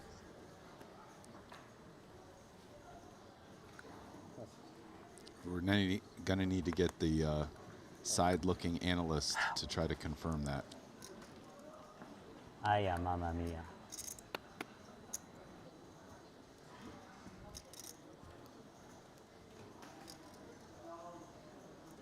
Ren likes doing a lot of Play like like a kind real of ivory. interesting tactics. Yeah, he's got some interesting table antics, doesn't Yeah. he? Yeah, table antics. That's a good way to put it. Ivy with queen 3 of spades in the small blind, just going to limp. Yeah, it comes with limp. My guess is he plans on calling the raise, and I think we're going to see that. 7s for Soiza. Yeah, I wonder. I mean, I think we're just going to see a raise, but it wouldn't be absurd if he. Yeah, we saw Soiza rip earlier. Yeah, he's just going to ship it. That'll end it. 7s. Not sure if I should shove, but whatever. Whatever. That's the best hand you got all day today. Raising and calling sucks too, so.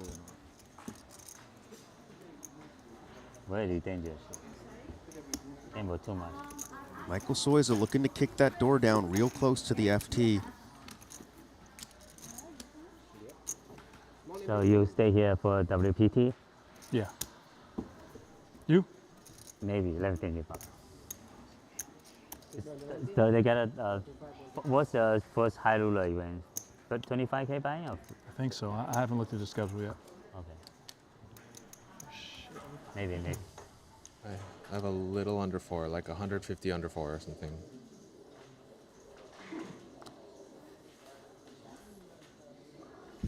Anson now down to 275, Brian. He's nursing the nub. Yeah, he's going to need better holdings than 5 deuce off. And Sergio, though, in a position to really go after Brian. Brian is 4th in chips. I thought you were talking about me for a second. I mean, I know I'm not playing. You're safe, Brian. Don't worry. 9th gets 205,000, but 8th gets 248,000. And look at this. Wow. Really awkward spot. I know it's a great hand, but it feels like too many big blinds to just rip in the middle. It's not that awkward. Feels awkward to me, Brian. I mean, I guess he's just going to call in position. Really dicey against the Conquistador. So this is a move that's intended to keep in your opponent's kind of like garbage but what raises. about this, Brian? This is when it backfires. This is like against the queen 8 off in particular. You're kind of like, you want your opponent to flop the 8. You don't want him to flop the queen. But there it is. Brian knows Sergio is raising really wide to pressure. Sergio flops top pair. And he wants these type of hands with 1 over, 1 under, or even better, 2 unders to like stay in the pot because they don't have much equity. But the flip side, and when things go wrong, is when they happen to hit that 1 over card. There you are. Sergio will be pressuring Brian with a lot of hands here. Just happens to have top pair.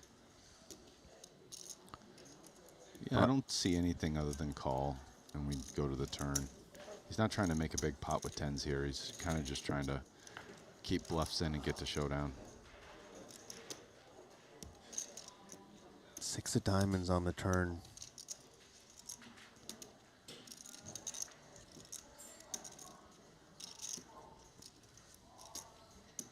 Sergio has an interesting decision here because it's like on a lot of runouts, his hand isn't going to be good enough to bet 3 times. So now he has to decide if he wants to bet now, keep it open. No, so he's going for check. And this is consistent with a couple hands I saw him play last time when he got second, where he's kind of done this, gone bet, check, bet, with some value hands that fit in that. I think there was a king, queen, jack board where he had queen, jack, and he did this. And he's checking now because he's not going for 3 streets with this hand. So he's deciding that street is going to be the river. Yeah. And, oh, that's... Interesting river. Ace of diamonds brings in the backdoor flush. Sergio does have the queen of diamonds. Interesting spot, too, because this is a scare card he could technically try to represent. Well, Brian can have some ace-x hands because they're kind of deep enough here that Brian isn't going to just, like... Yeah, and that makes sense. Yeah. And that river kind of saved Brian. Yeah. He'll be frustrated, but could have been much worse than Sergio. Between the backdoor flush coming in and the ace, which Brian can have definitely some ace highs that just called flop, I think Sergio decided not to value bet. Yeah, like you said, it saved Brian from probably losing another bet. Yeah. Sergio Ido. Thank you. Thank you.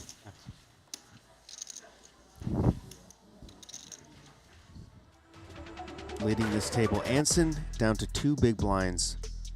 That's what we call life support, Brian.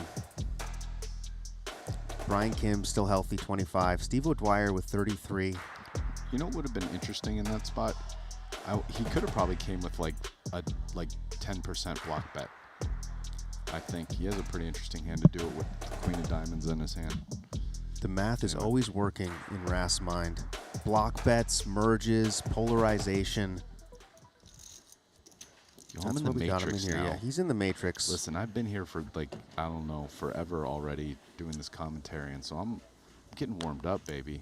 Yeah, we're just getting started here at Triton. The big buy-ins are coming.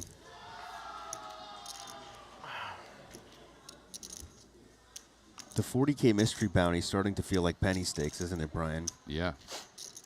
And Brian Kim, another interesting spot, 9-8 of clubs in the small with Steve in the big. Steve does cover him slightly.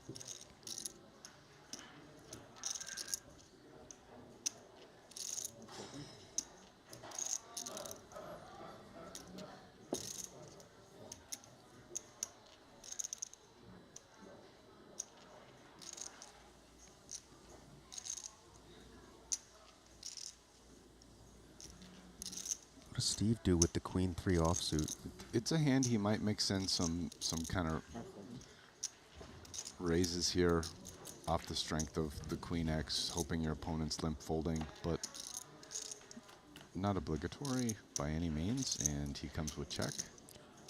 Ooh, look at this flop for Brian. Middle pair and a flush draw. And Steve, with just enough of a piece, might make him stick around.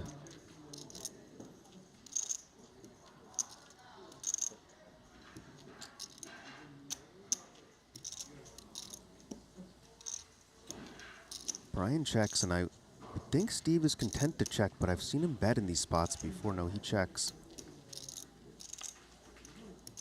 And there's the flush on the turn. Yahtzee for Brian. Did come with the check on the flop. Does he want to try to induce again? Or is it time to go for value?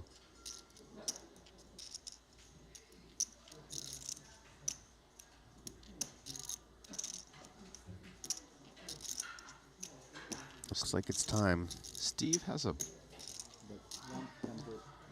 pretty tough hand here.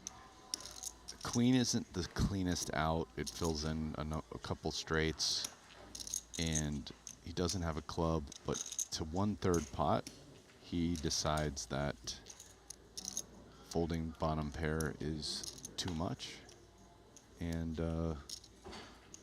that's not a good card for Steve because he can still beat some bluffs and might end up talking himself into a call versus a bet. I wouldn't be surprised if he thinks about it for a while.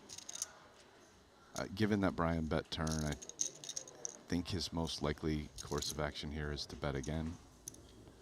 I think a number of like one club hands, Steve is more likely to bet on the flop.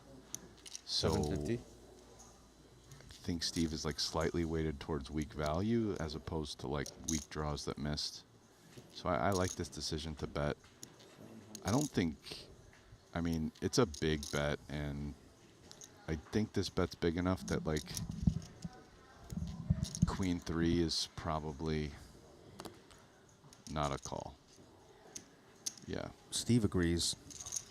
Like you don't need to call that often when your opponent goes over pot. Brian Kim looking for more action, but he'll take the pot regardless.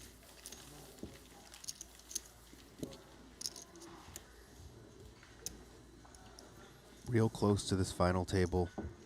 2 million up top. Sergio, slight chip leader over Punat. Anson nursing that nub.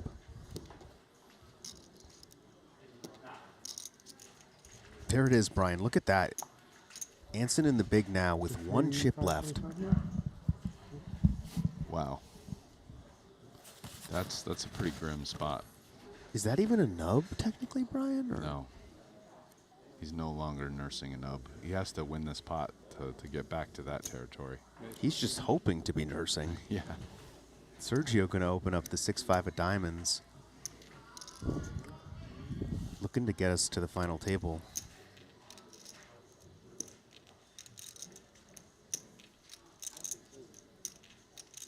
Wow, and kind of good news for Anson here. Wow, They yeah. cleared out. Jack 8 was in the small blind. Little does he know, he's got the best hand with Jack 6. Kind of has Sergio dominated. Huh? 6 high. How many times? How many times? Twice. Twice? Okay. No look. No look call.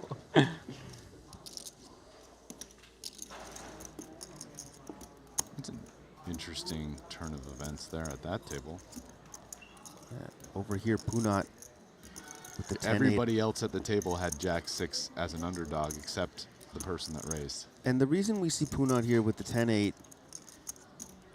is in part right because he knows Anson has that stack, and he knows these guys don't want to bust before he does. Yeah, so he probably opened pretty wide there on the button.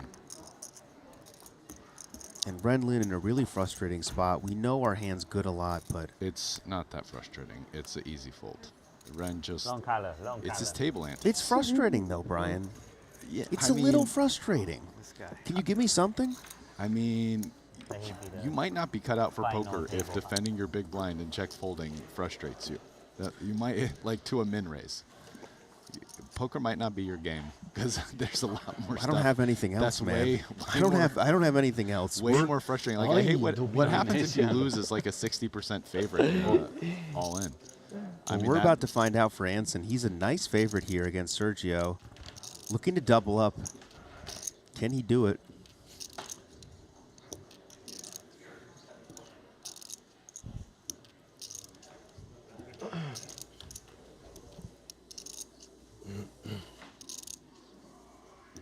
So far, so good. Diamonds working for Sergio.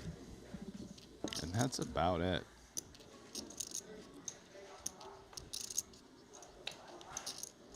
Well, a 3 now. Give him the nut straight.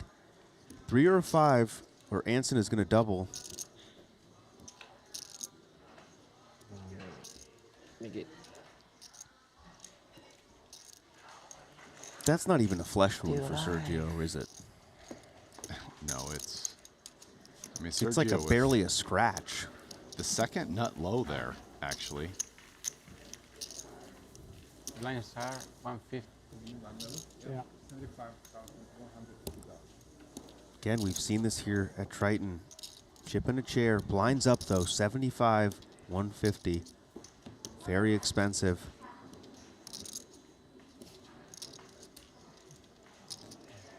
The only hand beating that Sergio was beating on the river was 5-3. That's how. Almost a nut low.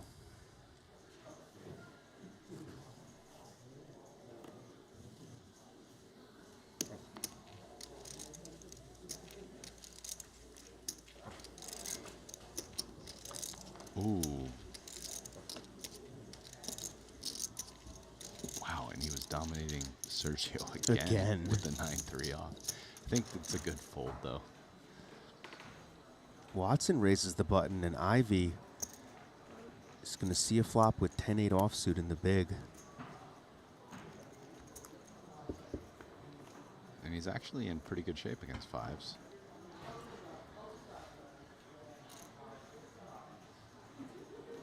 But this is a board that Watson's going to win. Yeah, and it's tempting to check back. Not that tempting. Well, for mere mortals like us who don't have the matrix screen in This our is- default setting, Brian. He's betting here. I would have laid a massive price. Yeah. Yeah, but I think it's a good example. A lot of us see the overcards. We get scared. We don't have the matrix brain. See, that's a board where Watson is the pre-flop raiser and Ivy with like 20 blinds, not 3-bet or 3-bet jamming. Like Watson just has all the good hands. Ivy never has kings, ace king, ace queen. Like maybe he has aces, maybe as a trap. Ace jack, like might not have king queen. So it just Watson just gets the bet. Punat leading the way. Let us know in chat, who do you think is going to take this down? Punat, Mike Watson, Ren Lin, Michael Soiza, Phil Ivey, absolutely stacked field, Brian Kim, Steve O'Dwyer at our other table, or Sergio Ido. Or is it the short stack Anson? Is he going to do the ultimate spin here? Mario Mosbeck did it, Brian. Anyone can do it.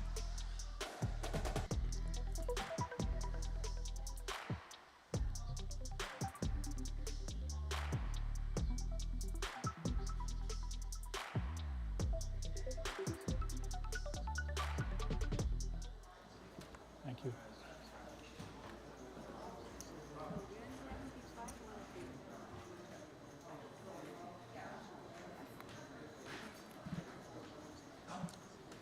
Solver bait for Watson in the cutoff.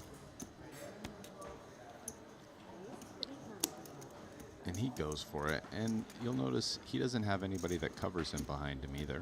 So pretty comfortable open. Which is pretty big, right? Yeah. And it's going to get through. There we go. And we talked about this. Mike Watson, great player. Feels like he's lacking that signature win, doesn't it, Brian? Yeah, I'm not sure. I would have to. We'll see what the math says, okay? Look at his Hendon mob.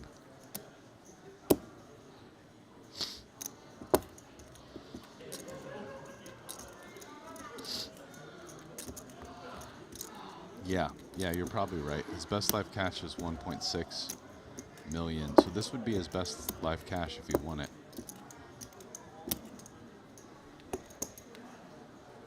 Amazing. Yeah, for a guy as accomplished as Mike playing here at Triton, I'd say your statement is accurate. Math agrees. Come on, man. And Phil Ivey's going to rip with King Jack off from the button.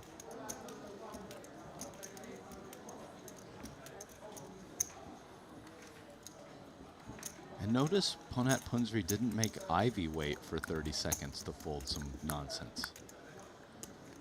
Phil Ivey takes it down. Just a curious little observation. Oh, Anson's up. Michael Soy said, wait 30 seconds while I fold my garbage. But no, Phil Ivey, I'm just going to snap fold for you. We'll move along to the next hand. Just presented without analysis.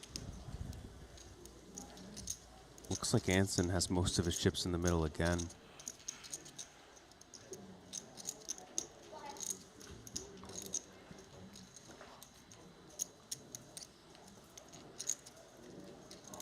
There's the mounds.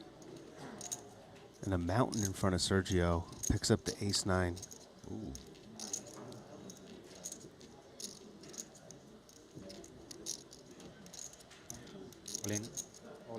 Wow, he's just open ripping. 223 big blind stacks. I guess just max pressure versus them.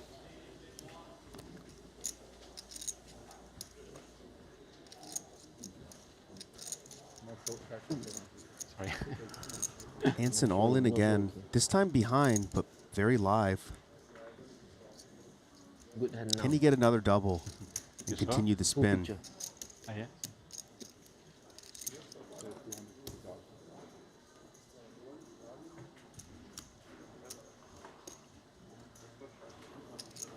Yeah. You got action here, though. Oh, wow. What happened here? It looks like Punat raised to 500,000 from the small, and Watson defended the big. Yep. Terrible flop for Punat. He might get into trouble here. Let's see what the run out is. Flop is going to go bet call. Watson has to feel pretty good about his hand, but given ICM and other considerations, I mean, he can definitely be behind. I don't think raising here is an option. Although it'd be better than fold. If you're folding that, you might as well just walk away right now and give up. Wow, terrible card for Punat. Terrible card for him. Great card for Mike, because Punat's now going to think it's even less likely Mike Watson has an ace and more likely that his queens are good. Wonder if he's going to bet again, double flush draw, or go for the check call. See what he comes with. Yeah, he's going to just bet kind of like for value, charging draws. And the river. The river is going to be a really blender street for Punat. Because what's going to happen is Mike is going to call here. There's going to be 2.6 million in the pot. And then on the river, if it's like the 8 of clubs or something, I wonder what Punat's going to come with on the river. Like a small bet? Mike might raise a small bet on the river. And if he checks, well, then he's not setting the price, as we like to say. And the price is going to be high. And things have gone really smoothly today for Punat. Burst the bubble by eliminating the second in chips. Oh. Well, the 10 is not as innocuous as an 8 because Mike can definitely have 10x here. So now Punat's losing to ace-x and 10x. So I really doubt he comes with a value bet, like a block or like a third pot or something anymore.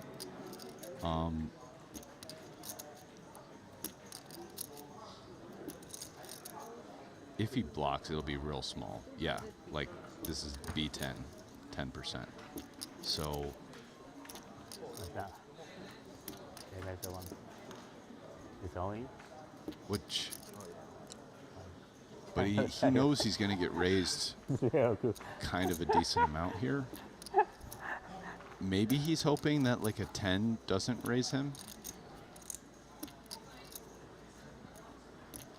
Mike Watson sitting on aces full.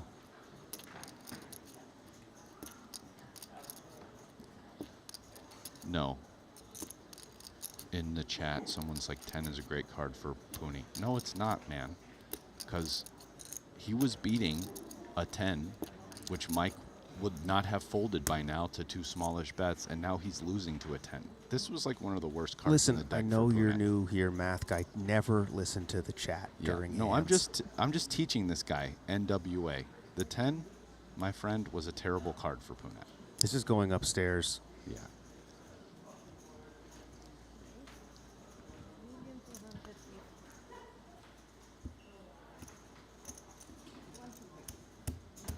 $1 million on top. And what does Punat do?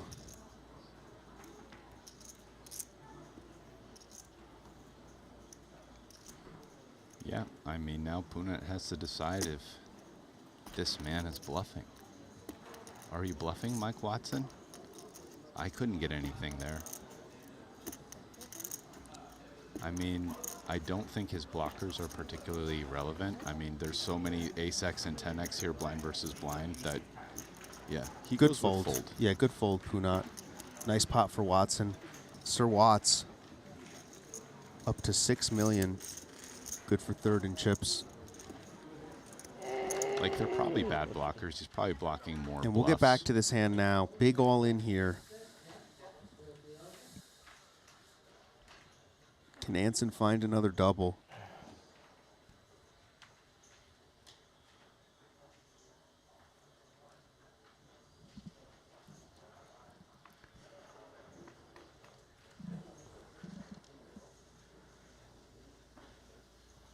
Not the best flop, but backdoor's working, Brian.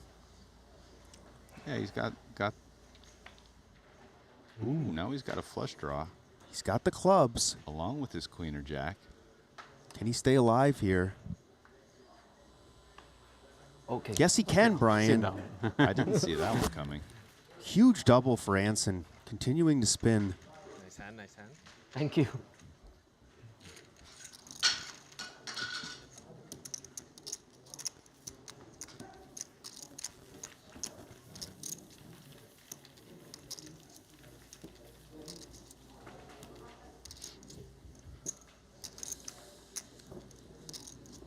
So he doubled to a massive 5 big blinds. Now he's nursing a nub, right? He's back in nursing a nub territory. And we've seen it from all these players. Jonathan Jaffe in the last event, 3 big blinds, got second.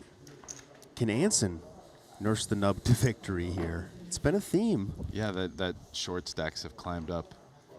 Mario did it and won. D. Peets did it and got second. And you're saying in the last event, somebody got second. Jonathan Jaffe got had second. 3 big blinds. Yeah. Brian Kim with the king queen off and the cutoff.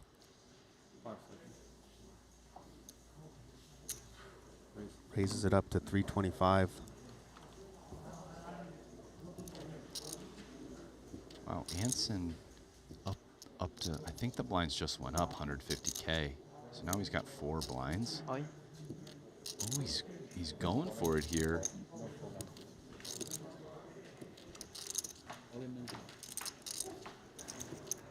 Right on table?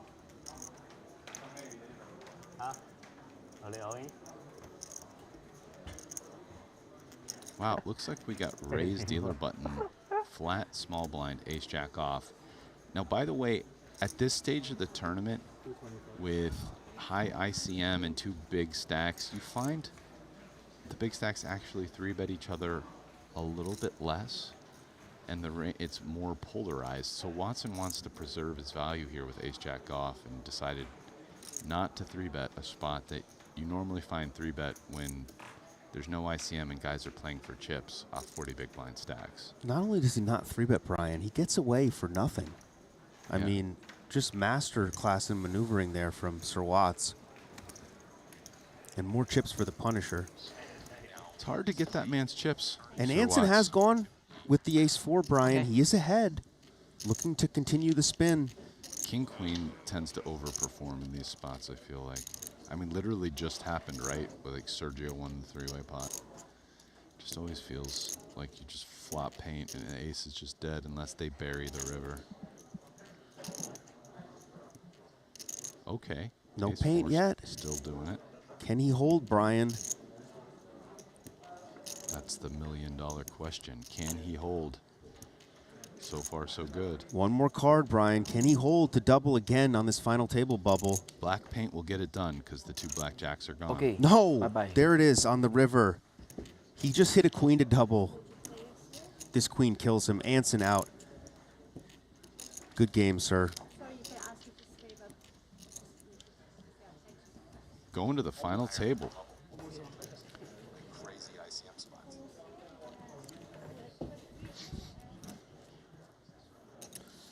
Great run, sir. The Malaysian will take home 248,000.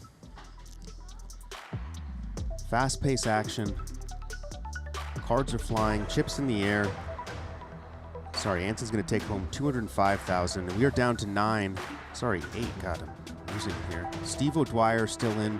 Michael Soiza, Phil Ivey, Ren Lin, Mike Watson, Punat, Brian Kim, and Sergio Ido in the chip lead. Crazy action there, Brian. I mean, just bloodbath. Anson almost spun it up. Couldn't make it happen. We're going to take a quick break, but we are going to come back with the mystery bounty draw. A lot of pulls there for a lot of money, so you guys are going to want to sweat this. Don't go anywhere.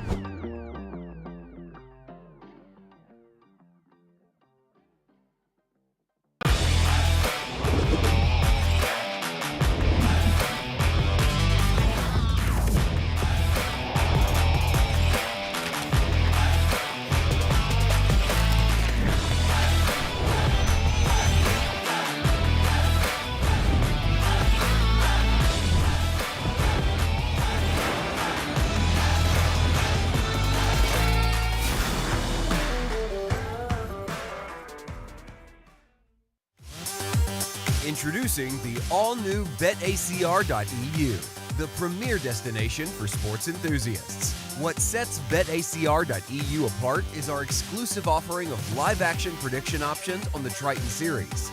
Experience the excitement as you predict the action while watching your favorite players live. But that's not all. By opening your account now, you can take advantage of our incredible offer.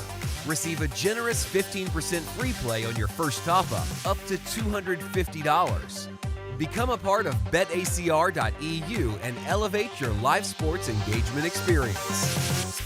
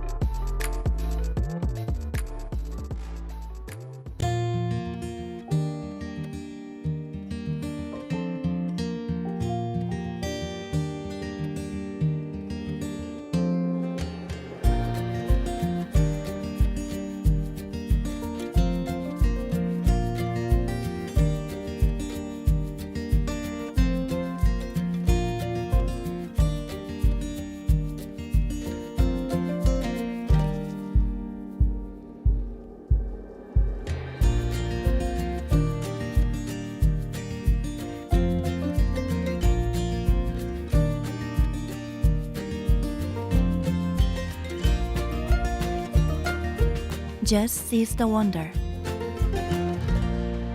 Jeju Shinhwa World.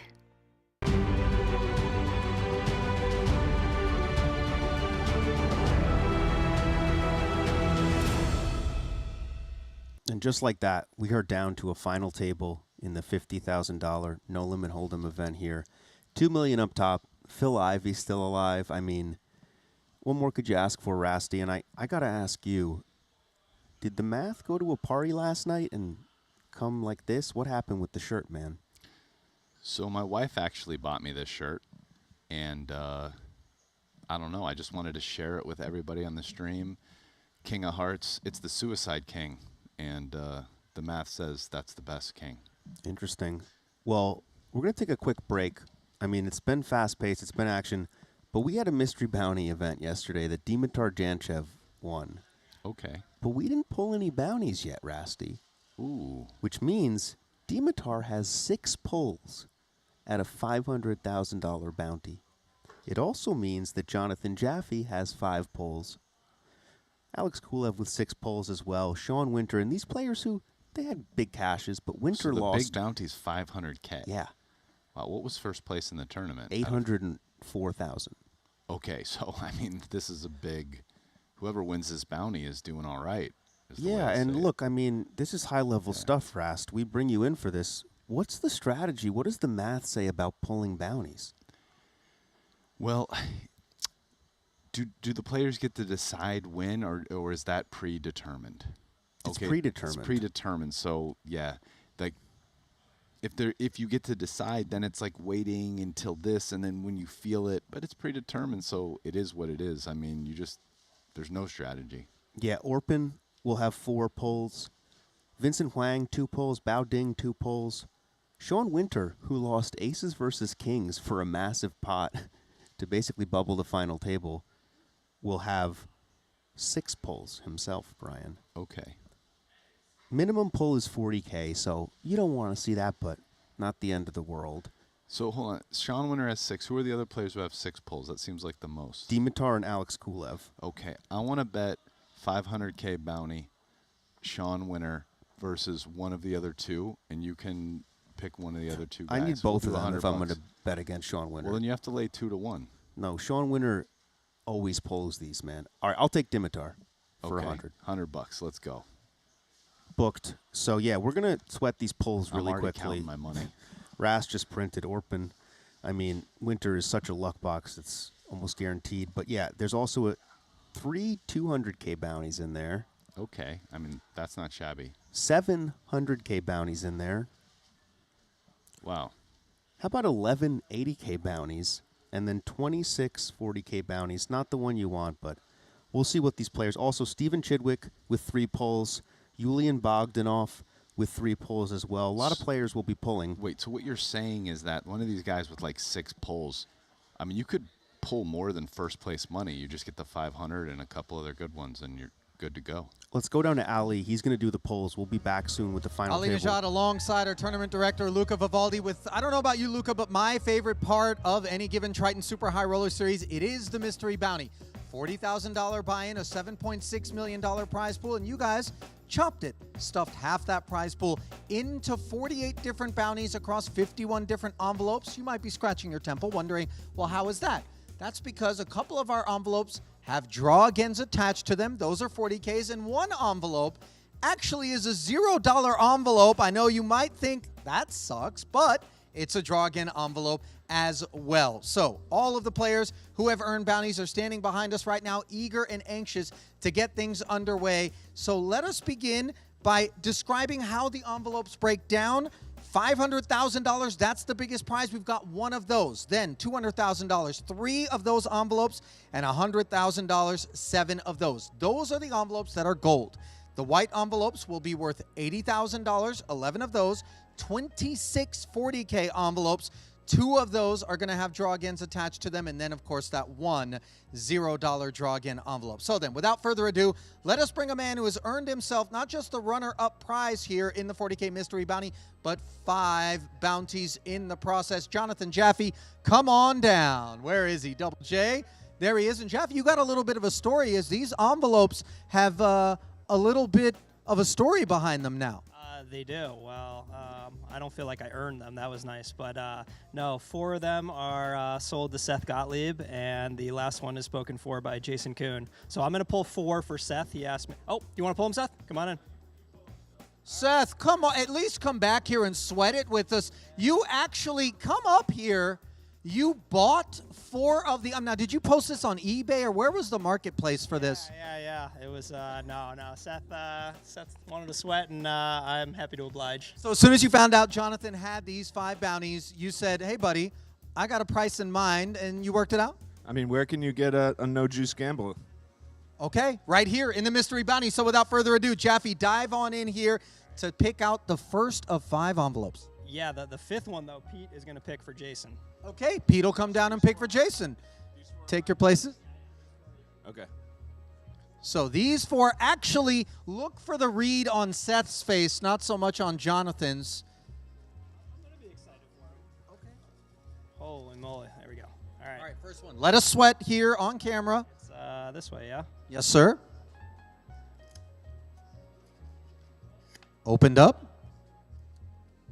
What color do we have? Here we go. Is it white? Yes. But it's $80,000. So this is pretty good. $79,000, by the way, the EV per envelope. Worthy of note, you're $1,000 ahead of the game. Seth, here we go. Next envelope. Dive right on in. Let's keep it moving. What's the color we're looking for? Gold.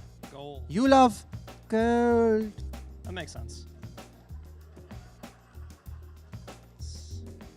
Looks like white. Looks like white, he says. Everybody loves to see it, but it's $80,000. If you're going to pull white, you're pulling well. 2K in the black up top, Seth. Now, here we go. 3rd of 4 envelopes that Gottlieb has purchased. Did you purchase them in USD or Korean won? TBD. I don't know what currency that is. Yes, to be determined, he said. All right. This one feels good. This one feels good, he says. Yeah. Good read. It's gold. Squeeze. Get up here, Seth. Hang on.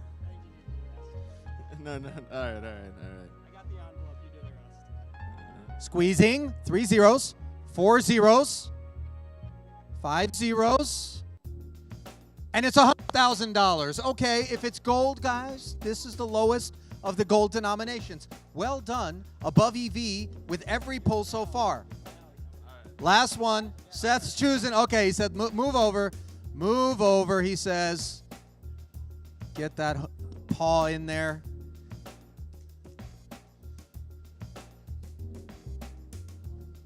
It's white. Oh, it's white. It's white. And it's $40,000. Okay, so Seth, not so bad. Seems like you performed decently. Pete, come on down. I understand Jason Kuhn's purchase envelope is going to be a pull from you. All right. Nervous. Reach on in. I can't go for the top one. This one's for Jason Kuhn, says Jonathan Jaffe. What if it's a really big one, Jason? Are you looking for commission or something? Well, you know. Wow. It's white. You already gave us that 40,000. Nice work, Pete. Get out of here. Is that the lowest? Get out of here. Jason's completely pissed off with you right now. All right. How about Dimitar Donchev? What a wonderful performance in this one. 6 bounties. Dimitar comes to the stage as part of this Bulgarian delegation that has made its mark at this Triton Super High Roller Series. His fiancée, Slavka, is going to do the honors, correct? Yes, exactly. Are you excited? Yeah, a little bit nervous because it's a huge responsibility. Yeah. I'll tell you what he did is quite a bit more difficult than what you and I are about to do, but come on down. Into the bin we go for the first of 6 pulls by Dimitar Donchev's fiancé. Okay. So we'll show it this way. Peel it open. Look. Uh-oh, it's gold. Hang on. What has she done? Take a look. What does that say? How much is that? 0, but a draw again. Okay. Draw again. Draw again. Excitement muted. All right. One more time. There'll be set. This is my favorite, by the way. Just look at the little emoji. The sad face. That's the $0. No more sweat there. That's okay. No harm, no foul. All right, here we go. It's better. Do you have instructions on where you want her to reach into the box, Dimitar? Do you have GTO Mystery Bounty? No. No GT, no solvers. No solvers. Here we go. Let's see. White? White, yeah. White. 40,000. Okay. We're warming up. 40,000. Here we go. Go ahead. Back. You can only go up from here.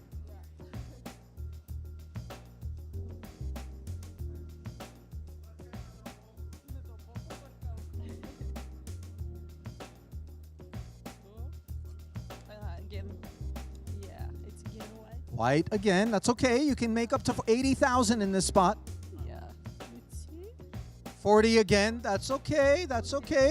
Here we go. Back we go to the box. 4 more left. What are you telling her? If she messes this one up, it's over, or what? We need one. We need just one. Just what? You're right.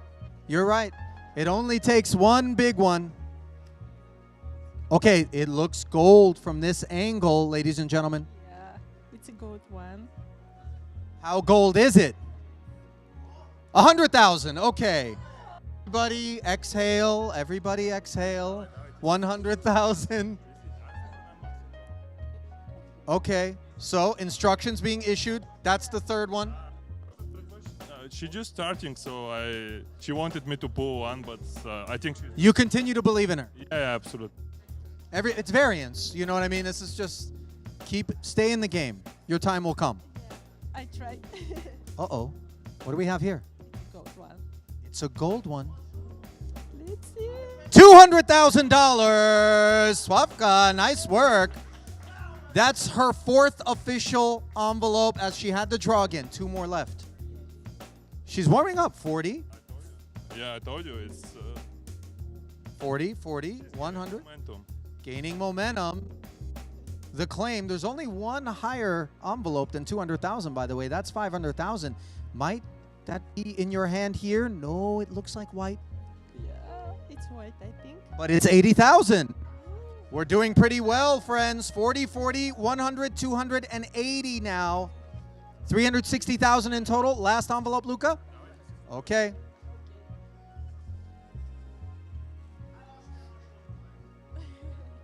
No pressure. No pressure. They're saying, don't you dare from the peanut gallery.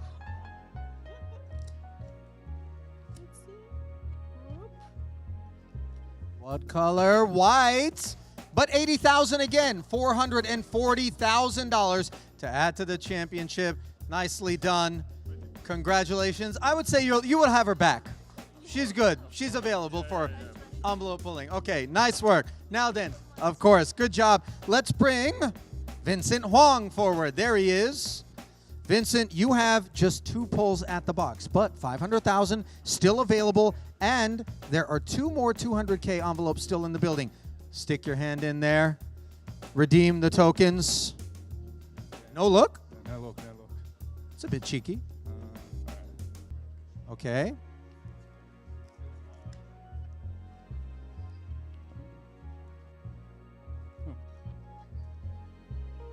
It's gold, guys.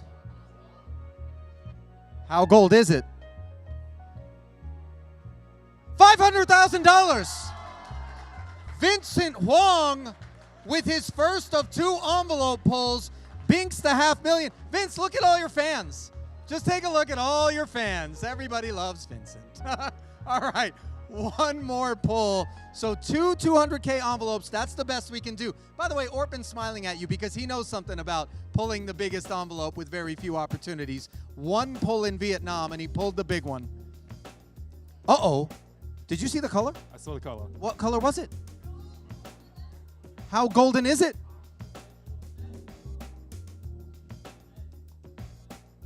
$100,000. So let's slap 600 dimes onto your payday in this mystery bounty. Nicely done, my friend. Vincent Huang, congrats to you. Ding Biao.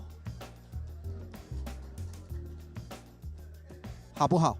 不好不好。不好。为什么？ 50万也没了。 That was all I knew, guys. That's as far as it goes with the Mandarin. How many envelopes do we have for Ding Biao? 2. Here's the first. Okay. Looks like a private squeeze. 40,000. Not great. Back to the box. By the way, $40,000. Shame on me. 40,000 is a lot of money. Let's stop and think about it. Uh-oh, white again. 40,000 again. Okay. 对不起, Shifu. Okay, here we go. Next up, Joao Vieira. Just 1 shot at it. Here he comes. One of Portugal's finest. You want big scramble or? What do you mean one of? Oh, look. No humility in this camp. Portugal's finest. The claim from Joao here. All right. Portugal has way more finer people than me. This is a white one. Capped. His range is capped at 80. Can you squeeze 80 out of there?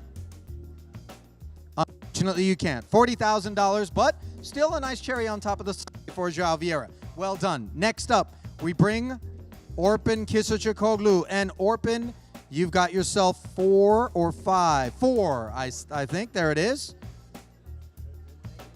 Here it is. Just go for it, my friend. The first of 4 pulls. 2 200K envelopes. That's the best that you can do. Okay. Envelope number 1. Yeah, there you go. Okay. You want me to hold one while you open the other? Okay.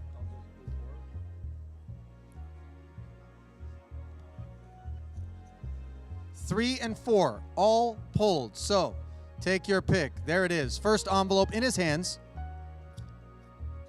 And a microphone in my mouth. Forgive me. Is that good or bad? That's white, so it could be okay or it could be not so okay. 40,000. Here we go. By the way, everybody loves to see it, right? We're all cheering for white, guys. They're all cheering for white envelopes. Allow this. Uh-oh, a threatening gold peekaboo. Okay, well, it's already gold, Orpin. All right, min cash with the gold, but that's okay. Better than 40 or 80. 2 more envelopes remaining. 140 in the kitty already. This one's white. And it's 40. You didn't miss much. Let's let the people sweat, Orpin. I'm part of we have a production here. My food is getting cold. His food's getting cold, guys. That's white. That's white. And it's 80. Okay, there we go. 2x. Orpin, enjoy dinner. We'll see more of you. And let us now bring up the next participant, Adrian Mateos, El Conquistador. The Spanish delegation performing oh so handsomely so far here at the Triton Super High Roller Series. Perdónenos, Orpen. Just take it, my friend. How many envelopes does Adrian have? Dos. All right, first one. ¿Qué color? White. No bueno. What? 80,000, 80,000 for El Conquistador. Queremos oro. Blanco. Breaking. Let's see if it's 80 or 40 here. Hang on. 80. Okay. Not so shabby. So congrats to you, Mr. Mateos. Already a Triton champ here in Jeju. Next up to the stage, Alex Kulev. He was at the FT. Come on down, my friend. And with him is his girlfriend, Rosie, who I understand is going to be responsible for the envelope picking. She's the lucky charm, yes. Okay, beautiful. Step on up then, if you would, Rosie. Mr. Kulev, you have yourself 6 envelopes. The sweat's real back here, guys. Okay, first one for Rosie. No instructions? No. Whatever she chooses. Yeah. She's a field player. Yeah. He says after a few 40s, we got a problem. Okay, 40,000. Try again. Let's see how we can do after this. Are there even any envelopes left? They're in there somewhere. You may have to reach a little bit deeper. Okay. The envelope you want is the 200K, and there are 2 of them left. The envelope I want is not here. Not there. She knows the color schemes. 40,000. 80 so far for you in 2 pulls. 4 left. How are we feeling? Everything's okay, right? For now. For now. Okay. Alex runs a tight ship. All right. Lucky number 3, she says. Unlucky color. And unlucky number. 40,000. All right, that's okay. 120,000. Nothing to scoff at, but obviously higher hopes. Don't look back here because Alex's facial expression is darkening. Rosie, don't look. Just don't look. Don't look. Ah, very good. Could be a draw again. Oh no, Alex. 40,000 again. Are you going to take control or are we going to trust her till the end? I'm gonna continue with the pain. Okay, man likes it. Let's go. So far, 4 $40,000 envelopes. Is that right, Luca? 160 in the bank. 2 more pulls, Rosie. No pressure. It's golden. Hang on. You've done what everybody was scared you would do. 100,000. 100,000. Okay. Nice. So I should use this hand. The left hand. Left hand is the lucky hand, she says. Come on, sweat this one with her. Come on. White one. 40,000. 300,000 in total across 6. Does she have one more? No, that's 6, right? 6 total. Nice try. Nice try. She's sharp. She's sharp, guys. I like it. You always got to take your shot. You never know. I know. I was scared too. Okay, let's bring up Chris Brewer. Are you around? There he is. Chris, how many do we have? A single one. Now, damage can be done, as Vincent Wong showed us. Redeem your token. Reach on into the box. This one feels heavy. Does it? Yeah. There we go, if I can get it out. Okay. Suggesting that we have a weighted envelope on our hands. Chris redeems his loan token for, drumroll please, give him a sweat at home. Get this thing open. I've seen you open.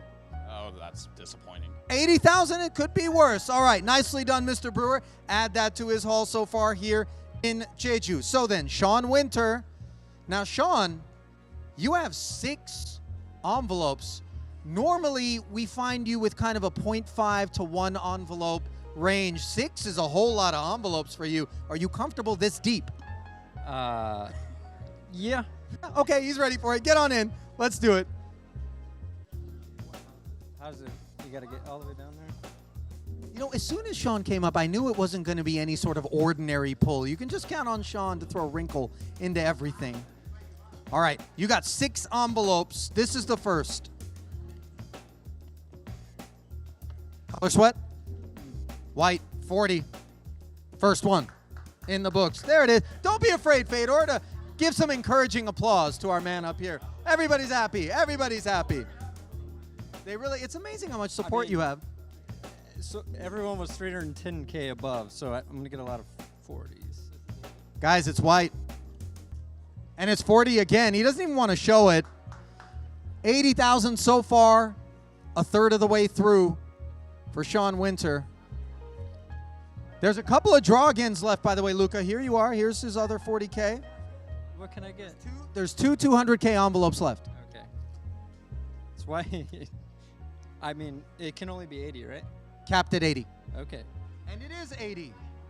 There it is. So, 160 so far after 3 of 6 pulls for Winter. This one's a little different. Nope. Guys, it's white again. How many is that? And it's 40 again. You're 4 of 6. Is it possible to envelope tilt, Sean? I mean, I know you don't do it at the table. I'm on tilt. Officially on envelope tilt. Hang on. No, it's white. It's white again, and it's 40K. But hang on, you missed a little wrinkle. Draw again, my friend. Draw again, 40K. 1 of 2 in the bin. So you get an extra tug. Life's not fair. The man had 6 to begin with. Now he has 7. This 5? This is your... Wait, is this the 5th? Luca, help me out. I'm losing track. This is the 5th, says producer James. Okay. Okay. All right, another 40,000. Now, he did have a draw again. So, obviously, it's going to be a total of 7 pulls. This is the last one? We're sure? This is the last? Confirm? Okay. Somebody's got to keep track of this. Oh, it's because I did the draw again. Yep. Okay. This can't be draw again, right? It could. There's 2 in there. No, not this one. 40,000 as Sean Winter does what everybody wanted him to do and clears the box of a whole lot of these 40Ks. Congrats, Sean. Obviously, nothing to scoff at. I know it feels like a weird thing to say. So then, who's on tap? Shingis Satubayev of Kazakhstan. Is Shingis around? Do we see him anywhere? Coming. Come on down, Shingis. Take your place in the middle here. 1 envelope. Okay. Good luck, my friend. Thank you. Сними этот видео. Гарри. Ramin Hajiev memorializing the moment. Hopefully one that involves a golden envelope. Yeah, we hope so. You can rip it. It's okay.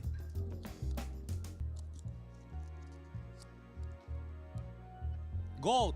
Gold. Gold. They were hoping for white. I heard some whispers back there. How gold is it? Squeeze with us. This way, this way. Squeeze with us slowly. Slowly. Oh, this way, this way, this way. Other way, other way, other way. Okay, okay, okay. Now. 3 zeros. That's standard. I'm going to give you a real sweat. You're not looking? No, I'm not looking. You just going to look at Ramin's face? Took a 200,000! Yaroshevsky and Hajiev, love to see it. Nicely done. 1 pull, 200K. Still 1 200K envelope left in there. And next up, we have Fedor Holtz and Annalena. Come on down. For 2 envelopes for you, sir. And are all of them going to be pulled by Annalena, or do we have another guest pull? Another guest pull. And who is this? Joanna. There's no reason to get upset, Daniel. There's still 1 200K envelope in there. Looking to distract us. It's not going to work. Annalena, step forward to take one of the first 2 envelopes. Fedor's girlfriend. How will she do? Any strategy? No. Okay. Crossing the gut. Like this way? Yeah, and then, well, open here and then pull out that way. Okay. Come sweat. I know you want to look, Fedor. The opening is difficult, huh? This way, right? Uh-oh. I saw. Did you see the color I saw? This way, and show the camera. We've got gold. How gold is it? 100,000. Okay, that's a nice start. Next up, 1 more envelope. Step forward if you would. Good luck. Any way you want to do it. All right. You got a tough act to follow. 100,000 already. It's a good start, that's true. But let's see.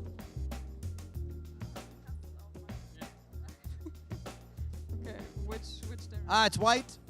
Keep pulling. It's 80. So capped range, and she was at top of range. 80,000 for her. Well done. 180,000 for you, Fedor. Thank you, all three of you. Next up, we bring Yulian Bogdanov forward, and now the Bulgarians are excited. 3 envelope pulls for Yulian, and Yulian, you've brought a lucky charm as well, I understand. Is this your? Yeah, my wife.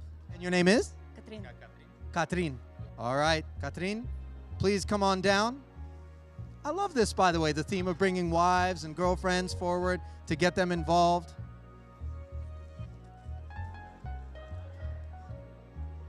Okay.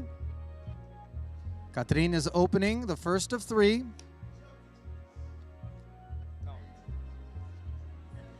No, it's white. 80,000 though. Okay, nicely done. Keep it moving. Next one.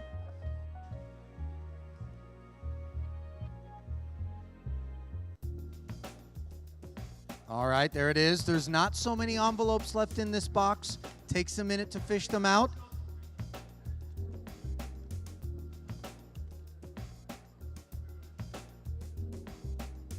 This way, and it's white. She shrugs her shoulders. 40,000, 120,000 so far. Are you tapping around? Okay, Yulian, Katrin. Gold, the man wants gold. Okay, come on down, come on down. All together. No, he says, how much? 40. 40,000. Okay.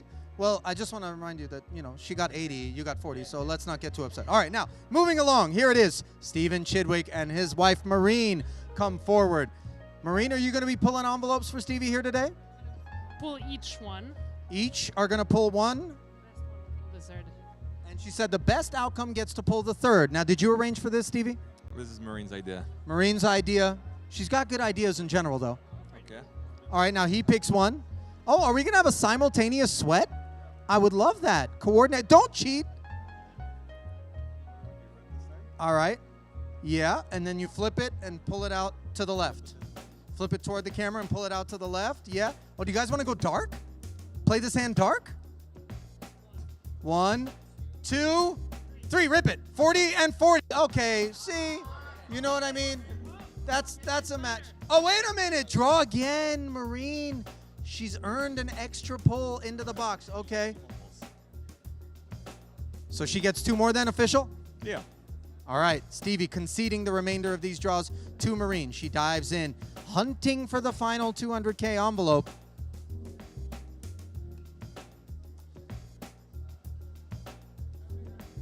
$40. That's okay, guys. That's okay.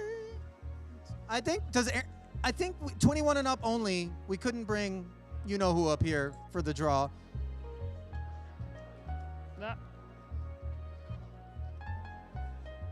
200,000! Maureen nails it. Allez. C'est bon. All right. Next up, we bring a rather disappointed, if I had to guess, Daniel Paulson. What happened, Daniel? Cleanup.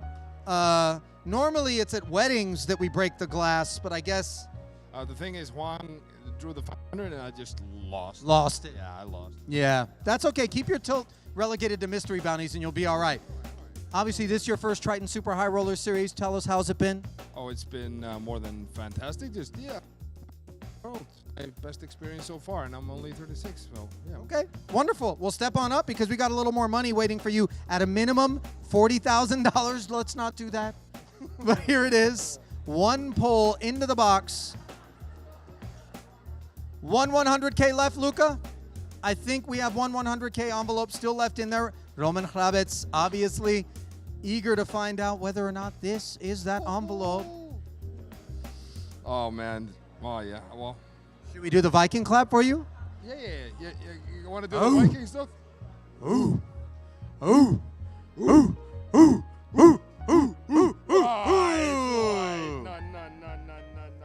Ooh. Not so Viking. 40,000, but that's okay. That's good. When you consider the ABI, my friend, 40 dimes will do just right. Yes, yeah, my ABI is like, yeah. By 100, so. Congrats, my friend. All right. Now then, only a few left. Roman Hrabets, come on down. Monica Zubowitz with him. And how many do we have? Just one? So who gets to go? Rock, paper, scissors, or what do we do? Right. She will draw, but I will have a look inside first. Okay, a look inside. I don't think the top one. It's a tough one. Oh God. Rock, paper, scissors? Oh, that. It's democratic. One, come on, best of one. Rock, paper, scissors, go. This is such a sweat now. I don't know. Maybe we mix it and then you look again. Maybe I mix it and then you look again. Okay, now. This one is gonna be unlucky. So not the top one, not the top. Not the top one again. The orders from Captain Hrabets. I got the. Monica. I cannot find anything. It's just. Is it? We'll take it out then, whatever it is. Okay. Woo! These are the receipts from all the envelopes we bought. Okay. Okay. There's just one. There's more than one. Okay. That's. I don't want the top one. Okay, I got it. This. This is it. She's picked her envelope. It's not a top one. Gold, okay? You open. I open. I draw you open. Yes. All right, let's get a gold one. Real sweats, by the way, for the faces over here. Step up, step up, step up, step back up. Step back up. What color? White, 40,000. By the way, that's the most excitement we ever got out of a $40,000 envelope. Ooh, he says, nothing to be sad about. Two remain, David Yan and CJ Zhang. David Yan, come on down. Where are you? Is he here? David Yan, anywhere? Ooh, this makes for an interesting situation then, Luca. Do you pull for David Yan? I'm not sure. Should I? Should I not? I mean, what options do we have? Does anyone see David Yan anywhere? Kate says she's calling him right now. I don't know if we're going to wait. Call him, video call him, and show him what Luca's doing. How's that? As Vivaldi reaches deep. Okay. There's got to be another one in there. Or just CJ Zan is only two options. He's 30 seconds away. Hurry, Luca, or you're going to miss your opportunity. Oh, what a bad beat for Luca. There's two left, David. There's two left. And one's 100K, and one is, I believe, a 40, Luca? One is not a good one. One is a One's a white one, one's a gold one. Let's simplify it, David. Here are the two choices. Come on down. You're fighting with CJ Zhang right over here. Hang on, hang on. Okay, come on down. I love this idea. Okay, are you in? CJ says, let's pull together. Step up, right to the middle. Here's the two envelopes. David should pick first, right? Okay, David, you got first pick. Okay. Left or right, says Luca.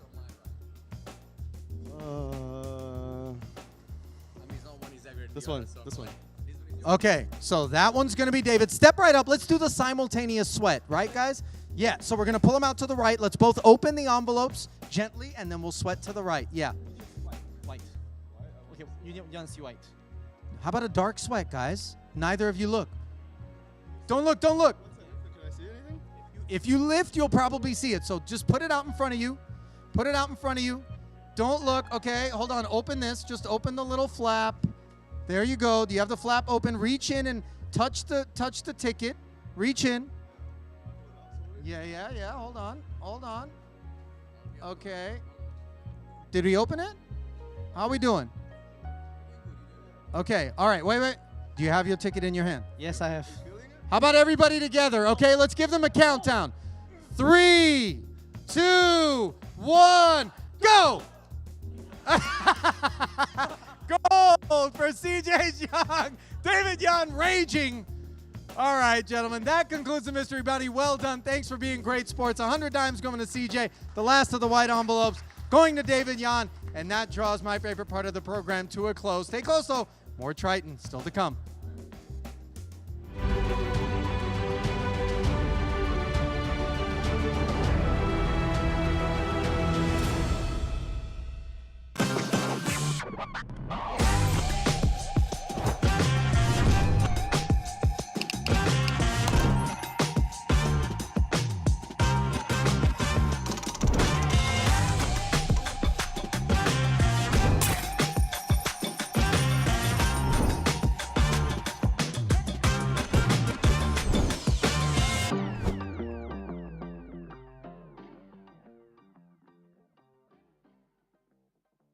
Welcome to the Daily Dose of GTO Quiz of the Day. The button opens, small blind calls, actions on you in the big blind. Which of these hands actually prefers to go multi-way rather than just going heads up against the button? King Queen offsuit, 5-5, 9-8 suited, or 10-5 suited? Find the answer in the Daily Dose of GTO, our free ebook designed to help you master GTO poker in just 5 minutes per day. Introducing the all-new BetACR.eu, the premier destination for sports enthusiasts. What sets BetACR.eu apart is our exclusive offering of live-action prediction options on the Triton series. Experience the excitement as you predict the action while watching your favorite players live. But that's not all. By opening your account now, you can take advantage of our incredible offer. Receive a generous 15% free play on your first top-up, up to $250. Become a part of BetACR.eu and elevate your live sports engagement experience.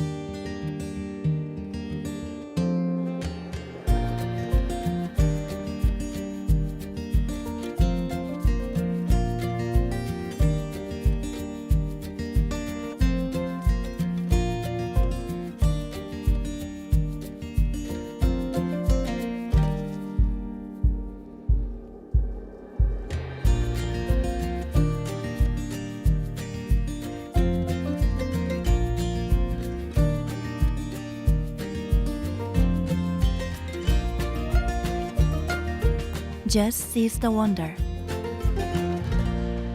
Jeju Shinhwa World.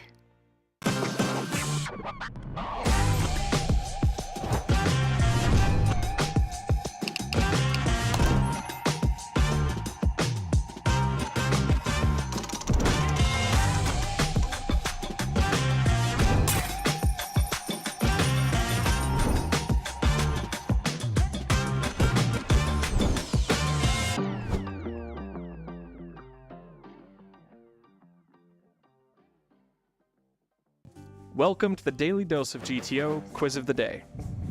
The button opens, small blind calls, actions on you in the big blind. Which of these hands actually prefers to go multi-way rather than just going heads up against the button? King Queen offsuit, 5-5, 9-8 suited, or 10-5 suited?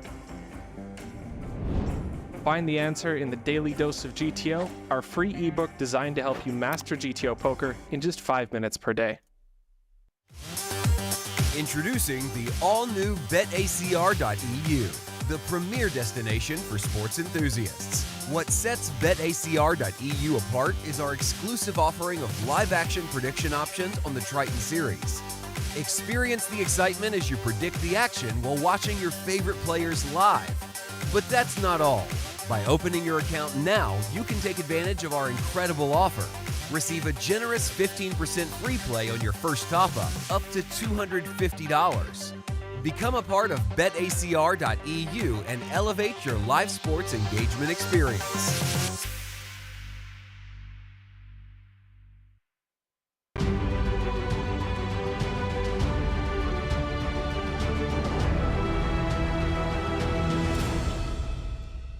And welcome back to continuing coverage of the Triton Super High Roller Series from here at the Landing Casino at Jeju Shinhwa World. Ali Najad in beside a very splendidly dressed Brian Rassar. You reach deep in for this one, and the golden top button not to be slept on, by the way. The Suicide King is what we've gone with? Yes, the King of Hearts, baby, the very best king in the deck.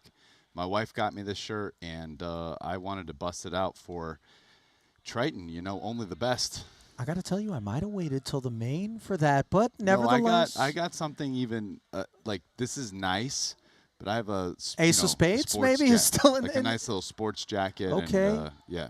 All right, so you reach deep as going many. Slightly more formal for the main. You reach deep as many did into our mystery bounty box, and my favorite part was as I came back into the booth, Will and Rast were still here at the desk, and maybe a little bit of action you guys had on some of the polls. It was fun, right? I mean, now you know why I love it so much. Yeah, we bet 100 on one of the 6 poll people versus another one on who would pull the 500K. It was neither.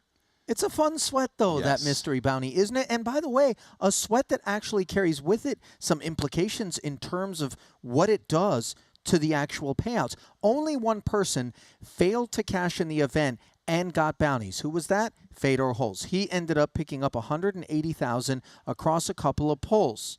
Annalena and a friend of his, I think, stepped to the bin. Everybody else had at least made the money. One of those people, $33,500 for Shingis Satubayev. He added 200 dimes to that tally. So you see the impact of hunting bounties, even if it comes at the expense of maybe a deep run in the tournament itself. It can really change the haul.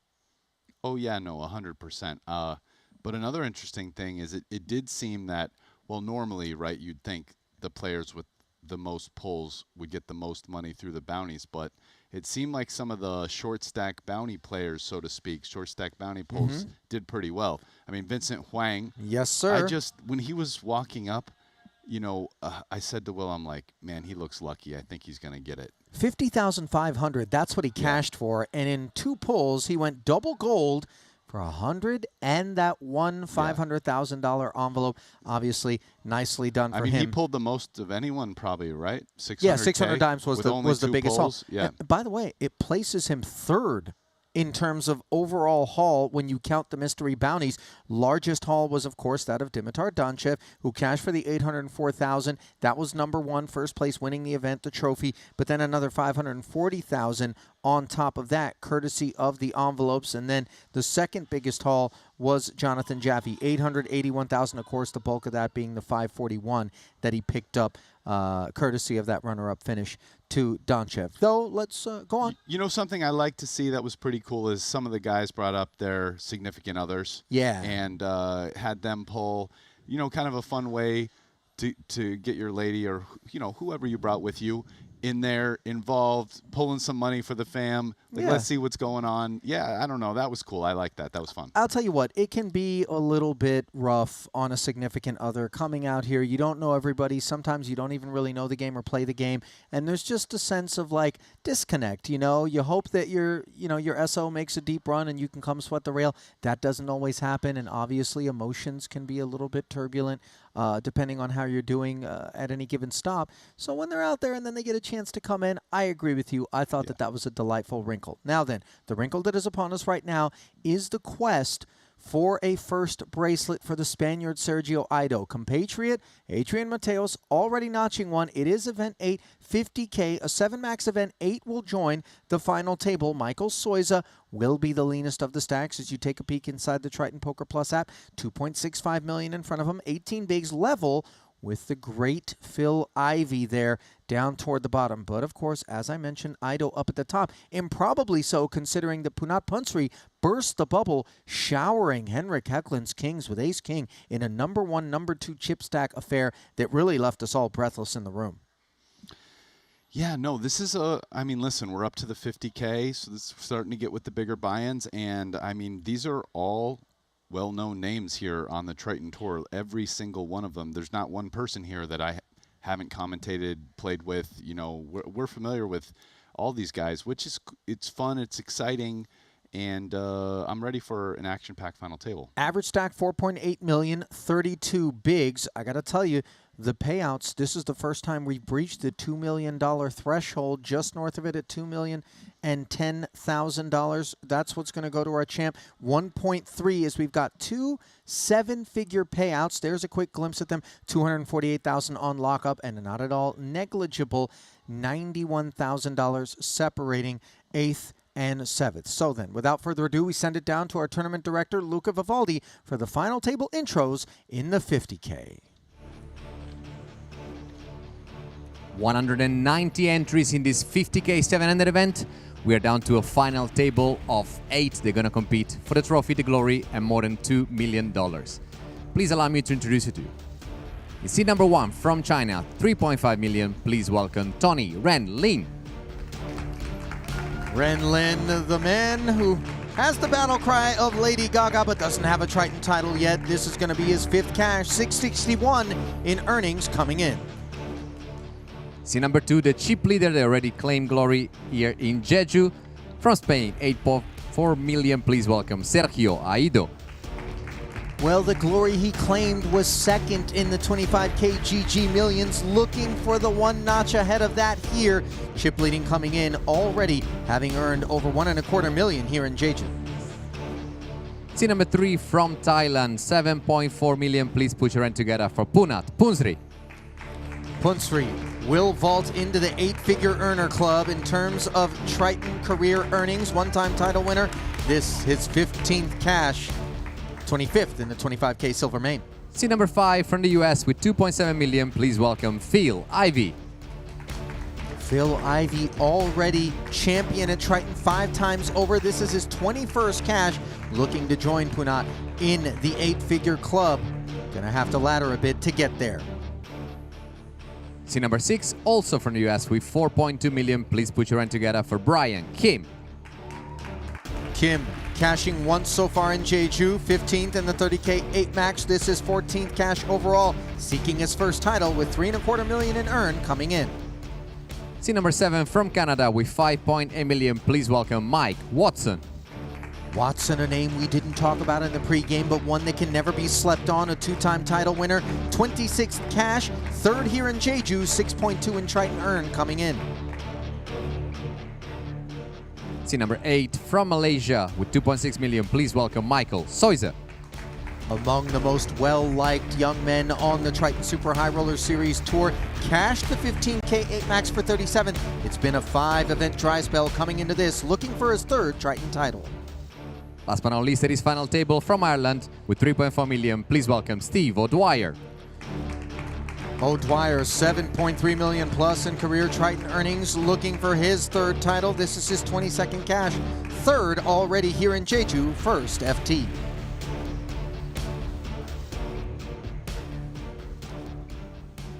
The button has been drawn on Brian. We still have 17 minutes remaining on level 23, 75,000, 150,000, 150,000. You've received 5 extra time banks. I wish you all the very best of luck. Yannick, shuffle up and deal, please. So there's the official look at how things shape up in the quest for the 8th title awarded here in Jeju and 2 million plus in payout. 75, 150 are the blinds. 150 is the ante, 375K, the price of poker.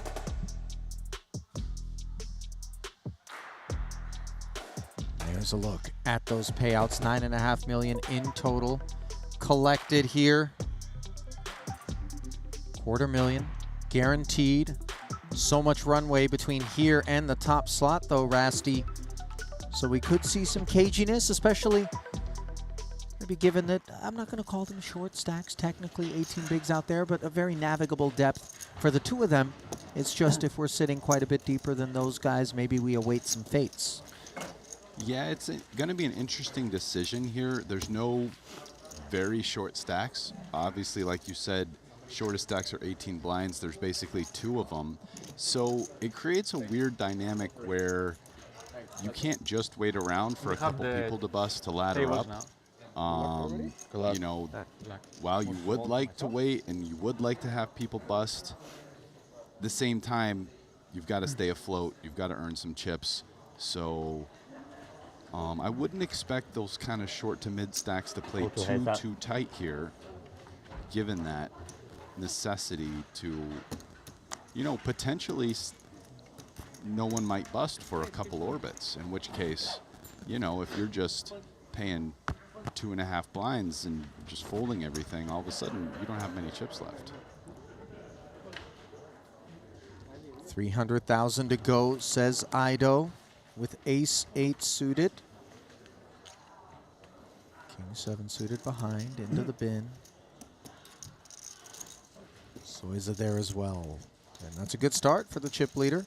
Soiza deciding not to defend his big blind with a reasonable holding, but again, in a situation where he has some ICM pressure, it's going to be hard for him to realize his equity out of position to one of the chip leaders who will likely put the pressure on, and, you know, he'll just end up under realizing. And so I think in a lot of these kind of final table spots, you see people end up folding, oftentimes unless they're really short, in which case they start calling with maybe similar hands that they would fold at a slightly deeper but still short stack depth. Aces for Ren Lin. 3.5 million. You note the player's eye is always darting up above these featured tables. There are screens that hang above that are there to inform all participants as to the current circumstances, payouts, average stack, how long's left in the level, all the relevant details that you would find at any tournament shot clock. Ooh, and O'Dwyer with a hand that might get him into trouble here. King, queen offsuit in the big. Not from the 3-bet perspective, but I mean, certainly good enough to defend your blind. Yes, it's against a under-the-gun open by a stack that's going to be playing pretty snug, so, I mean, we're not excited about that, but it's king-queen. Unfortunately for him, he's up against aces. None of his suits are good. Not a great spot. Yeah. And this has just made things considerably worse for Shaman O'Dwyer. Top pair on the King-9-6 board, 8 1/4 in the middle. Yeah, pretty great flop for him. From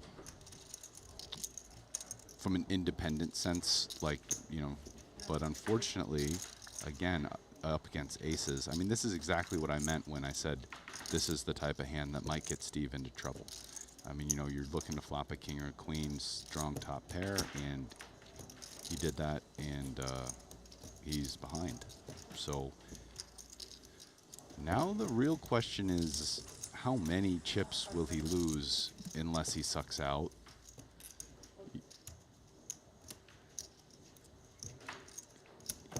Yeah, I think given ICM and chip stacks and relative position, no real choice there other than call. Quite different. Phil Ivey had a very similar spot to this, where previously I was saying maybe he would check raise the flop, but that was just a totally different hand against somebody opened from late position. So then an extra 600 slid into the middle after Ren kept it flat at 300K in position with the C-bet. O'Dwyer has done well so far by just flatting. 2.5 behind, right? Ren getting his bearings as he seems loaded. And he's going to barrel 1 million, Rast. Let's call it 2/3 pot. I mean, I don't really see how Steve gets away from this right here. It would be a pretty sick fold if he did. But, I mean, he's got a really good hand. Yes, he could have 2 pair. I mean, what Ren's opening, Ren isn't opening pocket 6s. Ren probably never has 2 pair. He's probably not opening king-9 suited, under the gun 8, maybe. Maybe not. There's only 2 combos of that.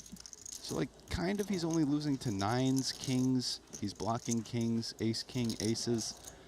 There's some draws on the board. Ace, X of spades he's ahead of. Maybe a hand like Queen Jack, Jack 10, Queen 10 of spades, all bluff. They have a lot of equity. Maybe some of those hands you know, queen jack of clubs, fires a barrel here. Yeah, I mean, this is just kind of a setup for Steve. And if a dry river comes, it's pretty brutal for him. So the call does come in. Now the pot has gotten very significant, 3.4 million.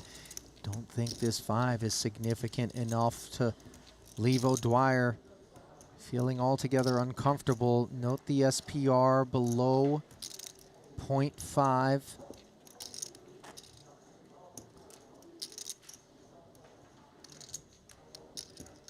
I wonder if Steve is considering a block as opposed to check. No, yeah, he comes with check, which was kind of the expected action. And I think Ren has just like a very clear value bet here.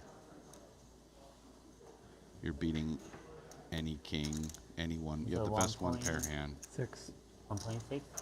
I gotta ask you something, Ras, just in terms of the sort of gesturing and posturing from Ren Lin here, it just feels to me like a lot of pride in product there.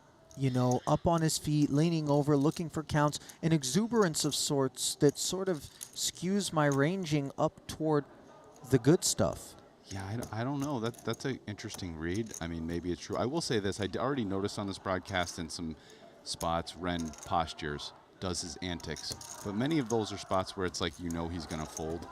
I actually think he's thinking about this. I mean, given stacks and the call on the turn, it's not the most comfortable. It's not like he has a set. You know, he is losing to 2-pair. But, and Steve can have 2-pair here. He's the big blind. You know, he can have a bunch of suited King X type hands. That said, I just think, yeah, like with aces here, you just gotta, I mean, you are ahead most of the time. It's only a half pot size bet.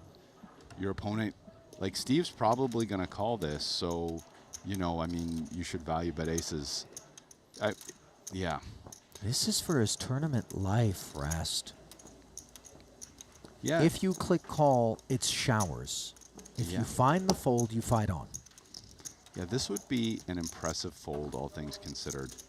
I mean, given that it's a triple barrel, he is only beating bluffs now.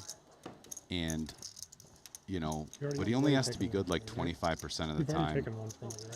Maybe if you include kind of ICM math, you bump that number to 30% or a third of the time or something, because you want more than just a break-even call for chips.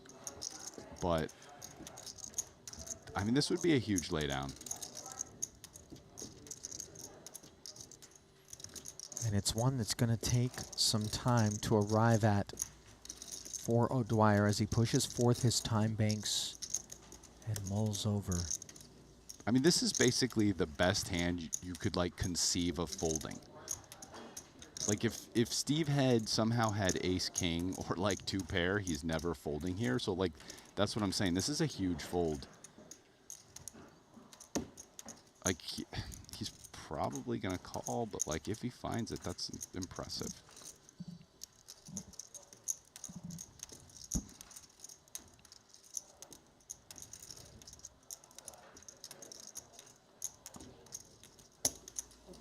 A6.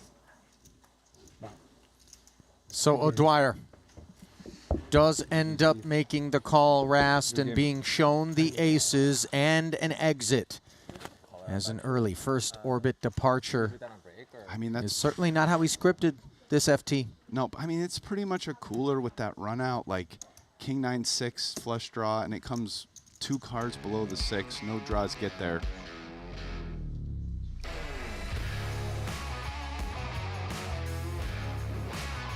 So, for Shaman O'Dwyer, the 8th place finish will earn him $248,000. He will add that to his career Triton earnings of 7.3 coming in.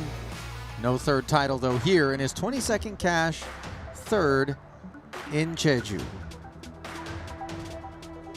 So, with his departure, all others able to secure $339,000, the jump over 6 figures between 7th and 6th, $126K. There it is. Brought to you by GG Poker.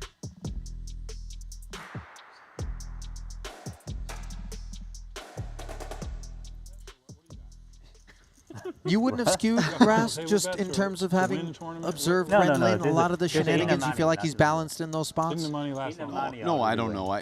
I will say I do notice he does shenanigans. Finding out how many chips he's got there on the turn. I don't know. Like it's hard to see sometimes one seat over the dealer to the 8. See how many chips your opponent has. It does matter. I mean, it's possible it's a tell, not because of shenanigans, but just because my opponent's trying to find out how much I have. Maybe that skews him towards hands that he's going to be betting all in by with the river. More likely it's value. I don't know. Like, you could try to make that read. But no, to me, a lot of his shenanigans are usually like pre-flop. He's going to fold, just like wasting time, saying weird, goofy stuff with. We can see he has like a banana hand. I don't know. I mean, what do you think? It sounds like you think there's something. It felt to me, and actually quite a few in the chat observed as well, that it just had that effervescence of strength. But of course, strength is what we can describe King Queen as on that particular board as well. So, you know. Yeah, it's weird. Like, I would stop short of calling that hand a cooler, but that said, like, it's a big fold. If to me, a cooler's like a hand that's just like aces versus kings pre-flop. That's a cooler. Like, there is no getting away from it. Right.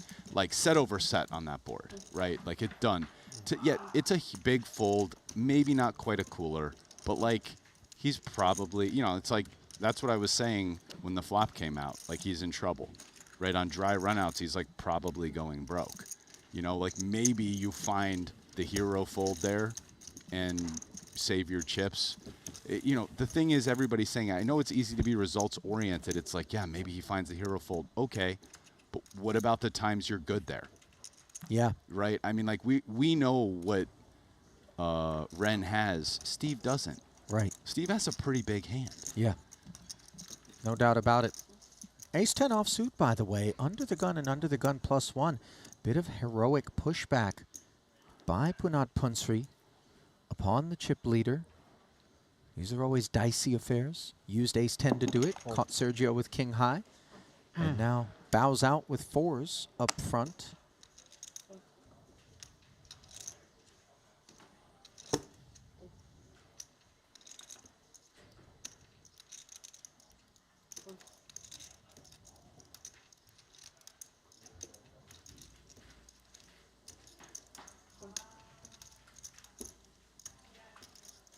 All the way around to the small of Ren Lin, who now sits in 3rd. Yeah, that was a big pickup for him. Hold to heads up. Hold to heads up as he gives Ido a walk. Look. Understandably. Look. You have better kick. I like that, by the way. Ren said, look, Ido kind of pseudo-authorized it, and then the dealer made sure that everybody had the opportunity to take a look at the holding as well. Little things. Yeah. And Ren with a, decently respectful small blind fold there to one of the 2 stacks that covers him. Thank you. Yeah, I'll take one. I'm good, thank you. Thank you. Wow, no, thank you, thank you. What a throw. Really lucky what you don't want.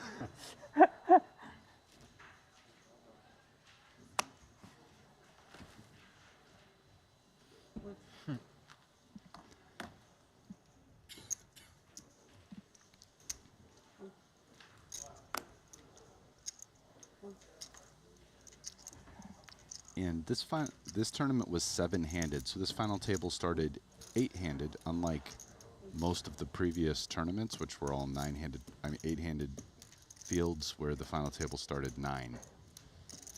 So there's, after one bust, there's only 7 players left. Just to reinforce and make that clear, especially for some of the biggest fans out there who are repeat viewers and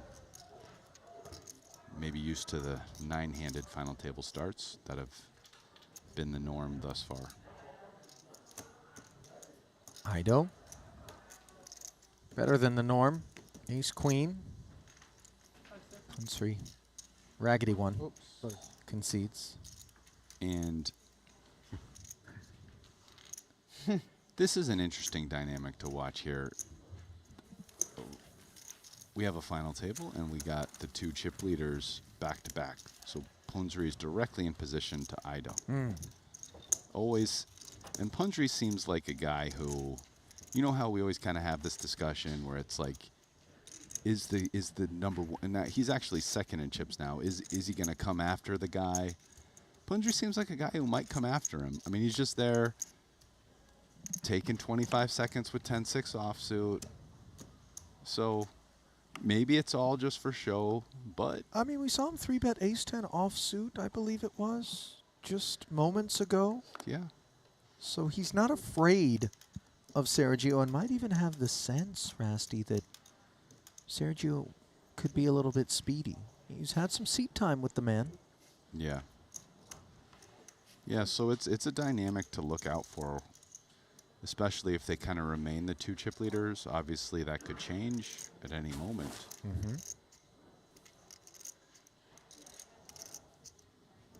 20 big blinds here. I wonder if he's just going to ship it. 3 million? Yeah. This, ooh, Ivy must have a good hand. It's a snap call. That looks like a big pair. Jacks, in fact, as Punsri books a date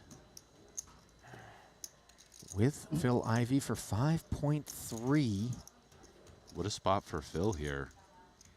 Get out of the short stack zone, launch up to the middle of the pack. If he doubles, he'll be just above average stack. Well, the 9-7 deuce board ushers that 5.3 closer to Phil. Ace on the turn is of no concern. All Ivy needs to do is fade 2 outs 1 time, and he's done it. Thank you. Phil 2575. hunting a 6th Triton title, by the way, Rast. Few have reached that mark. Jason Kuhn with 10. Don't believe anyone else has 5. Mikita Batsukuski, I think, has 4. We'll double check. There was like a time, wasn't, I feel like when I was here in 22, like him and Mikita were like the same. Oh, yeah, something. Jason, Like, also a Kuhn's part of the just- logjam. Yeah, exactly. Yeah. If that's what you're talking about, not Ivy. Jason and Mikita were Mikita. leveled, and then just a breakout year last year Yeah. for Kuhn. Danny Tang also. Hence the Ivan Liao Player of the Year award race, led by Danny at present. Kuhn in second, coming in. 100, 200,000 with a 200K big blind ante. As the blinds have gone up here. Bad news for Soiza, down to just 11 bigs.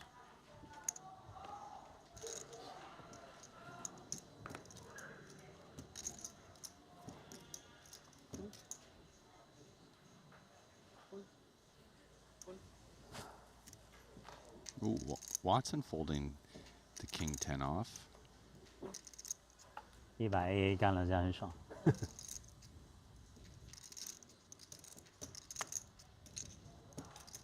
Under the gun 7 with a middling stack. Makes sense. Just a note. Brian Kim getting a walk with Jack 7 off. Pretty solid. Mind if I look at this?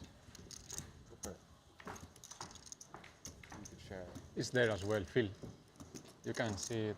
Yeah, but better. that light Ah, is yeah. like, that light really bothers, you know what I mean? So I try to keep my, yeah. It doesn't bother you, that light, huh? I can.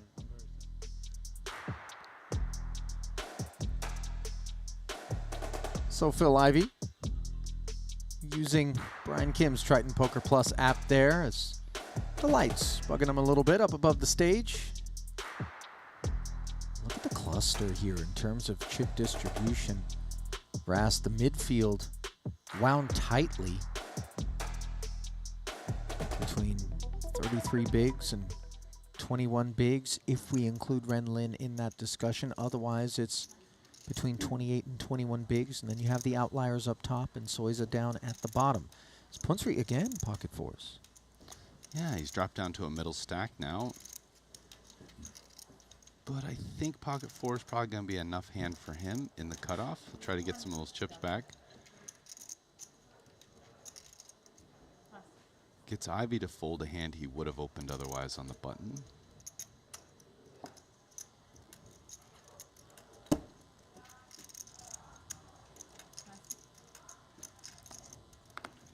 Watson's going to let that one go. Probably too weak to defend the big blind.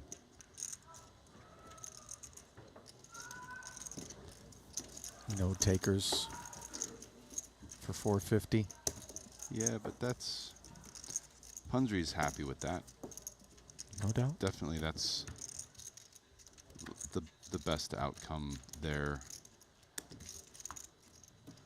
I mean, not knowing what the flop is. I mean, you know, the best outcome would be all three people calling you flop a set. But, you know, not knowing what the flop is when you raise fours in the cutoff, the best outcome is everybody folds.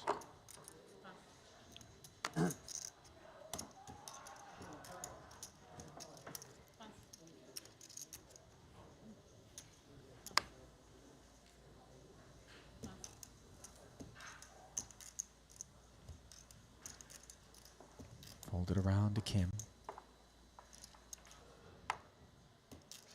Dusty one on the button. Takes a pass. Sir Watts. Dusty but suited in the small off of 5.2. And he does have more chips than the big blind, who's the shortest stack at 11 blinds. So let's see how he navigates this. Does he make it like 2.5 blinds here? I know it comes with limp.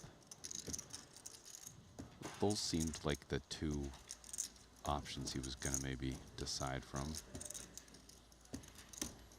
Watson can have very strong hands here.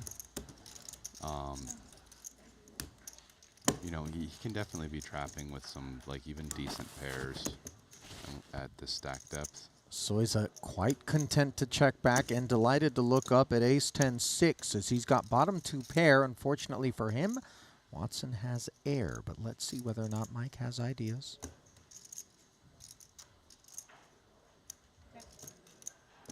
Doesn't appear that way for the time being as he checks it over.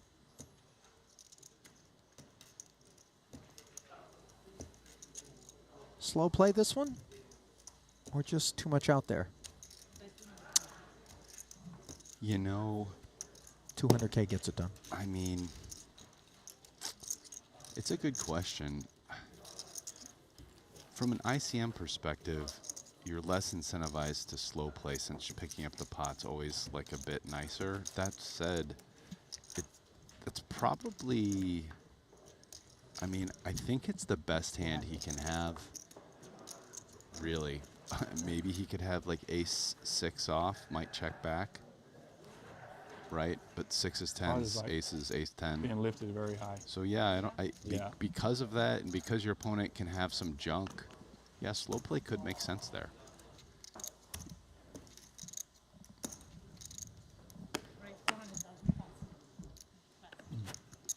Ido. King, queen suited, understandable elevation.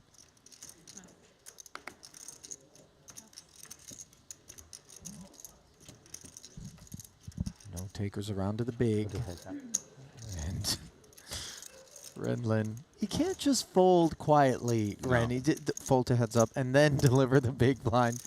It's on brand for him, though. One of the more talkative presences at any feature or final table that he finds himself at, but also takes the poker seriously. There are no questions about this. Yeah, one of his favorite sayings that always sticks in my mind is the fold to final table. Yeah. He says it like throughout the tournament Yeah, quite a bit. that one's cool. I mean, we're at the final table now, so it doesn't really make sense to say it, but.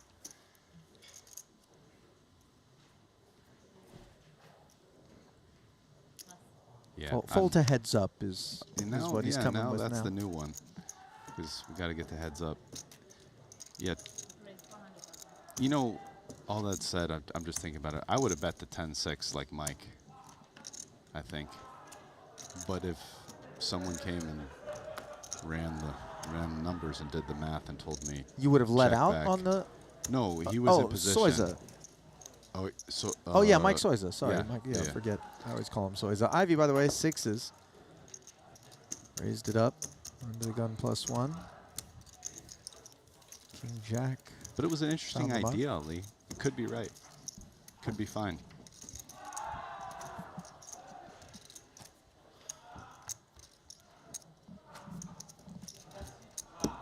There's a table in the room having a blast right now, by the way. I'm not sure if it's the 150K, which is going on elsewhere in the room, or maybe one of the cash games.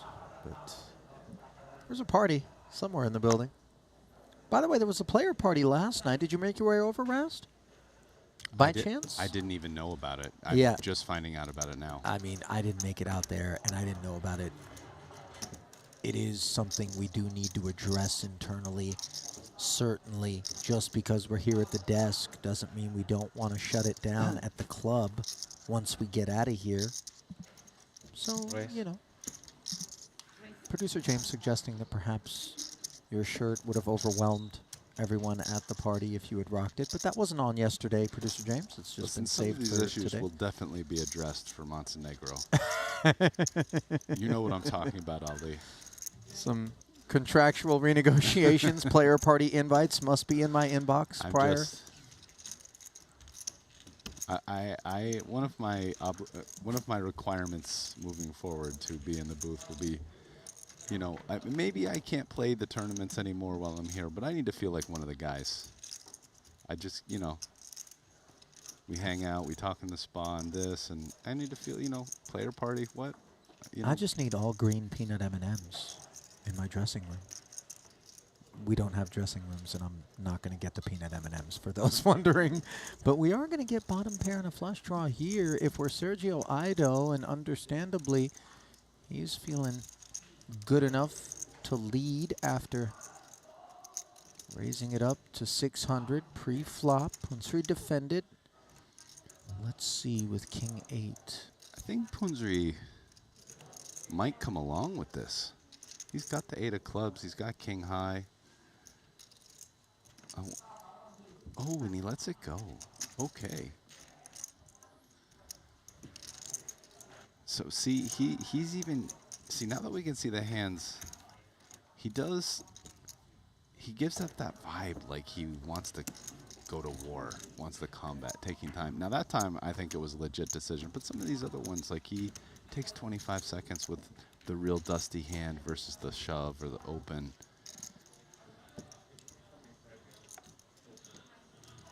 And even if you don't have any intention of calling in position, I've always found myself susceptible to the characters that sort of are guilty of that no matter what. When I'm involved with them, you know, they're just always keeping an eye, a bit of a wet blanket effect. Yeah. Maybe it's like this little thing where he's like giving off the impression that he wants to fight without actually fighting. It's a free roll. Yeah. 9s for Brian Kim, and it won't be a free flop. 400,000 if you do.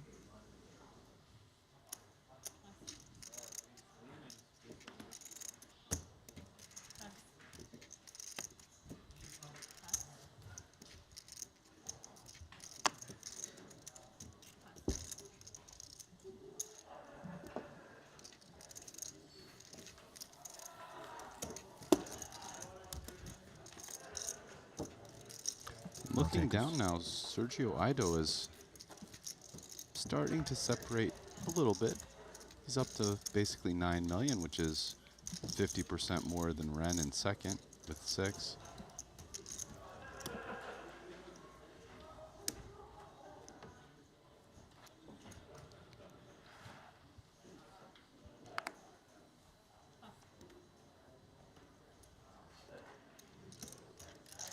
He's on his way to having a pretty big series here. One kind of small cash, first 25K, 48,000, but then second in the 25K GG million for 1.24, and now chip leading with 7 left in the 50K. Ooh. Queens for Ren Lin, Lady Gaga, and for Phil Ivey, this King Jack suited starts things off nicely by flatting. Kim, too dusty to join. 1.2 in the middle. Not a board that rates to get Ivey in any trouble.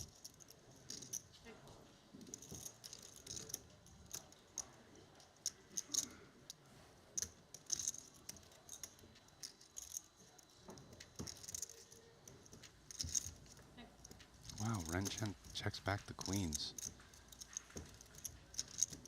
Guess he decided the pair's high enough that Ivey, when he has two big cards, probably only has one overcard, which is reasonable since ace-king probably 3-bets. And that's going to get Ivey to bluff here, it looks like. So nice procedures from Ren Lin, absent a diamond, willing to check back that board texture and hope to get Ivey invested. And as we see, he swings for 600. Okay, and then Ren calls here. Then the question is, will Ivey bluff again? Because, I mean, sans a fourth diamond coming, you have to think the way Ren has played this, he's going to call the river. It could be a big diamond from time to time, or that would have been a hand that would c-bet. Oh my. For Ren, I'm talking about. It could be, yeah, which is why, like, it could be ace queen with a diamond. Well, and Phil would then bluff out ace high on the river, right? It's not a bluff anymore, though, courtesy of the King of Clubs, Rasty, as you did react to its arrival, giving Ivey the best hand. An absolute disaster for Ren Lin. And let's see how greedy Phil gets. Now Phil trying to figure out what to do because his situation in this hand changed drastically. He was going from thinking about what cards he's going to bluff and all that to actually making a hand. Played it as a check, Rast. Yeah, which, Lucky liver. I think he could go both ways there. He could value bet or check.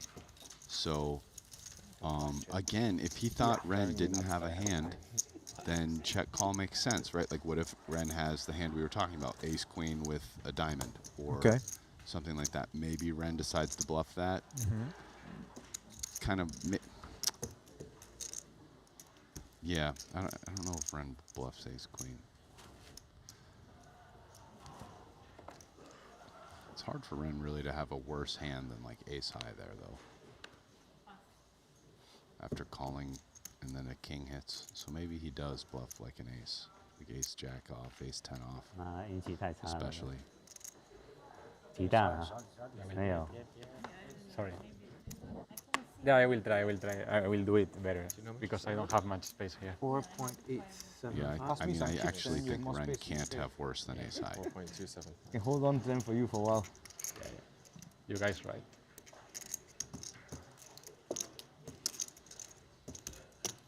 Well, Ren can't be too disappointed either that Where do you pot live now, was Sergio? kept as Where do small you as it live now? was. Obviously, London? the product of the check back one traveling would mostly. imagine on the flop, You used to opening live the in door London, for right? Ivey to get Yeah. there by bluffing turn and then shutting Just down had a baby. on the end. Baby guys, they run really Yeah, I hot mean, for listen, like against 8 Ren's months. specific hand, been a while, obviously, 7 bet months. I is still got a best month by left, far. bro. Yeah. Right? I mean, like, queens is going to check back, and it probably calls a bet. But, you know, that's not really the way that you saw a few comments in chat, this and that. That's not really the way you can evaluate the hand, right? These players don't know. Like, that's the thing. It's so easy to play perfect when you're watching the stream, right? Because you see both hands. So it doesn't take a genius to figure out the best way to play a hand most of the time when you know your opponent's cards. But that's not the way poker works. And I think there's merits to both value betting and checking to most likely call, but maybe preserving your ability to fold as for example, if he checked and Ren came with like 2x pot all in. Okay. Like now you're not beating value and maybe you fold, but like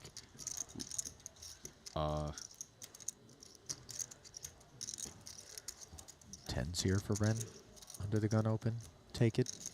I mean, obviously we can dig and delve and all the hypotheticals, Rasty, but we do accept that sometimes, on balance, we play a hand in a manner that allows us to be beaten, but obviously that is just an accepted byproduct. Oh, yeah, you know, if Ren had c-bet the flop, Phil was out. Right. He kept in a hand that had 3 outs versus him. Got it to bet the turn. Got it to bet. Ran super bad on the river because honestly, that's why the interesting thing was going to be to see what Phil did on rivers where he still had king high. Because there is value there in him bluffing again to bluff out especially ace high hands. And, you know, I was curious to see, you know, if it was not a diamond, would he bluff? If it was a diamond, would he bluff? Like, which hands was he, or was he just shutting down any river? It was just a bet on the turn. You know, I don't know. We'll never know. That's not the run out that came in our universe. So is a jamming. Small blind into Ren, getting through. These are important pickups. You will not go like that. And we're down at the bottom of the chip counts. It will be very painful. But yeah, no, to the point. You know, Ren found a way to get a hand with very little equity against him to put money in the pot by not betting it out on the flop, checking it back, and just ran pretty bad. So, but very interesting play. Nice play by Ren. Well, we do want to take a moment to welcome all of you who are streaming us live, whether it be on the Triton Poker Plus app, Twitch, or, of course, the Triton YouTube channel. Glad to have you with us. So many time zones around the globe tuning in. Let us know, by the way, if you are in the YouTube chat from where it is that we have the pleasure of having you on board en route to crowning a champion in this 50K. And while you're at it, do us a favor, mash the like and subscribe buttons.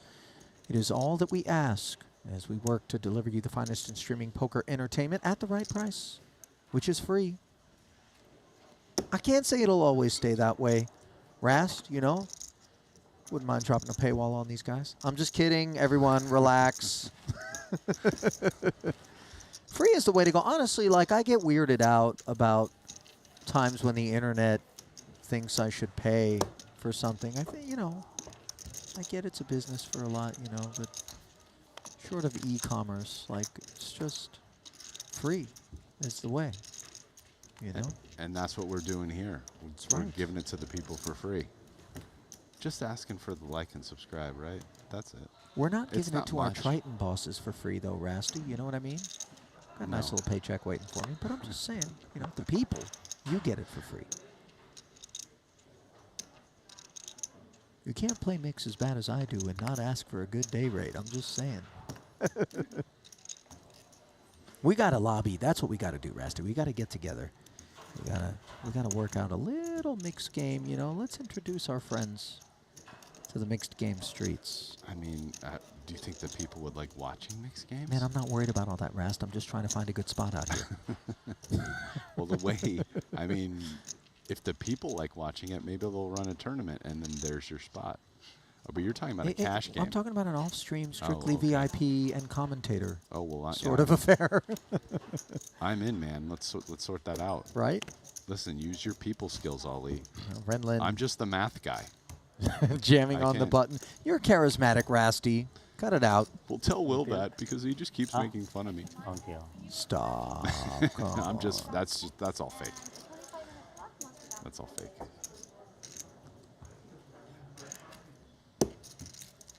We've lost Shaman O'Dwyer and no others thus far here at this final table.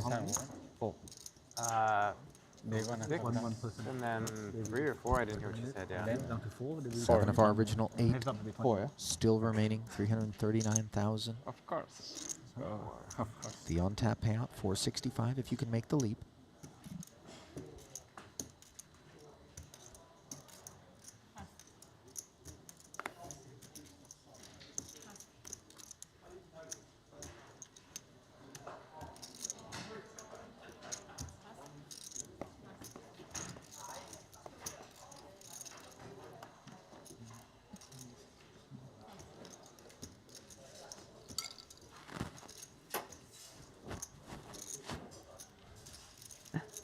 Punsri passing from the small blind. Ivy with the walk. By the way, Rasty, I did make a roll call. Makes sense to then shout out some of the towns. Tarek Matar out in Australia. Ross Smirnoff, New York. Pedro Braga, Brazil. Country you know a thing or two about. Tongwu out in San Jose, California. Melbourne. Lucas Gregg. Boca Raton for Ryan Ward. Might be a retiree, Ryan, ARP cardholder. Boca Raton, I mean, I know. Vamos Small Brazil. folks out there. John Hart in Texas. Trung Cao, Vietnam, Germany. Daniel S. Speaking Adelaide. of Brazil, there's not much of a Brazil contingent here. I haven't really seen the Brazilian flag. I gotta say, normally Zivalevsky here, Bruno yeah. in the building. Haven't seen these names. Ido taking us up from the cutoff with the A6. King Jack suited on the button for Punsri here. Budapest, Singapore, India, Malaysia, Portugal, Atlantic City. Welcome to all of you. So Punsri just jamming the King Jack of Diamonds. He has like 20 blinds, and this is kind of a thing. So well, he left 1.3 back, but yes, the commitment has been declared. Yeah, I mean, he's got to call anyone heads up. The only spot he's folding is if multiple people go all in behind him. Then he might fold. But, yeah, I mean, 21, 22 blinds against the cutoff open. It's a pretty nice hand. One of the kind of benefits of it is you get king, queen to fold, right? So that hand dominates you. You have good blockers. You still have pretty high cards, so like 10s and maybe even 9s might come along from the opener, and you know, you're flipping with those hands. So it's a hand that performs pretty well there. And one of the, like in these spots where open, then 20, 25 big blinds jam, whatever, even 30 blinds can jam over opens, you'll find some pretty good hands in there, and King Jack suited sometimes just gets mixed in, and that's kind of why. And the biggest reason is King Queen folds, so you get a better hand to actually fold that dominates you. Nicely done. And for Phil Ivey, there will be no folding as he makes it 400,000 to go from the button. Certainly not, at least for the time being, as Kim looks down at the suited one gapper. Lets it go, Watson. Ugly one, E2 will release. Now, Rusty, you got a deck in your hand over here. You're shuffling. What, were you going to get something in? You going to deal something? You going to deal me blackjack, Rasty, here at the desk? Deuce to 7 Raz. Deuce to 7 Raz. That's a tilty game, by the way. Raz in general, honestly, is a great way to ruin your day. You sound like a good guy to play Raz with.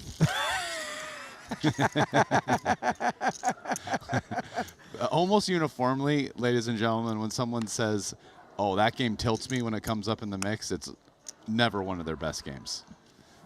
Nobody ever gets tilted by their best game. That's fair. Yeah. I suppose that's fair. And usually it's one of their worst I play it too games. straightforward, I think, is my issue.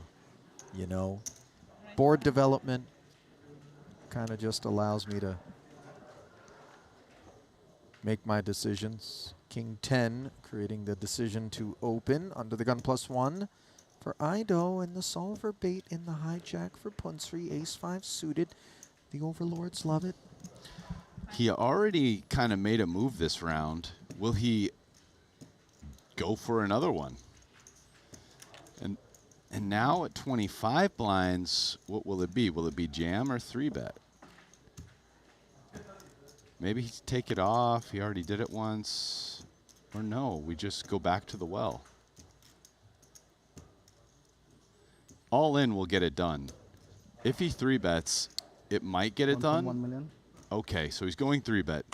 So this technically, theoretically, will get the job done, because theoretically Sergio Ido just folds King 10 off to that. That said, maybe he just stares his man down and says, you know what?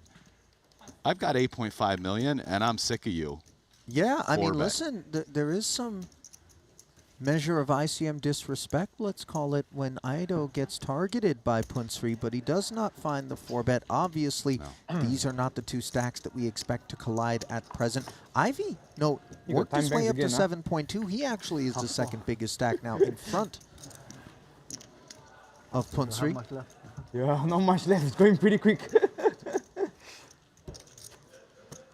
Been a nice FT so far for Phil. Yeah, it has. Big pickup with the jacks early on versus a totally reasonable This businessman doesn't small blind respect. shove. Who? This businessman, people. You don't care. No respect. Bitcoin up. Bitcoin. Bitcoin. No respect, actually. Playing for the win, bro. Minimum Thailand. 1,000. Minimum 1,000 Bitcoin. Minimum. Ooh, 1,000 Bitcoin. Island #1 rich. Puna. Brian Kim, Queen 10 suited, takes us up. We see you, New Hampshire, South Africa, Taiwan, the Gold Coast. People, only Brian never bluff. I respect. Fold a pocket jet for you. 2 jack. Producer James has entered the YouTube chat during the roll call and written Jeju, South Korea. Yeah, James, we know you're here. We're staring at you right off the set. This monkey.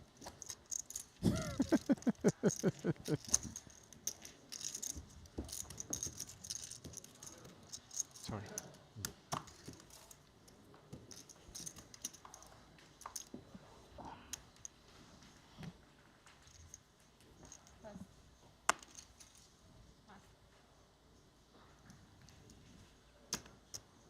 Now Soiza down under 10 bigs after having gone through the blinds, Rasty, and we really begin to reckon with that in terms of ICM. Well, this is going to be good enough on the button right here for all 10 of those blinds, I would think. All in? Yeah, it's just gross for him to raise fold off this stack. And I think Queen Jack isn't making the cut for that. Too good.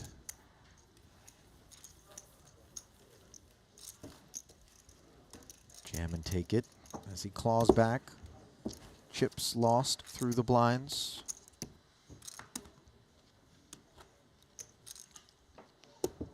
He's sixth place is basically both Watson and Brian Kim in 5th and 6th there with 23 blinds, and even Ren Lin very close with 25 blinds. So Soisa would need a double to catch up to the group of players that are above him.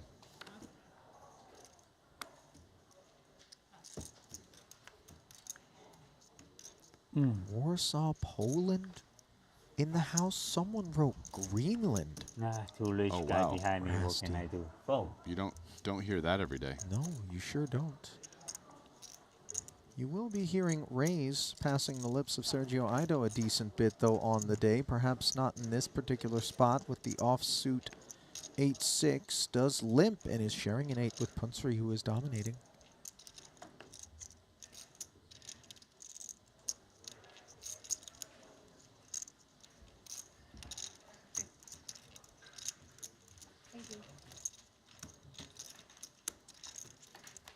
Check back. Big stack entanglements, although this Ace-Queen-7 board does untangle things a little bit, one would imagine. Aido just leads, takes it down. Punat not interested. No, you're gonna fall. Go to heads up. More rich. Too rich guy behind me. There's I know for. A little bit rich, it's okay.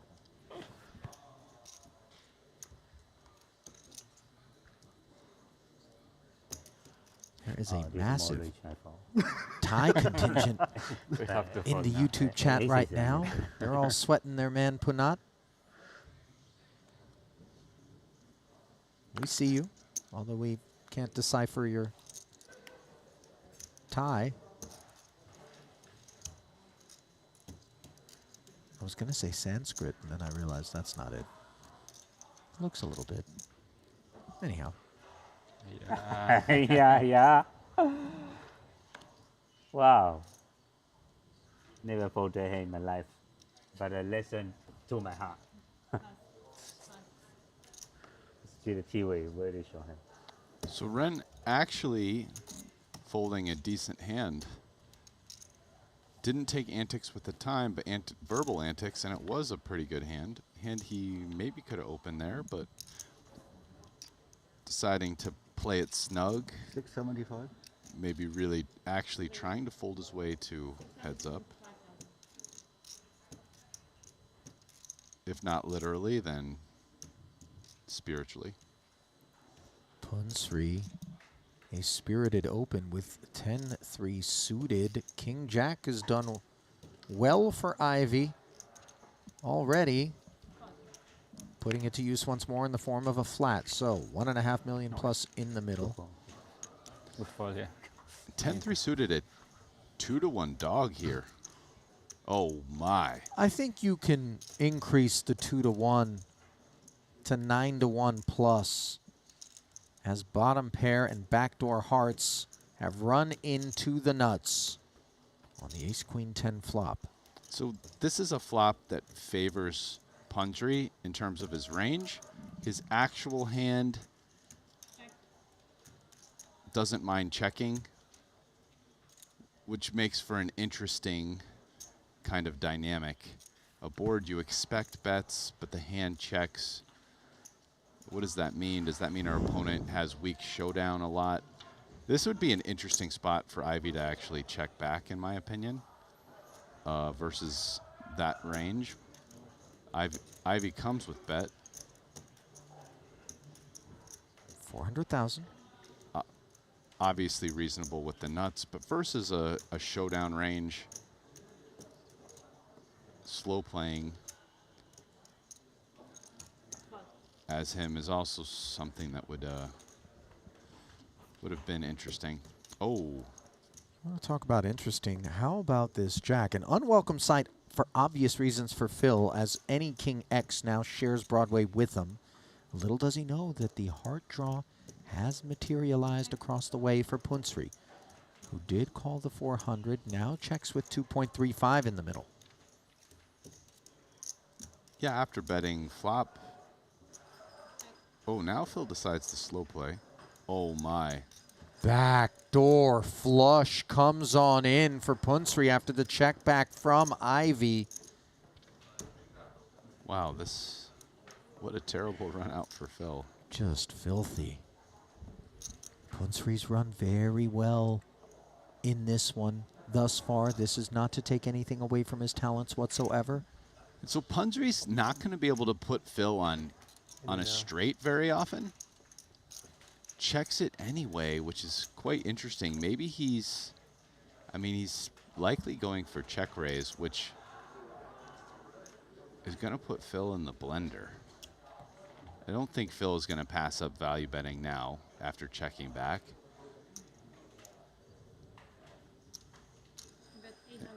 And Phil comes with third pot, which is a pretty small sizing.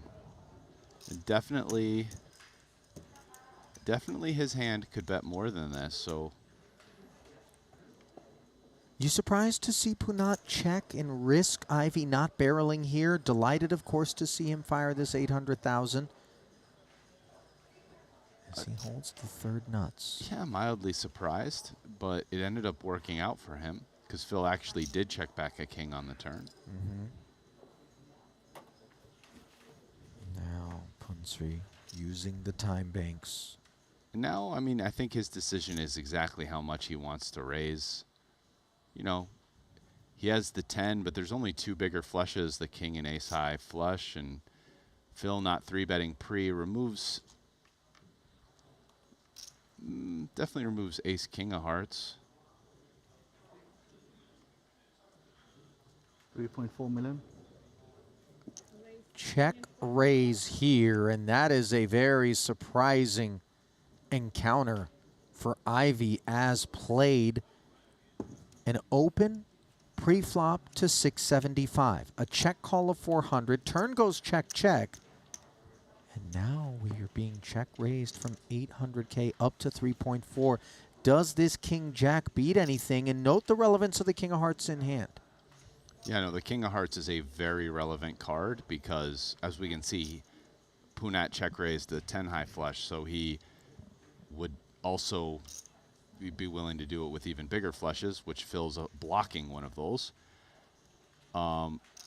So that might... This is a really tricky spot. I mean, Phil has a pretty good hand and a pretty good bluff catcher having the King of Hearts. Very tough fold, but this is the type of spot that maybe might make Ivy, making a huge fold here against somebody. Walk me through the ace of heart combos that are there in the form of the nut flush that might have approached this in this way. Yeah, no, again, both the ace and 10 aren't hearts on the flop. Punat raised can easily have ace and 10x suited combos. Check call the flop because they're only one pair. The turn goes check, check.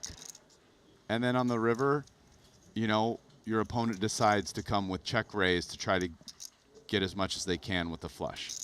And that makes sense both with 10 and ace-x of heart combos. How safely can we remove a naked king from Punsri's range? Entirely?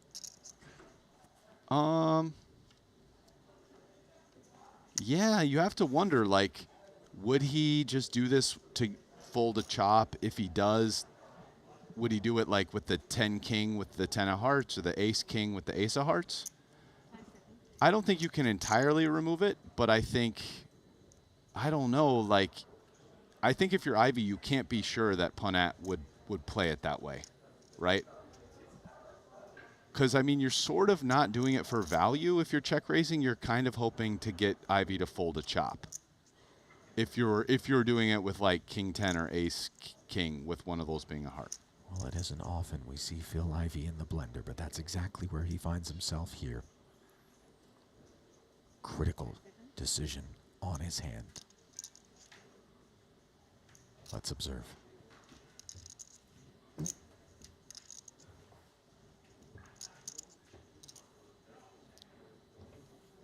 I would say the king, if he folds with the king of hearts, it's a really good fold.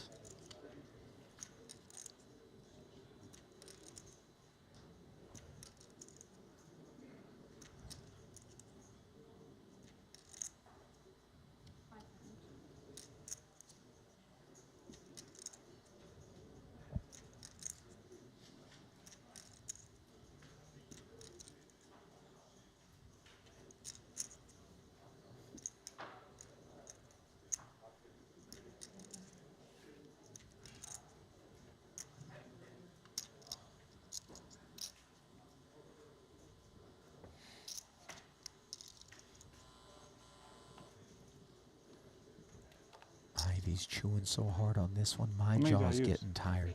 6. 6 time banks already used. So he still has quite a Plenty. few more there, yeah.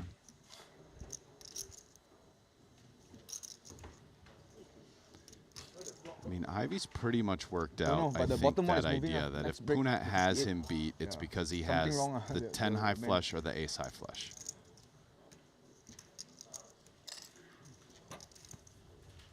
And then what's left is, would he do it again with the hand you suggested, ace or king 10 with a heart, or maybe even a hand like jack 10 with the 10 of hearts that he's bluffing with. He's bluffing with that. There aren't like a ton of bluffing combos. But there are a few. No, there are some. Yeah, no, that's not true. Ace, ace-x with the ace of hearts. No, there's quite a few. Like ace, ace-6 with the ace of hearts. Check called flop and turns into a bluff on the river. Well, let's sit back and watch this man try to put together a 1,000-piece jigsaw puzzle that's just jet black.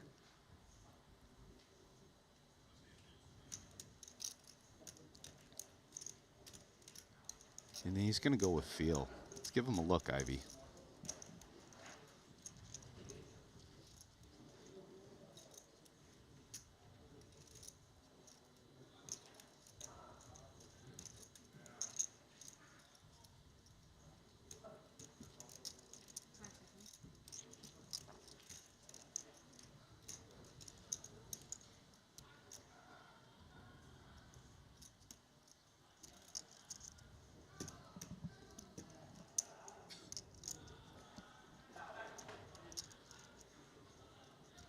had this weird delusion of grandeur whereby Phil Ivey says all in and Punsri's head comes off his body. I feel like we've gone past the number of time. I agree, but you know what I mean?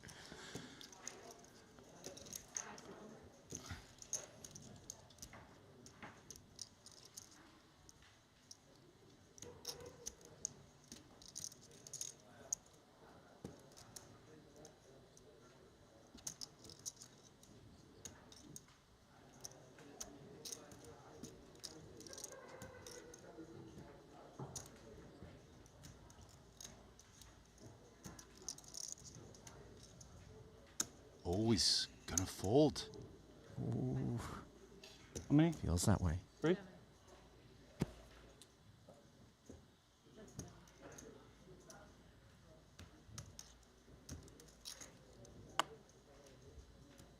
Oh.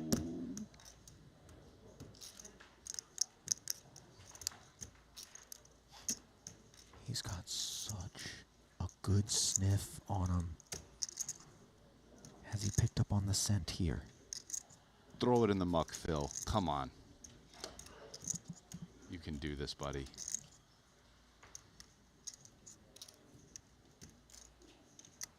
If he does it, I'm making the goat noise, Rast. Won't you join me?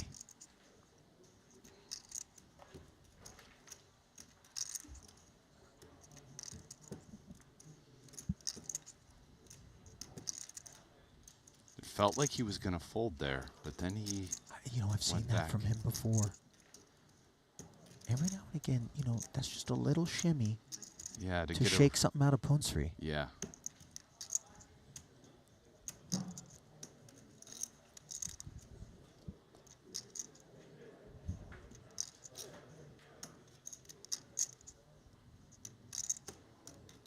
He hasn't spent too much time watching Punsri. Yeah, I agree. But he's right to his left, you know, just Oh, there we couple go. of, couple of glances.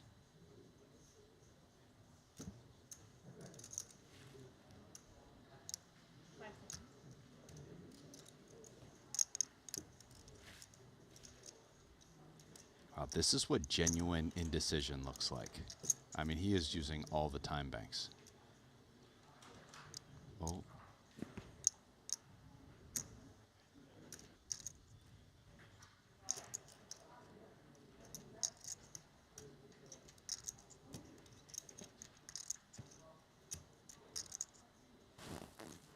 When you take this long, it's really nice to be right, and it really hurts when you're wrong. Oh, no. Did he say call? He did. Yeah. And you're not wrong. Obviously, the incineration of all of those time banks and a regrettable number of additional chips, 2.6 million of them to be exact. A painful blow. But in the end, Ivy not able to find the fold.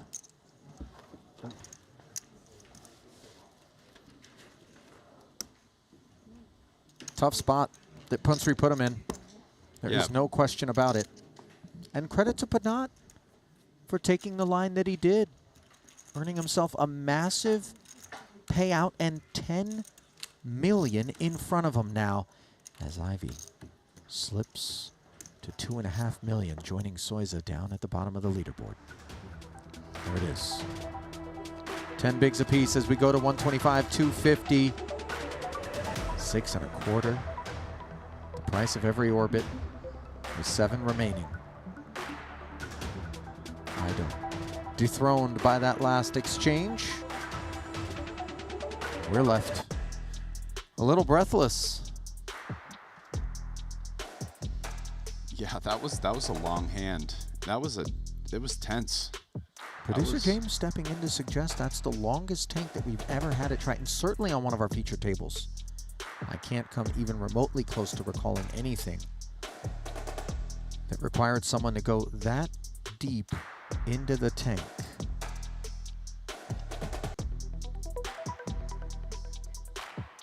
Well, Phil is still alive, 10 big blinds. See if he can turn it around now. It did look for a minute like he was going to fold when he pulled the chips and just put them on top of his stack. That all kind of, with us live guys, that resonates as fold more often than not. And then all of a sudden, like I said, I've seen that before. Not that it was with that intention per se, maybe subconsciously, a little shimmy to get something out of Punsri, who gave nothing away, by the way. That was rough on Punat, too, to be sitting there. Yeah. Sitting there the whole time and try not to give anything away. Oof. Ido, pocket eights as we resume the festivities.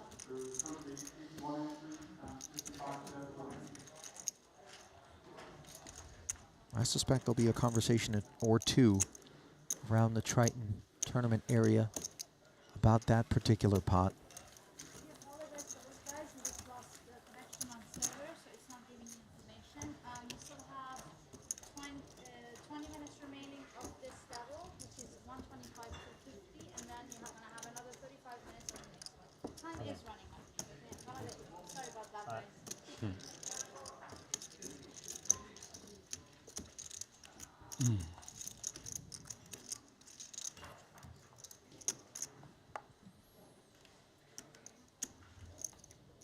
So Soiz has got company now. And how does that change things for him on the hunt for a ladder, perhaps? I think it does he tighten increases up? Yes, I think it increases the pressure on him, the risk premium, because before that group of stacks was all 2x what he had, so he's not going to really be able to wait anyone out. Whereas now there's another stack that's as short, so I think it tightens him up a little bit. Ace 3 is Punsri's been loosened by the infusion. Yeah, the first stack over 10 million.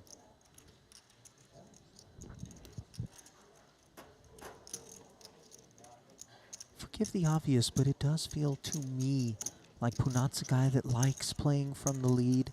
You know, obviously who doesn't, but you know, there are those who seem to flourish more so from that positioning. Watson wants to take a peek. His defense brings the queen 9-5 board. Second pair for him. Air for Punat. Yeah, Punat with no pair, no draw, no heart. The 3 being an undercard to the entire board. Pretty dusty holding on this, but he goes ahead and C-bets it. I would guess most likely it's a one and done affair with his hand.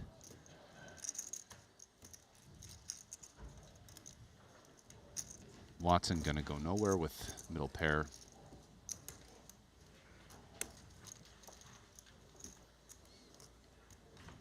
Check call of 350. Board pairing 5 on the turn.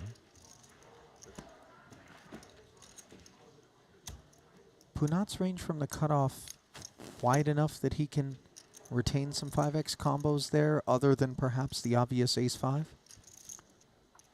Yes, he can have 5s, but I mean, Watson can as well, right? Well, sure, I mean, the big blind defense, defense, so you know, we expect that. So it's hard to argue it's a better card for Punsri. In fact, it probably isn't. Hence the check back. Hearts arrive.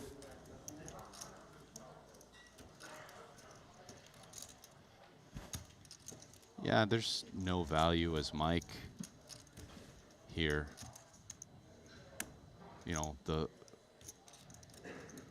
don't really see worse hands that call him very much. Maybe he's thinking block.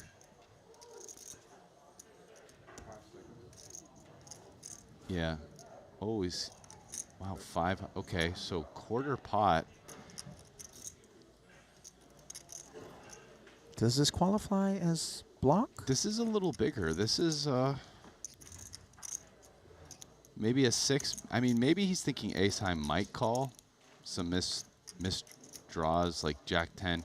But the big blind range includes many more hands than that. This is like sort of a block. It's just getting big enough to not be one. Wow. And I guess Watson knows his man, because Punsri makes a pretty light call there. He sure does. Ace high pays off unexpectedly. It felt, Rasty, for both you and I. Great hand, Mike. That's why I'm watching in the booth, trying to learn from these guys, because I wouldn't have value bet there, and he did value bet, and he got paid. So nice navigations for Mike Watson, who's been largely dormant here at this final table, enjoying a pay ladder along with the field upon the departure of Steve O'Dwyer, but it has been cagey out there, and perhaps a bit cagier courtesy of not one but two stacks down there in that 10 big blind range with Ivy and Soiza. that was a pretty sick. Wow, he got paid for 25% pot. Nice hand, Sir Watts. Ooh. It's 1.9 behind, right? Yeah, short of 25K. 1.875. 5 for 5.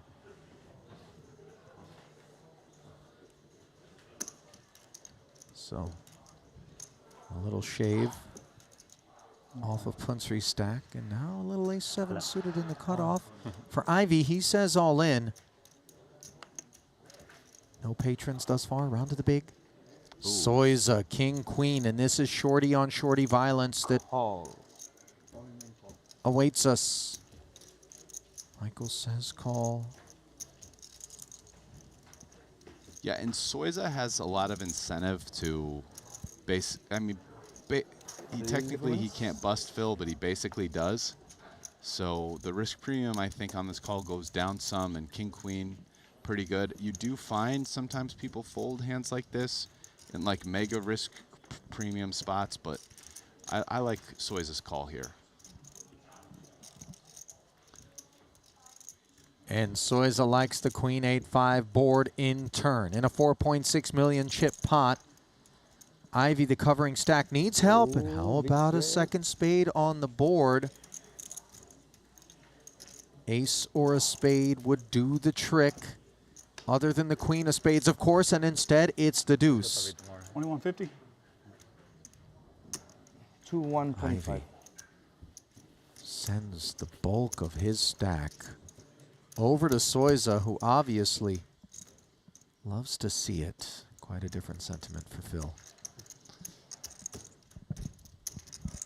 Wow, this is shaping up to be a bit of a gut punch final table for Phil Ivy. I mean, started out short, okay, on the shorter side. Double, all of a sudden we're second in chips.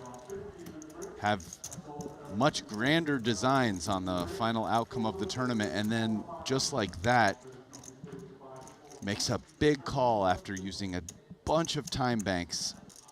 Doesn't make the right decision. Really tough spot. Just kind of loses a flippish type spot. He's a small favorite. That could have got him right back into contention there with the mid stacks, and now he's got like one big blind. Absolute life support. Yeah. So designs on a podium finish have turned into what likely will be 7th place. Gonna need a bit of a defibrillation there to get Ivy's heartbeat back.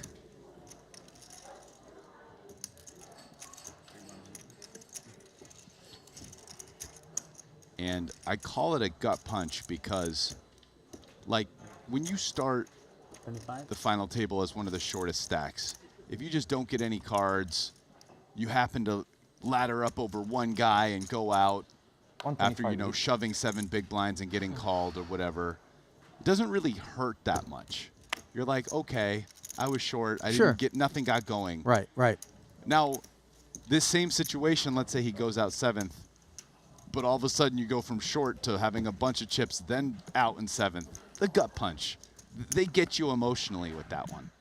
You've now invested. You changed your situation going to 2nd in chips. Right. But then, you know, same result as the other way where nothing works out. It's the tease. It's the you know? tease.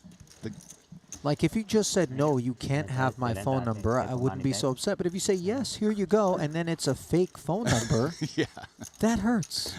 Either way, you don't have the phone number.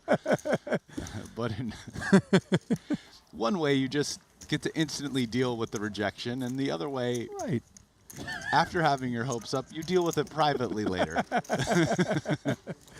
And then you tell yourself, no, it's probably she wrote it wrong on the napkin, you know. It's just had to be just a misclick of some sort. When they really want to make sure they've got it, it's the check right there. Oh, call me right now.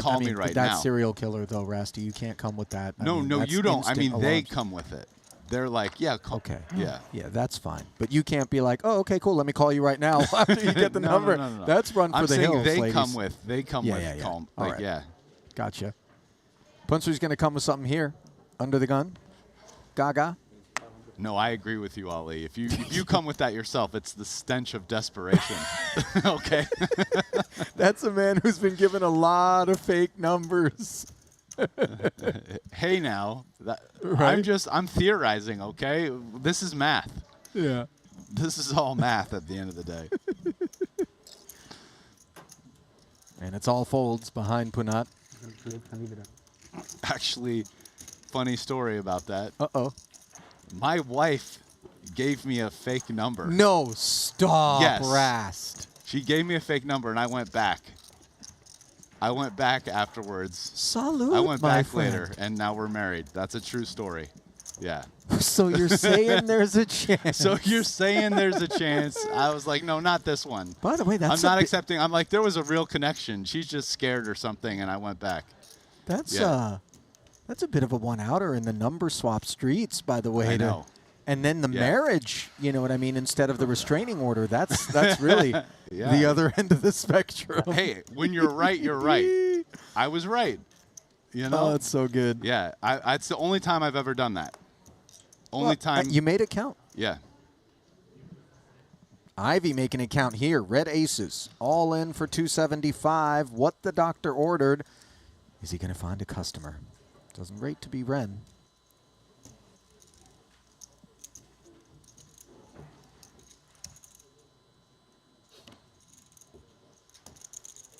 How much is the call?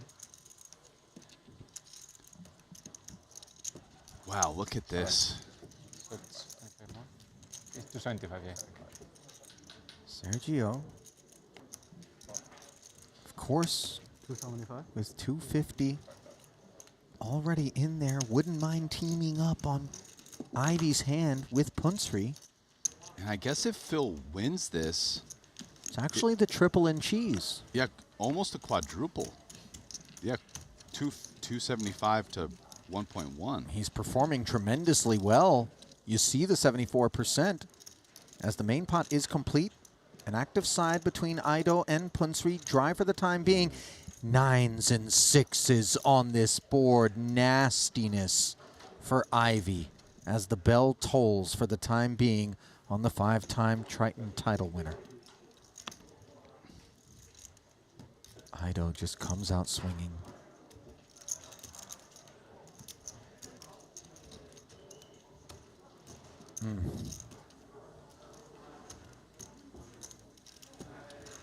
He does like taking his time with decisions. Super. Yeah. Wow. Sick. Yeah, you can. I'm telling you, the side glances. I was saying with Will on the stream, if you had someone come and analyze all the different side glances for what he's trying to say, I bet you could come out with something pretty interesting. Yeah. All right. Ooh. 6s full on the turn, and you can see Sergio with a sympathetic smile. Ivy demiking and can't find the needed ace on the river. I think Ivy earned plenty of respect from the field. All the fist bumps preemptively through the air across the way, but showers for Phil. What did he do, Rast? You know, he came, he spun it up to second, and then ran into one of the more difficult spots we've seen anyone put in against Punsri ended up making the call, and that was the beginning of his demise here, then wakes up with aces and gets showered by 9-6 off. I'll tell you what he did. He had a nice little, in the moment, pretty funny gallows humor joke with the fake, after fist bumping people, then the fake fist bump to the people on the other side. I like that. That was funny. Yeah. Like that, for him. Go on. Anyway, I was saying in the moment to kind of have the presence to not be tilted, like not just storm off, do the fist bump to people across the table is kind of a joke. I don't know. I think it's cool that he was able to find some humor in the moment that he literally busted. Many people are stone tilted and just like walk off. You know? Yeah, let's not get results oriented in any way, shape, or form, ladies and gentlemen. That is still a GOAT that walks among us. 5-time Triton title champ.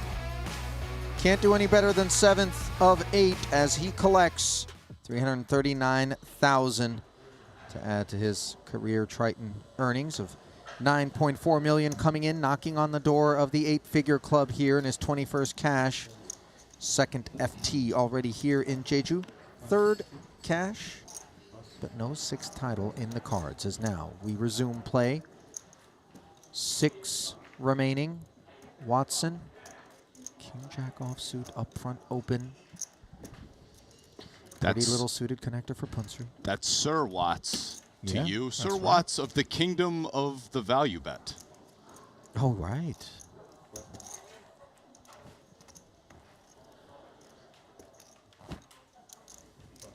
Wow. We were just told by our producer, James, that it was an 8-minute, 42-second tank. That was... I mean, it was long. Honestly, it didn't feel that long to me. I would have taken the under on that if I was offered a line. Nuts. 17 time banks. These guys get a lot of time banks. I'll tell you what.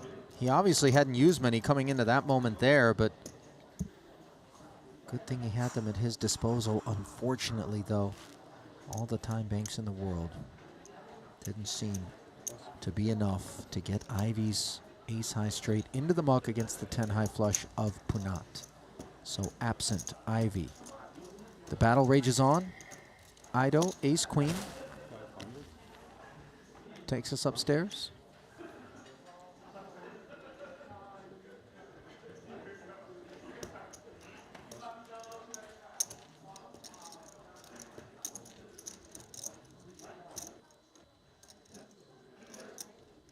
I've said this before on stream, but Watson looks so sad anytime I'm watching him in hand. He's not. It's just his thing at the table, but, yeah, you know.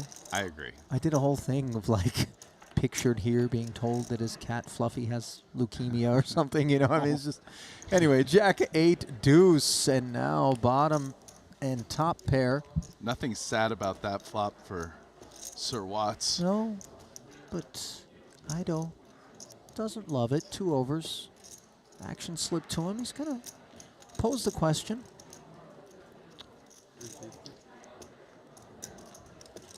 And how will Watts proceed here? Will he call as a kind of trap type play, or will he come with the check raise? I feel like probably check raise, but wouldn't be shocked if he calls. Yeah, no call. Okay, so we're trapping, and it's... Ooh. Oh, hang on. What a delightful arrival this is. If we're not going to hit the ace or the queen, the double gutter is good stuff. Yeah, and he probably barrels this card with overs, a lot of equity, double gutter. I mean, I don't think ace high really has showdown value on the 10, right? Because the 10 basically filled in any draw, either making a straight or a pair of 10s that wasn't already a pair. So he has a hand that doesn't have much showdown. It makes sense to barrel. But when you start barreling here, you play a big pot. Maybe he doesn't want to play a big pot. Maybe just, yeah. This makes more sense to me. It's understandable is what it is at a minimum, as 1.4, the follow-up from Ido. I mean, this puts one pair hands under a lot of pressure. especially one pair hands that don't have like a straight draw to go along with it. The good news for Watson is that he doesn't have one pair. He's beating value that Ido has, because Ido could easily have like King Jack plus type hands, maybe even like Queen Jack. So, you know, he's beating over pairs. And he's continuing to slow play here. Hand is good enough to rip it in, but... Yeah, I'm a bit surprised, just given the board texture. Granted, there's no flush draws out there, but the coordinated nature of the Jack 10-8. Well, on a some brick vulnerability. like there is this, the brick, yeah. Ace Jack and over pairs will probably still value bet, and you know, maybe our opponent will keep bluffing as well. So, I mean, this was a great run out for Watts, all things considered. The 10 got Ace Queen to continue kind of semi-bluffing with equity, and the 4 didn't change the board at all. And here's the thing, like I said on the turn, terrible for one pair with no straight draw, but hands like 8-9, 10-9, Jack-9, Queen Jack, all these type of hands are calling, and they all might fold. Maybe we can bluff them out. Ido gives up, and he sees the good news about the give up because he was not getting Jack Deuce to fold. Jack Deuce wanted a bet. So, timely give up by Sergio. Yeah, very much so. Thought that perhaps he had a third barrel in him.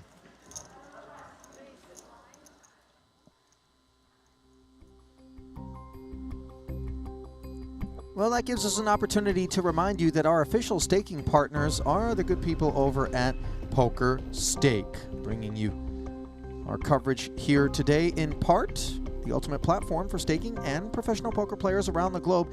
No fees on any purchases, no rake, and guaranteed winnings. Why would you go anywhere else to support your favorite player's journey and celebrate the rewards of big victories? Check them out today at pokerstake.com. And you know, Ollie, something interesting about that. This is just some food for thought. We're talking about Ido's third. This whole street. hand. Okay. If your opponent bets whatever that 1.4, it's, you know, 3/4 pot there. Okay. And checks back Ace Queen on the river, it's better for Watts to have jammed Jack Deuce. One of the reasons you check call is keeping in hands like that when they brick bluff in order to balance out the value bets. Okay. But Ido didn't bluff it. Right. So, and that hand had a decent amount of equity, right? Double gutter for the straight, 8 outs. And it's a hand that's a pretty natural bluff in that spot, in my opinion. Okay. So, again, just food for thought, like, how should I play this on the turn?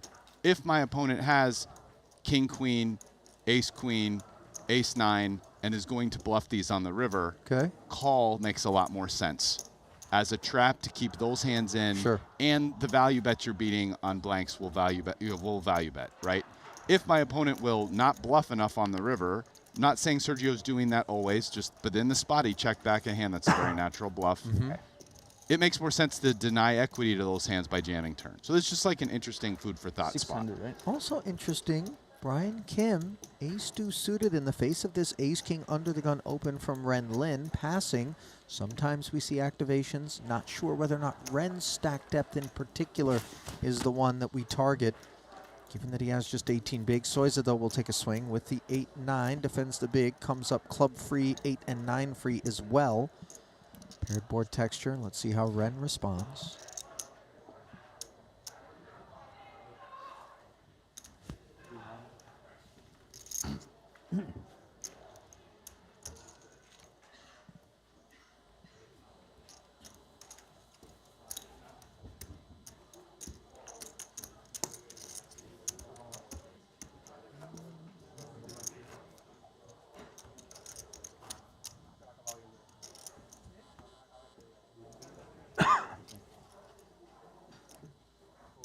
Nice takedown there for Ren.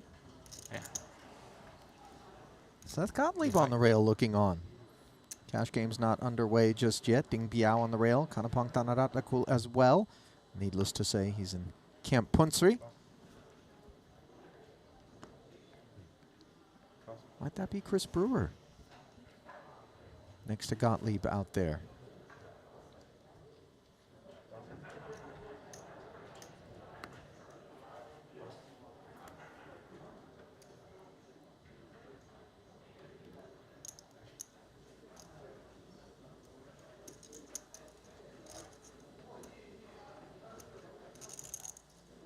All in. Soiza jamming 12 bigs with the king 8 off. A hand that can definitely do it for chips. Sure. Out of the small blind. I told him before. You never call it that. You only do the aggressive. It's soft, yeah.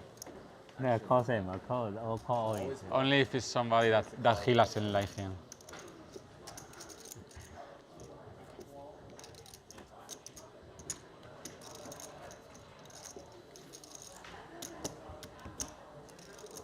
They gamble too much. Every time a bigger blind. every time deuce 8, deuce jack, deuce 9. Right, man. Queen deuce has never called you a GG. Maybe you GG, bro. Maybe you GG, I don't know.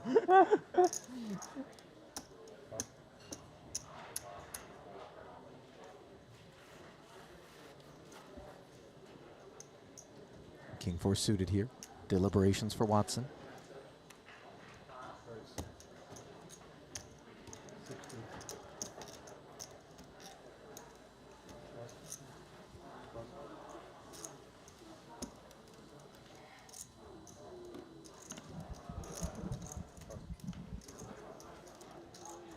Raise and take.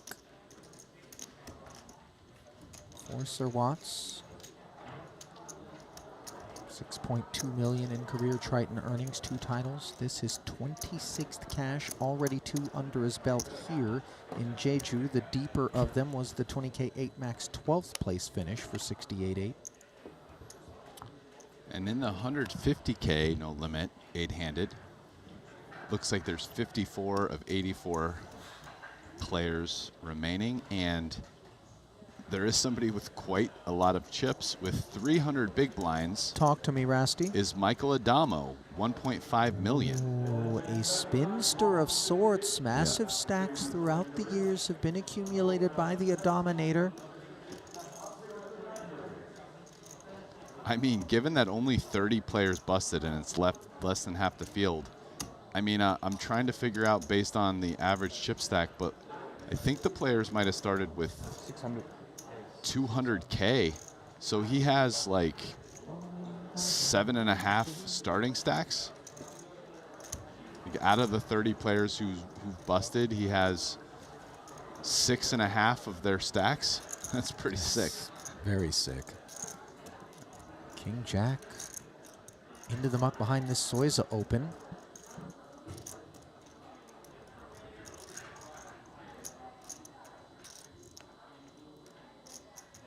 Two shorter stacks than Soiza's in the field at present. They belong to Ren Lin and Brian Kim, respectively. Kim has been quite uninvolved, just sort of bleeding out. And Watson's chip graph has kind of been up only for the last couple orbits. You can very easily sleep on Watson just because he does his bidding with so little fanfare.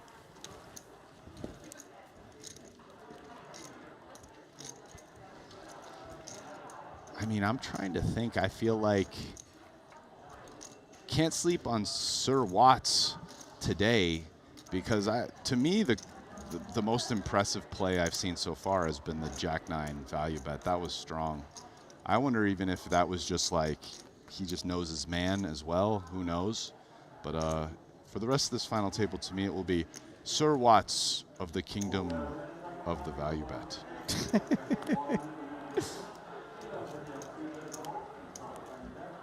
Well, Soiza going to play Lancelot here with the 9s in this medieval theme that Rasty has bestowed upon us. Tsar Rasty, by the way, for the record. All in. All in. Jam, the declaration. Ooh, but it's for a decent number. Oh, yeah.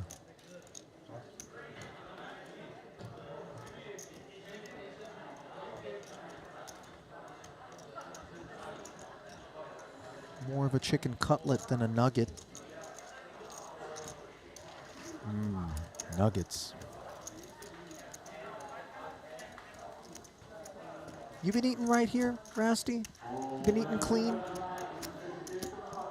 Mostly. I eat pretty clean, but occasionally at the buffet, like I'll grab a little, like a dessert, like one of the little Pao All raisin things with my coffee in the morning, or. That's as bad as it gets? Is that the worst thing you've eaten the whole time we've been here? I've gotten ice cream. All right. No fried food. Yeah, well. No burgers. Can't say the same, Ras. Yeah. Get some. Fry it on up and hurl it down my hatch. Okay? I really don't want to see my angiogram whenever it happens. Yeah, but I've eaten a little bit of dessert with the meals at the buffets. But other than that, pretty clean. Are you one of these guys that, like, with each dessert, you're like, oh, I'm shaving 3 hours off my life with this muffin? You one of those? You know that watch, the, like, Doom watch? It tells you how long you have left on Earth? No, I would like never. Your lifespan? I'd never buy one of those. What a horrible, horrible product. Yeah. No, I don't. I don't think that way. And one of my tendencies is on a day where I work out, I let myself eat a little. I don't know. Okay, I've been good. working out every day here, so Good. Yeah, I've been have a dessert here or there, whatever. I've been working out vicariously through you. I've worked out my alarm. There's been several multi-snooze situations coming into. I'm putting in extra work for you, Ali. Thank you, Don't man. I worry really, about it. you know, thank you. We'll Ras. transfer those life years over under your Doom watch. That's what I'm saying. I appreciate it. Yeah. Look out for your My brother. Doom watch. I can't wear the Doom watch, man. That would really change my affect. Over to Brian Kim. A6 suited on the button. Okay.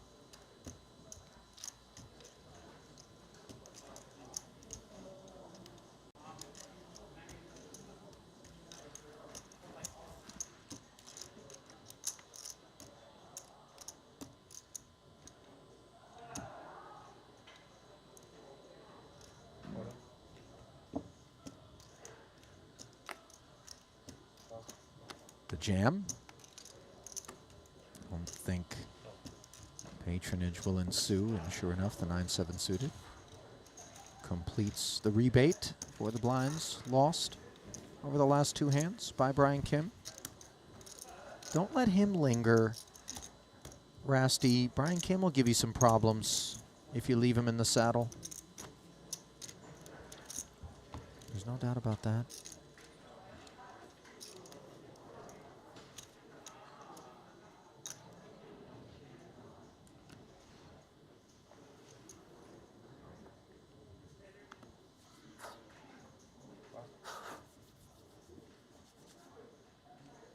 Suited one gapper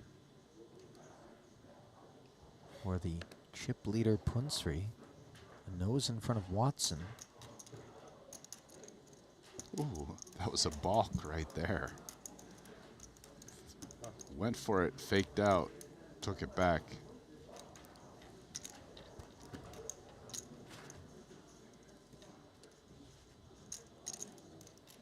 Can't see Brian Kim playing this hand. Now we have Sir Watts, first of his name, king of the value bet, with the 6-5 of clubs on the button, gonna shoot it up. Did you work a Renaissance fair or something growing up? You're good at that. No, sir, but thank you. I accept all compliments. 10-8, and will Ren Lin accept a flop? I think so. Yeah. 300K more. The investment required. So the little suited connector will be forced to C3. And that is not the flop we have in mind with 6-5 suited. Queen, Jack 10, rainbow, bottom pair. Bad side of the gutty for Ren, who checks it over. This is a flop that Watson's range has a very big advantage on, and I wouldn't be surprised if he goes for a small bet as a range bet.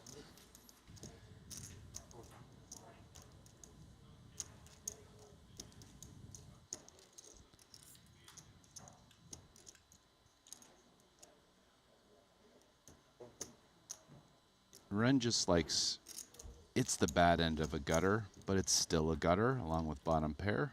A little too much. And now is kind of an interesting question for Mike. I mean, he'll probably give up, but it's not the most absurd spot to like no barrel bluff just because we bet so small on the flop. Our opponent might have continued with anything that was an air, and we still have a huge range advantage, and we can get a bunch of one pair hands to maybe fold.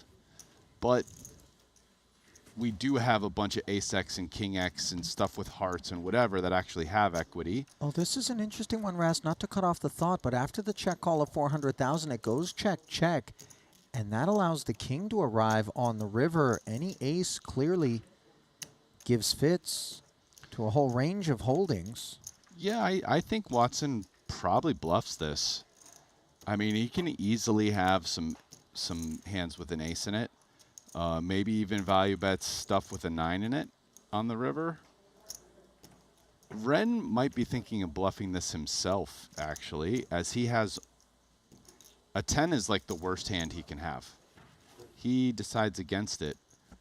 And now 0 showdown value, one would imagine, for Mike Watson. Just 6 high on this board. Does he shut down?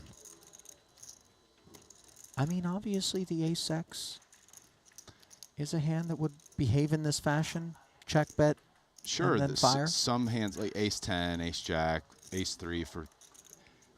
Mike's a big favorite to bluff here. I don't know if it's obligatory, but he's going to bluff. Ooh, is he... Okay. And it looks like he's going for 2/3 pot, which... I think that's a size that can have some 9x in it.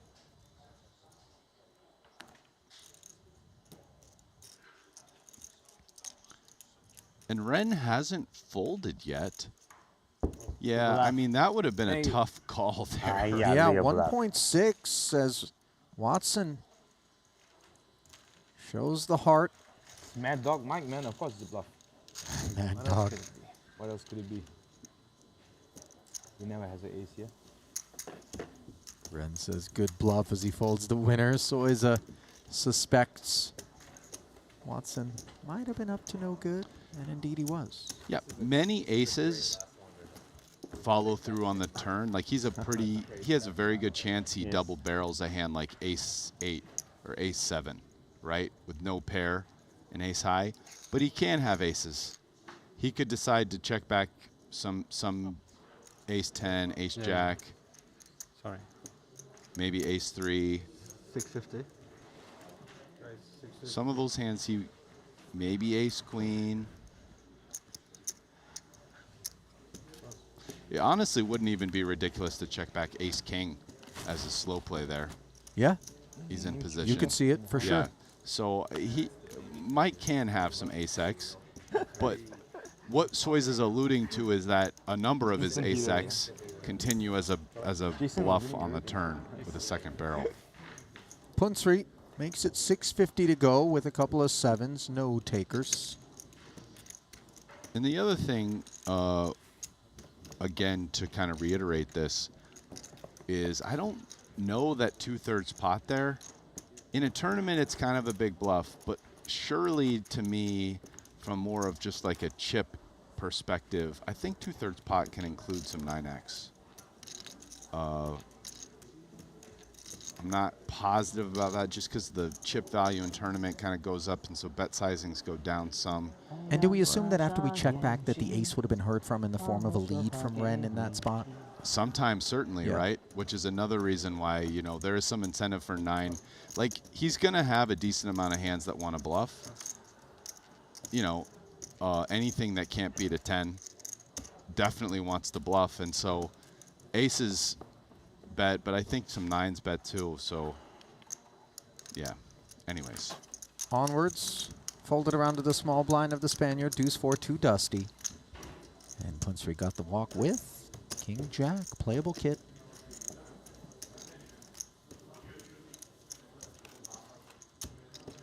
$50K 7 Max event number 8 from the Landing Casino here in Shinhwa World, Jeju Island, South Korea. Ali Najad alongside Brian Rast and we take a moment to tell you that if you're wondering about the optimal way to play any of the hands you've seen today, sure, we love to listen to Rast, but check out GTO Wizard as well. The user-friendly software provides clear, accurate solutions to poker's most complex scenarios. Start analyzing your hands today at gtowizard.com. And you know what?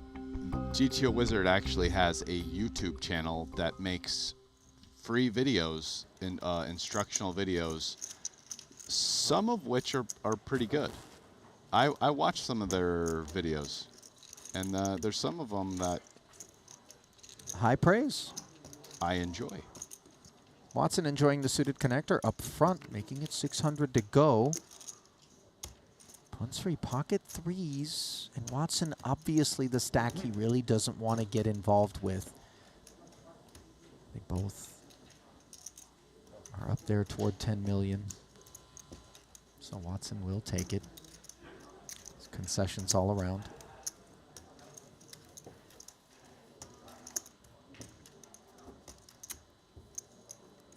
Kim sub 10 bigs once more.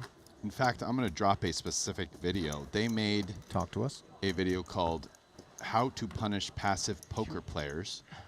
It's an hour-long video. It came out like maybe 2 months ago or something like that. I thought it was quite good, actually. It's mostly about how to deviate from what the GTO is in order to exploit kind of passive, basically passive poker players. And I thought it was quite good. Anyways, check it out.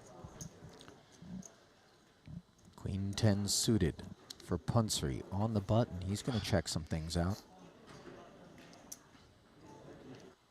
650? Stacks to his left are Brian Kim, who is shortest, but then you're picking on the big blind of Sir Watts here, and careful when we do things such as this. Sure, but I mean, he's got the most standard open ever. Now, Sir Watts has an interesting hand here. Ace-4, he's not going to fold it. He might call it. He might also come back with 2 million. Okay, he's taking the passive approach. But this is a hand like the 30 big blind stack depths. We got the chip lead, going after the guy in second. It's one of these kind of, you know, polarized range, bottom of the range, blocker effect, 3 bets. Very standard for that big blind versus button open. Anyways. King Jack 5 rainbow. Watson swings and misses. Punsry open ender. Hunts the ace or 9.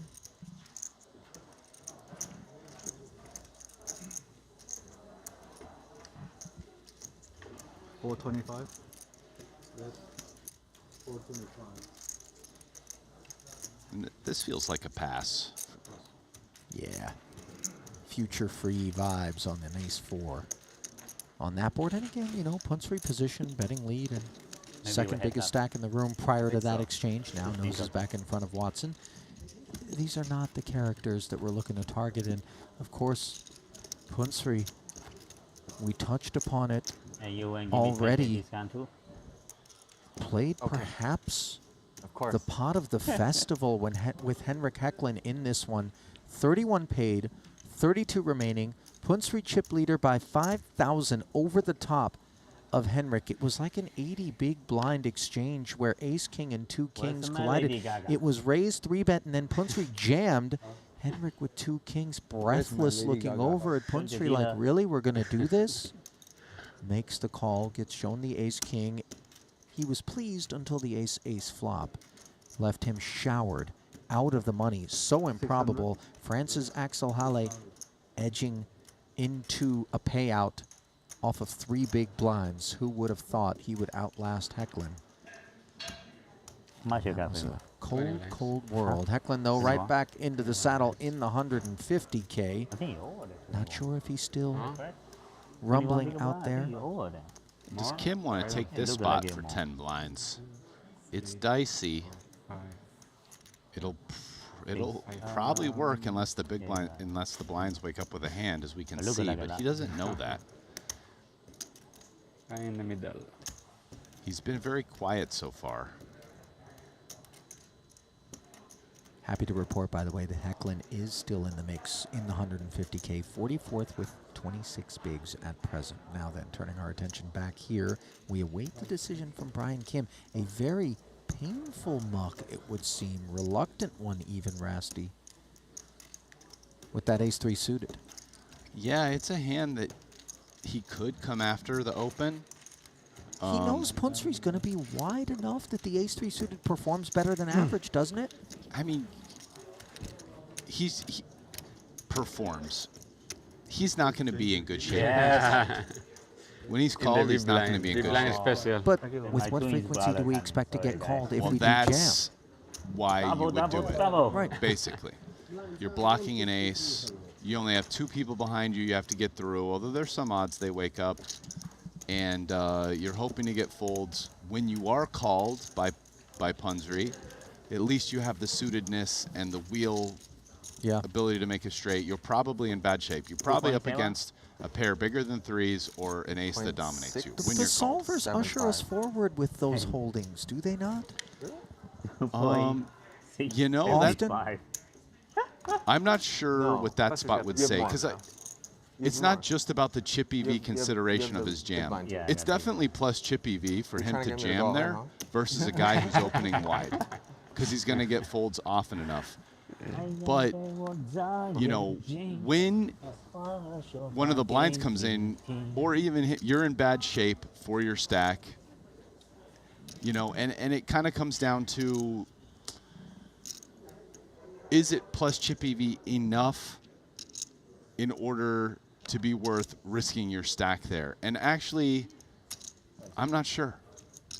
I think it was a really tough spot. Yeah. Brian seemed to think so as well. As you saw, he took his full 30 seconds. Well, this one a little bit easier as the king-queen lathers forward, 2.675. And like in the cutoff in the same spot, he would have shoved ace-3 of diamonds. Right? The good news about this spot is that no one has shown strength so far, which is kind of a big deal. Because yes, even though Punsri is opening pretty wide, he's not opening 100% of hands. You know, maybe he's opening 40. Right? So out of that 40% is going to be, you know, a quarter of the time, it's going to, you know, top 10% or so are going to be hands that's good enough to call you with. So it's still like, okay, he's calling me a quarter of the time. The blinds wake up with something 10% of the time that they come in with. You know, all of a sudden you're getting called more than a third of the time. So yeah, it gets through a decent amount, but a decent, you know, a not too minuscule amount of time, you have the worst of it all in, right? So it is, yeah.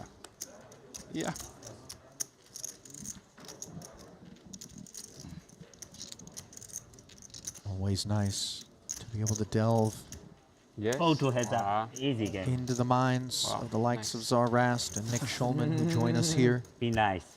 I'll leave Jeju. fold, don't show me that. I didn't say I was. Not really nice, this guy. Ido taking a walk.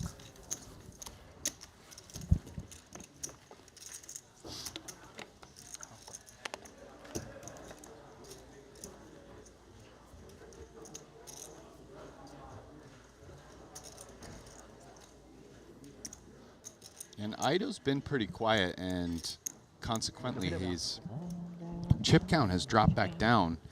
He's got 6.4 million, which is now only 21 big blinds. And basically, he's an average stack, even though he's third. Punsri's in first with 11.5, and Watson's in second with 10 million. Brian Kim. If Schulman were in here, he'd be talking about the gods rewarding him for having just stepped away from the ace-3 suited. King-queen wake up, jam and take it. Now an ace-king opportunity here off of a stack deep enough to open a 2.6. The demi-shove. Yeah. As Sam Grafton coined it earlier at the desk with us.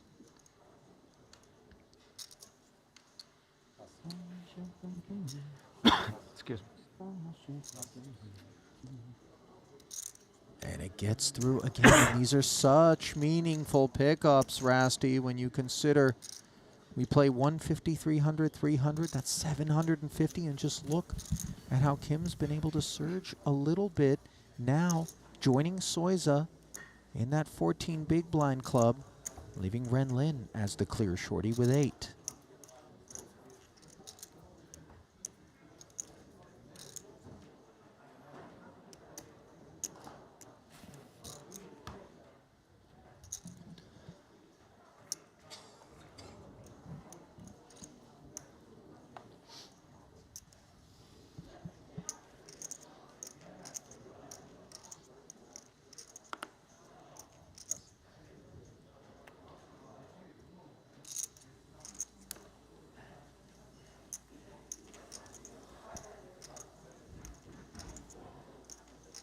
Napkins for Soiza. Ace in the cutoff for Ren. Is it go time?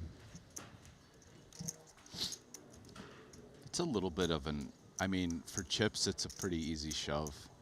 It's a little uncomfortable. Hold 2 heads up. Ooh. Because of ICM, and interesting decision. We can see how much sometimes ICM impacts the player's decisions. Hold the break. But he has to anticipate when he is that clear sub-10 shorty that Kim and Soiza aren't really going to be looking for spots. I would have shoved his hand, I think.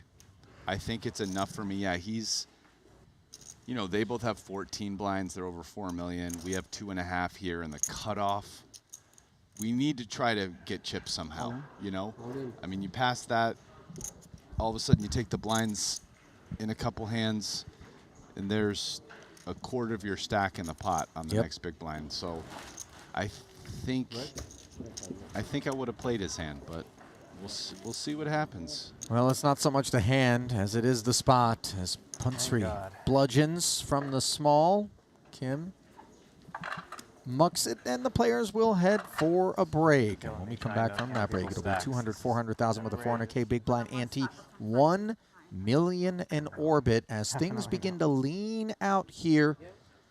Even Punsri at the top with 11.5 million after hauling that last big blind, and big blind Annie in is just 29 big blinds deep. Watson joining him up toward the top, then Ido and Soiza before the drop off to Kim and company. Alina Shah, Brian Rast back with you at the desk here. It has been a cagey little final table for the most part. I think you would agree, Rast. Yeah. Warden at the ICM Penitentiary. That designation has changed hands on a few occasions, but I think it was the Ivy hand, an 8.5 minute tank.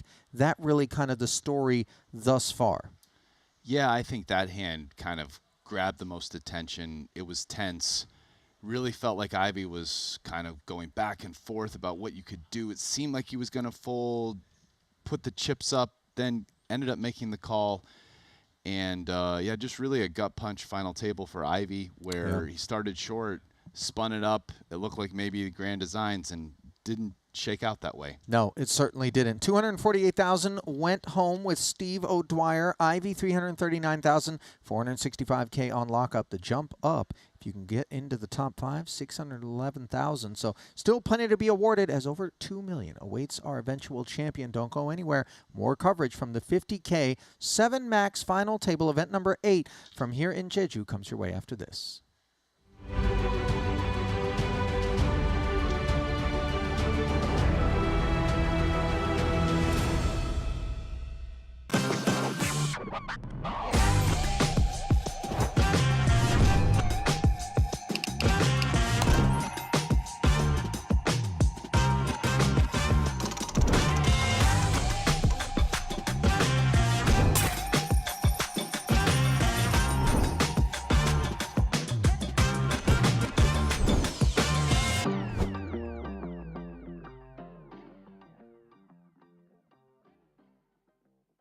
Take your game to the next level with GTO Wizard. Practice against GTO on all your devices. Study any situation using our revolutionary AI-powered solver. Upload your hand histories to uncover your biggest leaks. We have hundreds of hours of coaching from top pros, cutting-edge theory articles, and custom study plans to help guide your poker journey. GTO Wizard, the #1 app for poker players. Introducing the all-new BetACR.eu, the premier destination for sports enthusiasts. What sets BetACR.eu apart is our exclusive offering of live-action prediction options on the Triton series. Experience the excitement as you predict the action while watching your favorite players live. But that's not all. By opening your account now, you can take advantage of our incredible offer. Receive a generous 15% free play on your first top-up, up to $250. Become a part of BetACR.eu and elevate your live sports engagement experience.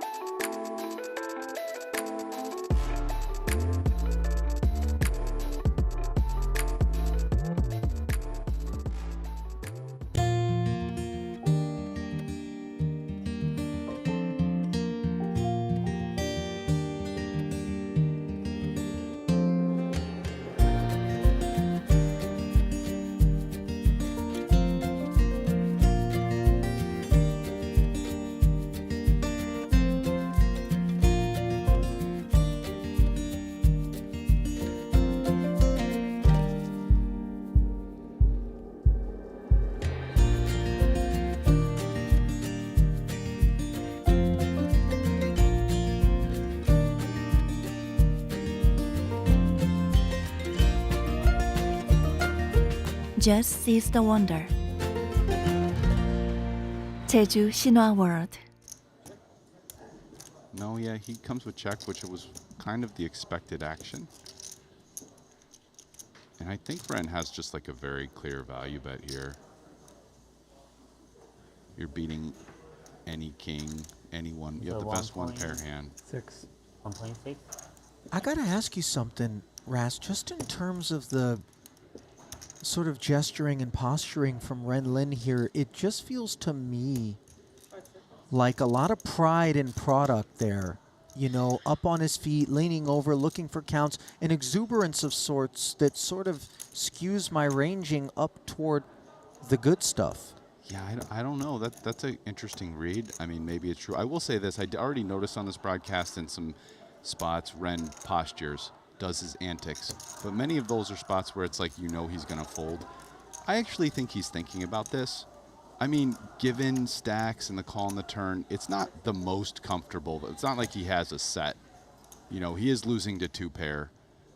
But, and Steve can have 2-pair here. He's the big blind. You know, he can have a bunch of suited King X type hands.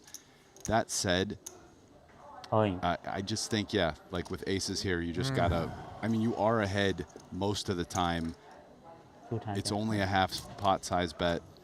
Your opponent, like Steve's probably gonna call this, so, you know, I mean, you should value bet aces. Yeah. This is for his tournament life, Rast. Yeah. If you click call, it's showers. If you find the fold, you fight on. Yeah, this would be an impressive fold, all things considered.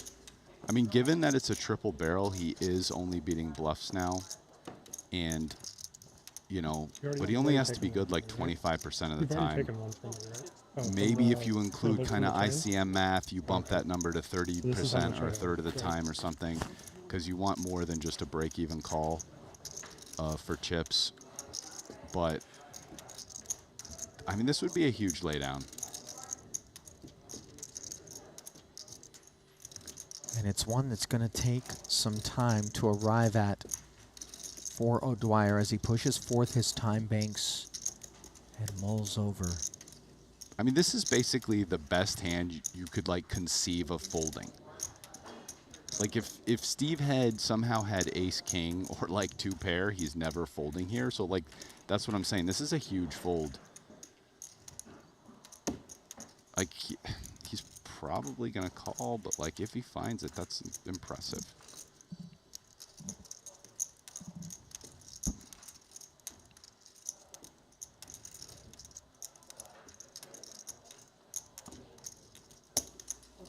A6. So O'Dwyer does end up making the call, Rast, and being shown the aces and an exit as an early first orbit departure. I mean, that's is certainly not how he scripted this FT. No, I mean, it's pretty much a cooler with that run out, like king 9-6 flush draw, and it comes 2 cards below the 6. No draws get there.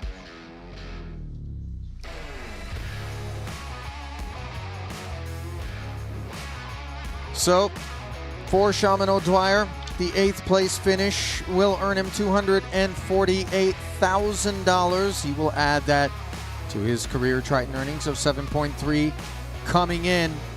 No third title, though, here. Maybe it's all just for show, but... I mean, we saw him 3-bet ace-10 offsuit, I believe it was, just moments ago. Yeah. So he's not afraid of Sergio and might even have the sense, Rasty, that Sergio could be a little bit speedy. He's had some seat time with the man. Yeah. Yeah, so it's a dynamic to look out for, especially if they kind of remain the 2 chip leaders. Obviously, that could change at any moment. Mm-hmm.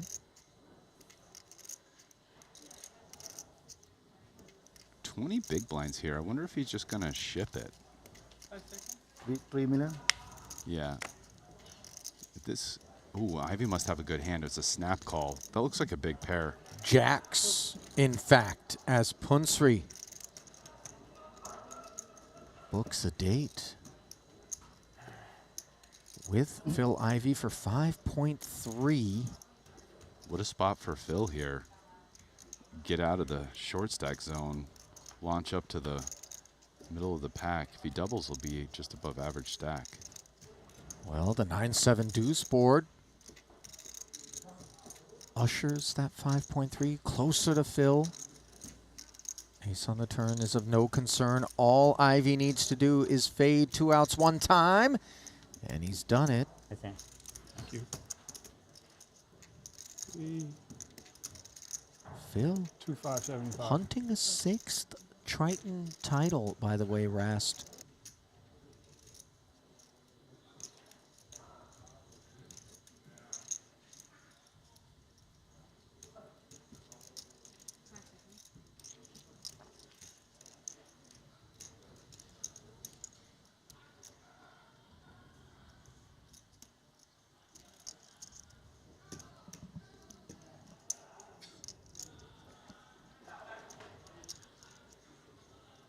I just had this weird delusion of grandeur whereby Phil Ivey says all in and Punsri's head comes off his body. I feel like we've gone past the number of time. I agree, but you know what I mean?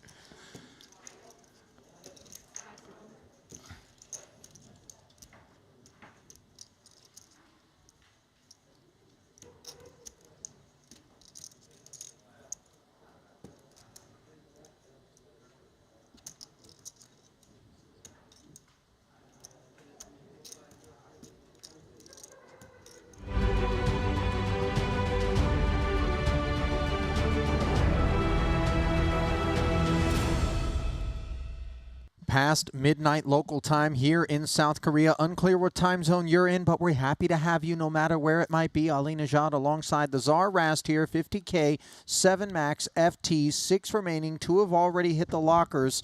And right now your chip leader is Punat Punsri, the man who showered Henrik Eklund on the stone bubble. And I don't want to say he hasn't looked back, but obviously things have been quite good for him. Rast, I'm looking at you. I'm looking at the way this one's shaken out so far, and I'm wondering, are we going to get to bed tonight? I mean, I think we will. looking down, I mean, the chip leader only has 30 blinds, a lot of short stacks. You know, maybe the total amount of chips in play it's only 60 blinds in play, maybe 65 blinds. I think we're going to make it. All right, good. You know, so then I don't need to, because you know I offered you this the other night. I don't need to give you wings, right? You know I'm not taking that. You know what's wild is these guys aren't even our sponsors, and I've now hit them twice. I think I need to apologize to the marketing department over here. It's not. It's just that you know where I'm going with it. It's the energy drink thing. Jungle will take this in a heartbeat. By the way, I'm talking to you, Dan Cates, wherever he's at. Get him in the booth. Get him in the booth. No, It'd be fun. No, It'd be Rusty, fun to have please him just join stay us. here. Stay here with me, my friend. Joining us, Punat Pansri, Mike Watson, Sergio Ido, Soiza, Kim, Renlin in that order. Quick peek at the Triton Poker Plus app. 6.3 million is the average stack. 16 bigs. Like you said, they're not that deep, and yet they've managed to protract this affair. But it took a long time to get rid of 8th and 7th. So now maybe we kind of paid our dues up front, and things are going to get a little bit quicker from this point on out with 465 on tap, 611 for 5th. Yeah, sorry. Let me correct that real fast. I made a simple math error. There's about 90 blinds in play. Okay. Not 60. Okay. So it's 12:17 local time. We probably have like maybe 2 hours. It's going to be late night probably again. I'm going to take an optimistic under. How's that? Okay. All right. Let's see. One never knows. As we dive back into the arena, there is the official peak brought to you by betacr.eu. $1 million in orbit, the price of poker. This is something that Kim and Lynn don't really want to hear me say, but it is what it is. 9.5 million, the total prize pool. 2 7-figure payouts, by the way. If you can work your way 2 heads up.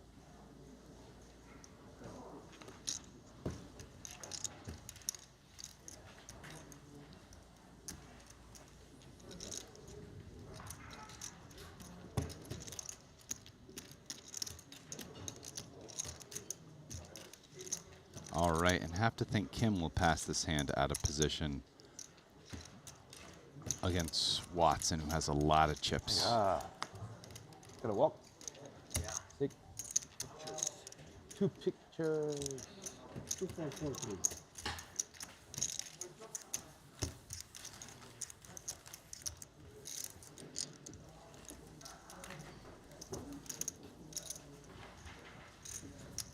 Walk. To start things off.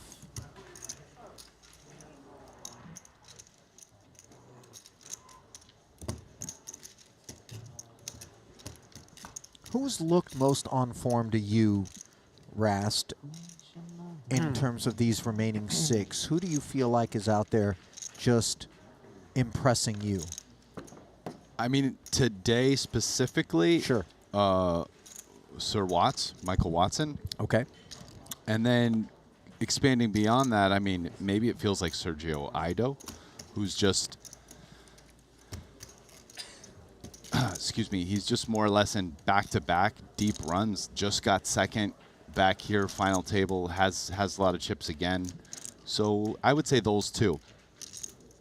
All right. 800.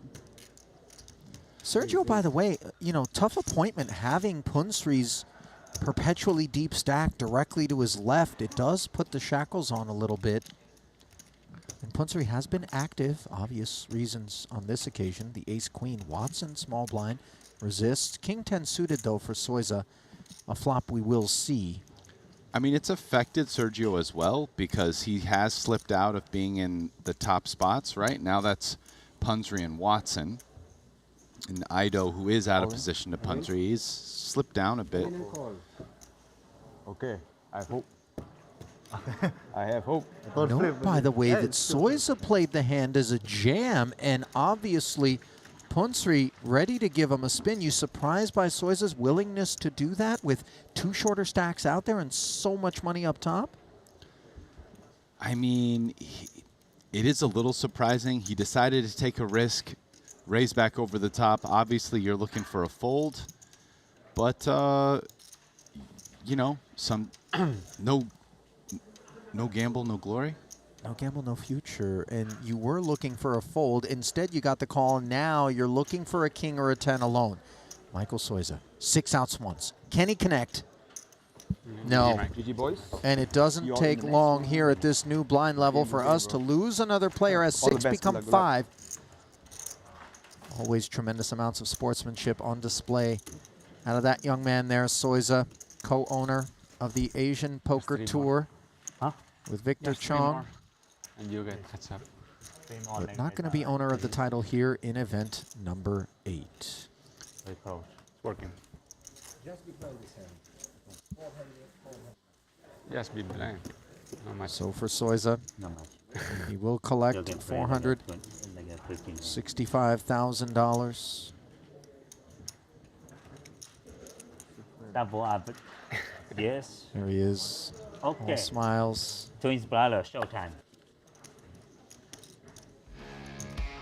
And this cash is going to put him up and over $10 million in career Triton earnings. Denied his 3rd title, but performing quite nicely as he picks up his 20th career Triton cash, his 2nd here in Jeju, as he finished 37th in the 15K 8 max. So then, the lockup at present, $611,000. The gap, $162,000 if you can make the top 4.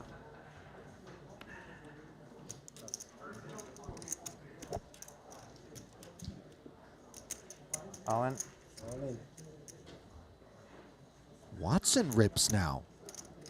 I think I dominated. Obviously, the likes of Kim we got and this Lin one. delighted Now at have the a look at the departure other of one. Soiza and the pay chump you're good. that they've realized, and so Ren decides Lady Gaga now's never the lose. time.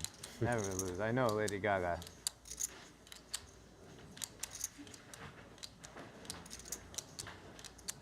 Defends for all of it as we play for 4.65. Queen 9 suited.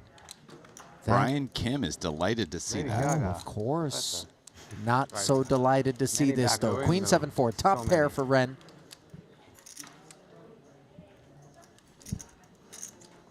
Watson hunting. And now receiving added outs. 4 5s to go along with an ace. Those are the disaster cards for Ren Lin. And instead, it's a cozy 7 of diamonds. Hard down, baby. Go to heads up. Go to heads up.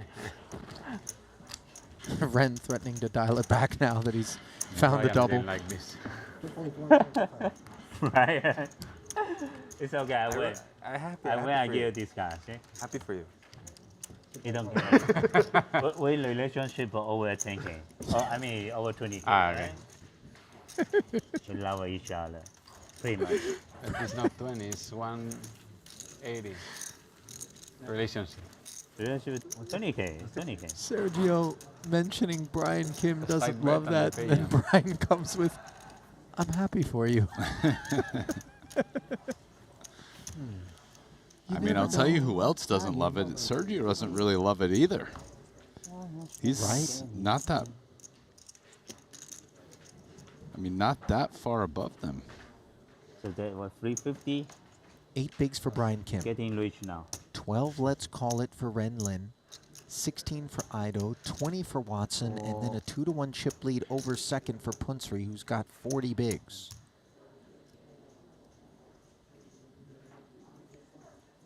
Sits this one out, and that will allow Brian Kim maybe to spark up a romance with Queen Jack suited. No, maybe. I don't see him folding this. The question is whether he does the demi jam or the No, I like all in here. We don't want to mess around with the min raise. Go to heads up. Yep.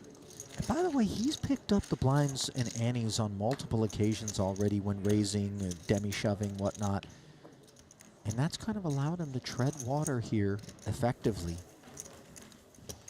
Because if you don't have those pickups, I mean, these 8 bigs could easily have been 2 bigs. Yeah, you know, it adds up. The blinds come around. We got the big blind ante. You know, now there's less people in, so, you know, you're taking the big blind every 5 hands. It gets expensive. No, by the way, no sooner does Ren Lin pop his head up out of the sand and nose in front of Brian Kim. Kim Wags his finger, picks up some blinds and annies, and levels with him. $611,000 lockup. You see the payouts brought to you by betacr.eu.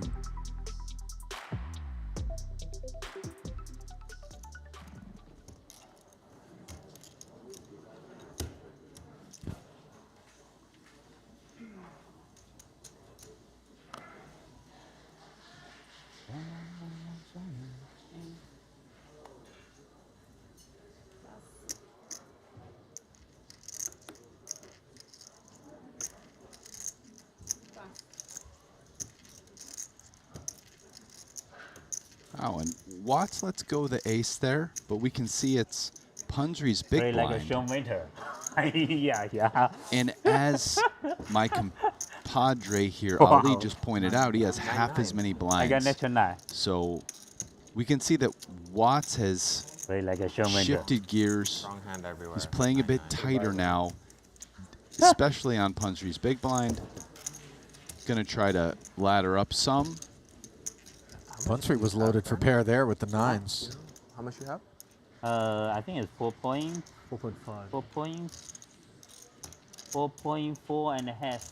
Thank you. How much you got? I will tell you. See, even too.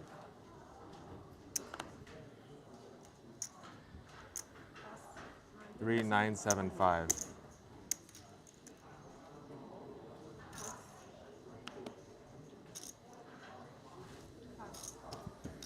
Jacks now for Punsry. Heat check.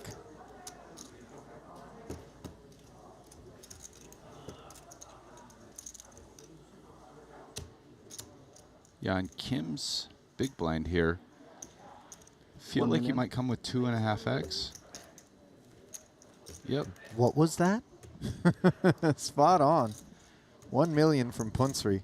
Yeah, this is, you know, you want to get some action with the jacks. Maybe he can find some pretty good hands to call. Might jam over you some. Yeah, the normal 100%. Sizing there, the 3x kind of we dial up from the small standard, but then here with the jacks. No, but down to 2.5x because stacks are so short. You can get, yeah. you can get pretty good leverage with a little bit less investment. But also just looking to keep Kim involved potentially with a slightly wider array of holdings. Yeah, I mean, it's a range he's going to do with some of his very good hands. He'll also include some air balls in there. I mean, it's a spot where Pundry's playing 100% of his hands, right? Like, he's going to be jamming a bunch, and then with his you know, he's going to have some good hands in that range, but also some stuff like he could do it with, you know, deuce 9 suited.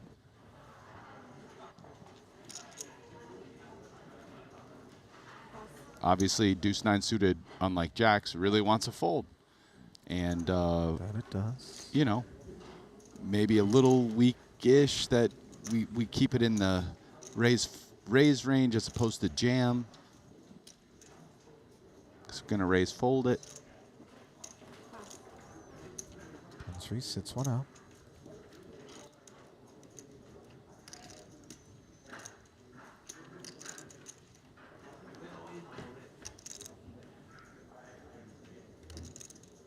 Kim mulls in the small, 8-6.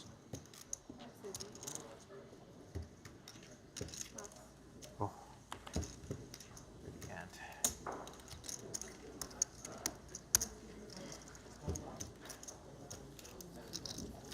Gives Watson the walk. Says he can't. Watson treads water there when 20 big blinds. Just pretty nice for him. And designs on laddering up a couple spots. Sure.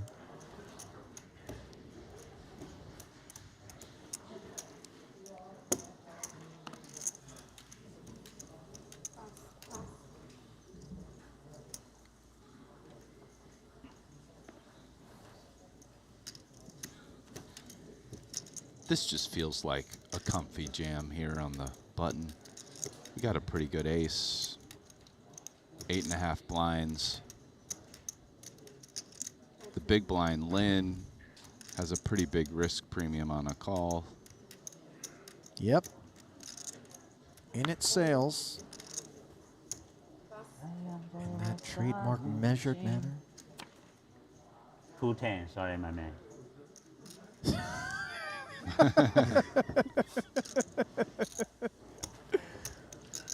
Oh, Ren never goes quietly, does he? No, yeah, that was pretty good though. I like that. 210. Sorry. Yeah. Lucky chip. Kim significantly less amused than I was in that spot. Kim never looks amused. Oh, yeah, whatever. Yeah. Oh, there. Okay. Oh, maybe a moment of amusement. Yeah, sure.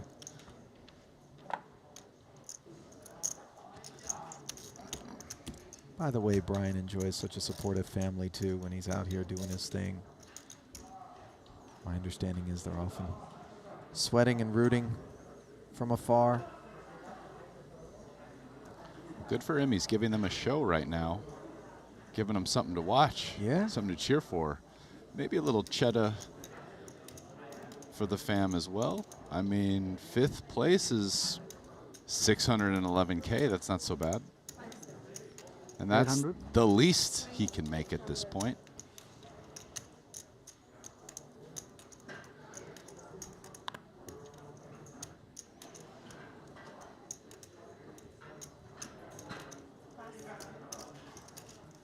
Punsri opens with queen 10 off.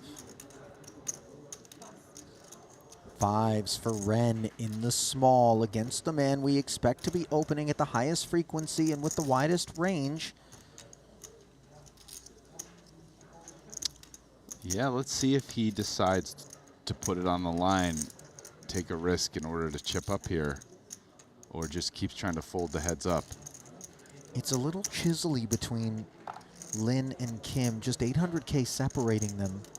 And Brian's going to go through the blinds again before Ren, Rast, and you wonder whether or not that's part of the calculus here. Yeah, he did just take the Are you big guys letting blind. Me? Nice. 6. Wow, that's really good. Did just take the big blind, but then again, he has 2 blinds less than Brian. So yes, Brian will take the blind shortly, but it will only, if he folds and Brian will only catch up to him after paying the 2 blinds. So.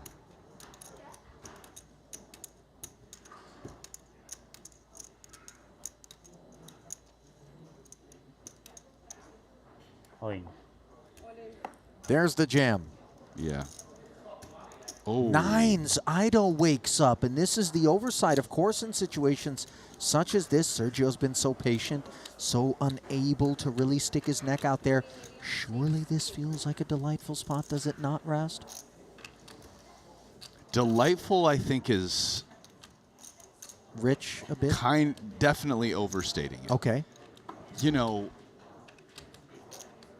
I think 9s is probably high enough. I think he plays it here. I mean, we're talking only 9 blinds. Renlin probably has maybe all the pairs. So I think 9s.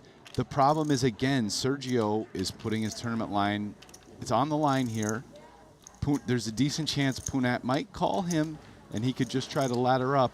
But it does feel like there's too much equity to pass. He agrees as he puts 5.3 out there. The release from Punsri becomes easy, and the ayah from Renlin as his pair is smothered.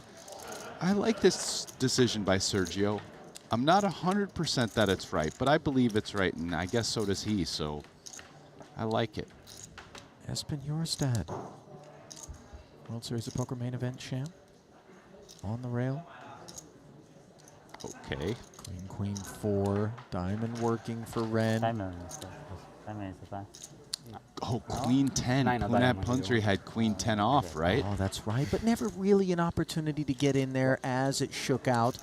And no opportunity at a flush. Upon the arrival of the 6 of hearts, can Ren find a 5? No, he was all around it, but not directly on it. And so Lin will shake hands with his fellow combatants, but in the end will not join them in four-handed play.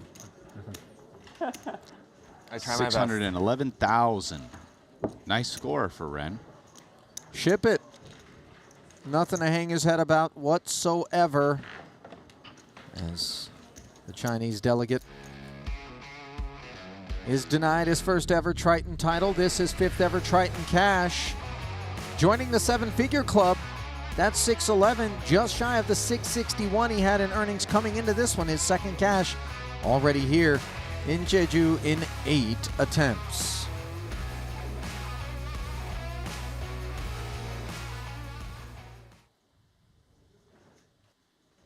Well, if the Lady Gaga prop is still up at the book, you're going to want to take the under on just about anything with the absence of Ren. I think it's off the board.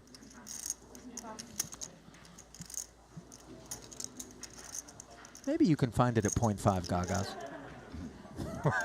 You never know. Ido, newly minted man here, Rasty.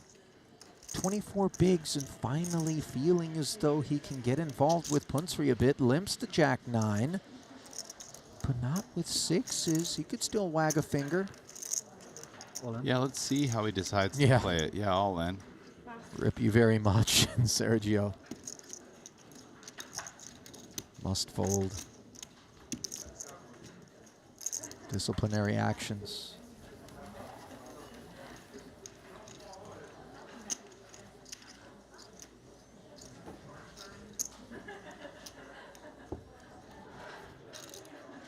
Kim alone on an island right now, Rast, with these 4.4 million in chips, 11 bigs.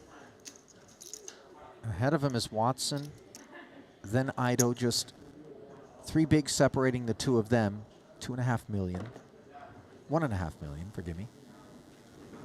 And then you got Punsri up at the top, so I would imagine all eyes on Brian for a little bit here. Yeah, definitely. Ido and Watson would like to wait for him to go out to a certain extent, but again, gotta try to find the chips somewhere or you end up losing many yourself. Intricate balance.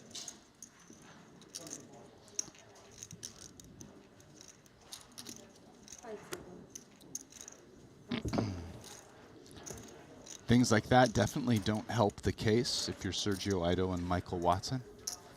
The chip leader giving Brian a walk. Hate to see it. Unless you're Brian. Yeah, Brian loves to see it.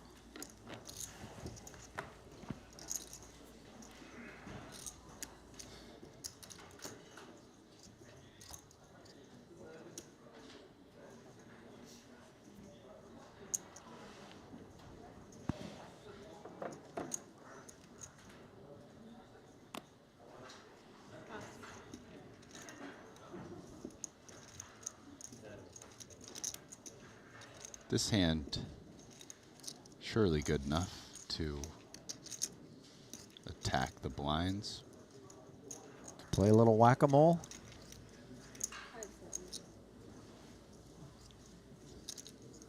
In what manner? Yeah, All going of it. for jam. It's a bit risky business, of course, with Watson's 20 bigs out there. Yeah, Watson has to be careful what he calls with, though. Watson has a big risk premium on the call. Yeah, So I mean, the difference between 4th and 3rd is 180K, let's call it.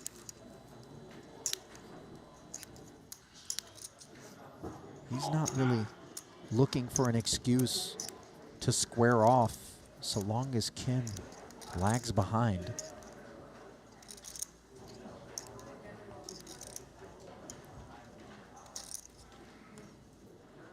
You could see Punsri cobbling away a little bit here, Rasty.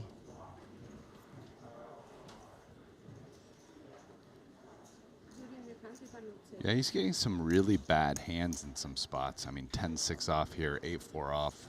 He did pass the 8-4 off. He's passing the 10-6, so it does seem like he has some standards You know, he's not just playing any 2 from any position.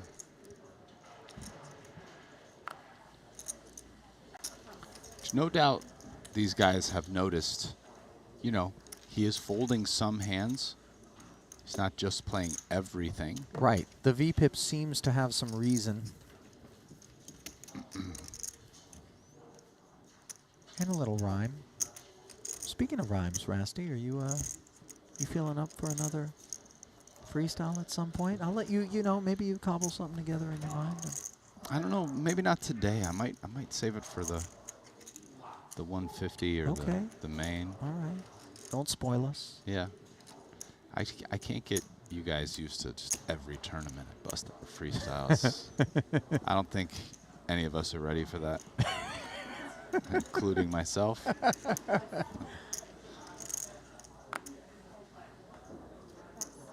King Queen and his Ido ready.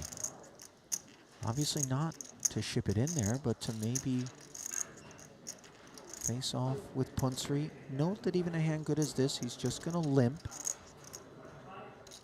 And Punsri, a dusty one, we've observed this sort of kit seek not to be forced to take a flop by taking it upstairs.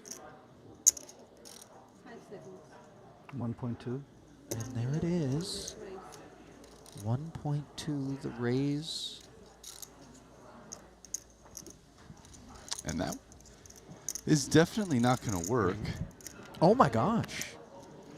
Not only did it not work, but the unanticipated declaration of all in from Ido, Rasty. I thought Ido might be a little bit more snug about things with those 2 shorter stacks and those big pay jumps available, but took his chances there, just suggesting that Punat rates to be, you know, putting his thumb on us a little bit more than usual.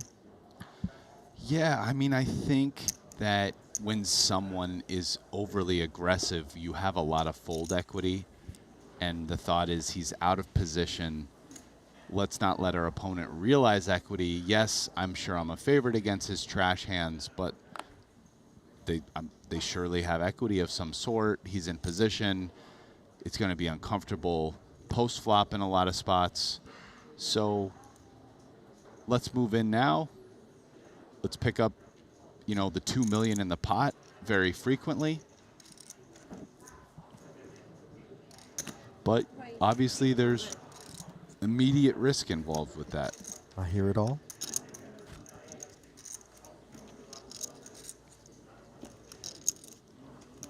I know. Embracing a little bit of the risk this time. A7 suited, the responsible holding.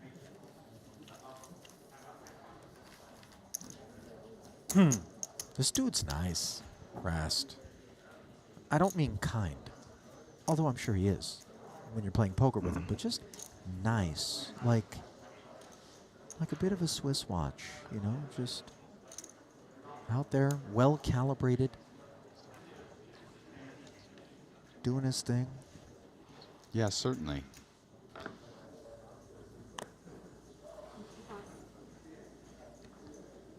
And starting, by the way, to get into range, striking distance, dare I say, of Punsri. 12 million in front of him, 16 million for Punat. Yeah, and I think Punat will probably, wow, he passes that. That feels like a pass a bit on the tight side given his chip lead. And the fold from Ido already, maybe? If we have fold from Ido already, so it's the 2 shorter stacks there. Let's.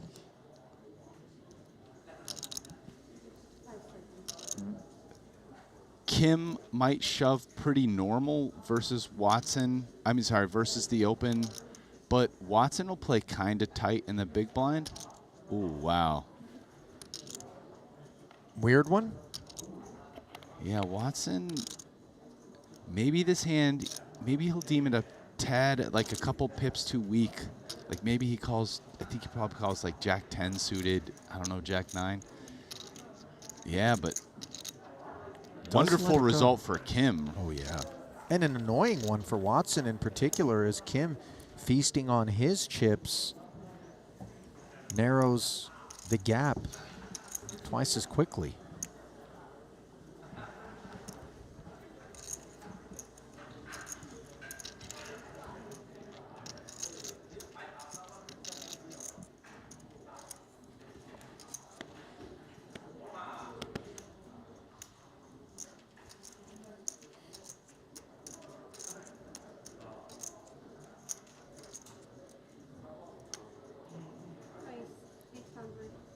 Here's Punsri.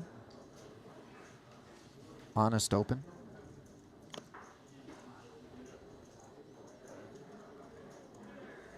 Ace deuce for Kim Rast? No. No. Ace deuce off, especially.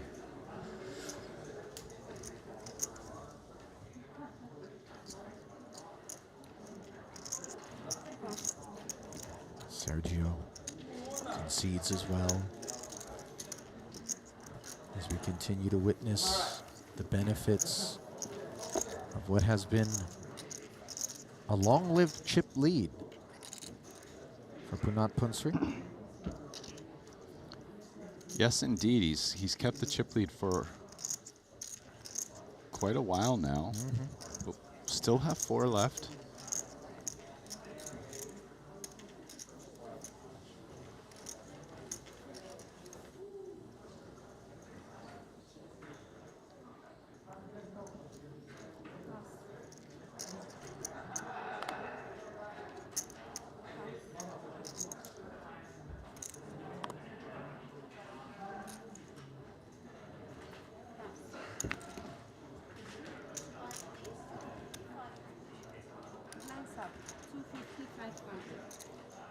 Oh, Punsri blinds takes just went a up. walk, and everybody takes a dilution as the blinds have gone up. 255 and 5, 1 1/4 milli every 4 hands. Coming off your stack, that's an average of almost 300,000, a little north of that. Every hand lost. So you got to look at the Triton trophy, awaiting the winner of event 8. 6s for Watson. 1.4 million more in front of him than Brian Kim to his right. Feels like a comfy shove. Definitely just want to get it through, but I mean, I wonder if he picks like the 3 million sizing, but yeah. In particular, Ooh. it is Brian Kim being in the big. If he were to wake up, Watson having him covered, that has some coziness to it, but the king-queen suited threatens to hop in here. I mean, he is dominating some hands that shove, right? I mean, I think Watson rates to shove the suited broadways. You do wonder if Watson just jams aces or kings. Almost certainly jams ace-king.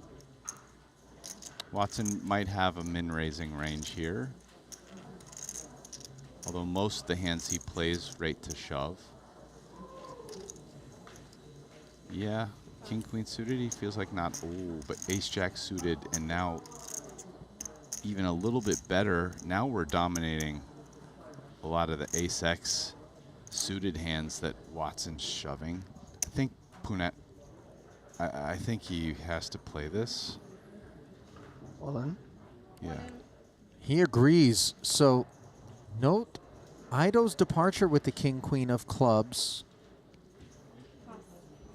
I don't want to get too into the weeds here, Rast, but if Ido were to work his way into this one all in, how would Punsri have responded? Jam in front of him. Much clubs. Huh? I folded king, queen, cup. Oh no, if Ido goes all in, he's folding.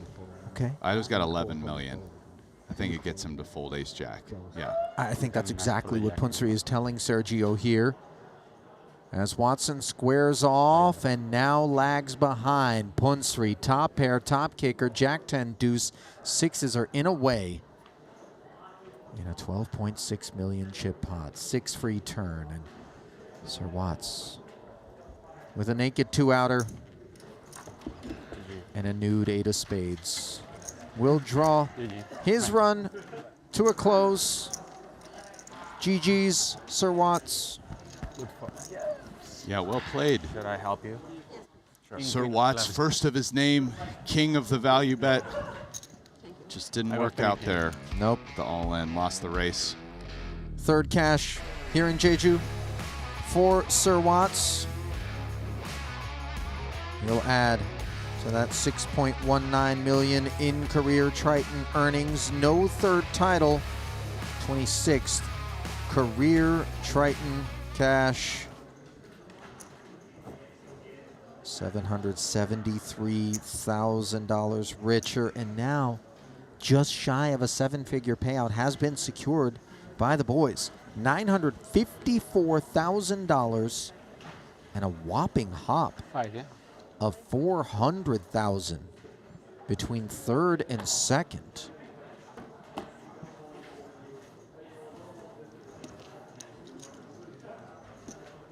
Beneficiary there, Punsri.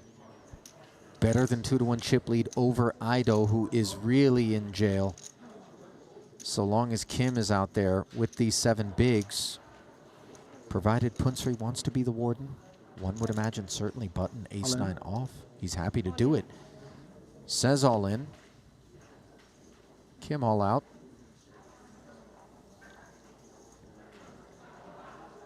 Yeah, Kim with nothing to play there.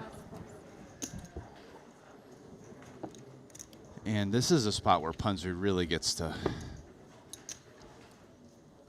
put Sergio in ICM jail to a certain extent. Kim being so short. There's going to be some smacking around here. And the active palm will be that of Punat Punsri. Yeah, I mean, it's not that many hands before Kim is definitely going to be all in. Probably called. So Sergio can wait to a certain extent to ladder up a not insignificant amount of money. 954,000 to 1.353. That's 400K. That's not real too shabby. paper. Yeah. Just to wait a few hands to see if Kim busts when he gets all in. Maybe we do it ourselves if you're Sergio Ido. Kim gonna seize initiative here.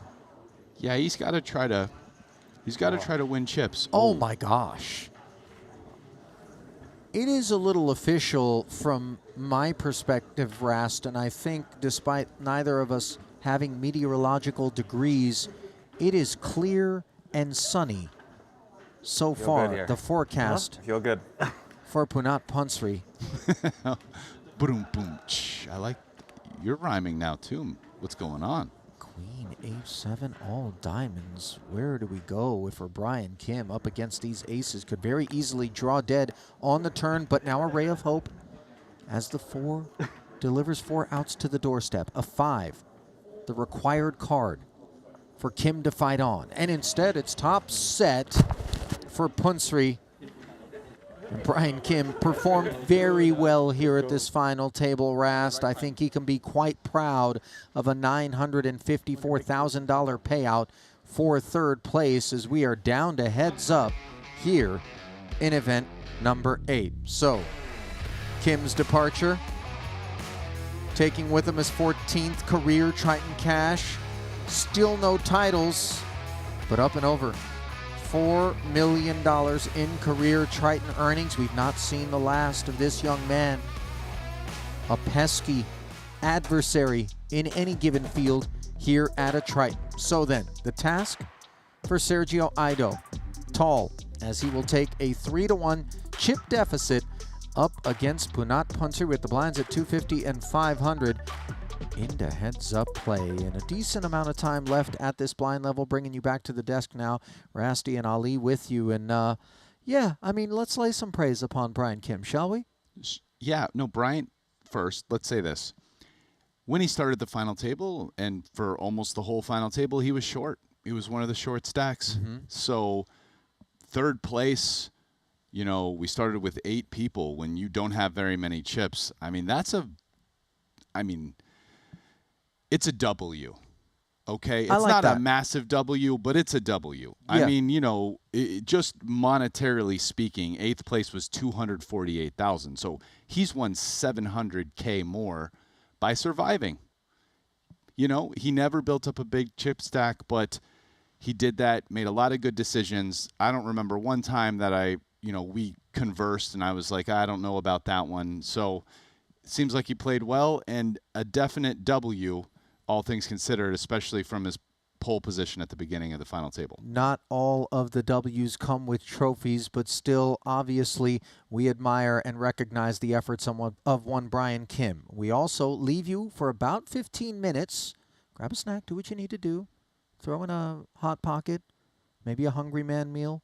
It's late in some parts of the world, but stay with us, because the last thing you want is to miss the finale. We've come this far. 15 minutes time. We're going to come back and crown a champ in the 50K.